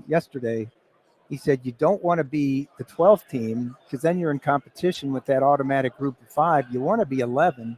And we finished 13th, or would have finished 13th last year. It would have been left out. So LSU wouldn't have been in the mix. So I want to say 20, maybe it is more than 30 going in. But group of 5 only gets 1 shot. The Big Ten, SEC are going to be in that mix for 4 in any given year. They counted for 7. If you go back to 10 years, in the current configuration, those 2 schools would have combined for 70% of the spots in a 12-team playoff. So you could start with that. As of now, what 2 teams in the SEC do you think are going to make it to Atlanta for the SEC championship? Texas and Georgia. That was quick. Yeah, no question. Georgia's on a on a roll towards 3 championships in 4 years. Not saying they're going to do it, but they should be favored. I think things break the right way. Texas can challenge, but Texas has put themselves in a position, at least right now, to be that second best team. And it's not. I don't think it's even close with it. When people talk about, well, Texas and Oklahoma, Texas has been ready to go for 3 years, since 5 and 7. When Sark, I don't want to say figured it out. He coached there and he knows how to win in the league, but knows how to do it. Oklahoma had a coaching change. Brent still has to prove defensively they can compete. They were much better last year and they're going to be good this year. But breaking in a new starting quarterback, Texas has everything. So they'll be right there. So what you want to be is in that championship game and playing for it. What I worry about is for a team like Texas, you go from winning. If you don't win the league, you're not in the top 5. You're in at best, number 6, because you've lost that championship game. And maybe, depending on how it shakes out, going on the road in the first round. Yeah. I mean, I still don't know how I feel about the conference champions getting the top 4 seats, I guess. 5. I get 5. I said I get what the commissioners did. They wanted to make the championship mean something. And that beginning in 98 with the BCS, it meant less. You saw that in 11 with LSU and Alabama. It's happened now 3 times, or teams from the same conference, the SEC all 3 times. So it didn't matter if you won your conference. Now it sort of does. Yeah. Do you have a sleeper in the SEC? Yeah, I don't know. I think those guys are really separate themselves. I can't go there with Missouri. I think Missouri's going to win 9 or 10 and be in the mix for a playoff spot, but they've got Alabama. That's going to be tough. They go to A&M. If they're not 4-0 on October 5th, when they go to A&M, something's going to be wrong. Where are you on Ole Miss? Ole Miss is a sleeper, and I wrote about them for today because they're a sleeper, but they've never done it before. They've got 3 national championships that were decided on somebody's kitchen table at a card game. You know what I mean? So, and I started to talk to Lane about it yesterday. If you ever had bigger expectations, and he said, "Oh yeah, you remember 2012?" You're right. In the middle of Reggie Bush probation, his second year at USC, they went 10-2. One of the marvels of modern man. Because I covered them. They beat Oregon and knocked Oregon out of the playoff and got Alabama in that year with a roster that was losing 30 scholarships over 4 years. And the next year they were preseason number 1. Remember that? 2000. And nobody remembers. So you talk about expectations. USC preseason number 1. They go 7-6. He loses all his luster. 5 games into the 13th season, he's fired on the tarmac, and that begins the Lane rehab tour that continues today. So, yeah, I think they could. 29 wins the last 3 seasons, ties an Ole Miss record. Most wins in 3 seasons go back to Johnny Vaught in 1962. If they do what they did last year, school record 11 wins, then they'll be in. But I think with their schedule, which is pretty stout, it's going to be hard. I just think in these leagues that are so big now, there's so many misses that you can say Georgia and Texas and say, yeah, they don't play half the teams that they're going to be there. So if there's a challenger, I'd say Ole Miss. The parallels between Steve Sarkeesian and Lane Kiffin, pretty interesting. Both of them, were with Pete Carroll. Both of them were with Nick Saban, and Sark has, put it together really impressively over the last 3 years. And so has Lane. I mean, this is his moment. Lane Kiffin, 10 starters back on offense, 10 starters back on defense. He's got the quarterback. He's got, the defensive line. I mean, this is it. It's the 30 for 30 that hasn't been made. I mean, I was there in the beginning when these two guys were in their 20s. I guess they were. Yeah, they were in their 20s. Lane was at USC when they were just punks.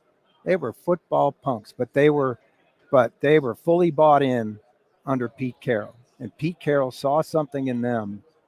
I don't want to say that nobody else saw because they were good coaches. They both were OCs at USC, won national championships, and had it figured out. And then look at their careers, different ways. Both got fired from USC. Both got fired as from head USC. coaches. Both were head coaches at USC. Rehabbed under Nick Saban. Both had failings. Both rehabbed under Nick Saban. Sark's was more a personal failing than a football failing that Lane had. But you could even call it a personal failing. He thought he had it figured out. And then he goes to Tennessee and leaves after a year. It was almost karma at USC when he got fired. Like, oh, okay, here's what we're going to do to you. You didn't stick that out. Now you got to build your way back. And then Kiffin, Nick Saban isn't Nick Saban today. It's the greatest coach of all time, unless he makes the decision not only to change the spread in 14, but hire Lane Kiffin to do it. And it worked out perfectly. Their quarterback, I forget his name, in 14. He was a converted receiver running back, and he set the Alabama total offense record in 14.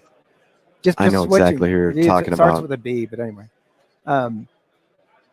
did that switch, and Lane talked about it yesterday. Nick's decision as an old school coach, called him an old school coach, to do that made all the difference. How many coaches would do that? Just completely scrap it and go, this offense is beating us, with Johnny Football. We're going to adopt it and change our whole recruiting philosophy. And they did. Now, Lane, was only there 3 years and exited ignominiously. But that's part of who he is. Now you get tired of writing it he's matured. Because now he's 48, I think, right now. But maybe he finally has. And you're talking about the team he's built there. I said he went from the boy king. That's what I used to call him when he was young, the boy king to the portal king. And now he's embracing everything about it. So good for both of those guys. Is Alabama being disrespected? I mean, obviously Nick Saban retiring, Kalen DeBoer coming in from Washington. I feel like he's probably feeling a little bit of that disrespect because everybody's comparing them to arguably the GOAT. But is Alabama getting the short end of the stick when we're here at SEC Media Day? I don't have the short end of the stick. I think they're about the third or fourth best story going in. Like, what did we just talk about? We've gotten to, Alabama is like the fourth subject matter. I'm fascinated by them because I just did like a 3,500 word story on Kalen DeBoer. Like, is Alabama going to run this guy out of town? Because it's been 17 years since they had to do this. And everybody from after Bear Bryant basically got run out of town and also won 10 games until they hit gold with Nick. So how's this outsider, this guy from South Dakota who won championships at an NAIA school and was a rising star at Fresno State in Washington?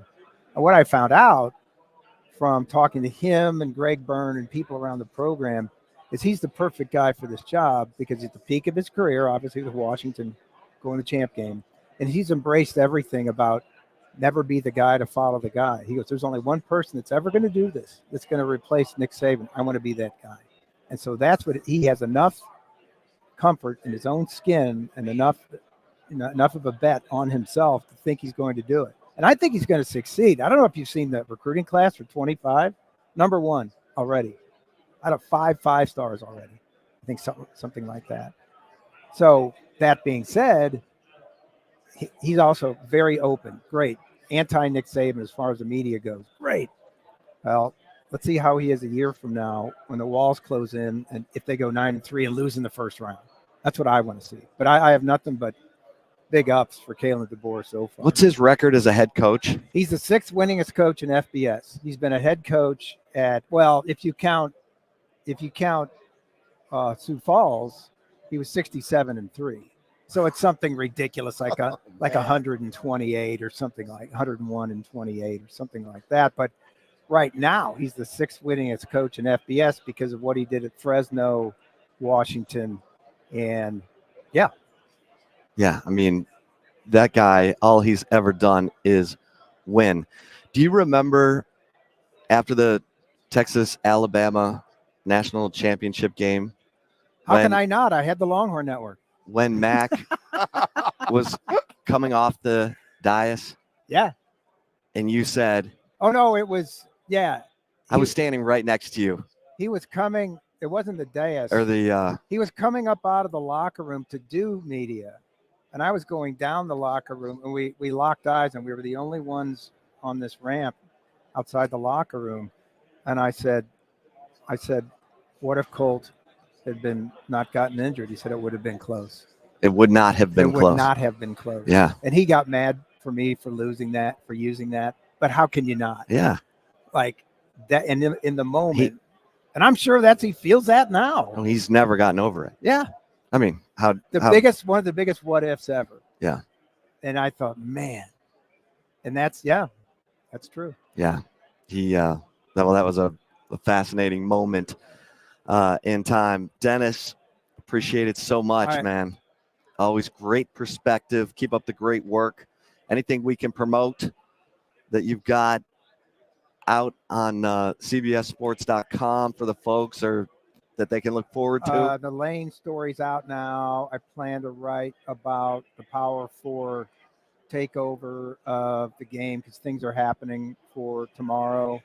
Got an exclusive with Greg Sankey, and I want to get into, maybe you guys can help me, why Arch Manning consciously is sat out 2 years to wait his turn. I mean, I get it, but I don't get it. I just asked Brady Cook in the interview room, who roomed with him at the Manning camp, and he just gushed about him because it happened to him too. He went to Missouri and played 6 games, and now before he became a star in 22 and 23. So, given his last name, that just fascinates me. I want to get into that. Given his last name, because I think he looks at how the quarterbacks were on the runway at Alabama. Absolutely. Yeah. And it was Mac Jones, starter for 1 year, NFL, and then Bryce Young, and before that, Tua and Jalen. I mean, it is fascinating. You get less tread on the tire. You go in and you succeed 1 year, and you know you're going to get the best coaching and best advice and best draft projection. So if he's not ready, he's not ready. After 2025, he comes back another year. So what? Yeah. It's going to be fascinating. You got to have the quarterback, and you got to have those 2 interior defensive linemen, and that's where Texas has got to keep that going. Because you go back, you look at the national champs. Clemson had Christian Wilkins and Dexter Lawrence. Alabama had a bunch of them. But the one that got cold, Darius. Marcel Darius. Yeah, Marcel Darius. Yeah, that guy was a way monster. Back when. Yeah, was a monster. Well, good stuff, man, and keep up the good work. Thanks for having me on, guys. Appreciate. Look forward to seeing you on the road. Taking a little time for us, Dennis Dodd, the great Dennis Dodd, CBSSports.com, as we wrap up our broadcast from SEC Media Days. And let's get a couple more mentions in here for our partners here at SEC Media Days, the American Cancer Society. We're proud to partner with our friends at the American Cancer Society to encourage you, our listeners and viewers, to get screened. Regular screening increases the chances of detecting cancer early when it's easier to treat. You can save your life simply by getting screened. Stop putting it off. Do it for your wife, your kids, your siblings, your parents, your friends, because some of you all are just averse to going to the doctor, and that's no way to go through life when we can get you treated if it happens to be, the result. Go to cancer.org for more information about where you can get screened and how you can get involved with the work being done by the American Cancer Society. All right, let's we'll hit a real quick commentary Zay, my commentary is really gonna focus on what we kind of picked up here today, and in particular, Georgia and Kirby Smart and the way that they carried themselves. They are 42-2 over the last 3 seasons. Sounds fake. It sounds fake, and of course, they won back-to-back national championships in that time span. And they're coming to Austin, and that's going to be the big boy table. And Texas having to play Oklahoma the week before, it is going to test everything that Texas has, everything that they're about. That is life in the SEC. That 2-week stretch, you go to Dallas and you play the Red River Shootout and the Cotton Bowl, and the next week you got to play the bully in the SEC, Kirby Smart, and the Bulldogs led by Carson Beck, 5th-year quarterback who is, right there, Heisman Trophy front runner. I can't wait, but that's it. That is, for Texas fans, you want to know what life in the SEC is going to be like. That 2-week stretch is what it's going to be like. All right, let's get to the right call, my man. Let's get it. Let's get it. Shout out to all of our sponsors that made it possible for us to be here at SEC Media Day. CenTex Tickets, Covert Bee Cave, ATX Trees, Port O'Connor Premier, Lodge, Texas, Mosquito Control. All of those guys have helped us get down here to have a terrific and fun SEC Media Days. We're out here on Radio Row. It's been a blast. Been seeing great interviews. Heard Kirby Smart earlier, Brent Venables, list goes on, Josh Heupel, and we're here for the next 2 days. But yeah, Chip, the right call today, man. What's up? Corey Moe's in the building. Corey. What's up, Jeff? Jeff Jones? Come on. Man, Jeff. Oh yeah, man. Nice to meet you, brother. Absolutely. But I don't know if you saw the home run derby yesterday, Chip. I don't know who won because I was so rattled by the national anthem, which was sung by Ingrid Andress, who was drunk. Oh, no. Drunk, oh, Chip. No. Oh, During no. the national anthem, she put out a statement today because it was such a horrific performance. Move over, Fergie. Ingrid came in the building and mucked stuff up so bad to where she has checked herself in the rehab this morning because she was intoxicated singing the national anthem last night at the home run derby that was right up the road in Arlington, Texas. Gosh, this is like the saddest thing I've ever heard. It's very depressing. I've never heard of Ingrid Andress before. She's a country singer. I've never seen her before. I'm not a country guy. But she's 32 years old. We were born the same year, 91 babies. And yeah, I guess she took too many to the head before she had to get up there. So. Did she sound terrible? Oh, it was horrible. It was horrible. It was horrible. And look, the national anthem's difficult as it is. Like I saw Parker McCollum. He went on social media and said, I've been asked to do the national anthem plenty of times in different situations and circumstances, and he's turned them down. Like, this is Parker McCollum. He's one of the best, country singers in the world. So for somebody like him to turn it down because he knows, little reward, more failure than not. Right. Like, he understands that process.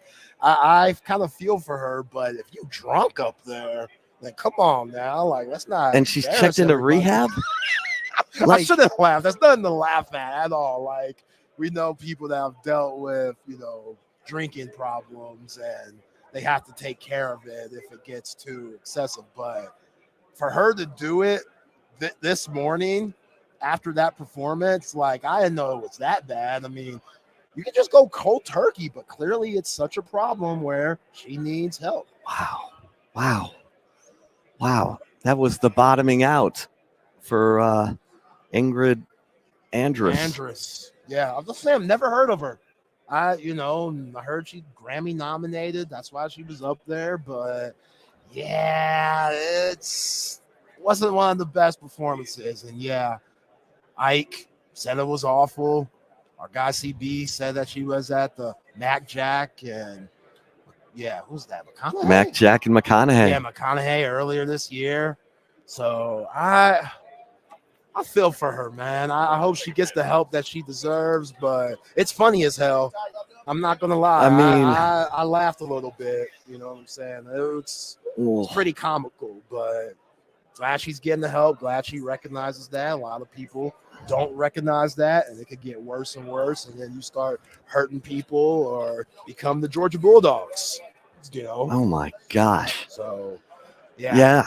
The you know what? Tomorrow we'll get into that, and tomorrow morning. Yes. Tomorrow morning, Zay and I are hosting the morning show, and Bucky and BK will be on from 1 to 3 because of Texas coming in tomorrow.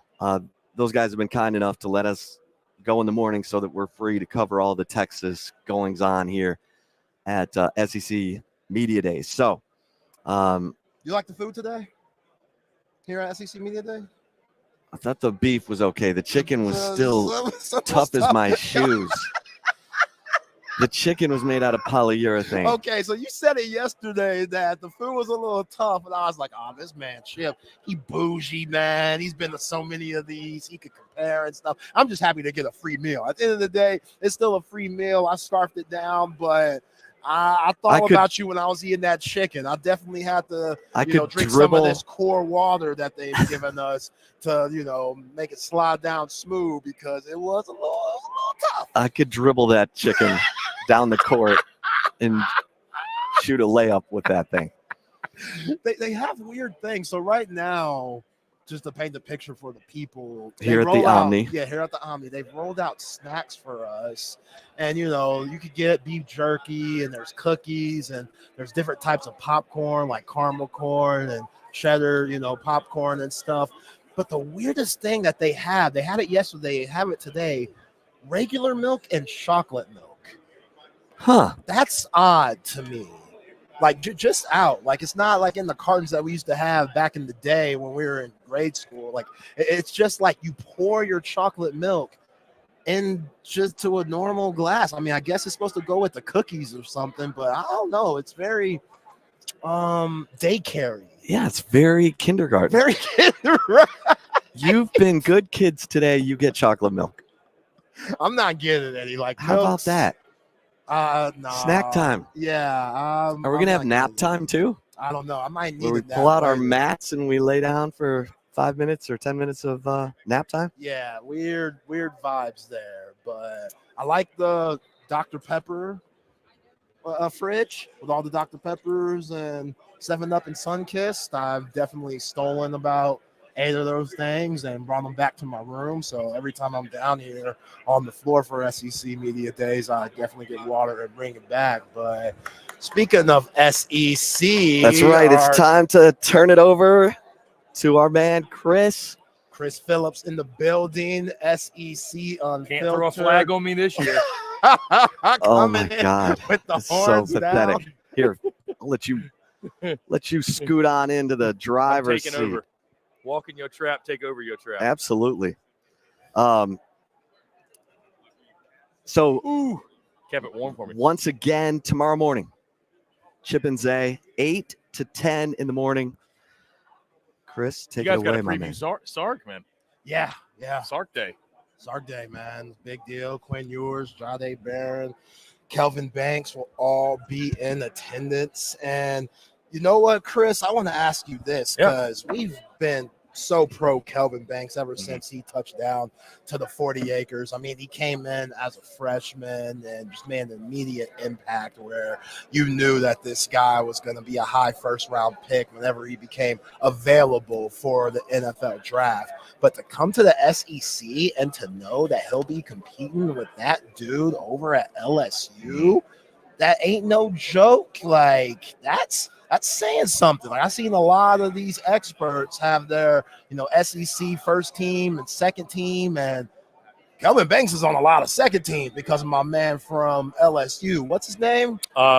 Is it Emory Jones? No. Which, it's their D Oh, tackle. Will Campbell. Will Campbell. Yeah, Will Campbell. That son of a bee. And Yeah. of course, I had to do Yeah. my homework, and I checked him out. He's the real deal. Yeah, no, he's solid. Yeah. He's the a real stud. deal. So Texas and LSU right there, I think, were the best offensive lines. Okay. Those are the two, 1A, 1B. Probably LSU best offensive line in the country. I mean, you could convince me of that. Cole, what you got signed? What's Cole got for us today? Smart ST ass. something. STI? STI, Caden Green 2.0, Eli Drinkowitz. Smart ass, tyrannical, and in your face asshole. That is me. I'm excited to be here. I should be there, though. We all know it. I blame know you everyone should. over there. Listen, next year, and we've loved, obviously, being a part of the Texas Sports Unfiltered table. We'll do so in the future. Cole, we got to have the SECU table next year, man. Got to have it in Atlanta. I'm going to be there. Dave lives in Atlanta, by the way. No excuse. Not to give his location away, but he lives it. He'll be there. We got to have the full trio there. We have to. So more importantly, when's it coming to Houston, guys? Come on, seriously. I don't think that's happening. I don't think that's happening, Cole. Sweating, just complete and total humid cluster mess that we call society. Who would not want to party here all day? Yeah, I don't think that's happening anytime soon. But... Oh, come on, Zay. You know you want to come and visit me. Oh, I We love all the know H. Oh, H-Town, man. I love it, man. You know what I'm saying? Give me some Frenchie's chicken, and I'm good to go. So, yeah, but y'all fellas have a great show. Zay, Chip and I are on tomorrow, 8 a.m. See you guys later. Appreciate y'all. Zay, you're the man. Appreciate it, man. Cole, what's going on? SEC Unfiltered. We're live right here every single day. This week and every week, 3 to 4 Central, 4 to 5 Eastern, of course, 2 to 3 Mountain Time. Fine folks of West Texas. Again, I'm joined by Cole Thompson. I am Chris Phillips. We are here day 2 of SEC Media Days in Dallas, Texas. Really excited again to be coming to you guys live here on the Texas Sports Unfiltered platform. Be sure you follow us at SEC Unfiltered, X, Facebook, Instagram, TikTok, YouTube podcast. We're doing a bunch, guys. I mean, we are literally content bleeding out the eyeballs, everything from staying active on social media, video content. I've got a vlog dropping later today, mini vlog, X Factors. We got all kinds of series going. We're breaking down everything from media days as well. Each coach individually, we're doing big end of day recaps, which will actually go live at 4:15 Central. So in about an hour or so, you're going to hear myself, Cole, Dave, chop it up, recap everything that took place. And like I said, Cole Thompson joins me. Cole, what's going on, man?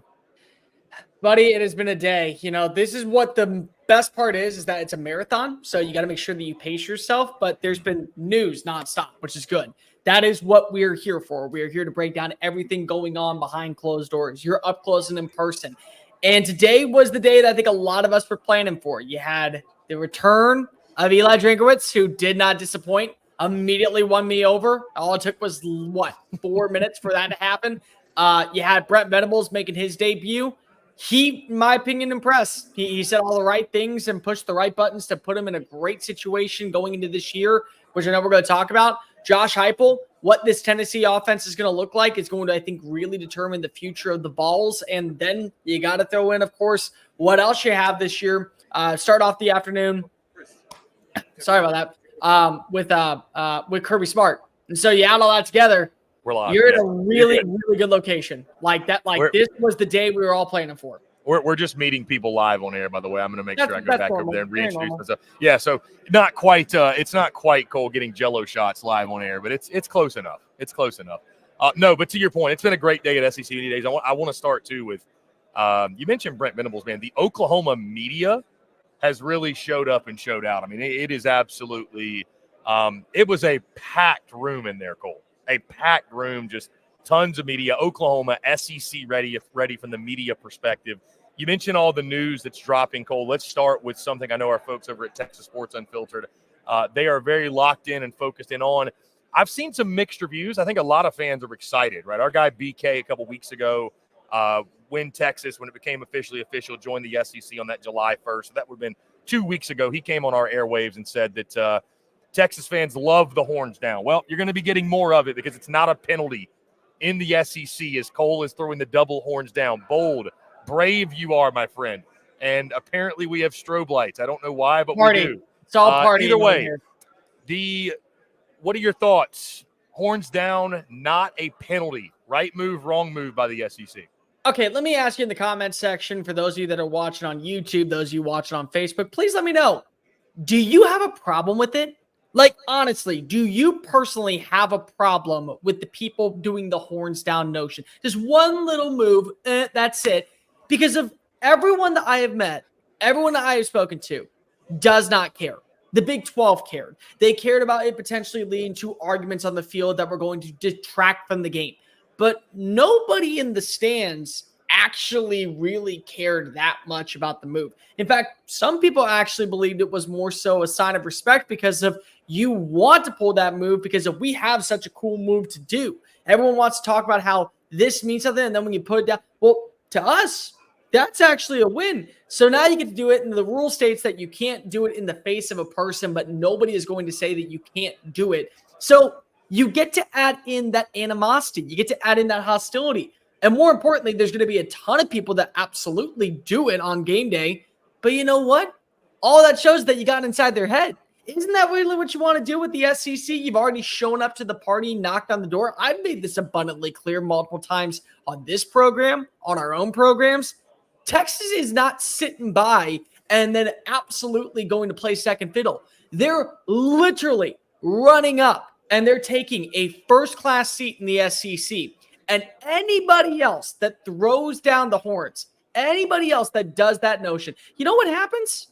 Nothing cares. Nobody cares. And you're in their head. And it makes you look dumb if there's no rivalry attached to it. If it's not Oklahoma, if it's not Texas A&M, and it's not a team that you feel like is on your level, then who cares? Nobody cares. Nobody cares at all in the stands about it. And all you're doing is you're making a nonsense of yourself if you don't come out on top. So I love that. It's going to be here. And guys, definitely in the comments, YouTube, Facebook, wherever you are, make sure you leave us your comments. Breezy says, throw the horns down. It's a curse. Steven says, if you were a Texas rival, it's okay. If you're just another team, you look dumb, and we're just living rent-free. Also, Breezy, by the way, asking about the SECU stickers. If you did not get those, we had a large wave of stickers go out. Be sure to shoot us an email, secunfiltered@gmail.com, or DM me. We will make sure that we get those out. I want to make sure everyone who was supposed to get them does. And in case you guys forgot, send us a screenshot of being subscribed on YouTube. Also, you can send us a screenshot of leaving a 5-star review on iTunes, Apple, Spotify, whatever. And give me your address, and we'll fire over a free sticker or two. So, Hair of the Dog says, don't want the horns down. Fucking win. So there you go. Where's the lie? That's it. Where's the lie? Where's the lie? Yeah. I'm sorry, but like that to me is ultimately the end goal. You want to be able to make that move, and you want to actually carry a little bit of weight. Come out with the dub, because you want to know what? You do this and you put it down. You do this, you make it a dub. And you know what? At the end of the day, then you get to make that notion. Besides that, who cares? Win. Do so. And you know what? Texas is going to have its games lined up to where they're going to feel confident. They're going to be ready to go this year. Even though Kirby did mention, which is a big deal, every game is a must-win game. Every game is our best chance every single week. So I think, yeah, I mean, listen, I'm a big proponent of let the kids have fun. Let's have fun. This is college football. Let's let celebrations be a big part of the game. I got a good feeling, too, Cole, this year that the way Texas is going to be set up, they're going to be throwing the horns up a lot more than the horns are going to be thrown down. So, and I do like what BK said, right? Like when you're throwing horns down, especially, God forbid, it's a game Texas isn't playing in, you've got Texas on the mind, right? So it's really only a compliment to Texas if you're throwing the horns down, especially, again, if they're not in the game. So anyways, we always say if you don't want somebody to celebrate, just stop it. So to your point, just win, shut them up. Don't make it a penalty. I think you that's what I will say, though, Chris, that this is kind of iridescent of when people say we want Bama. No, you don't. No, you don't. You did not want Nick Saban to come marching to your stadium on a Saturday. Remember that kid from Vanderbilt going, we'll show you what type of SEC football we play. Alabama, you're next. That's horns down at this point. Like, honestly. Bama, you're next. Bama, you're next. That's horns down. That's what it is, in my opinion. They're on the same level. We want Bama. Throw them down. All right. Well, you better throw down and get a win on top of it. Cole, we got snacks right now. This is a complete change of subject. Snacks in the Now I'm hungry. right on Radio Row. They've got chocolate milk available. I'm like, what sicko is drinking chocolate milk at Billy Lucci. 3:11 in the afternoon? Billy Lucci. I don't know if Billy's drinking chocolate milk. I don't even know where he is. I don't see him anywhere. But he's in the bathroom chugging the chocolate milk. No, it's we got a little popcorn, little beef sticks, whatever you want. So, anyways, this is kind of a side note in case you guys are wondering. Cole, I'm imagining you have not played College Football 25 yet, right? Unfortunately, I am one of those fine folks that does a lot of work and has no time for video games and is always trying to give you the best story and content. No, I'm broken. I don't have time for video games, you whippersnapper. I don't have that time. I also don't have the money for a PS5. Well, if anybody wants to donate to my GoFundMe, I'd appreciate it. Dude, yeah, why not? We played last night. My buddy Graham Coffee and I. We're gonna stream tonight. Last night was about kind of getting the dusting the cobwebs off, getting the flow of the game. Right, been a while, but so played the game. Early review from yours truly. The game is so much fun on offense. It plays like a college game. It's very fast, fluid, smooth. So we played 2 games. First game, we had to break the game in correctly, right, Cole? So we play Texas, Georgia. Okay. At DKR, night game. I'm Texas. He's Georgia. Naturally. And I mean, I smoked him. Dude, Quinn Ewers is a cheat code in the game. Isaiah Bond, freak speed. I mean, it just like, dude, Baxter, breakaway touchdown with him. Dude, I was literally up 35-7 in the third quarter and we quit. Like, Did you really? You 21 stumped him basically? Yes. Texas, the presentation incredible. Again, Quinn Ewers, it felt like a cheat code. Dude was just darting it up. I'll be honest with you. This is not even meant as a slight. He's probably better in the video game than he is in real life. I mean, he has to, I would agree with that. I'm sorry. I hate to say that, but I mean, sheesh. Let me ask you, does it look like Quinn Ewers in the video game? Because Jackson Dart got completely shafted. I didn't look at his profile, honestly. That was funny, though. Jackson Dart was like, that. I literally heard him say yesterday, that ain't me. That's Jackson Arnold. Literally. Yeah. And what's so funny is that I did a video for our series, or X Factor, and I say Jackson Dart the entire time. And like right in the middle, I accidentally say Arnold because if I mentioned something with Oklahoma, and the one person commented, it's Jackson Dart. Like, well, the video game actually says it's Jackson Arnold. So, I was actually onto something here, ladies and gentlemen. Fair enough. So then Cole, we played another game. So we, I crushed him. So we played a game in which we did 3 randoms, kill 1. You can either pick one of the 2 remaining teams or you do or die. So we ended up landing on Cal versus Oregon State.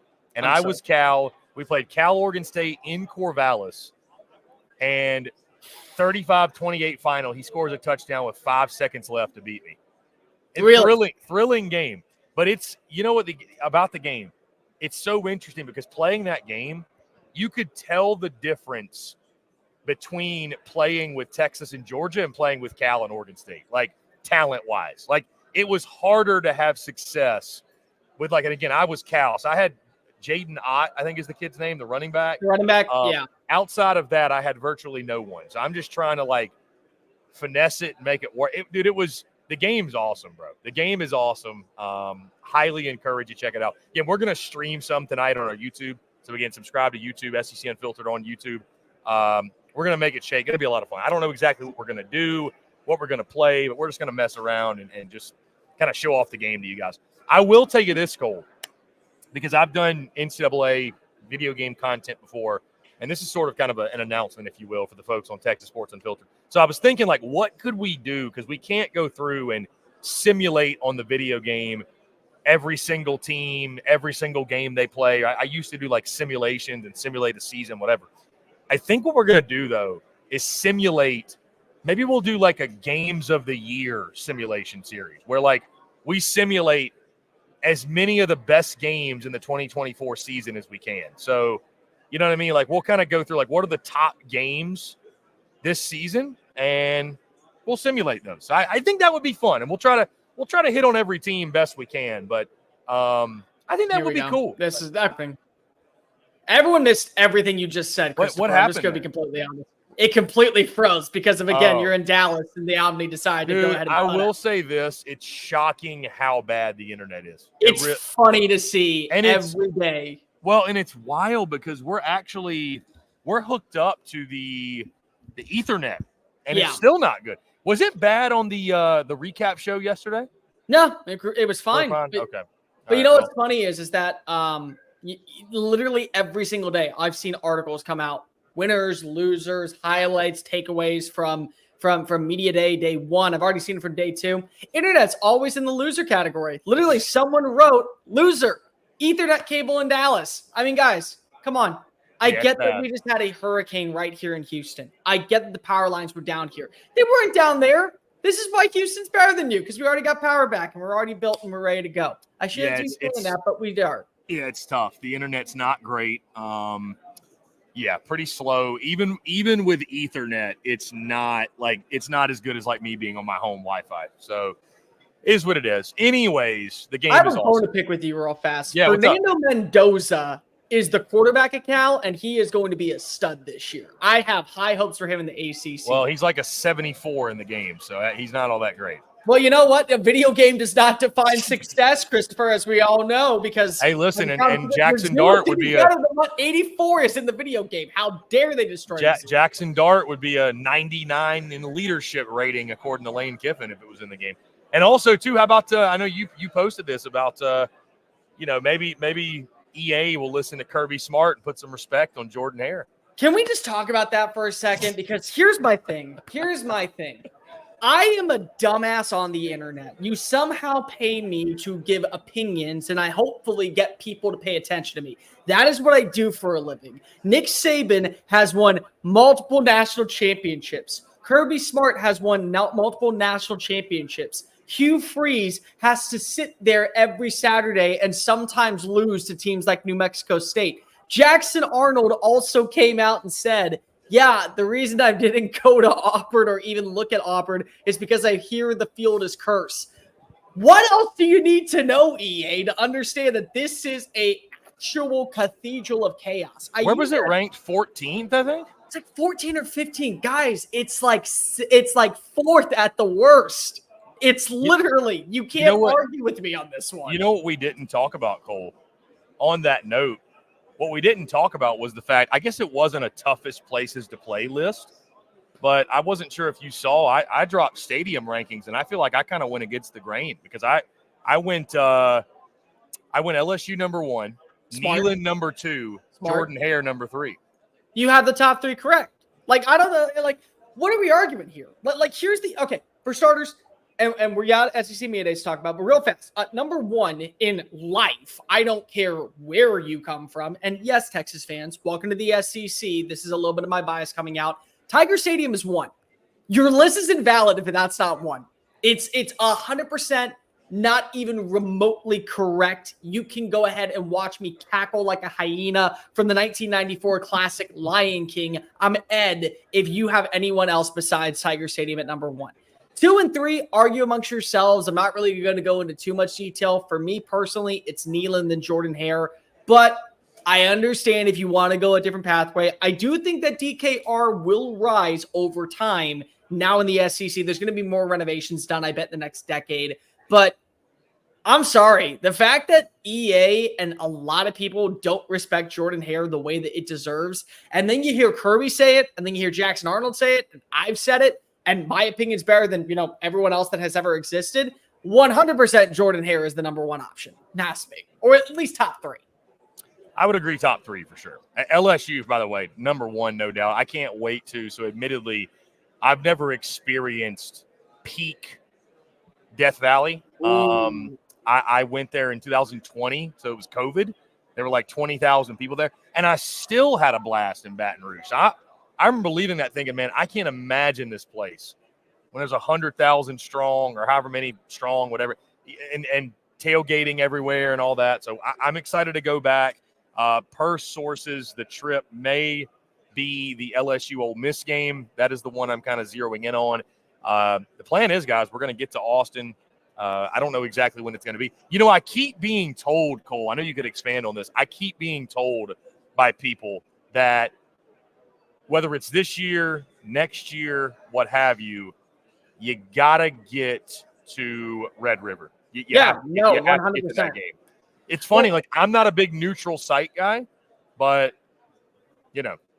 I'm sorry, but like to me, it's not a neutral site game because it's not neutral. Like, yeah, you can go ahead and say, well, it's in the state of Texas, but it's actually closer to Norman, Oklahoma than it is to Austin, Texas. For starters, that just shows you how big the damn state is. But number two, and probably the biggest thing, it's split down the middle. I'm not kidding when I say you literally look at the stadium and it is equal Texas, equal Oklahoma. And if it's not equal, it's like 52 to 48%. Like it is that well. And I don't believe in neutral site games. I think that they're egregious, especially for primetime matchups.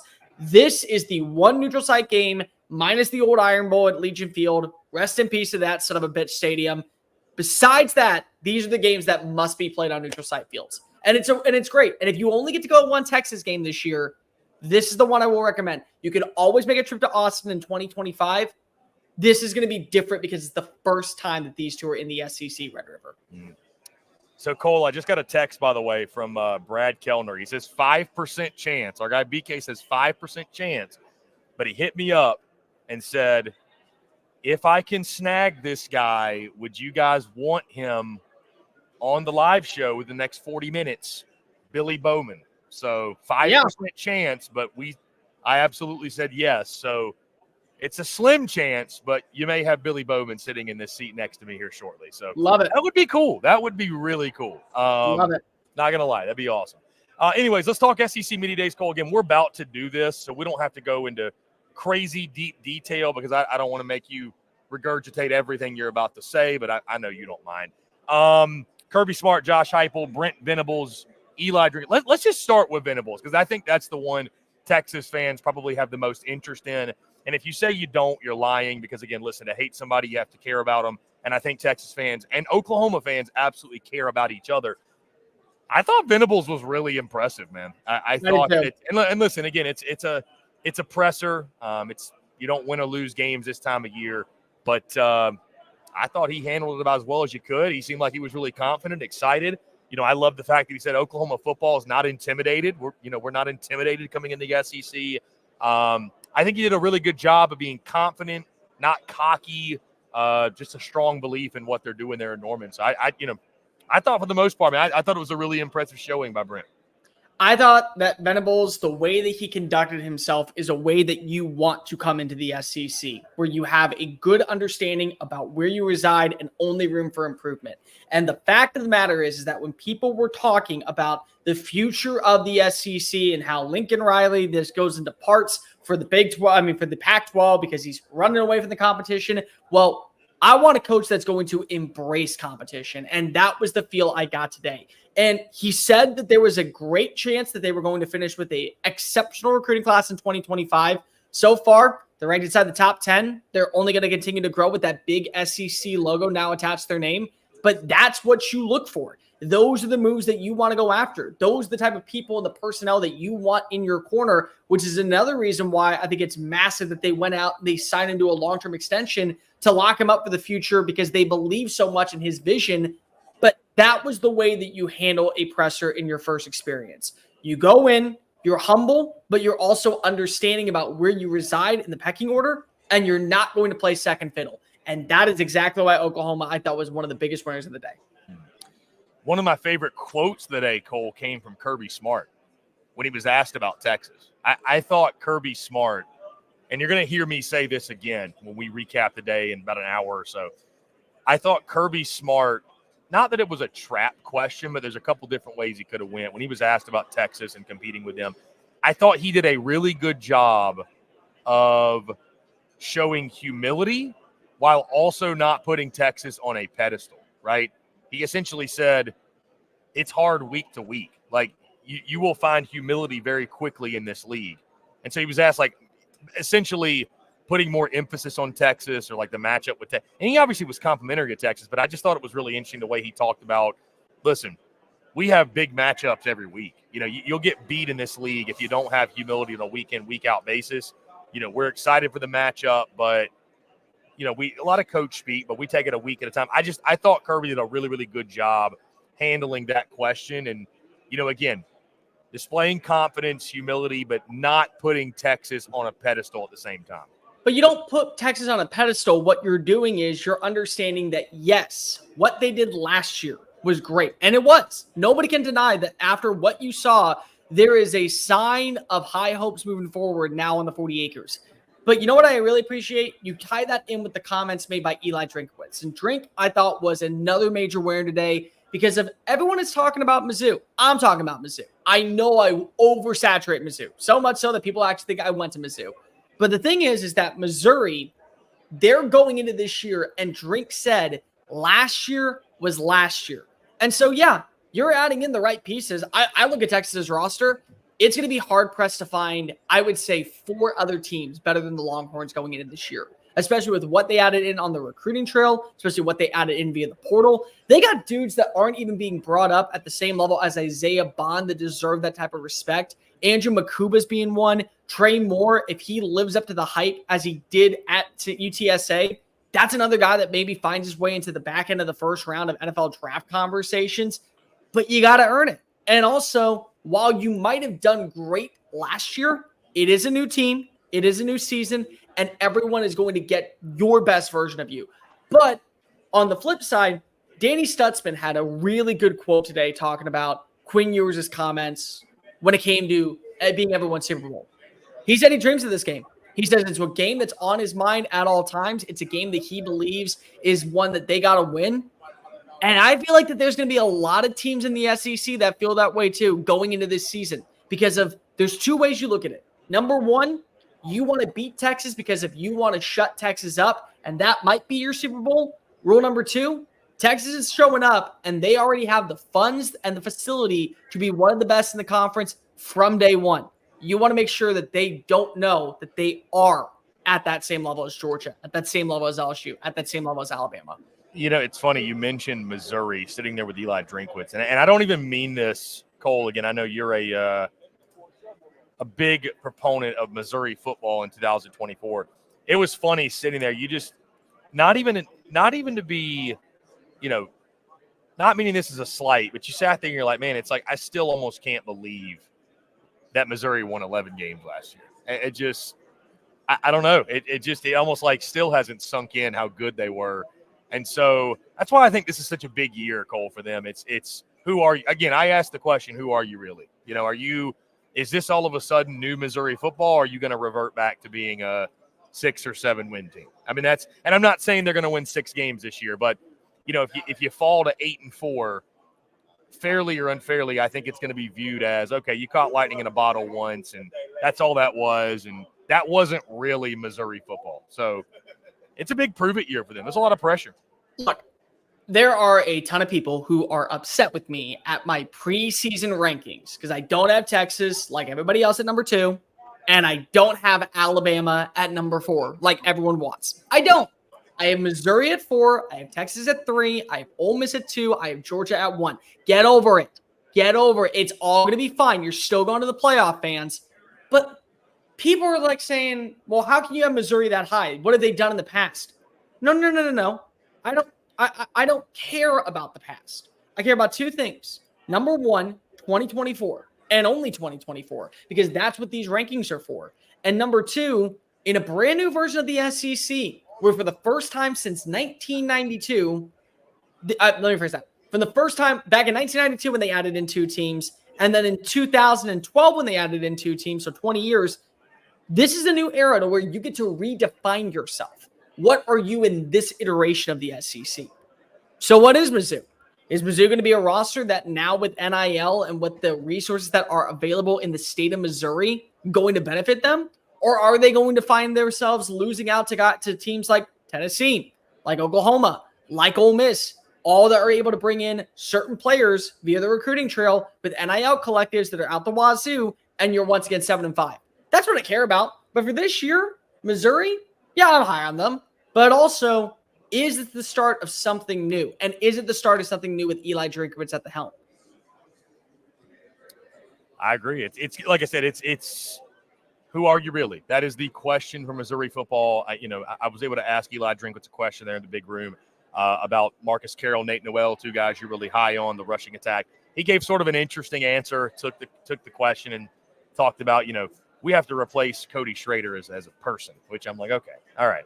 Anyways, good answer. Is he wrong though? No, he's not. He's not. He took it an interesting direction. But they all do, man. Like that's the thing. I know. They love twisting your words and finding a way to make it make it a different story or get the quote out there. Yeah, because it's great. Nate Noel can run. That's kind of what you realize, with the main media room. It's really not a place to. There's some guys that'll kind of use it as an opportunity to ask that kind of off the wall question. I don't really know that's the place to do it. You know what I mean? You don't want to roll the dice and it backfire.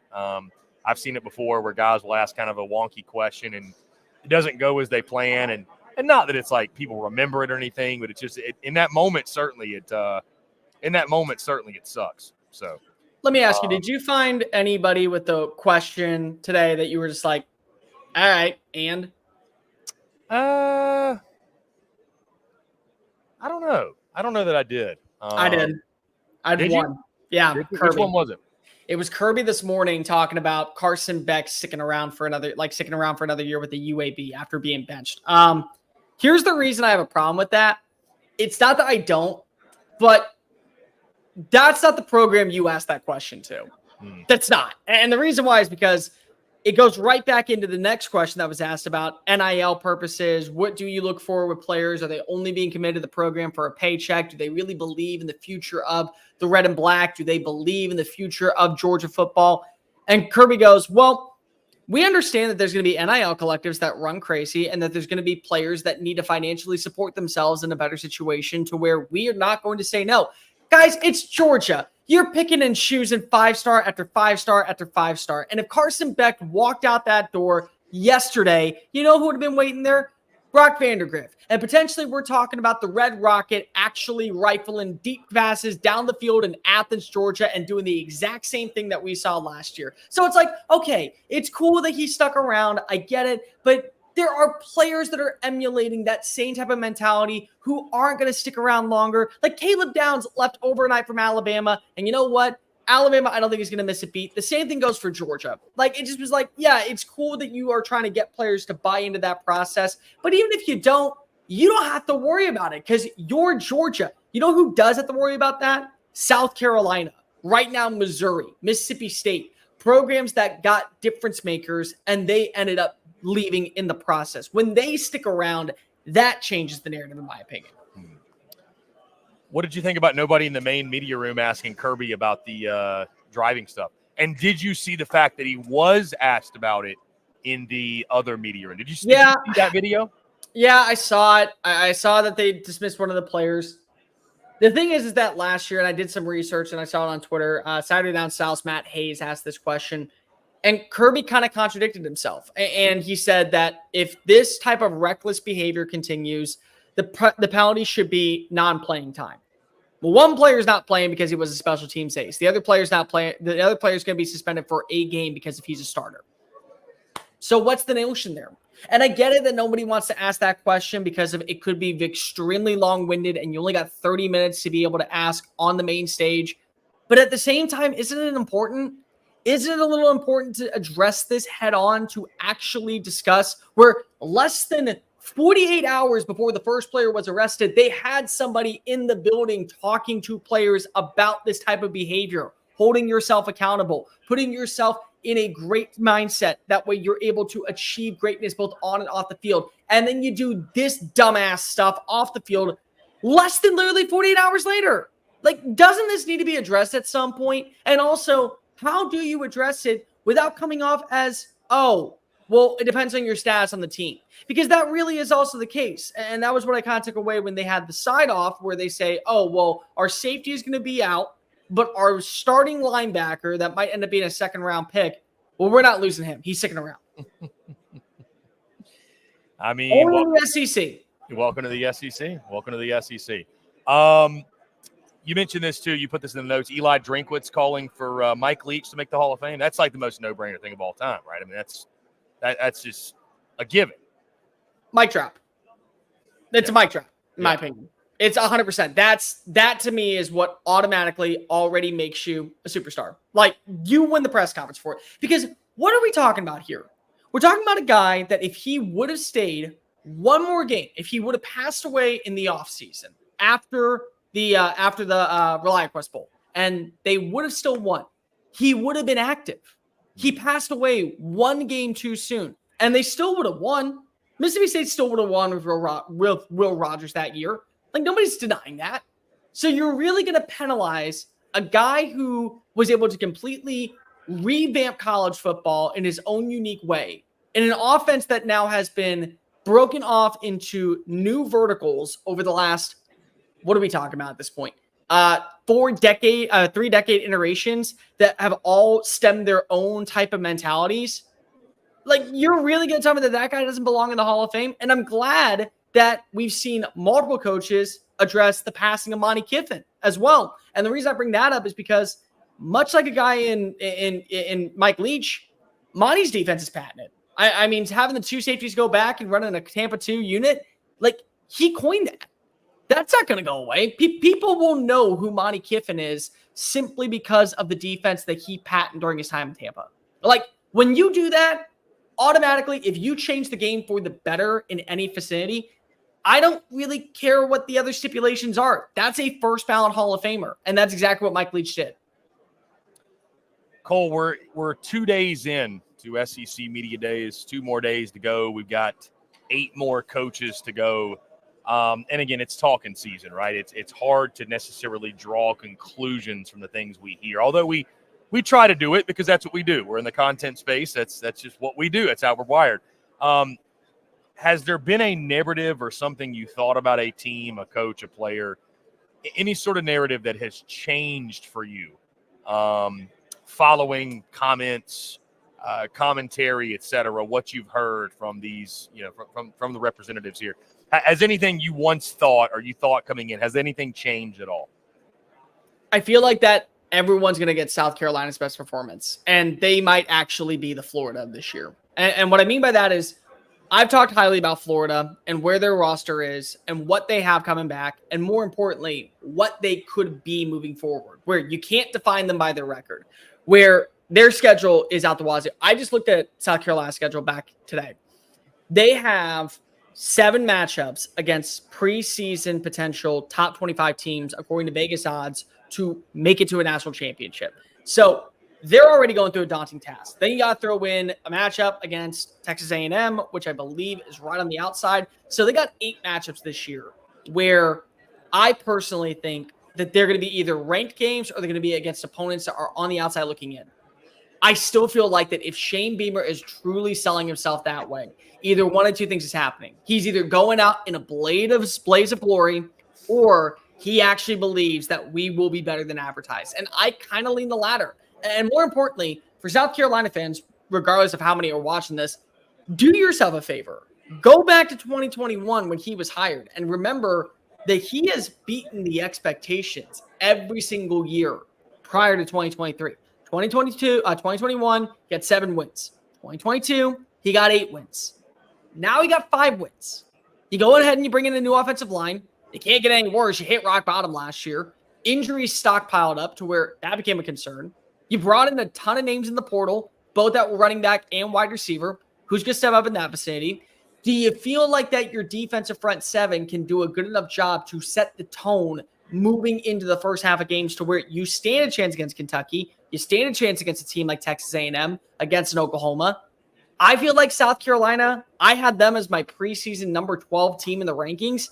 They might end up being number 10. I really liked what I heard from Shane Beamer. And more importantly, I like the way that the athletes are buying in. Everyone agreed on the same notion. We know that we are better than what is being advertised. I think you make good points, Cole. I think for me, has anything changed necessarily? I don't know that it's changed. I do. Again, I love what I heard from Brent Venables. I really do. Oklahoma to me is a team that, and I think we may have talked about this yesterday. I think you could argue Oklahoma's offensive line is the most important position group of any in the SEC. Because if it clicks, Oklahoma is all of a sudden, we talk boom or bust. and no pun intended, boomer. I think potentially you're looking at Oklahoma being even if they're not making the college football playoff, being a college football playoff wrecker, being a dream ender. And all of a sudden we're talking about them getting to 9 wins and potentially maybe they could sneak in the college football playoff. So if that clicks, right? I mean, we see Jackson Arnold walking around right now. He's going to have Deion Burks and a number of big-time weapons to throw to. Gavin Sawchuk in the backfield. I mean, they've got plenty of weapons, plenty of players at skill position. I think Jackson Arnold himself is highly capable of being one of the SEC's best. I mean, I wouldn't be surprised, Cole, if maybe a year or two from now, we're talking about Jackson Arnold was a top 3 or 4 quarterback in the league. I think he's got that type of ability. And then defensively, it's going to be the best defense they've had at Oklahoma in about a decade. So if the offensive line comes together, and listen, I'm nervous about their depth.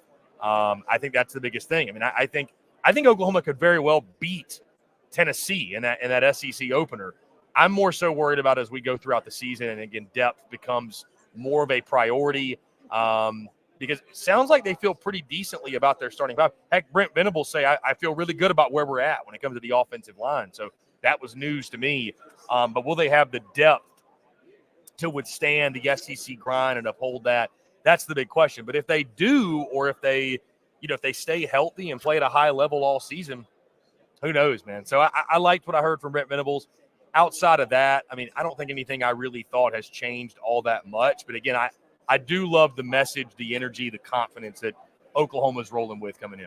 We'll talk about this real fast. They have the best offensive line coach for my money in the making in Bill Ball. Yeah. And when you have that already as a cheat code, that automatically, in my opinion, gives you 1 win back because of whether it comes against a South Carolina, whether it goes on the road against an Auburn, whether it's week 1 in SEC play against Tennessee. 1 game will be defined by the offensive line over exceeding expectations because you have Bill Beatenbow. The thing that I wonder about is how does this offensive line hold when it comes to middle of the season and potentially you have a guy out for a year because of a torn ACL or because of a busted kneecap or one of the other ailments that could hinder their success. Because if I agree with you, and I've probably been the highest on this, I mean, literally, I think that I'm the one person that bought into the stock well more than anybody in all of college football media. I don't sleep at all on Oklahoma this year. I don't, because I know what they have in the weaponry department and I know what they have on defense. And that defense is not Big 12 great. It is college football good. Can it get to great now with the additions of Dominic Williams? Can it get to great with another season of Peyton Bowen learning? Can it get to the great with Billy Bowman coming back, with Danny Stutzman involved? Can we see that progression with Jackson Arnold? You say right now that he could be the 2nd or 3rd best quarterback in the SEC. I'm telling you, he will be the 2nd or 3rd best quarterback in the SEC coming into next year because of all the names leaving. There's a scenario where actually, yeah, we're right. We are right that the reason Dylan Gabriel left is because Jackson Arnold arrived, and the way that we've been talking about Nico is actually how we were supposed to be talking about Jackson. But it comes down to the offensive line. And if that line can hold for 13 games, I could see them sticking it in the playoff. It's not going to shock me if they are 10-2. It's not. Because of number one, you got to throw out Red River. You just have to. And that comes on both sides. Texas is going to have a down year. Oklahoma can be undefeated. Their one loss comes to Texas. It just happens in that game. I think you got to throw out every other close call matchup. So South Carolina, I think Tennessee right now, there's still question marks around the team. I think Arkansas, there's all these games that you have right now that you feel good. There's 2 games I look at that are just, Number one, it's Alabama. And even then, Alabama's going to be playing in a trap game moment because for them, that's going to be the matchup where they have to go ahead and get prepared for the Iron Bowl, Kalen DeBoer's first Iron Bowl. And number 2 is Missouri. And again, Oklahoma fans, I know there's probably one of you in the chat saying, I cannot wait to wring this piece of crap's neck. For the entirety of the SEC, for this year, Mizzou. I'm not comparing you two. I'm done dealing with the nonsense on Twitter of people saying that I'm comparing you two. You're not even in the same stratosphere. Minus this year. Cole, looking ahead to tomorrow. Got a jam-packed day. It's going to be a lot of fun. We're actually going to be live right here, guys. Per the schedule, Steve Sarkeesian will finish up at 2:50. we're going to be live at 3. Obviously, the guys, Chip Brown, all those others, they're going to be reacting live to what Sark is saying. So going to be a lot of fun. Looking ahead, it's a big day for Texas. Let's stick with that. Cole, is there anything in particular that anything in particular you want to hear Sark say, need to hear him say? I'd imagine they're going to come in with a lot of confidence. Like, for some reason, I have this image in my head, Cole, that Texas comes in tomorrow sticking their chests out, really kind of beating their chests, like kind of the big bullies on the block is kind of the mentality. Thoughts on you and what you expect from Texas tomorrow? Let me ask you, have you noticed that there have been multiple coaches asked over the last 2 days about the new helmet system with the radio in the head? I have. You got to remember that Steve Sarkeesian was one of the very first to proponent that. I mean, that's because if he was in the NFL with the Atlanta Falcons as the offense coordinator, where they had the helmet system. So I want to hear about that. What are his thoughts now that that's an advantage to him? Does he already, because of knowing what the play call is with the 15-second runoff, does he already have a good understanding with Quinn to where they're on the same page?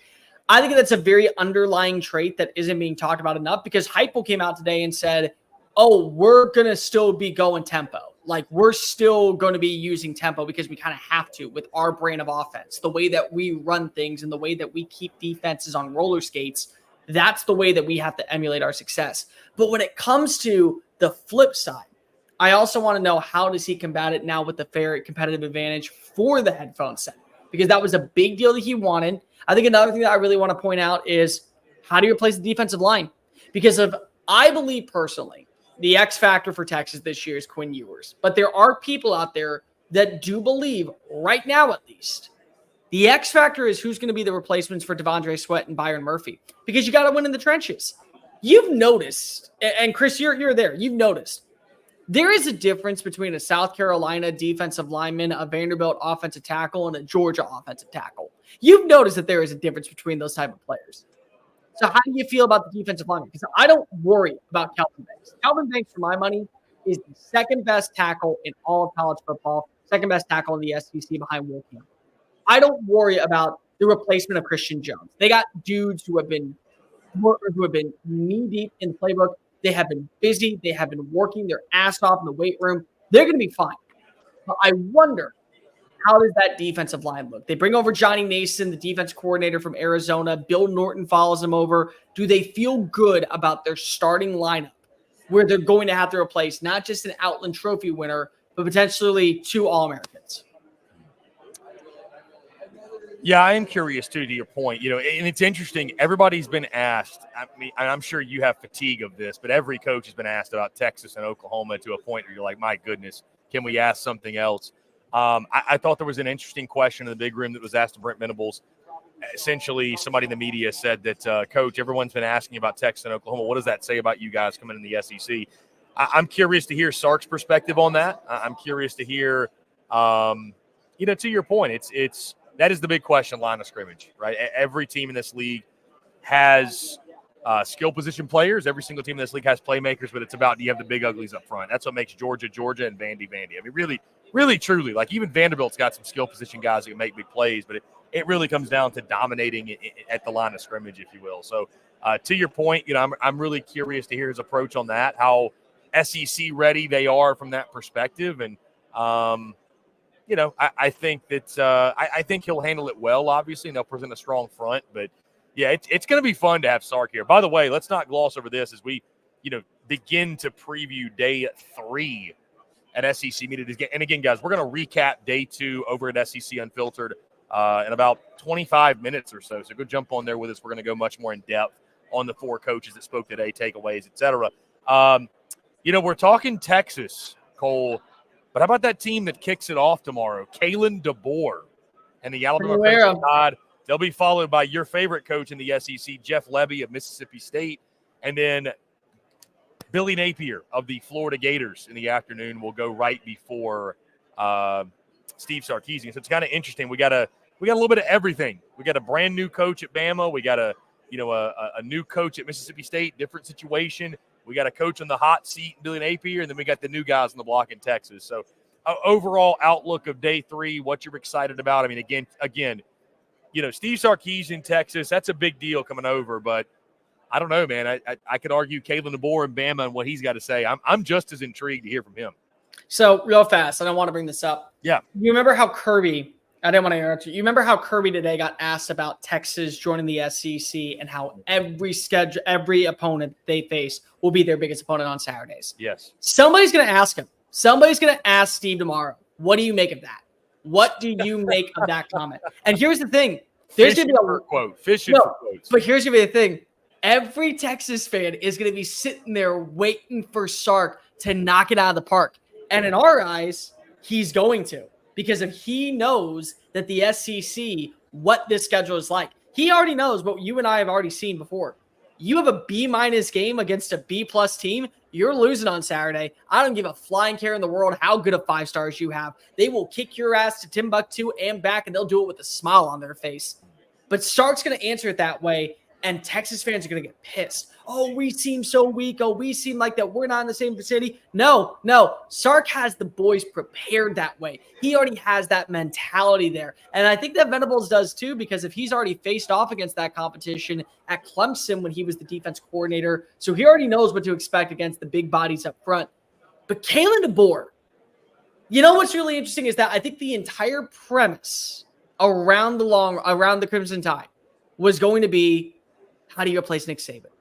How do you replace Nick Saban, who, by the way, has done an exceptional job as a broadcaster? Like, can we just go ahead and just say the man does not miss at anything? I'll tell you this, Cole. He may end up being, maybe this is blasphemous to say, he may end up being a better personality on air than he was a coach. He's doing a damn good job. I'm telling you, he really, truly might. I think the way Nick Saban's wired, he wants to be the best of the best in whatever space he's in. And I don't think that's just when he's doing this media stuff. I don't think that's just, I'm going to be the best at talking X's and O's. I think he wants to be the most entertaining. Like, and he's doing a good job. I've been wildly surprised how entertaining Saban has been. And the fact he's so willing to just give these sound bites and these, not like he's taking shots, but he's just being so much more open and honest than I thought he was going to be. Honestly. But he's not wrong either, which is the big thing. And by the way, when you start off on the main desk at ESPN versus you starting off your head coaching career at Toledo, you automatically have only to go up from here. Like, there's really, you've at the pinnacle at that point. But you're replacing a legend in Tuscaloosa. And overnight, it's like Alabama fans went to sleep and they woke back up and it was 2012 and they were getting number one recruiting class after number one recruiting class. Because where does Alabama rank this morning?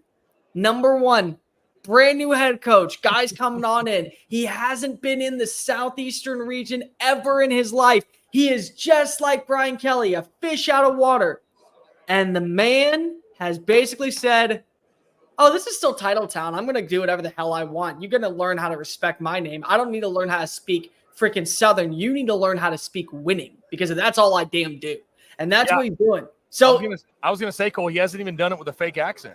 He hasn't had to. It's like, hi, I'm genuine and I don't lose anywhere. Come play for me. And everyone's looking at him like, yeah, shit, you're right. You haven't lost anywhere. I'm 100% playing for you. Like that's the notion. Like, can you imagine if you just would have landed Jabbar Muhammad instead of Oregon, who, by the way, we all know got paid a crap ton of Phil Knight money? How about Kirby today saying because Kirby said it? He was envious of Dan Lanning and Phil Knight's NIL, basically, endless pockets. He literally basically went out and said, oh, yeah, by the way, don't think that Oregon is this great program. They have Phil Knight money. Nike's doing a lot of the heavy lifting over there. It's like he didn't give a care. But, that's basically what you're saying about DeBoer, who doesn't have to do a fake accent. All he's got to do is say, this is my offense with these players. This is my offense with these players. This is the results with both these type of players. Come play for me and watch what happens. You're good enough to land Ryan Williams. If he would have landed Jabbar Muhammad, I honestly would have already said, oh, Alabama's not going to miss a beat on defense. That's how confident I would have been just by adding in the Washington cornerback that decided to commit to Oregon at the last second. But again, all he's doing is winning on the transfer portal trail. All he's doing is winning on the recruiting trail. And if he starts winning on the field, that changes the narrative overnight, because Alabama wasn't going to go away. They maybe weren't going to be the dynasty. They maybe weren't going to be the favorites year in and year out. And they still aren't right now. They got to prove it. But if they go 11-1 and they end up living up to this humble demeanor underneath DeBoer, and then they back it up with the results on the field behind a quarterback that has already gotten enough reps underneath his belt to feel like that he is only going to build another wide receiver that already understands this offense. I mean, what does that do for the portal? Like all these kids that said, oh, I'm going to leave because there's no longer the Saban tax. Well, now they're going to take the DeBoer discount, and I'm patent pending trademarking that if that comes to become a thing. I am 100% making the DeBoer discount a major trend, and we're putting that on the shop. I love that. Cole, speaking of, I want to give the people exactly what Kirby said, by the way. He said, quote, every offseason we do a study and try to find something to look outside of football to redefine ourselves and recenter. It's great for me. I really think it's good to study successful people, whether in the sports industry or whether that's in the business industry. This year, we took Nike, who I've had the great pleasure of meeting Phil Knight and his wonderful wife, Penny. Wish I could get some of that NIL money he's sharing with Dan Lanning, but that's another note. So, I mean, the quick little zinger there, you know. Wish I could get some of that NIL money. That just dump it in that thing, you know. Okay, you know what I thought was really funny? How Nick, whenever he was the GOAT and everyone came to his presser, he'd always have that one little zinger, and Kirby has not missed a beat. He understood the assignment. I am not only replacing Nick Saban as the heir apparent of the SEC, I'm also going to make sure I get that one-liner in there that people talk about nonstop. And he did. I thought that was a very underlying part about Kirby. Yeah, you know, too, man. Like, I really love the fact that I think when it's crazy to think, isn't it? That was 6 months ago that Nick Saban announced, or the announcement happened that he was retiring. You know, I don't know if any of us knew what to think when that happened, what was next. I'm really, really glad to see Nick Saban stick around SEC football. I think that's so awesome, man. I think that's incredible. I think it's great for the sport. He's going to be great on College game day. Yeah, I mean, it's just, I think Nick Saban is just wired to be great in anything that he does. And that's, I mean, you're seeing that happen. So it's we have not heard the last, I think, of the zingers or the one-liners, if you will. In closing, again, we're going to talk all about this, Cole, tomorrow, especially when we recap today. But Billy Napier tomorrow seems like a pretty important day. You know, I've talked about taking advantage of your time at the podium. You know, when you're a coach on the hot seat. Thoughts on Napier speaking tomorrow? The way that Shane Beamer handled himself drew in a lot of negativity on social media and from everyone, from South Carolina fans. Shane Beamer is a very easy target for folks. He is. But you know the thing is, there's so many people out there, you included, have said this. I don't believe if he has a down year, you fire him. I've heard it. I've heard it from many people. But if you have a down year, that's when you get on the hot seat. Because what Beamer did was he overexceeded expectations to begin his tenure to buy him a down year. Well, you started off extremely strong. Billy Napier came in swinging against a Utah team that I thought that year could have gone to the college football playoff. And you know what's the crazy thing? They would have if they didn't lose to Florida because they had 2 losses on the schedule. You came out swinging. They automatically jumped into the top 25 rankings. And then you've underwhelmed. And you've looked anemic and you haven't been able to go ahead and make the processes of jumping forward. You've had countless miscues and penalties. So in my opinion, you can't go in as hot as a guy like Shane Beamer. Oh, you can be confident in your team. You can easily say, well, you know what? Our team is going to be well prepared. We know that we're going to go through our due diligence. We're not afraid to swing and give everyone our best opponent. But you can't be saying things like, oh, we know that you're going to rank us dead last, and we don't really care. You know, we think that our team is better. We're going to be a college football playoff dark horse. Yeah, reel it back in, Billy. Reel it back in. Give about a 4 of that level.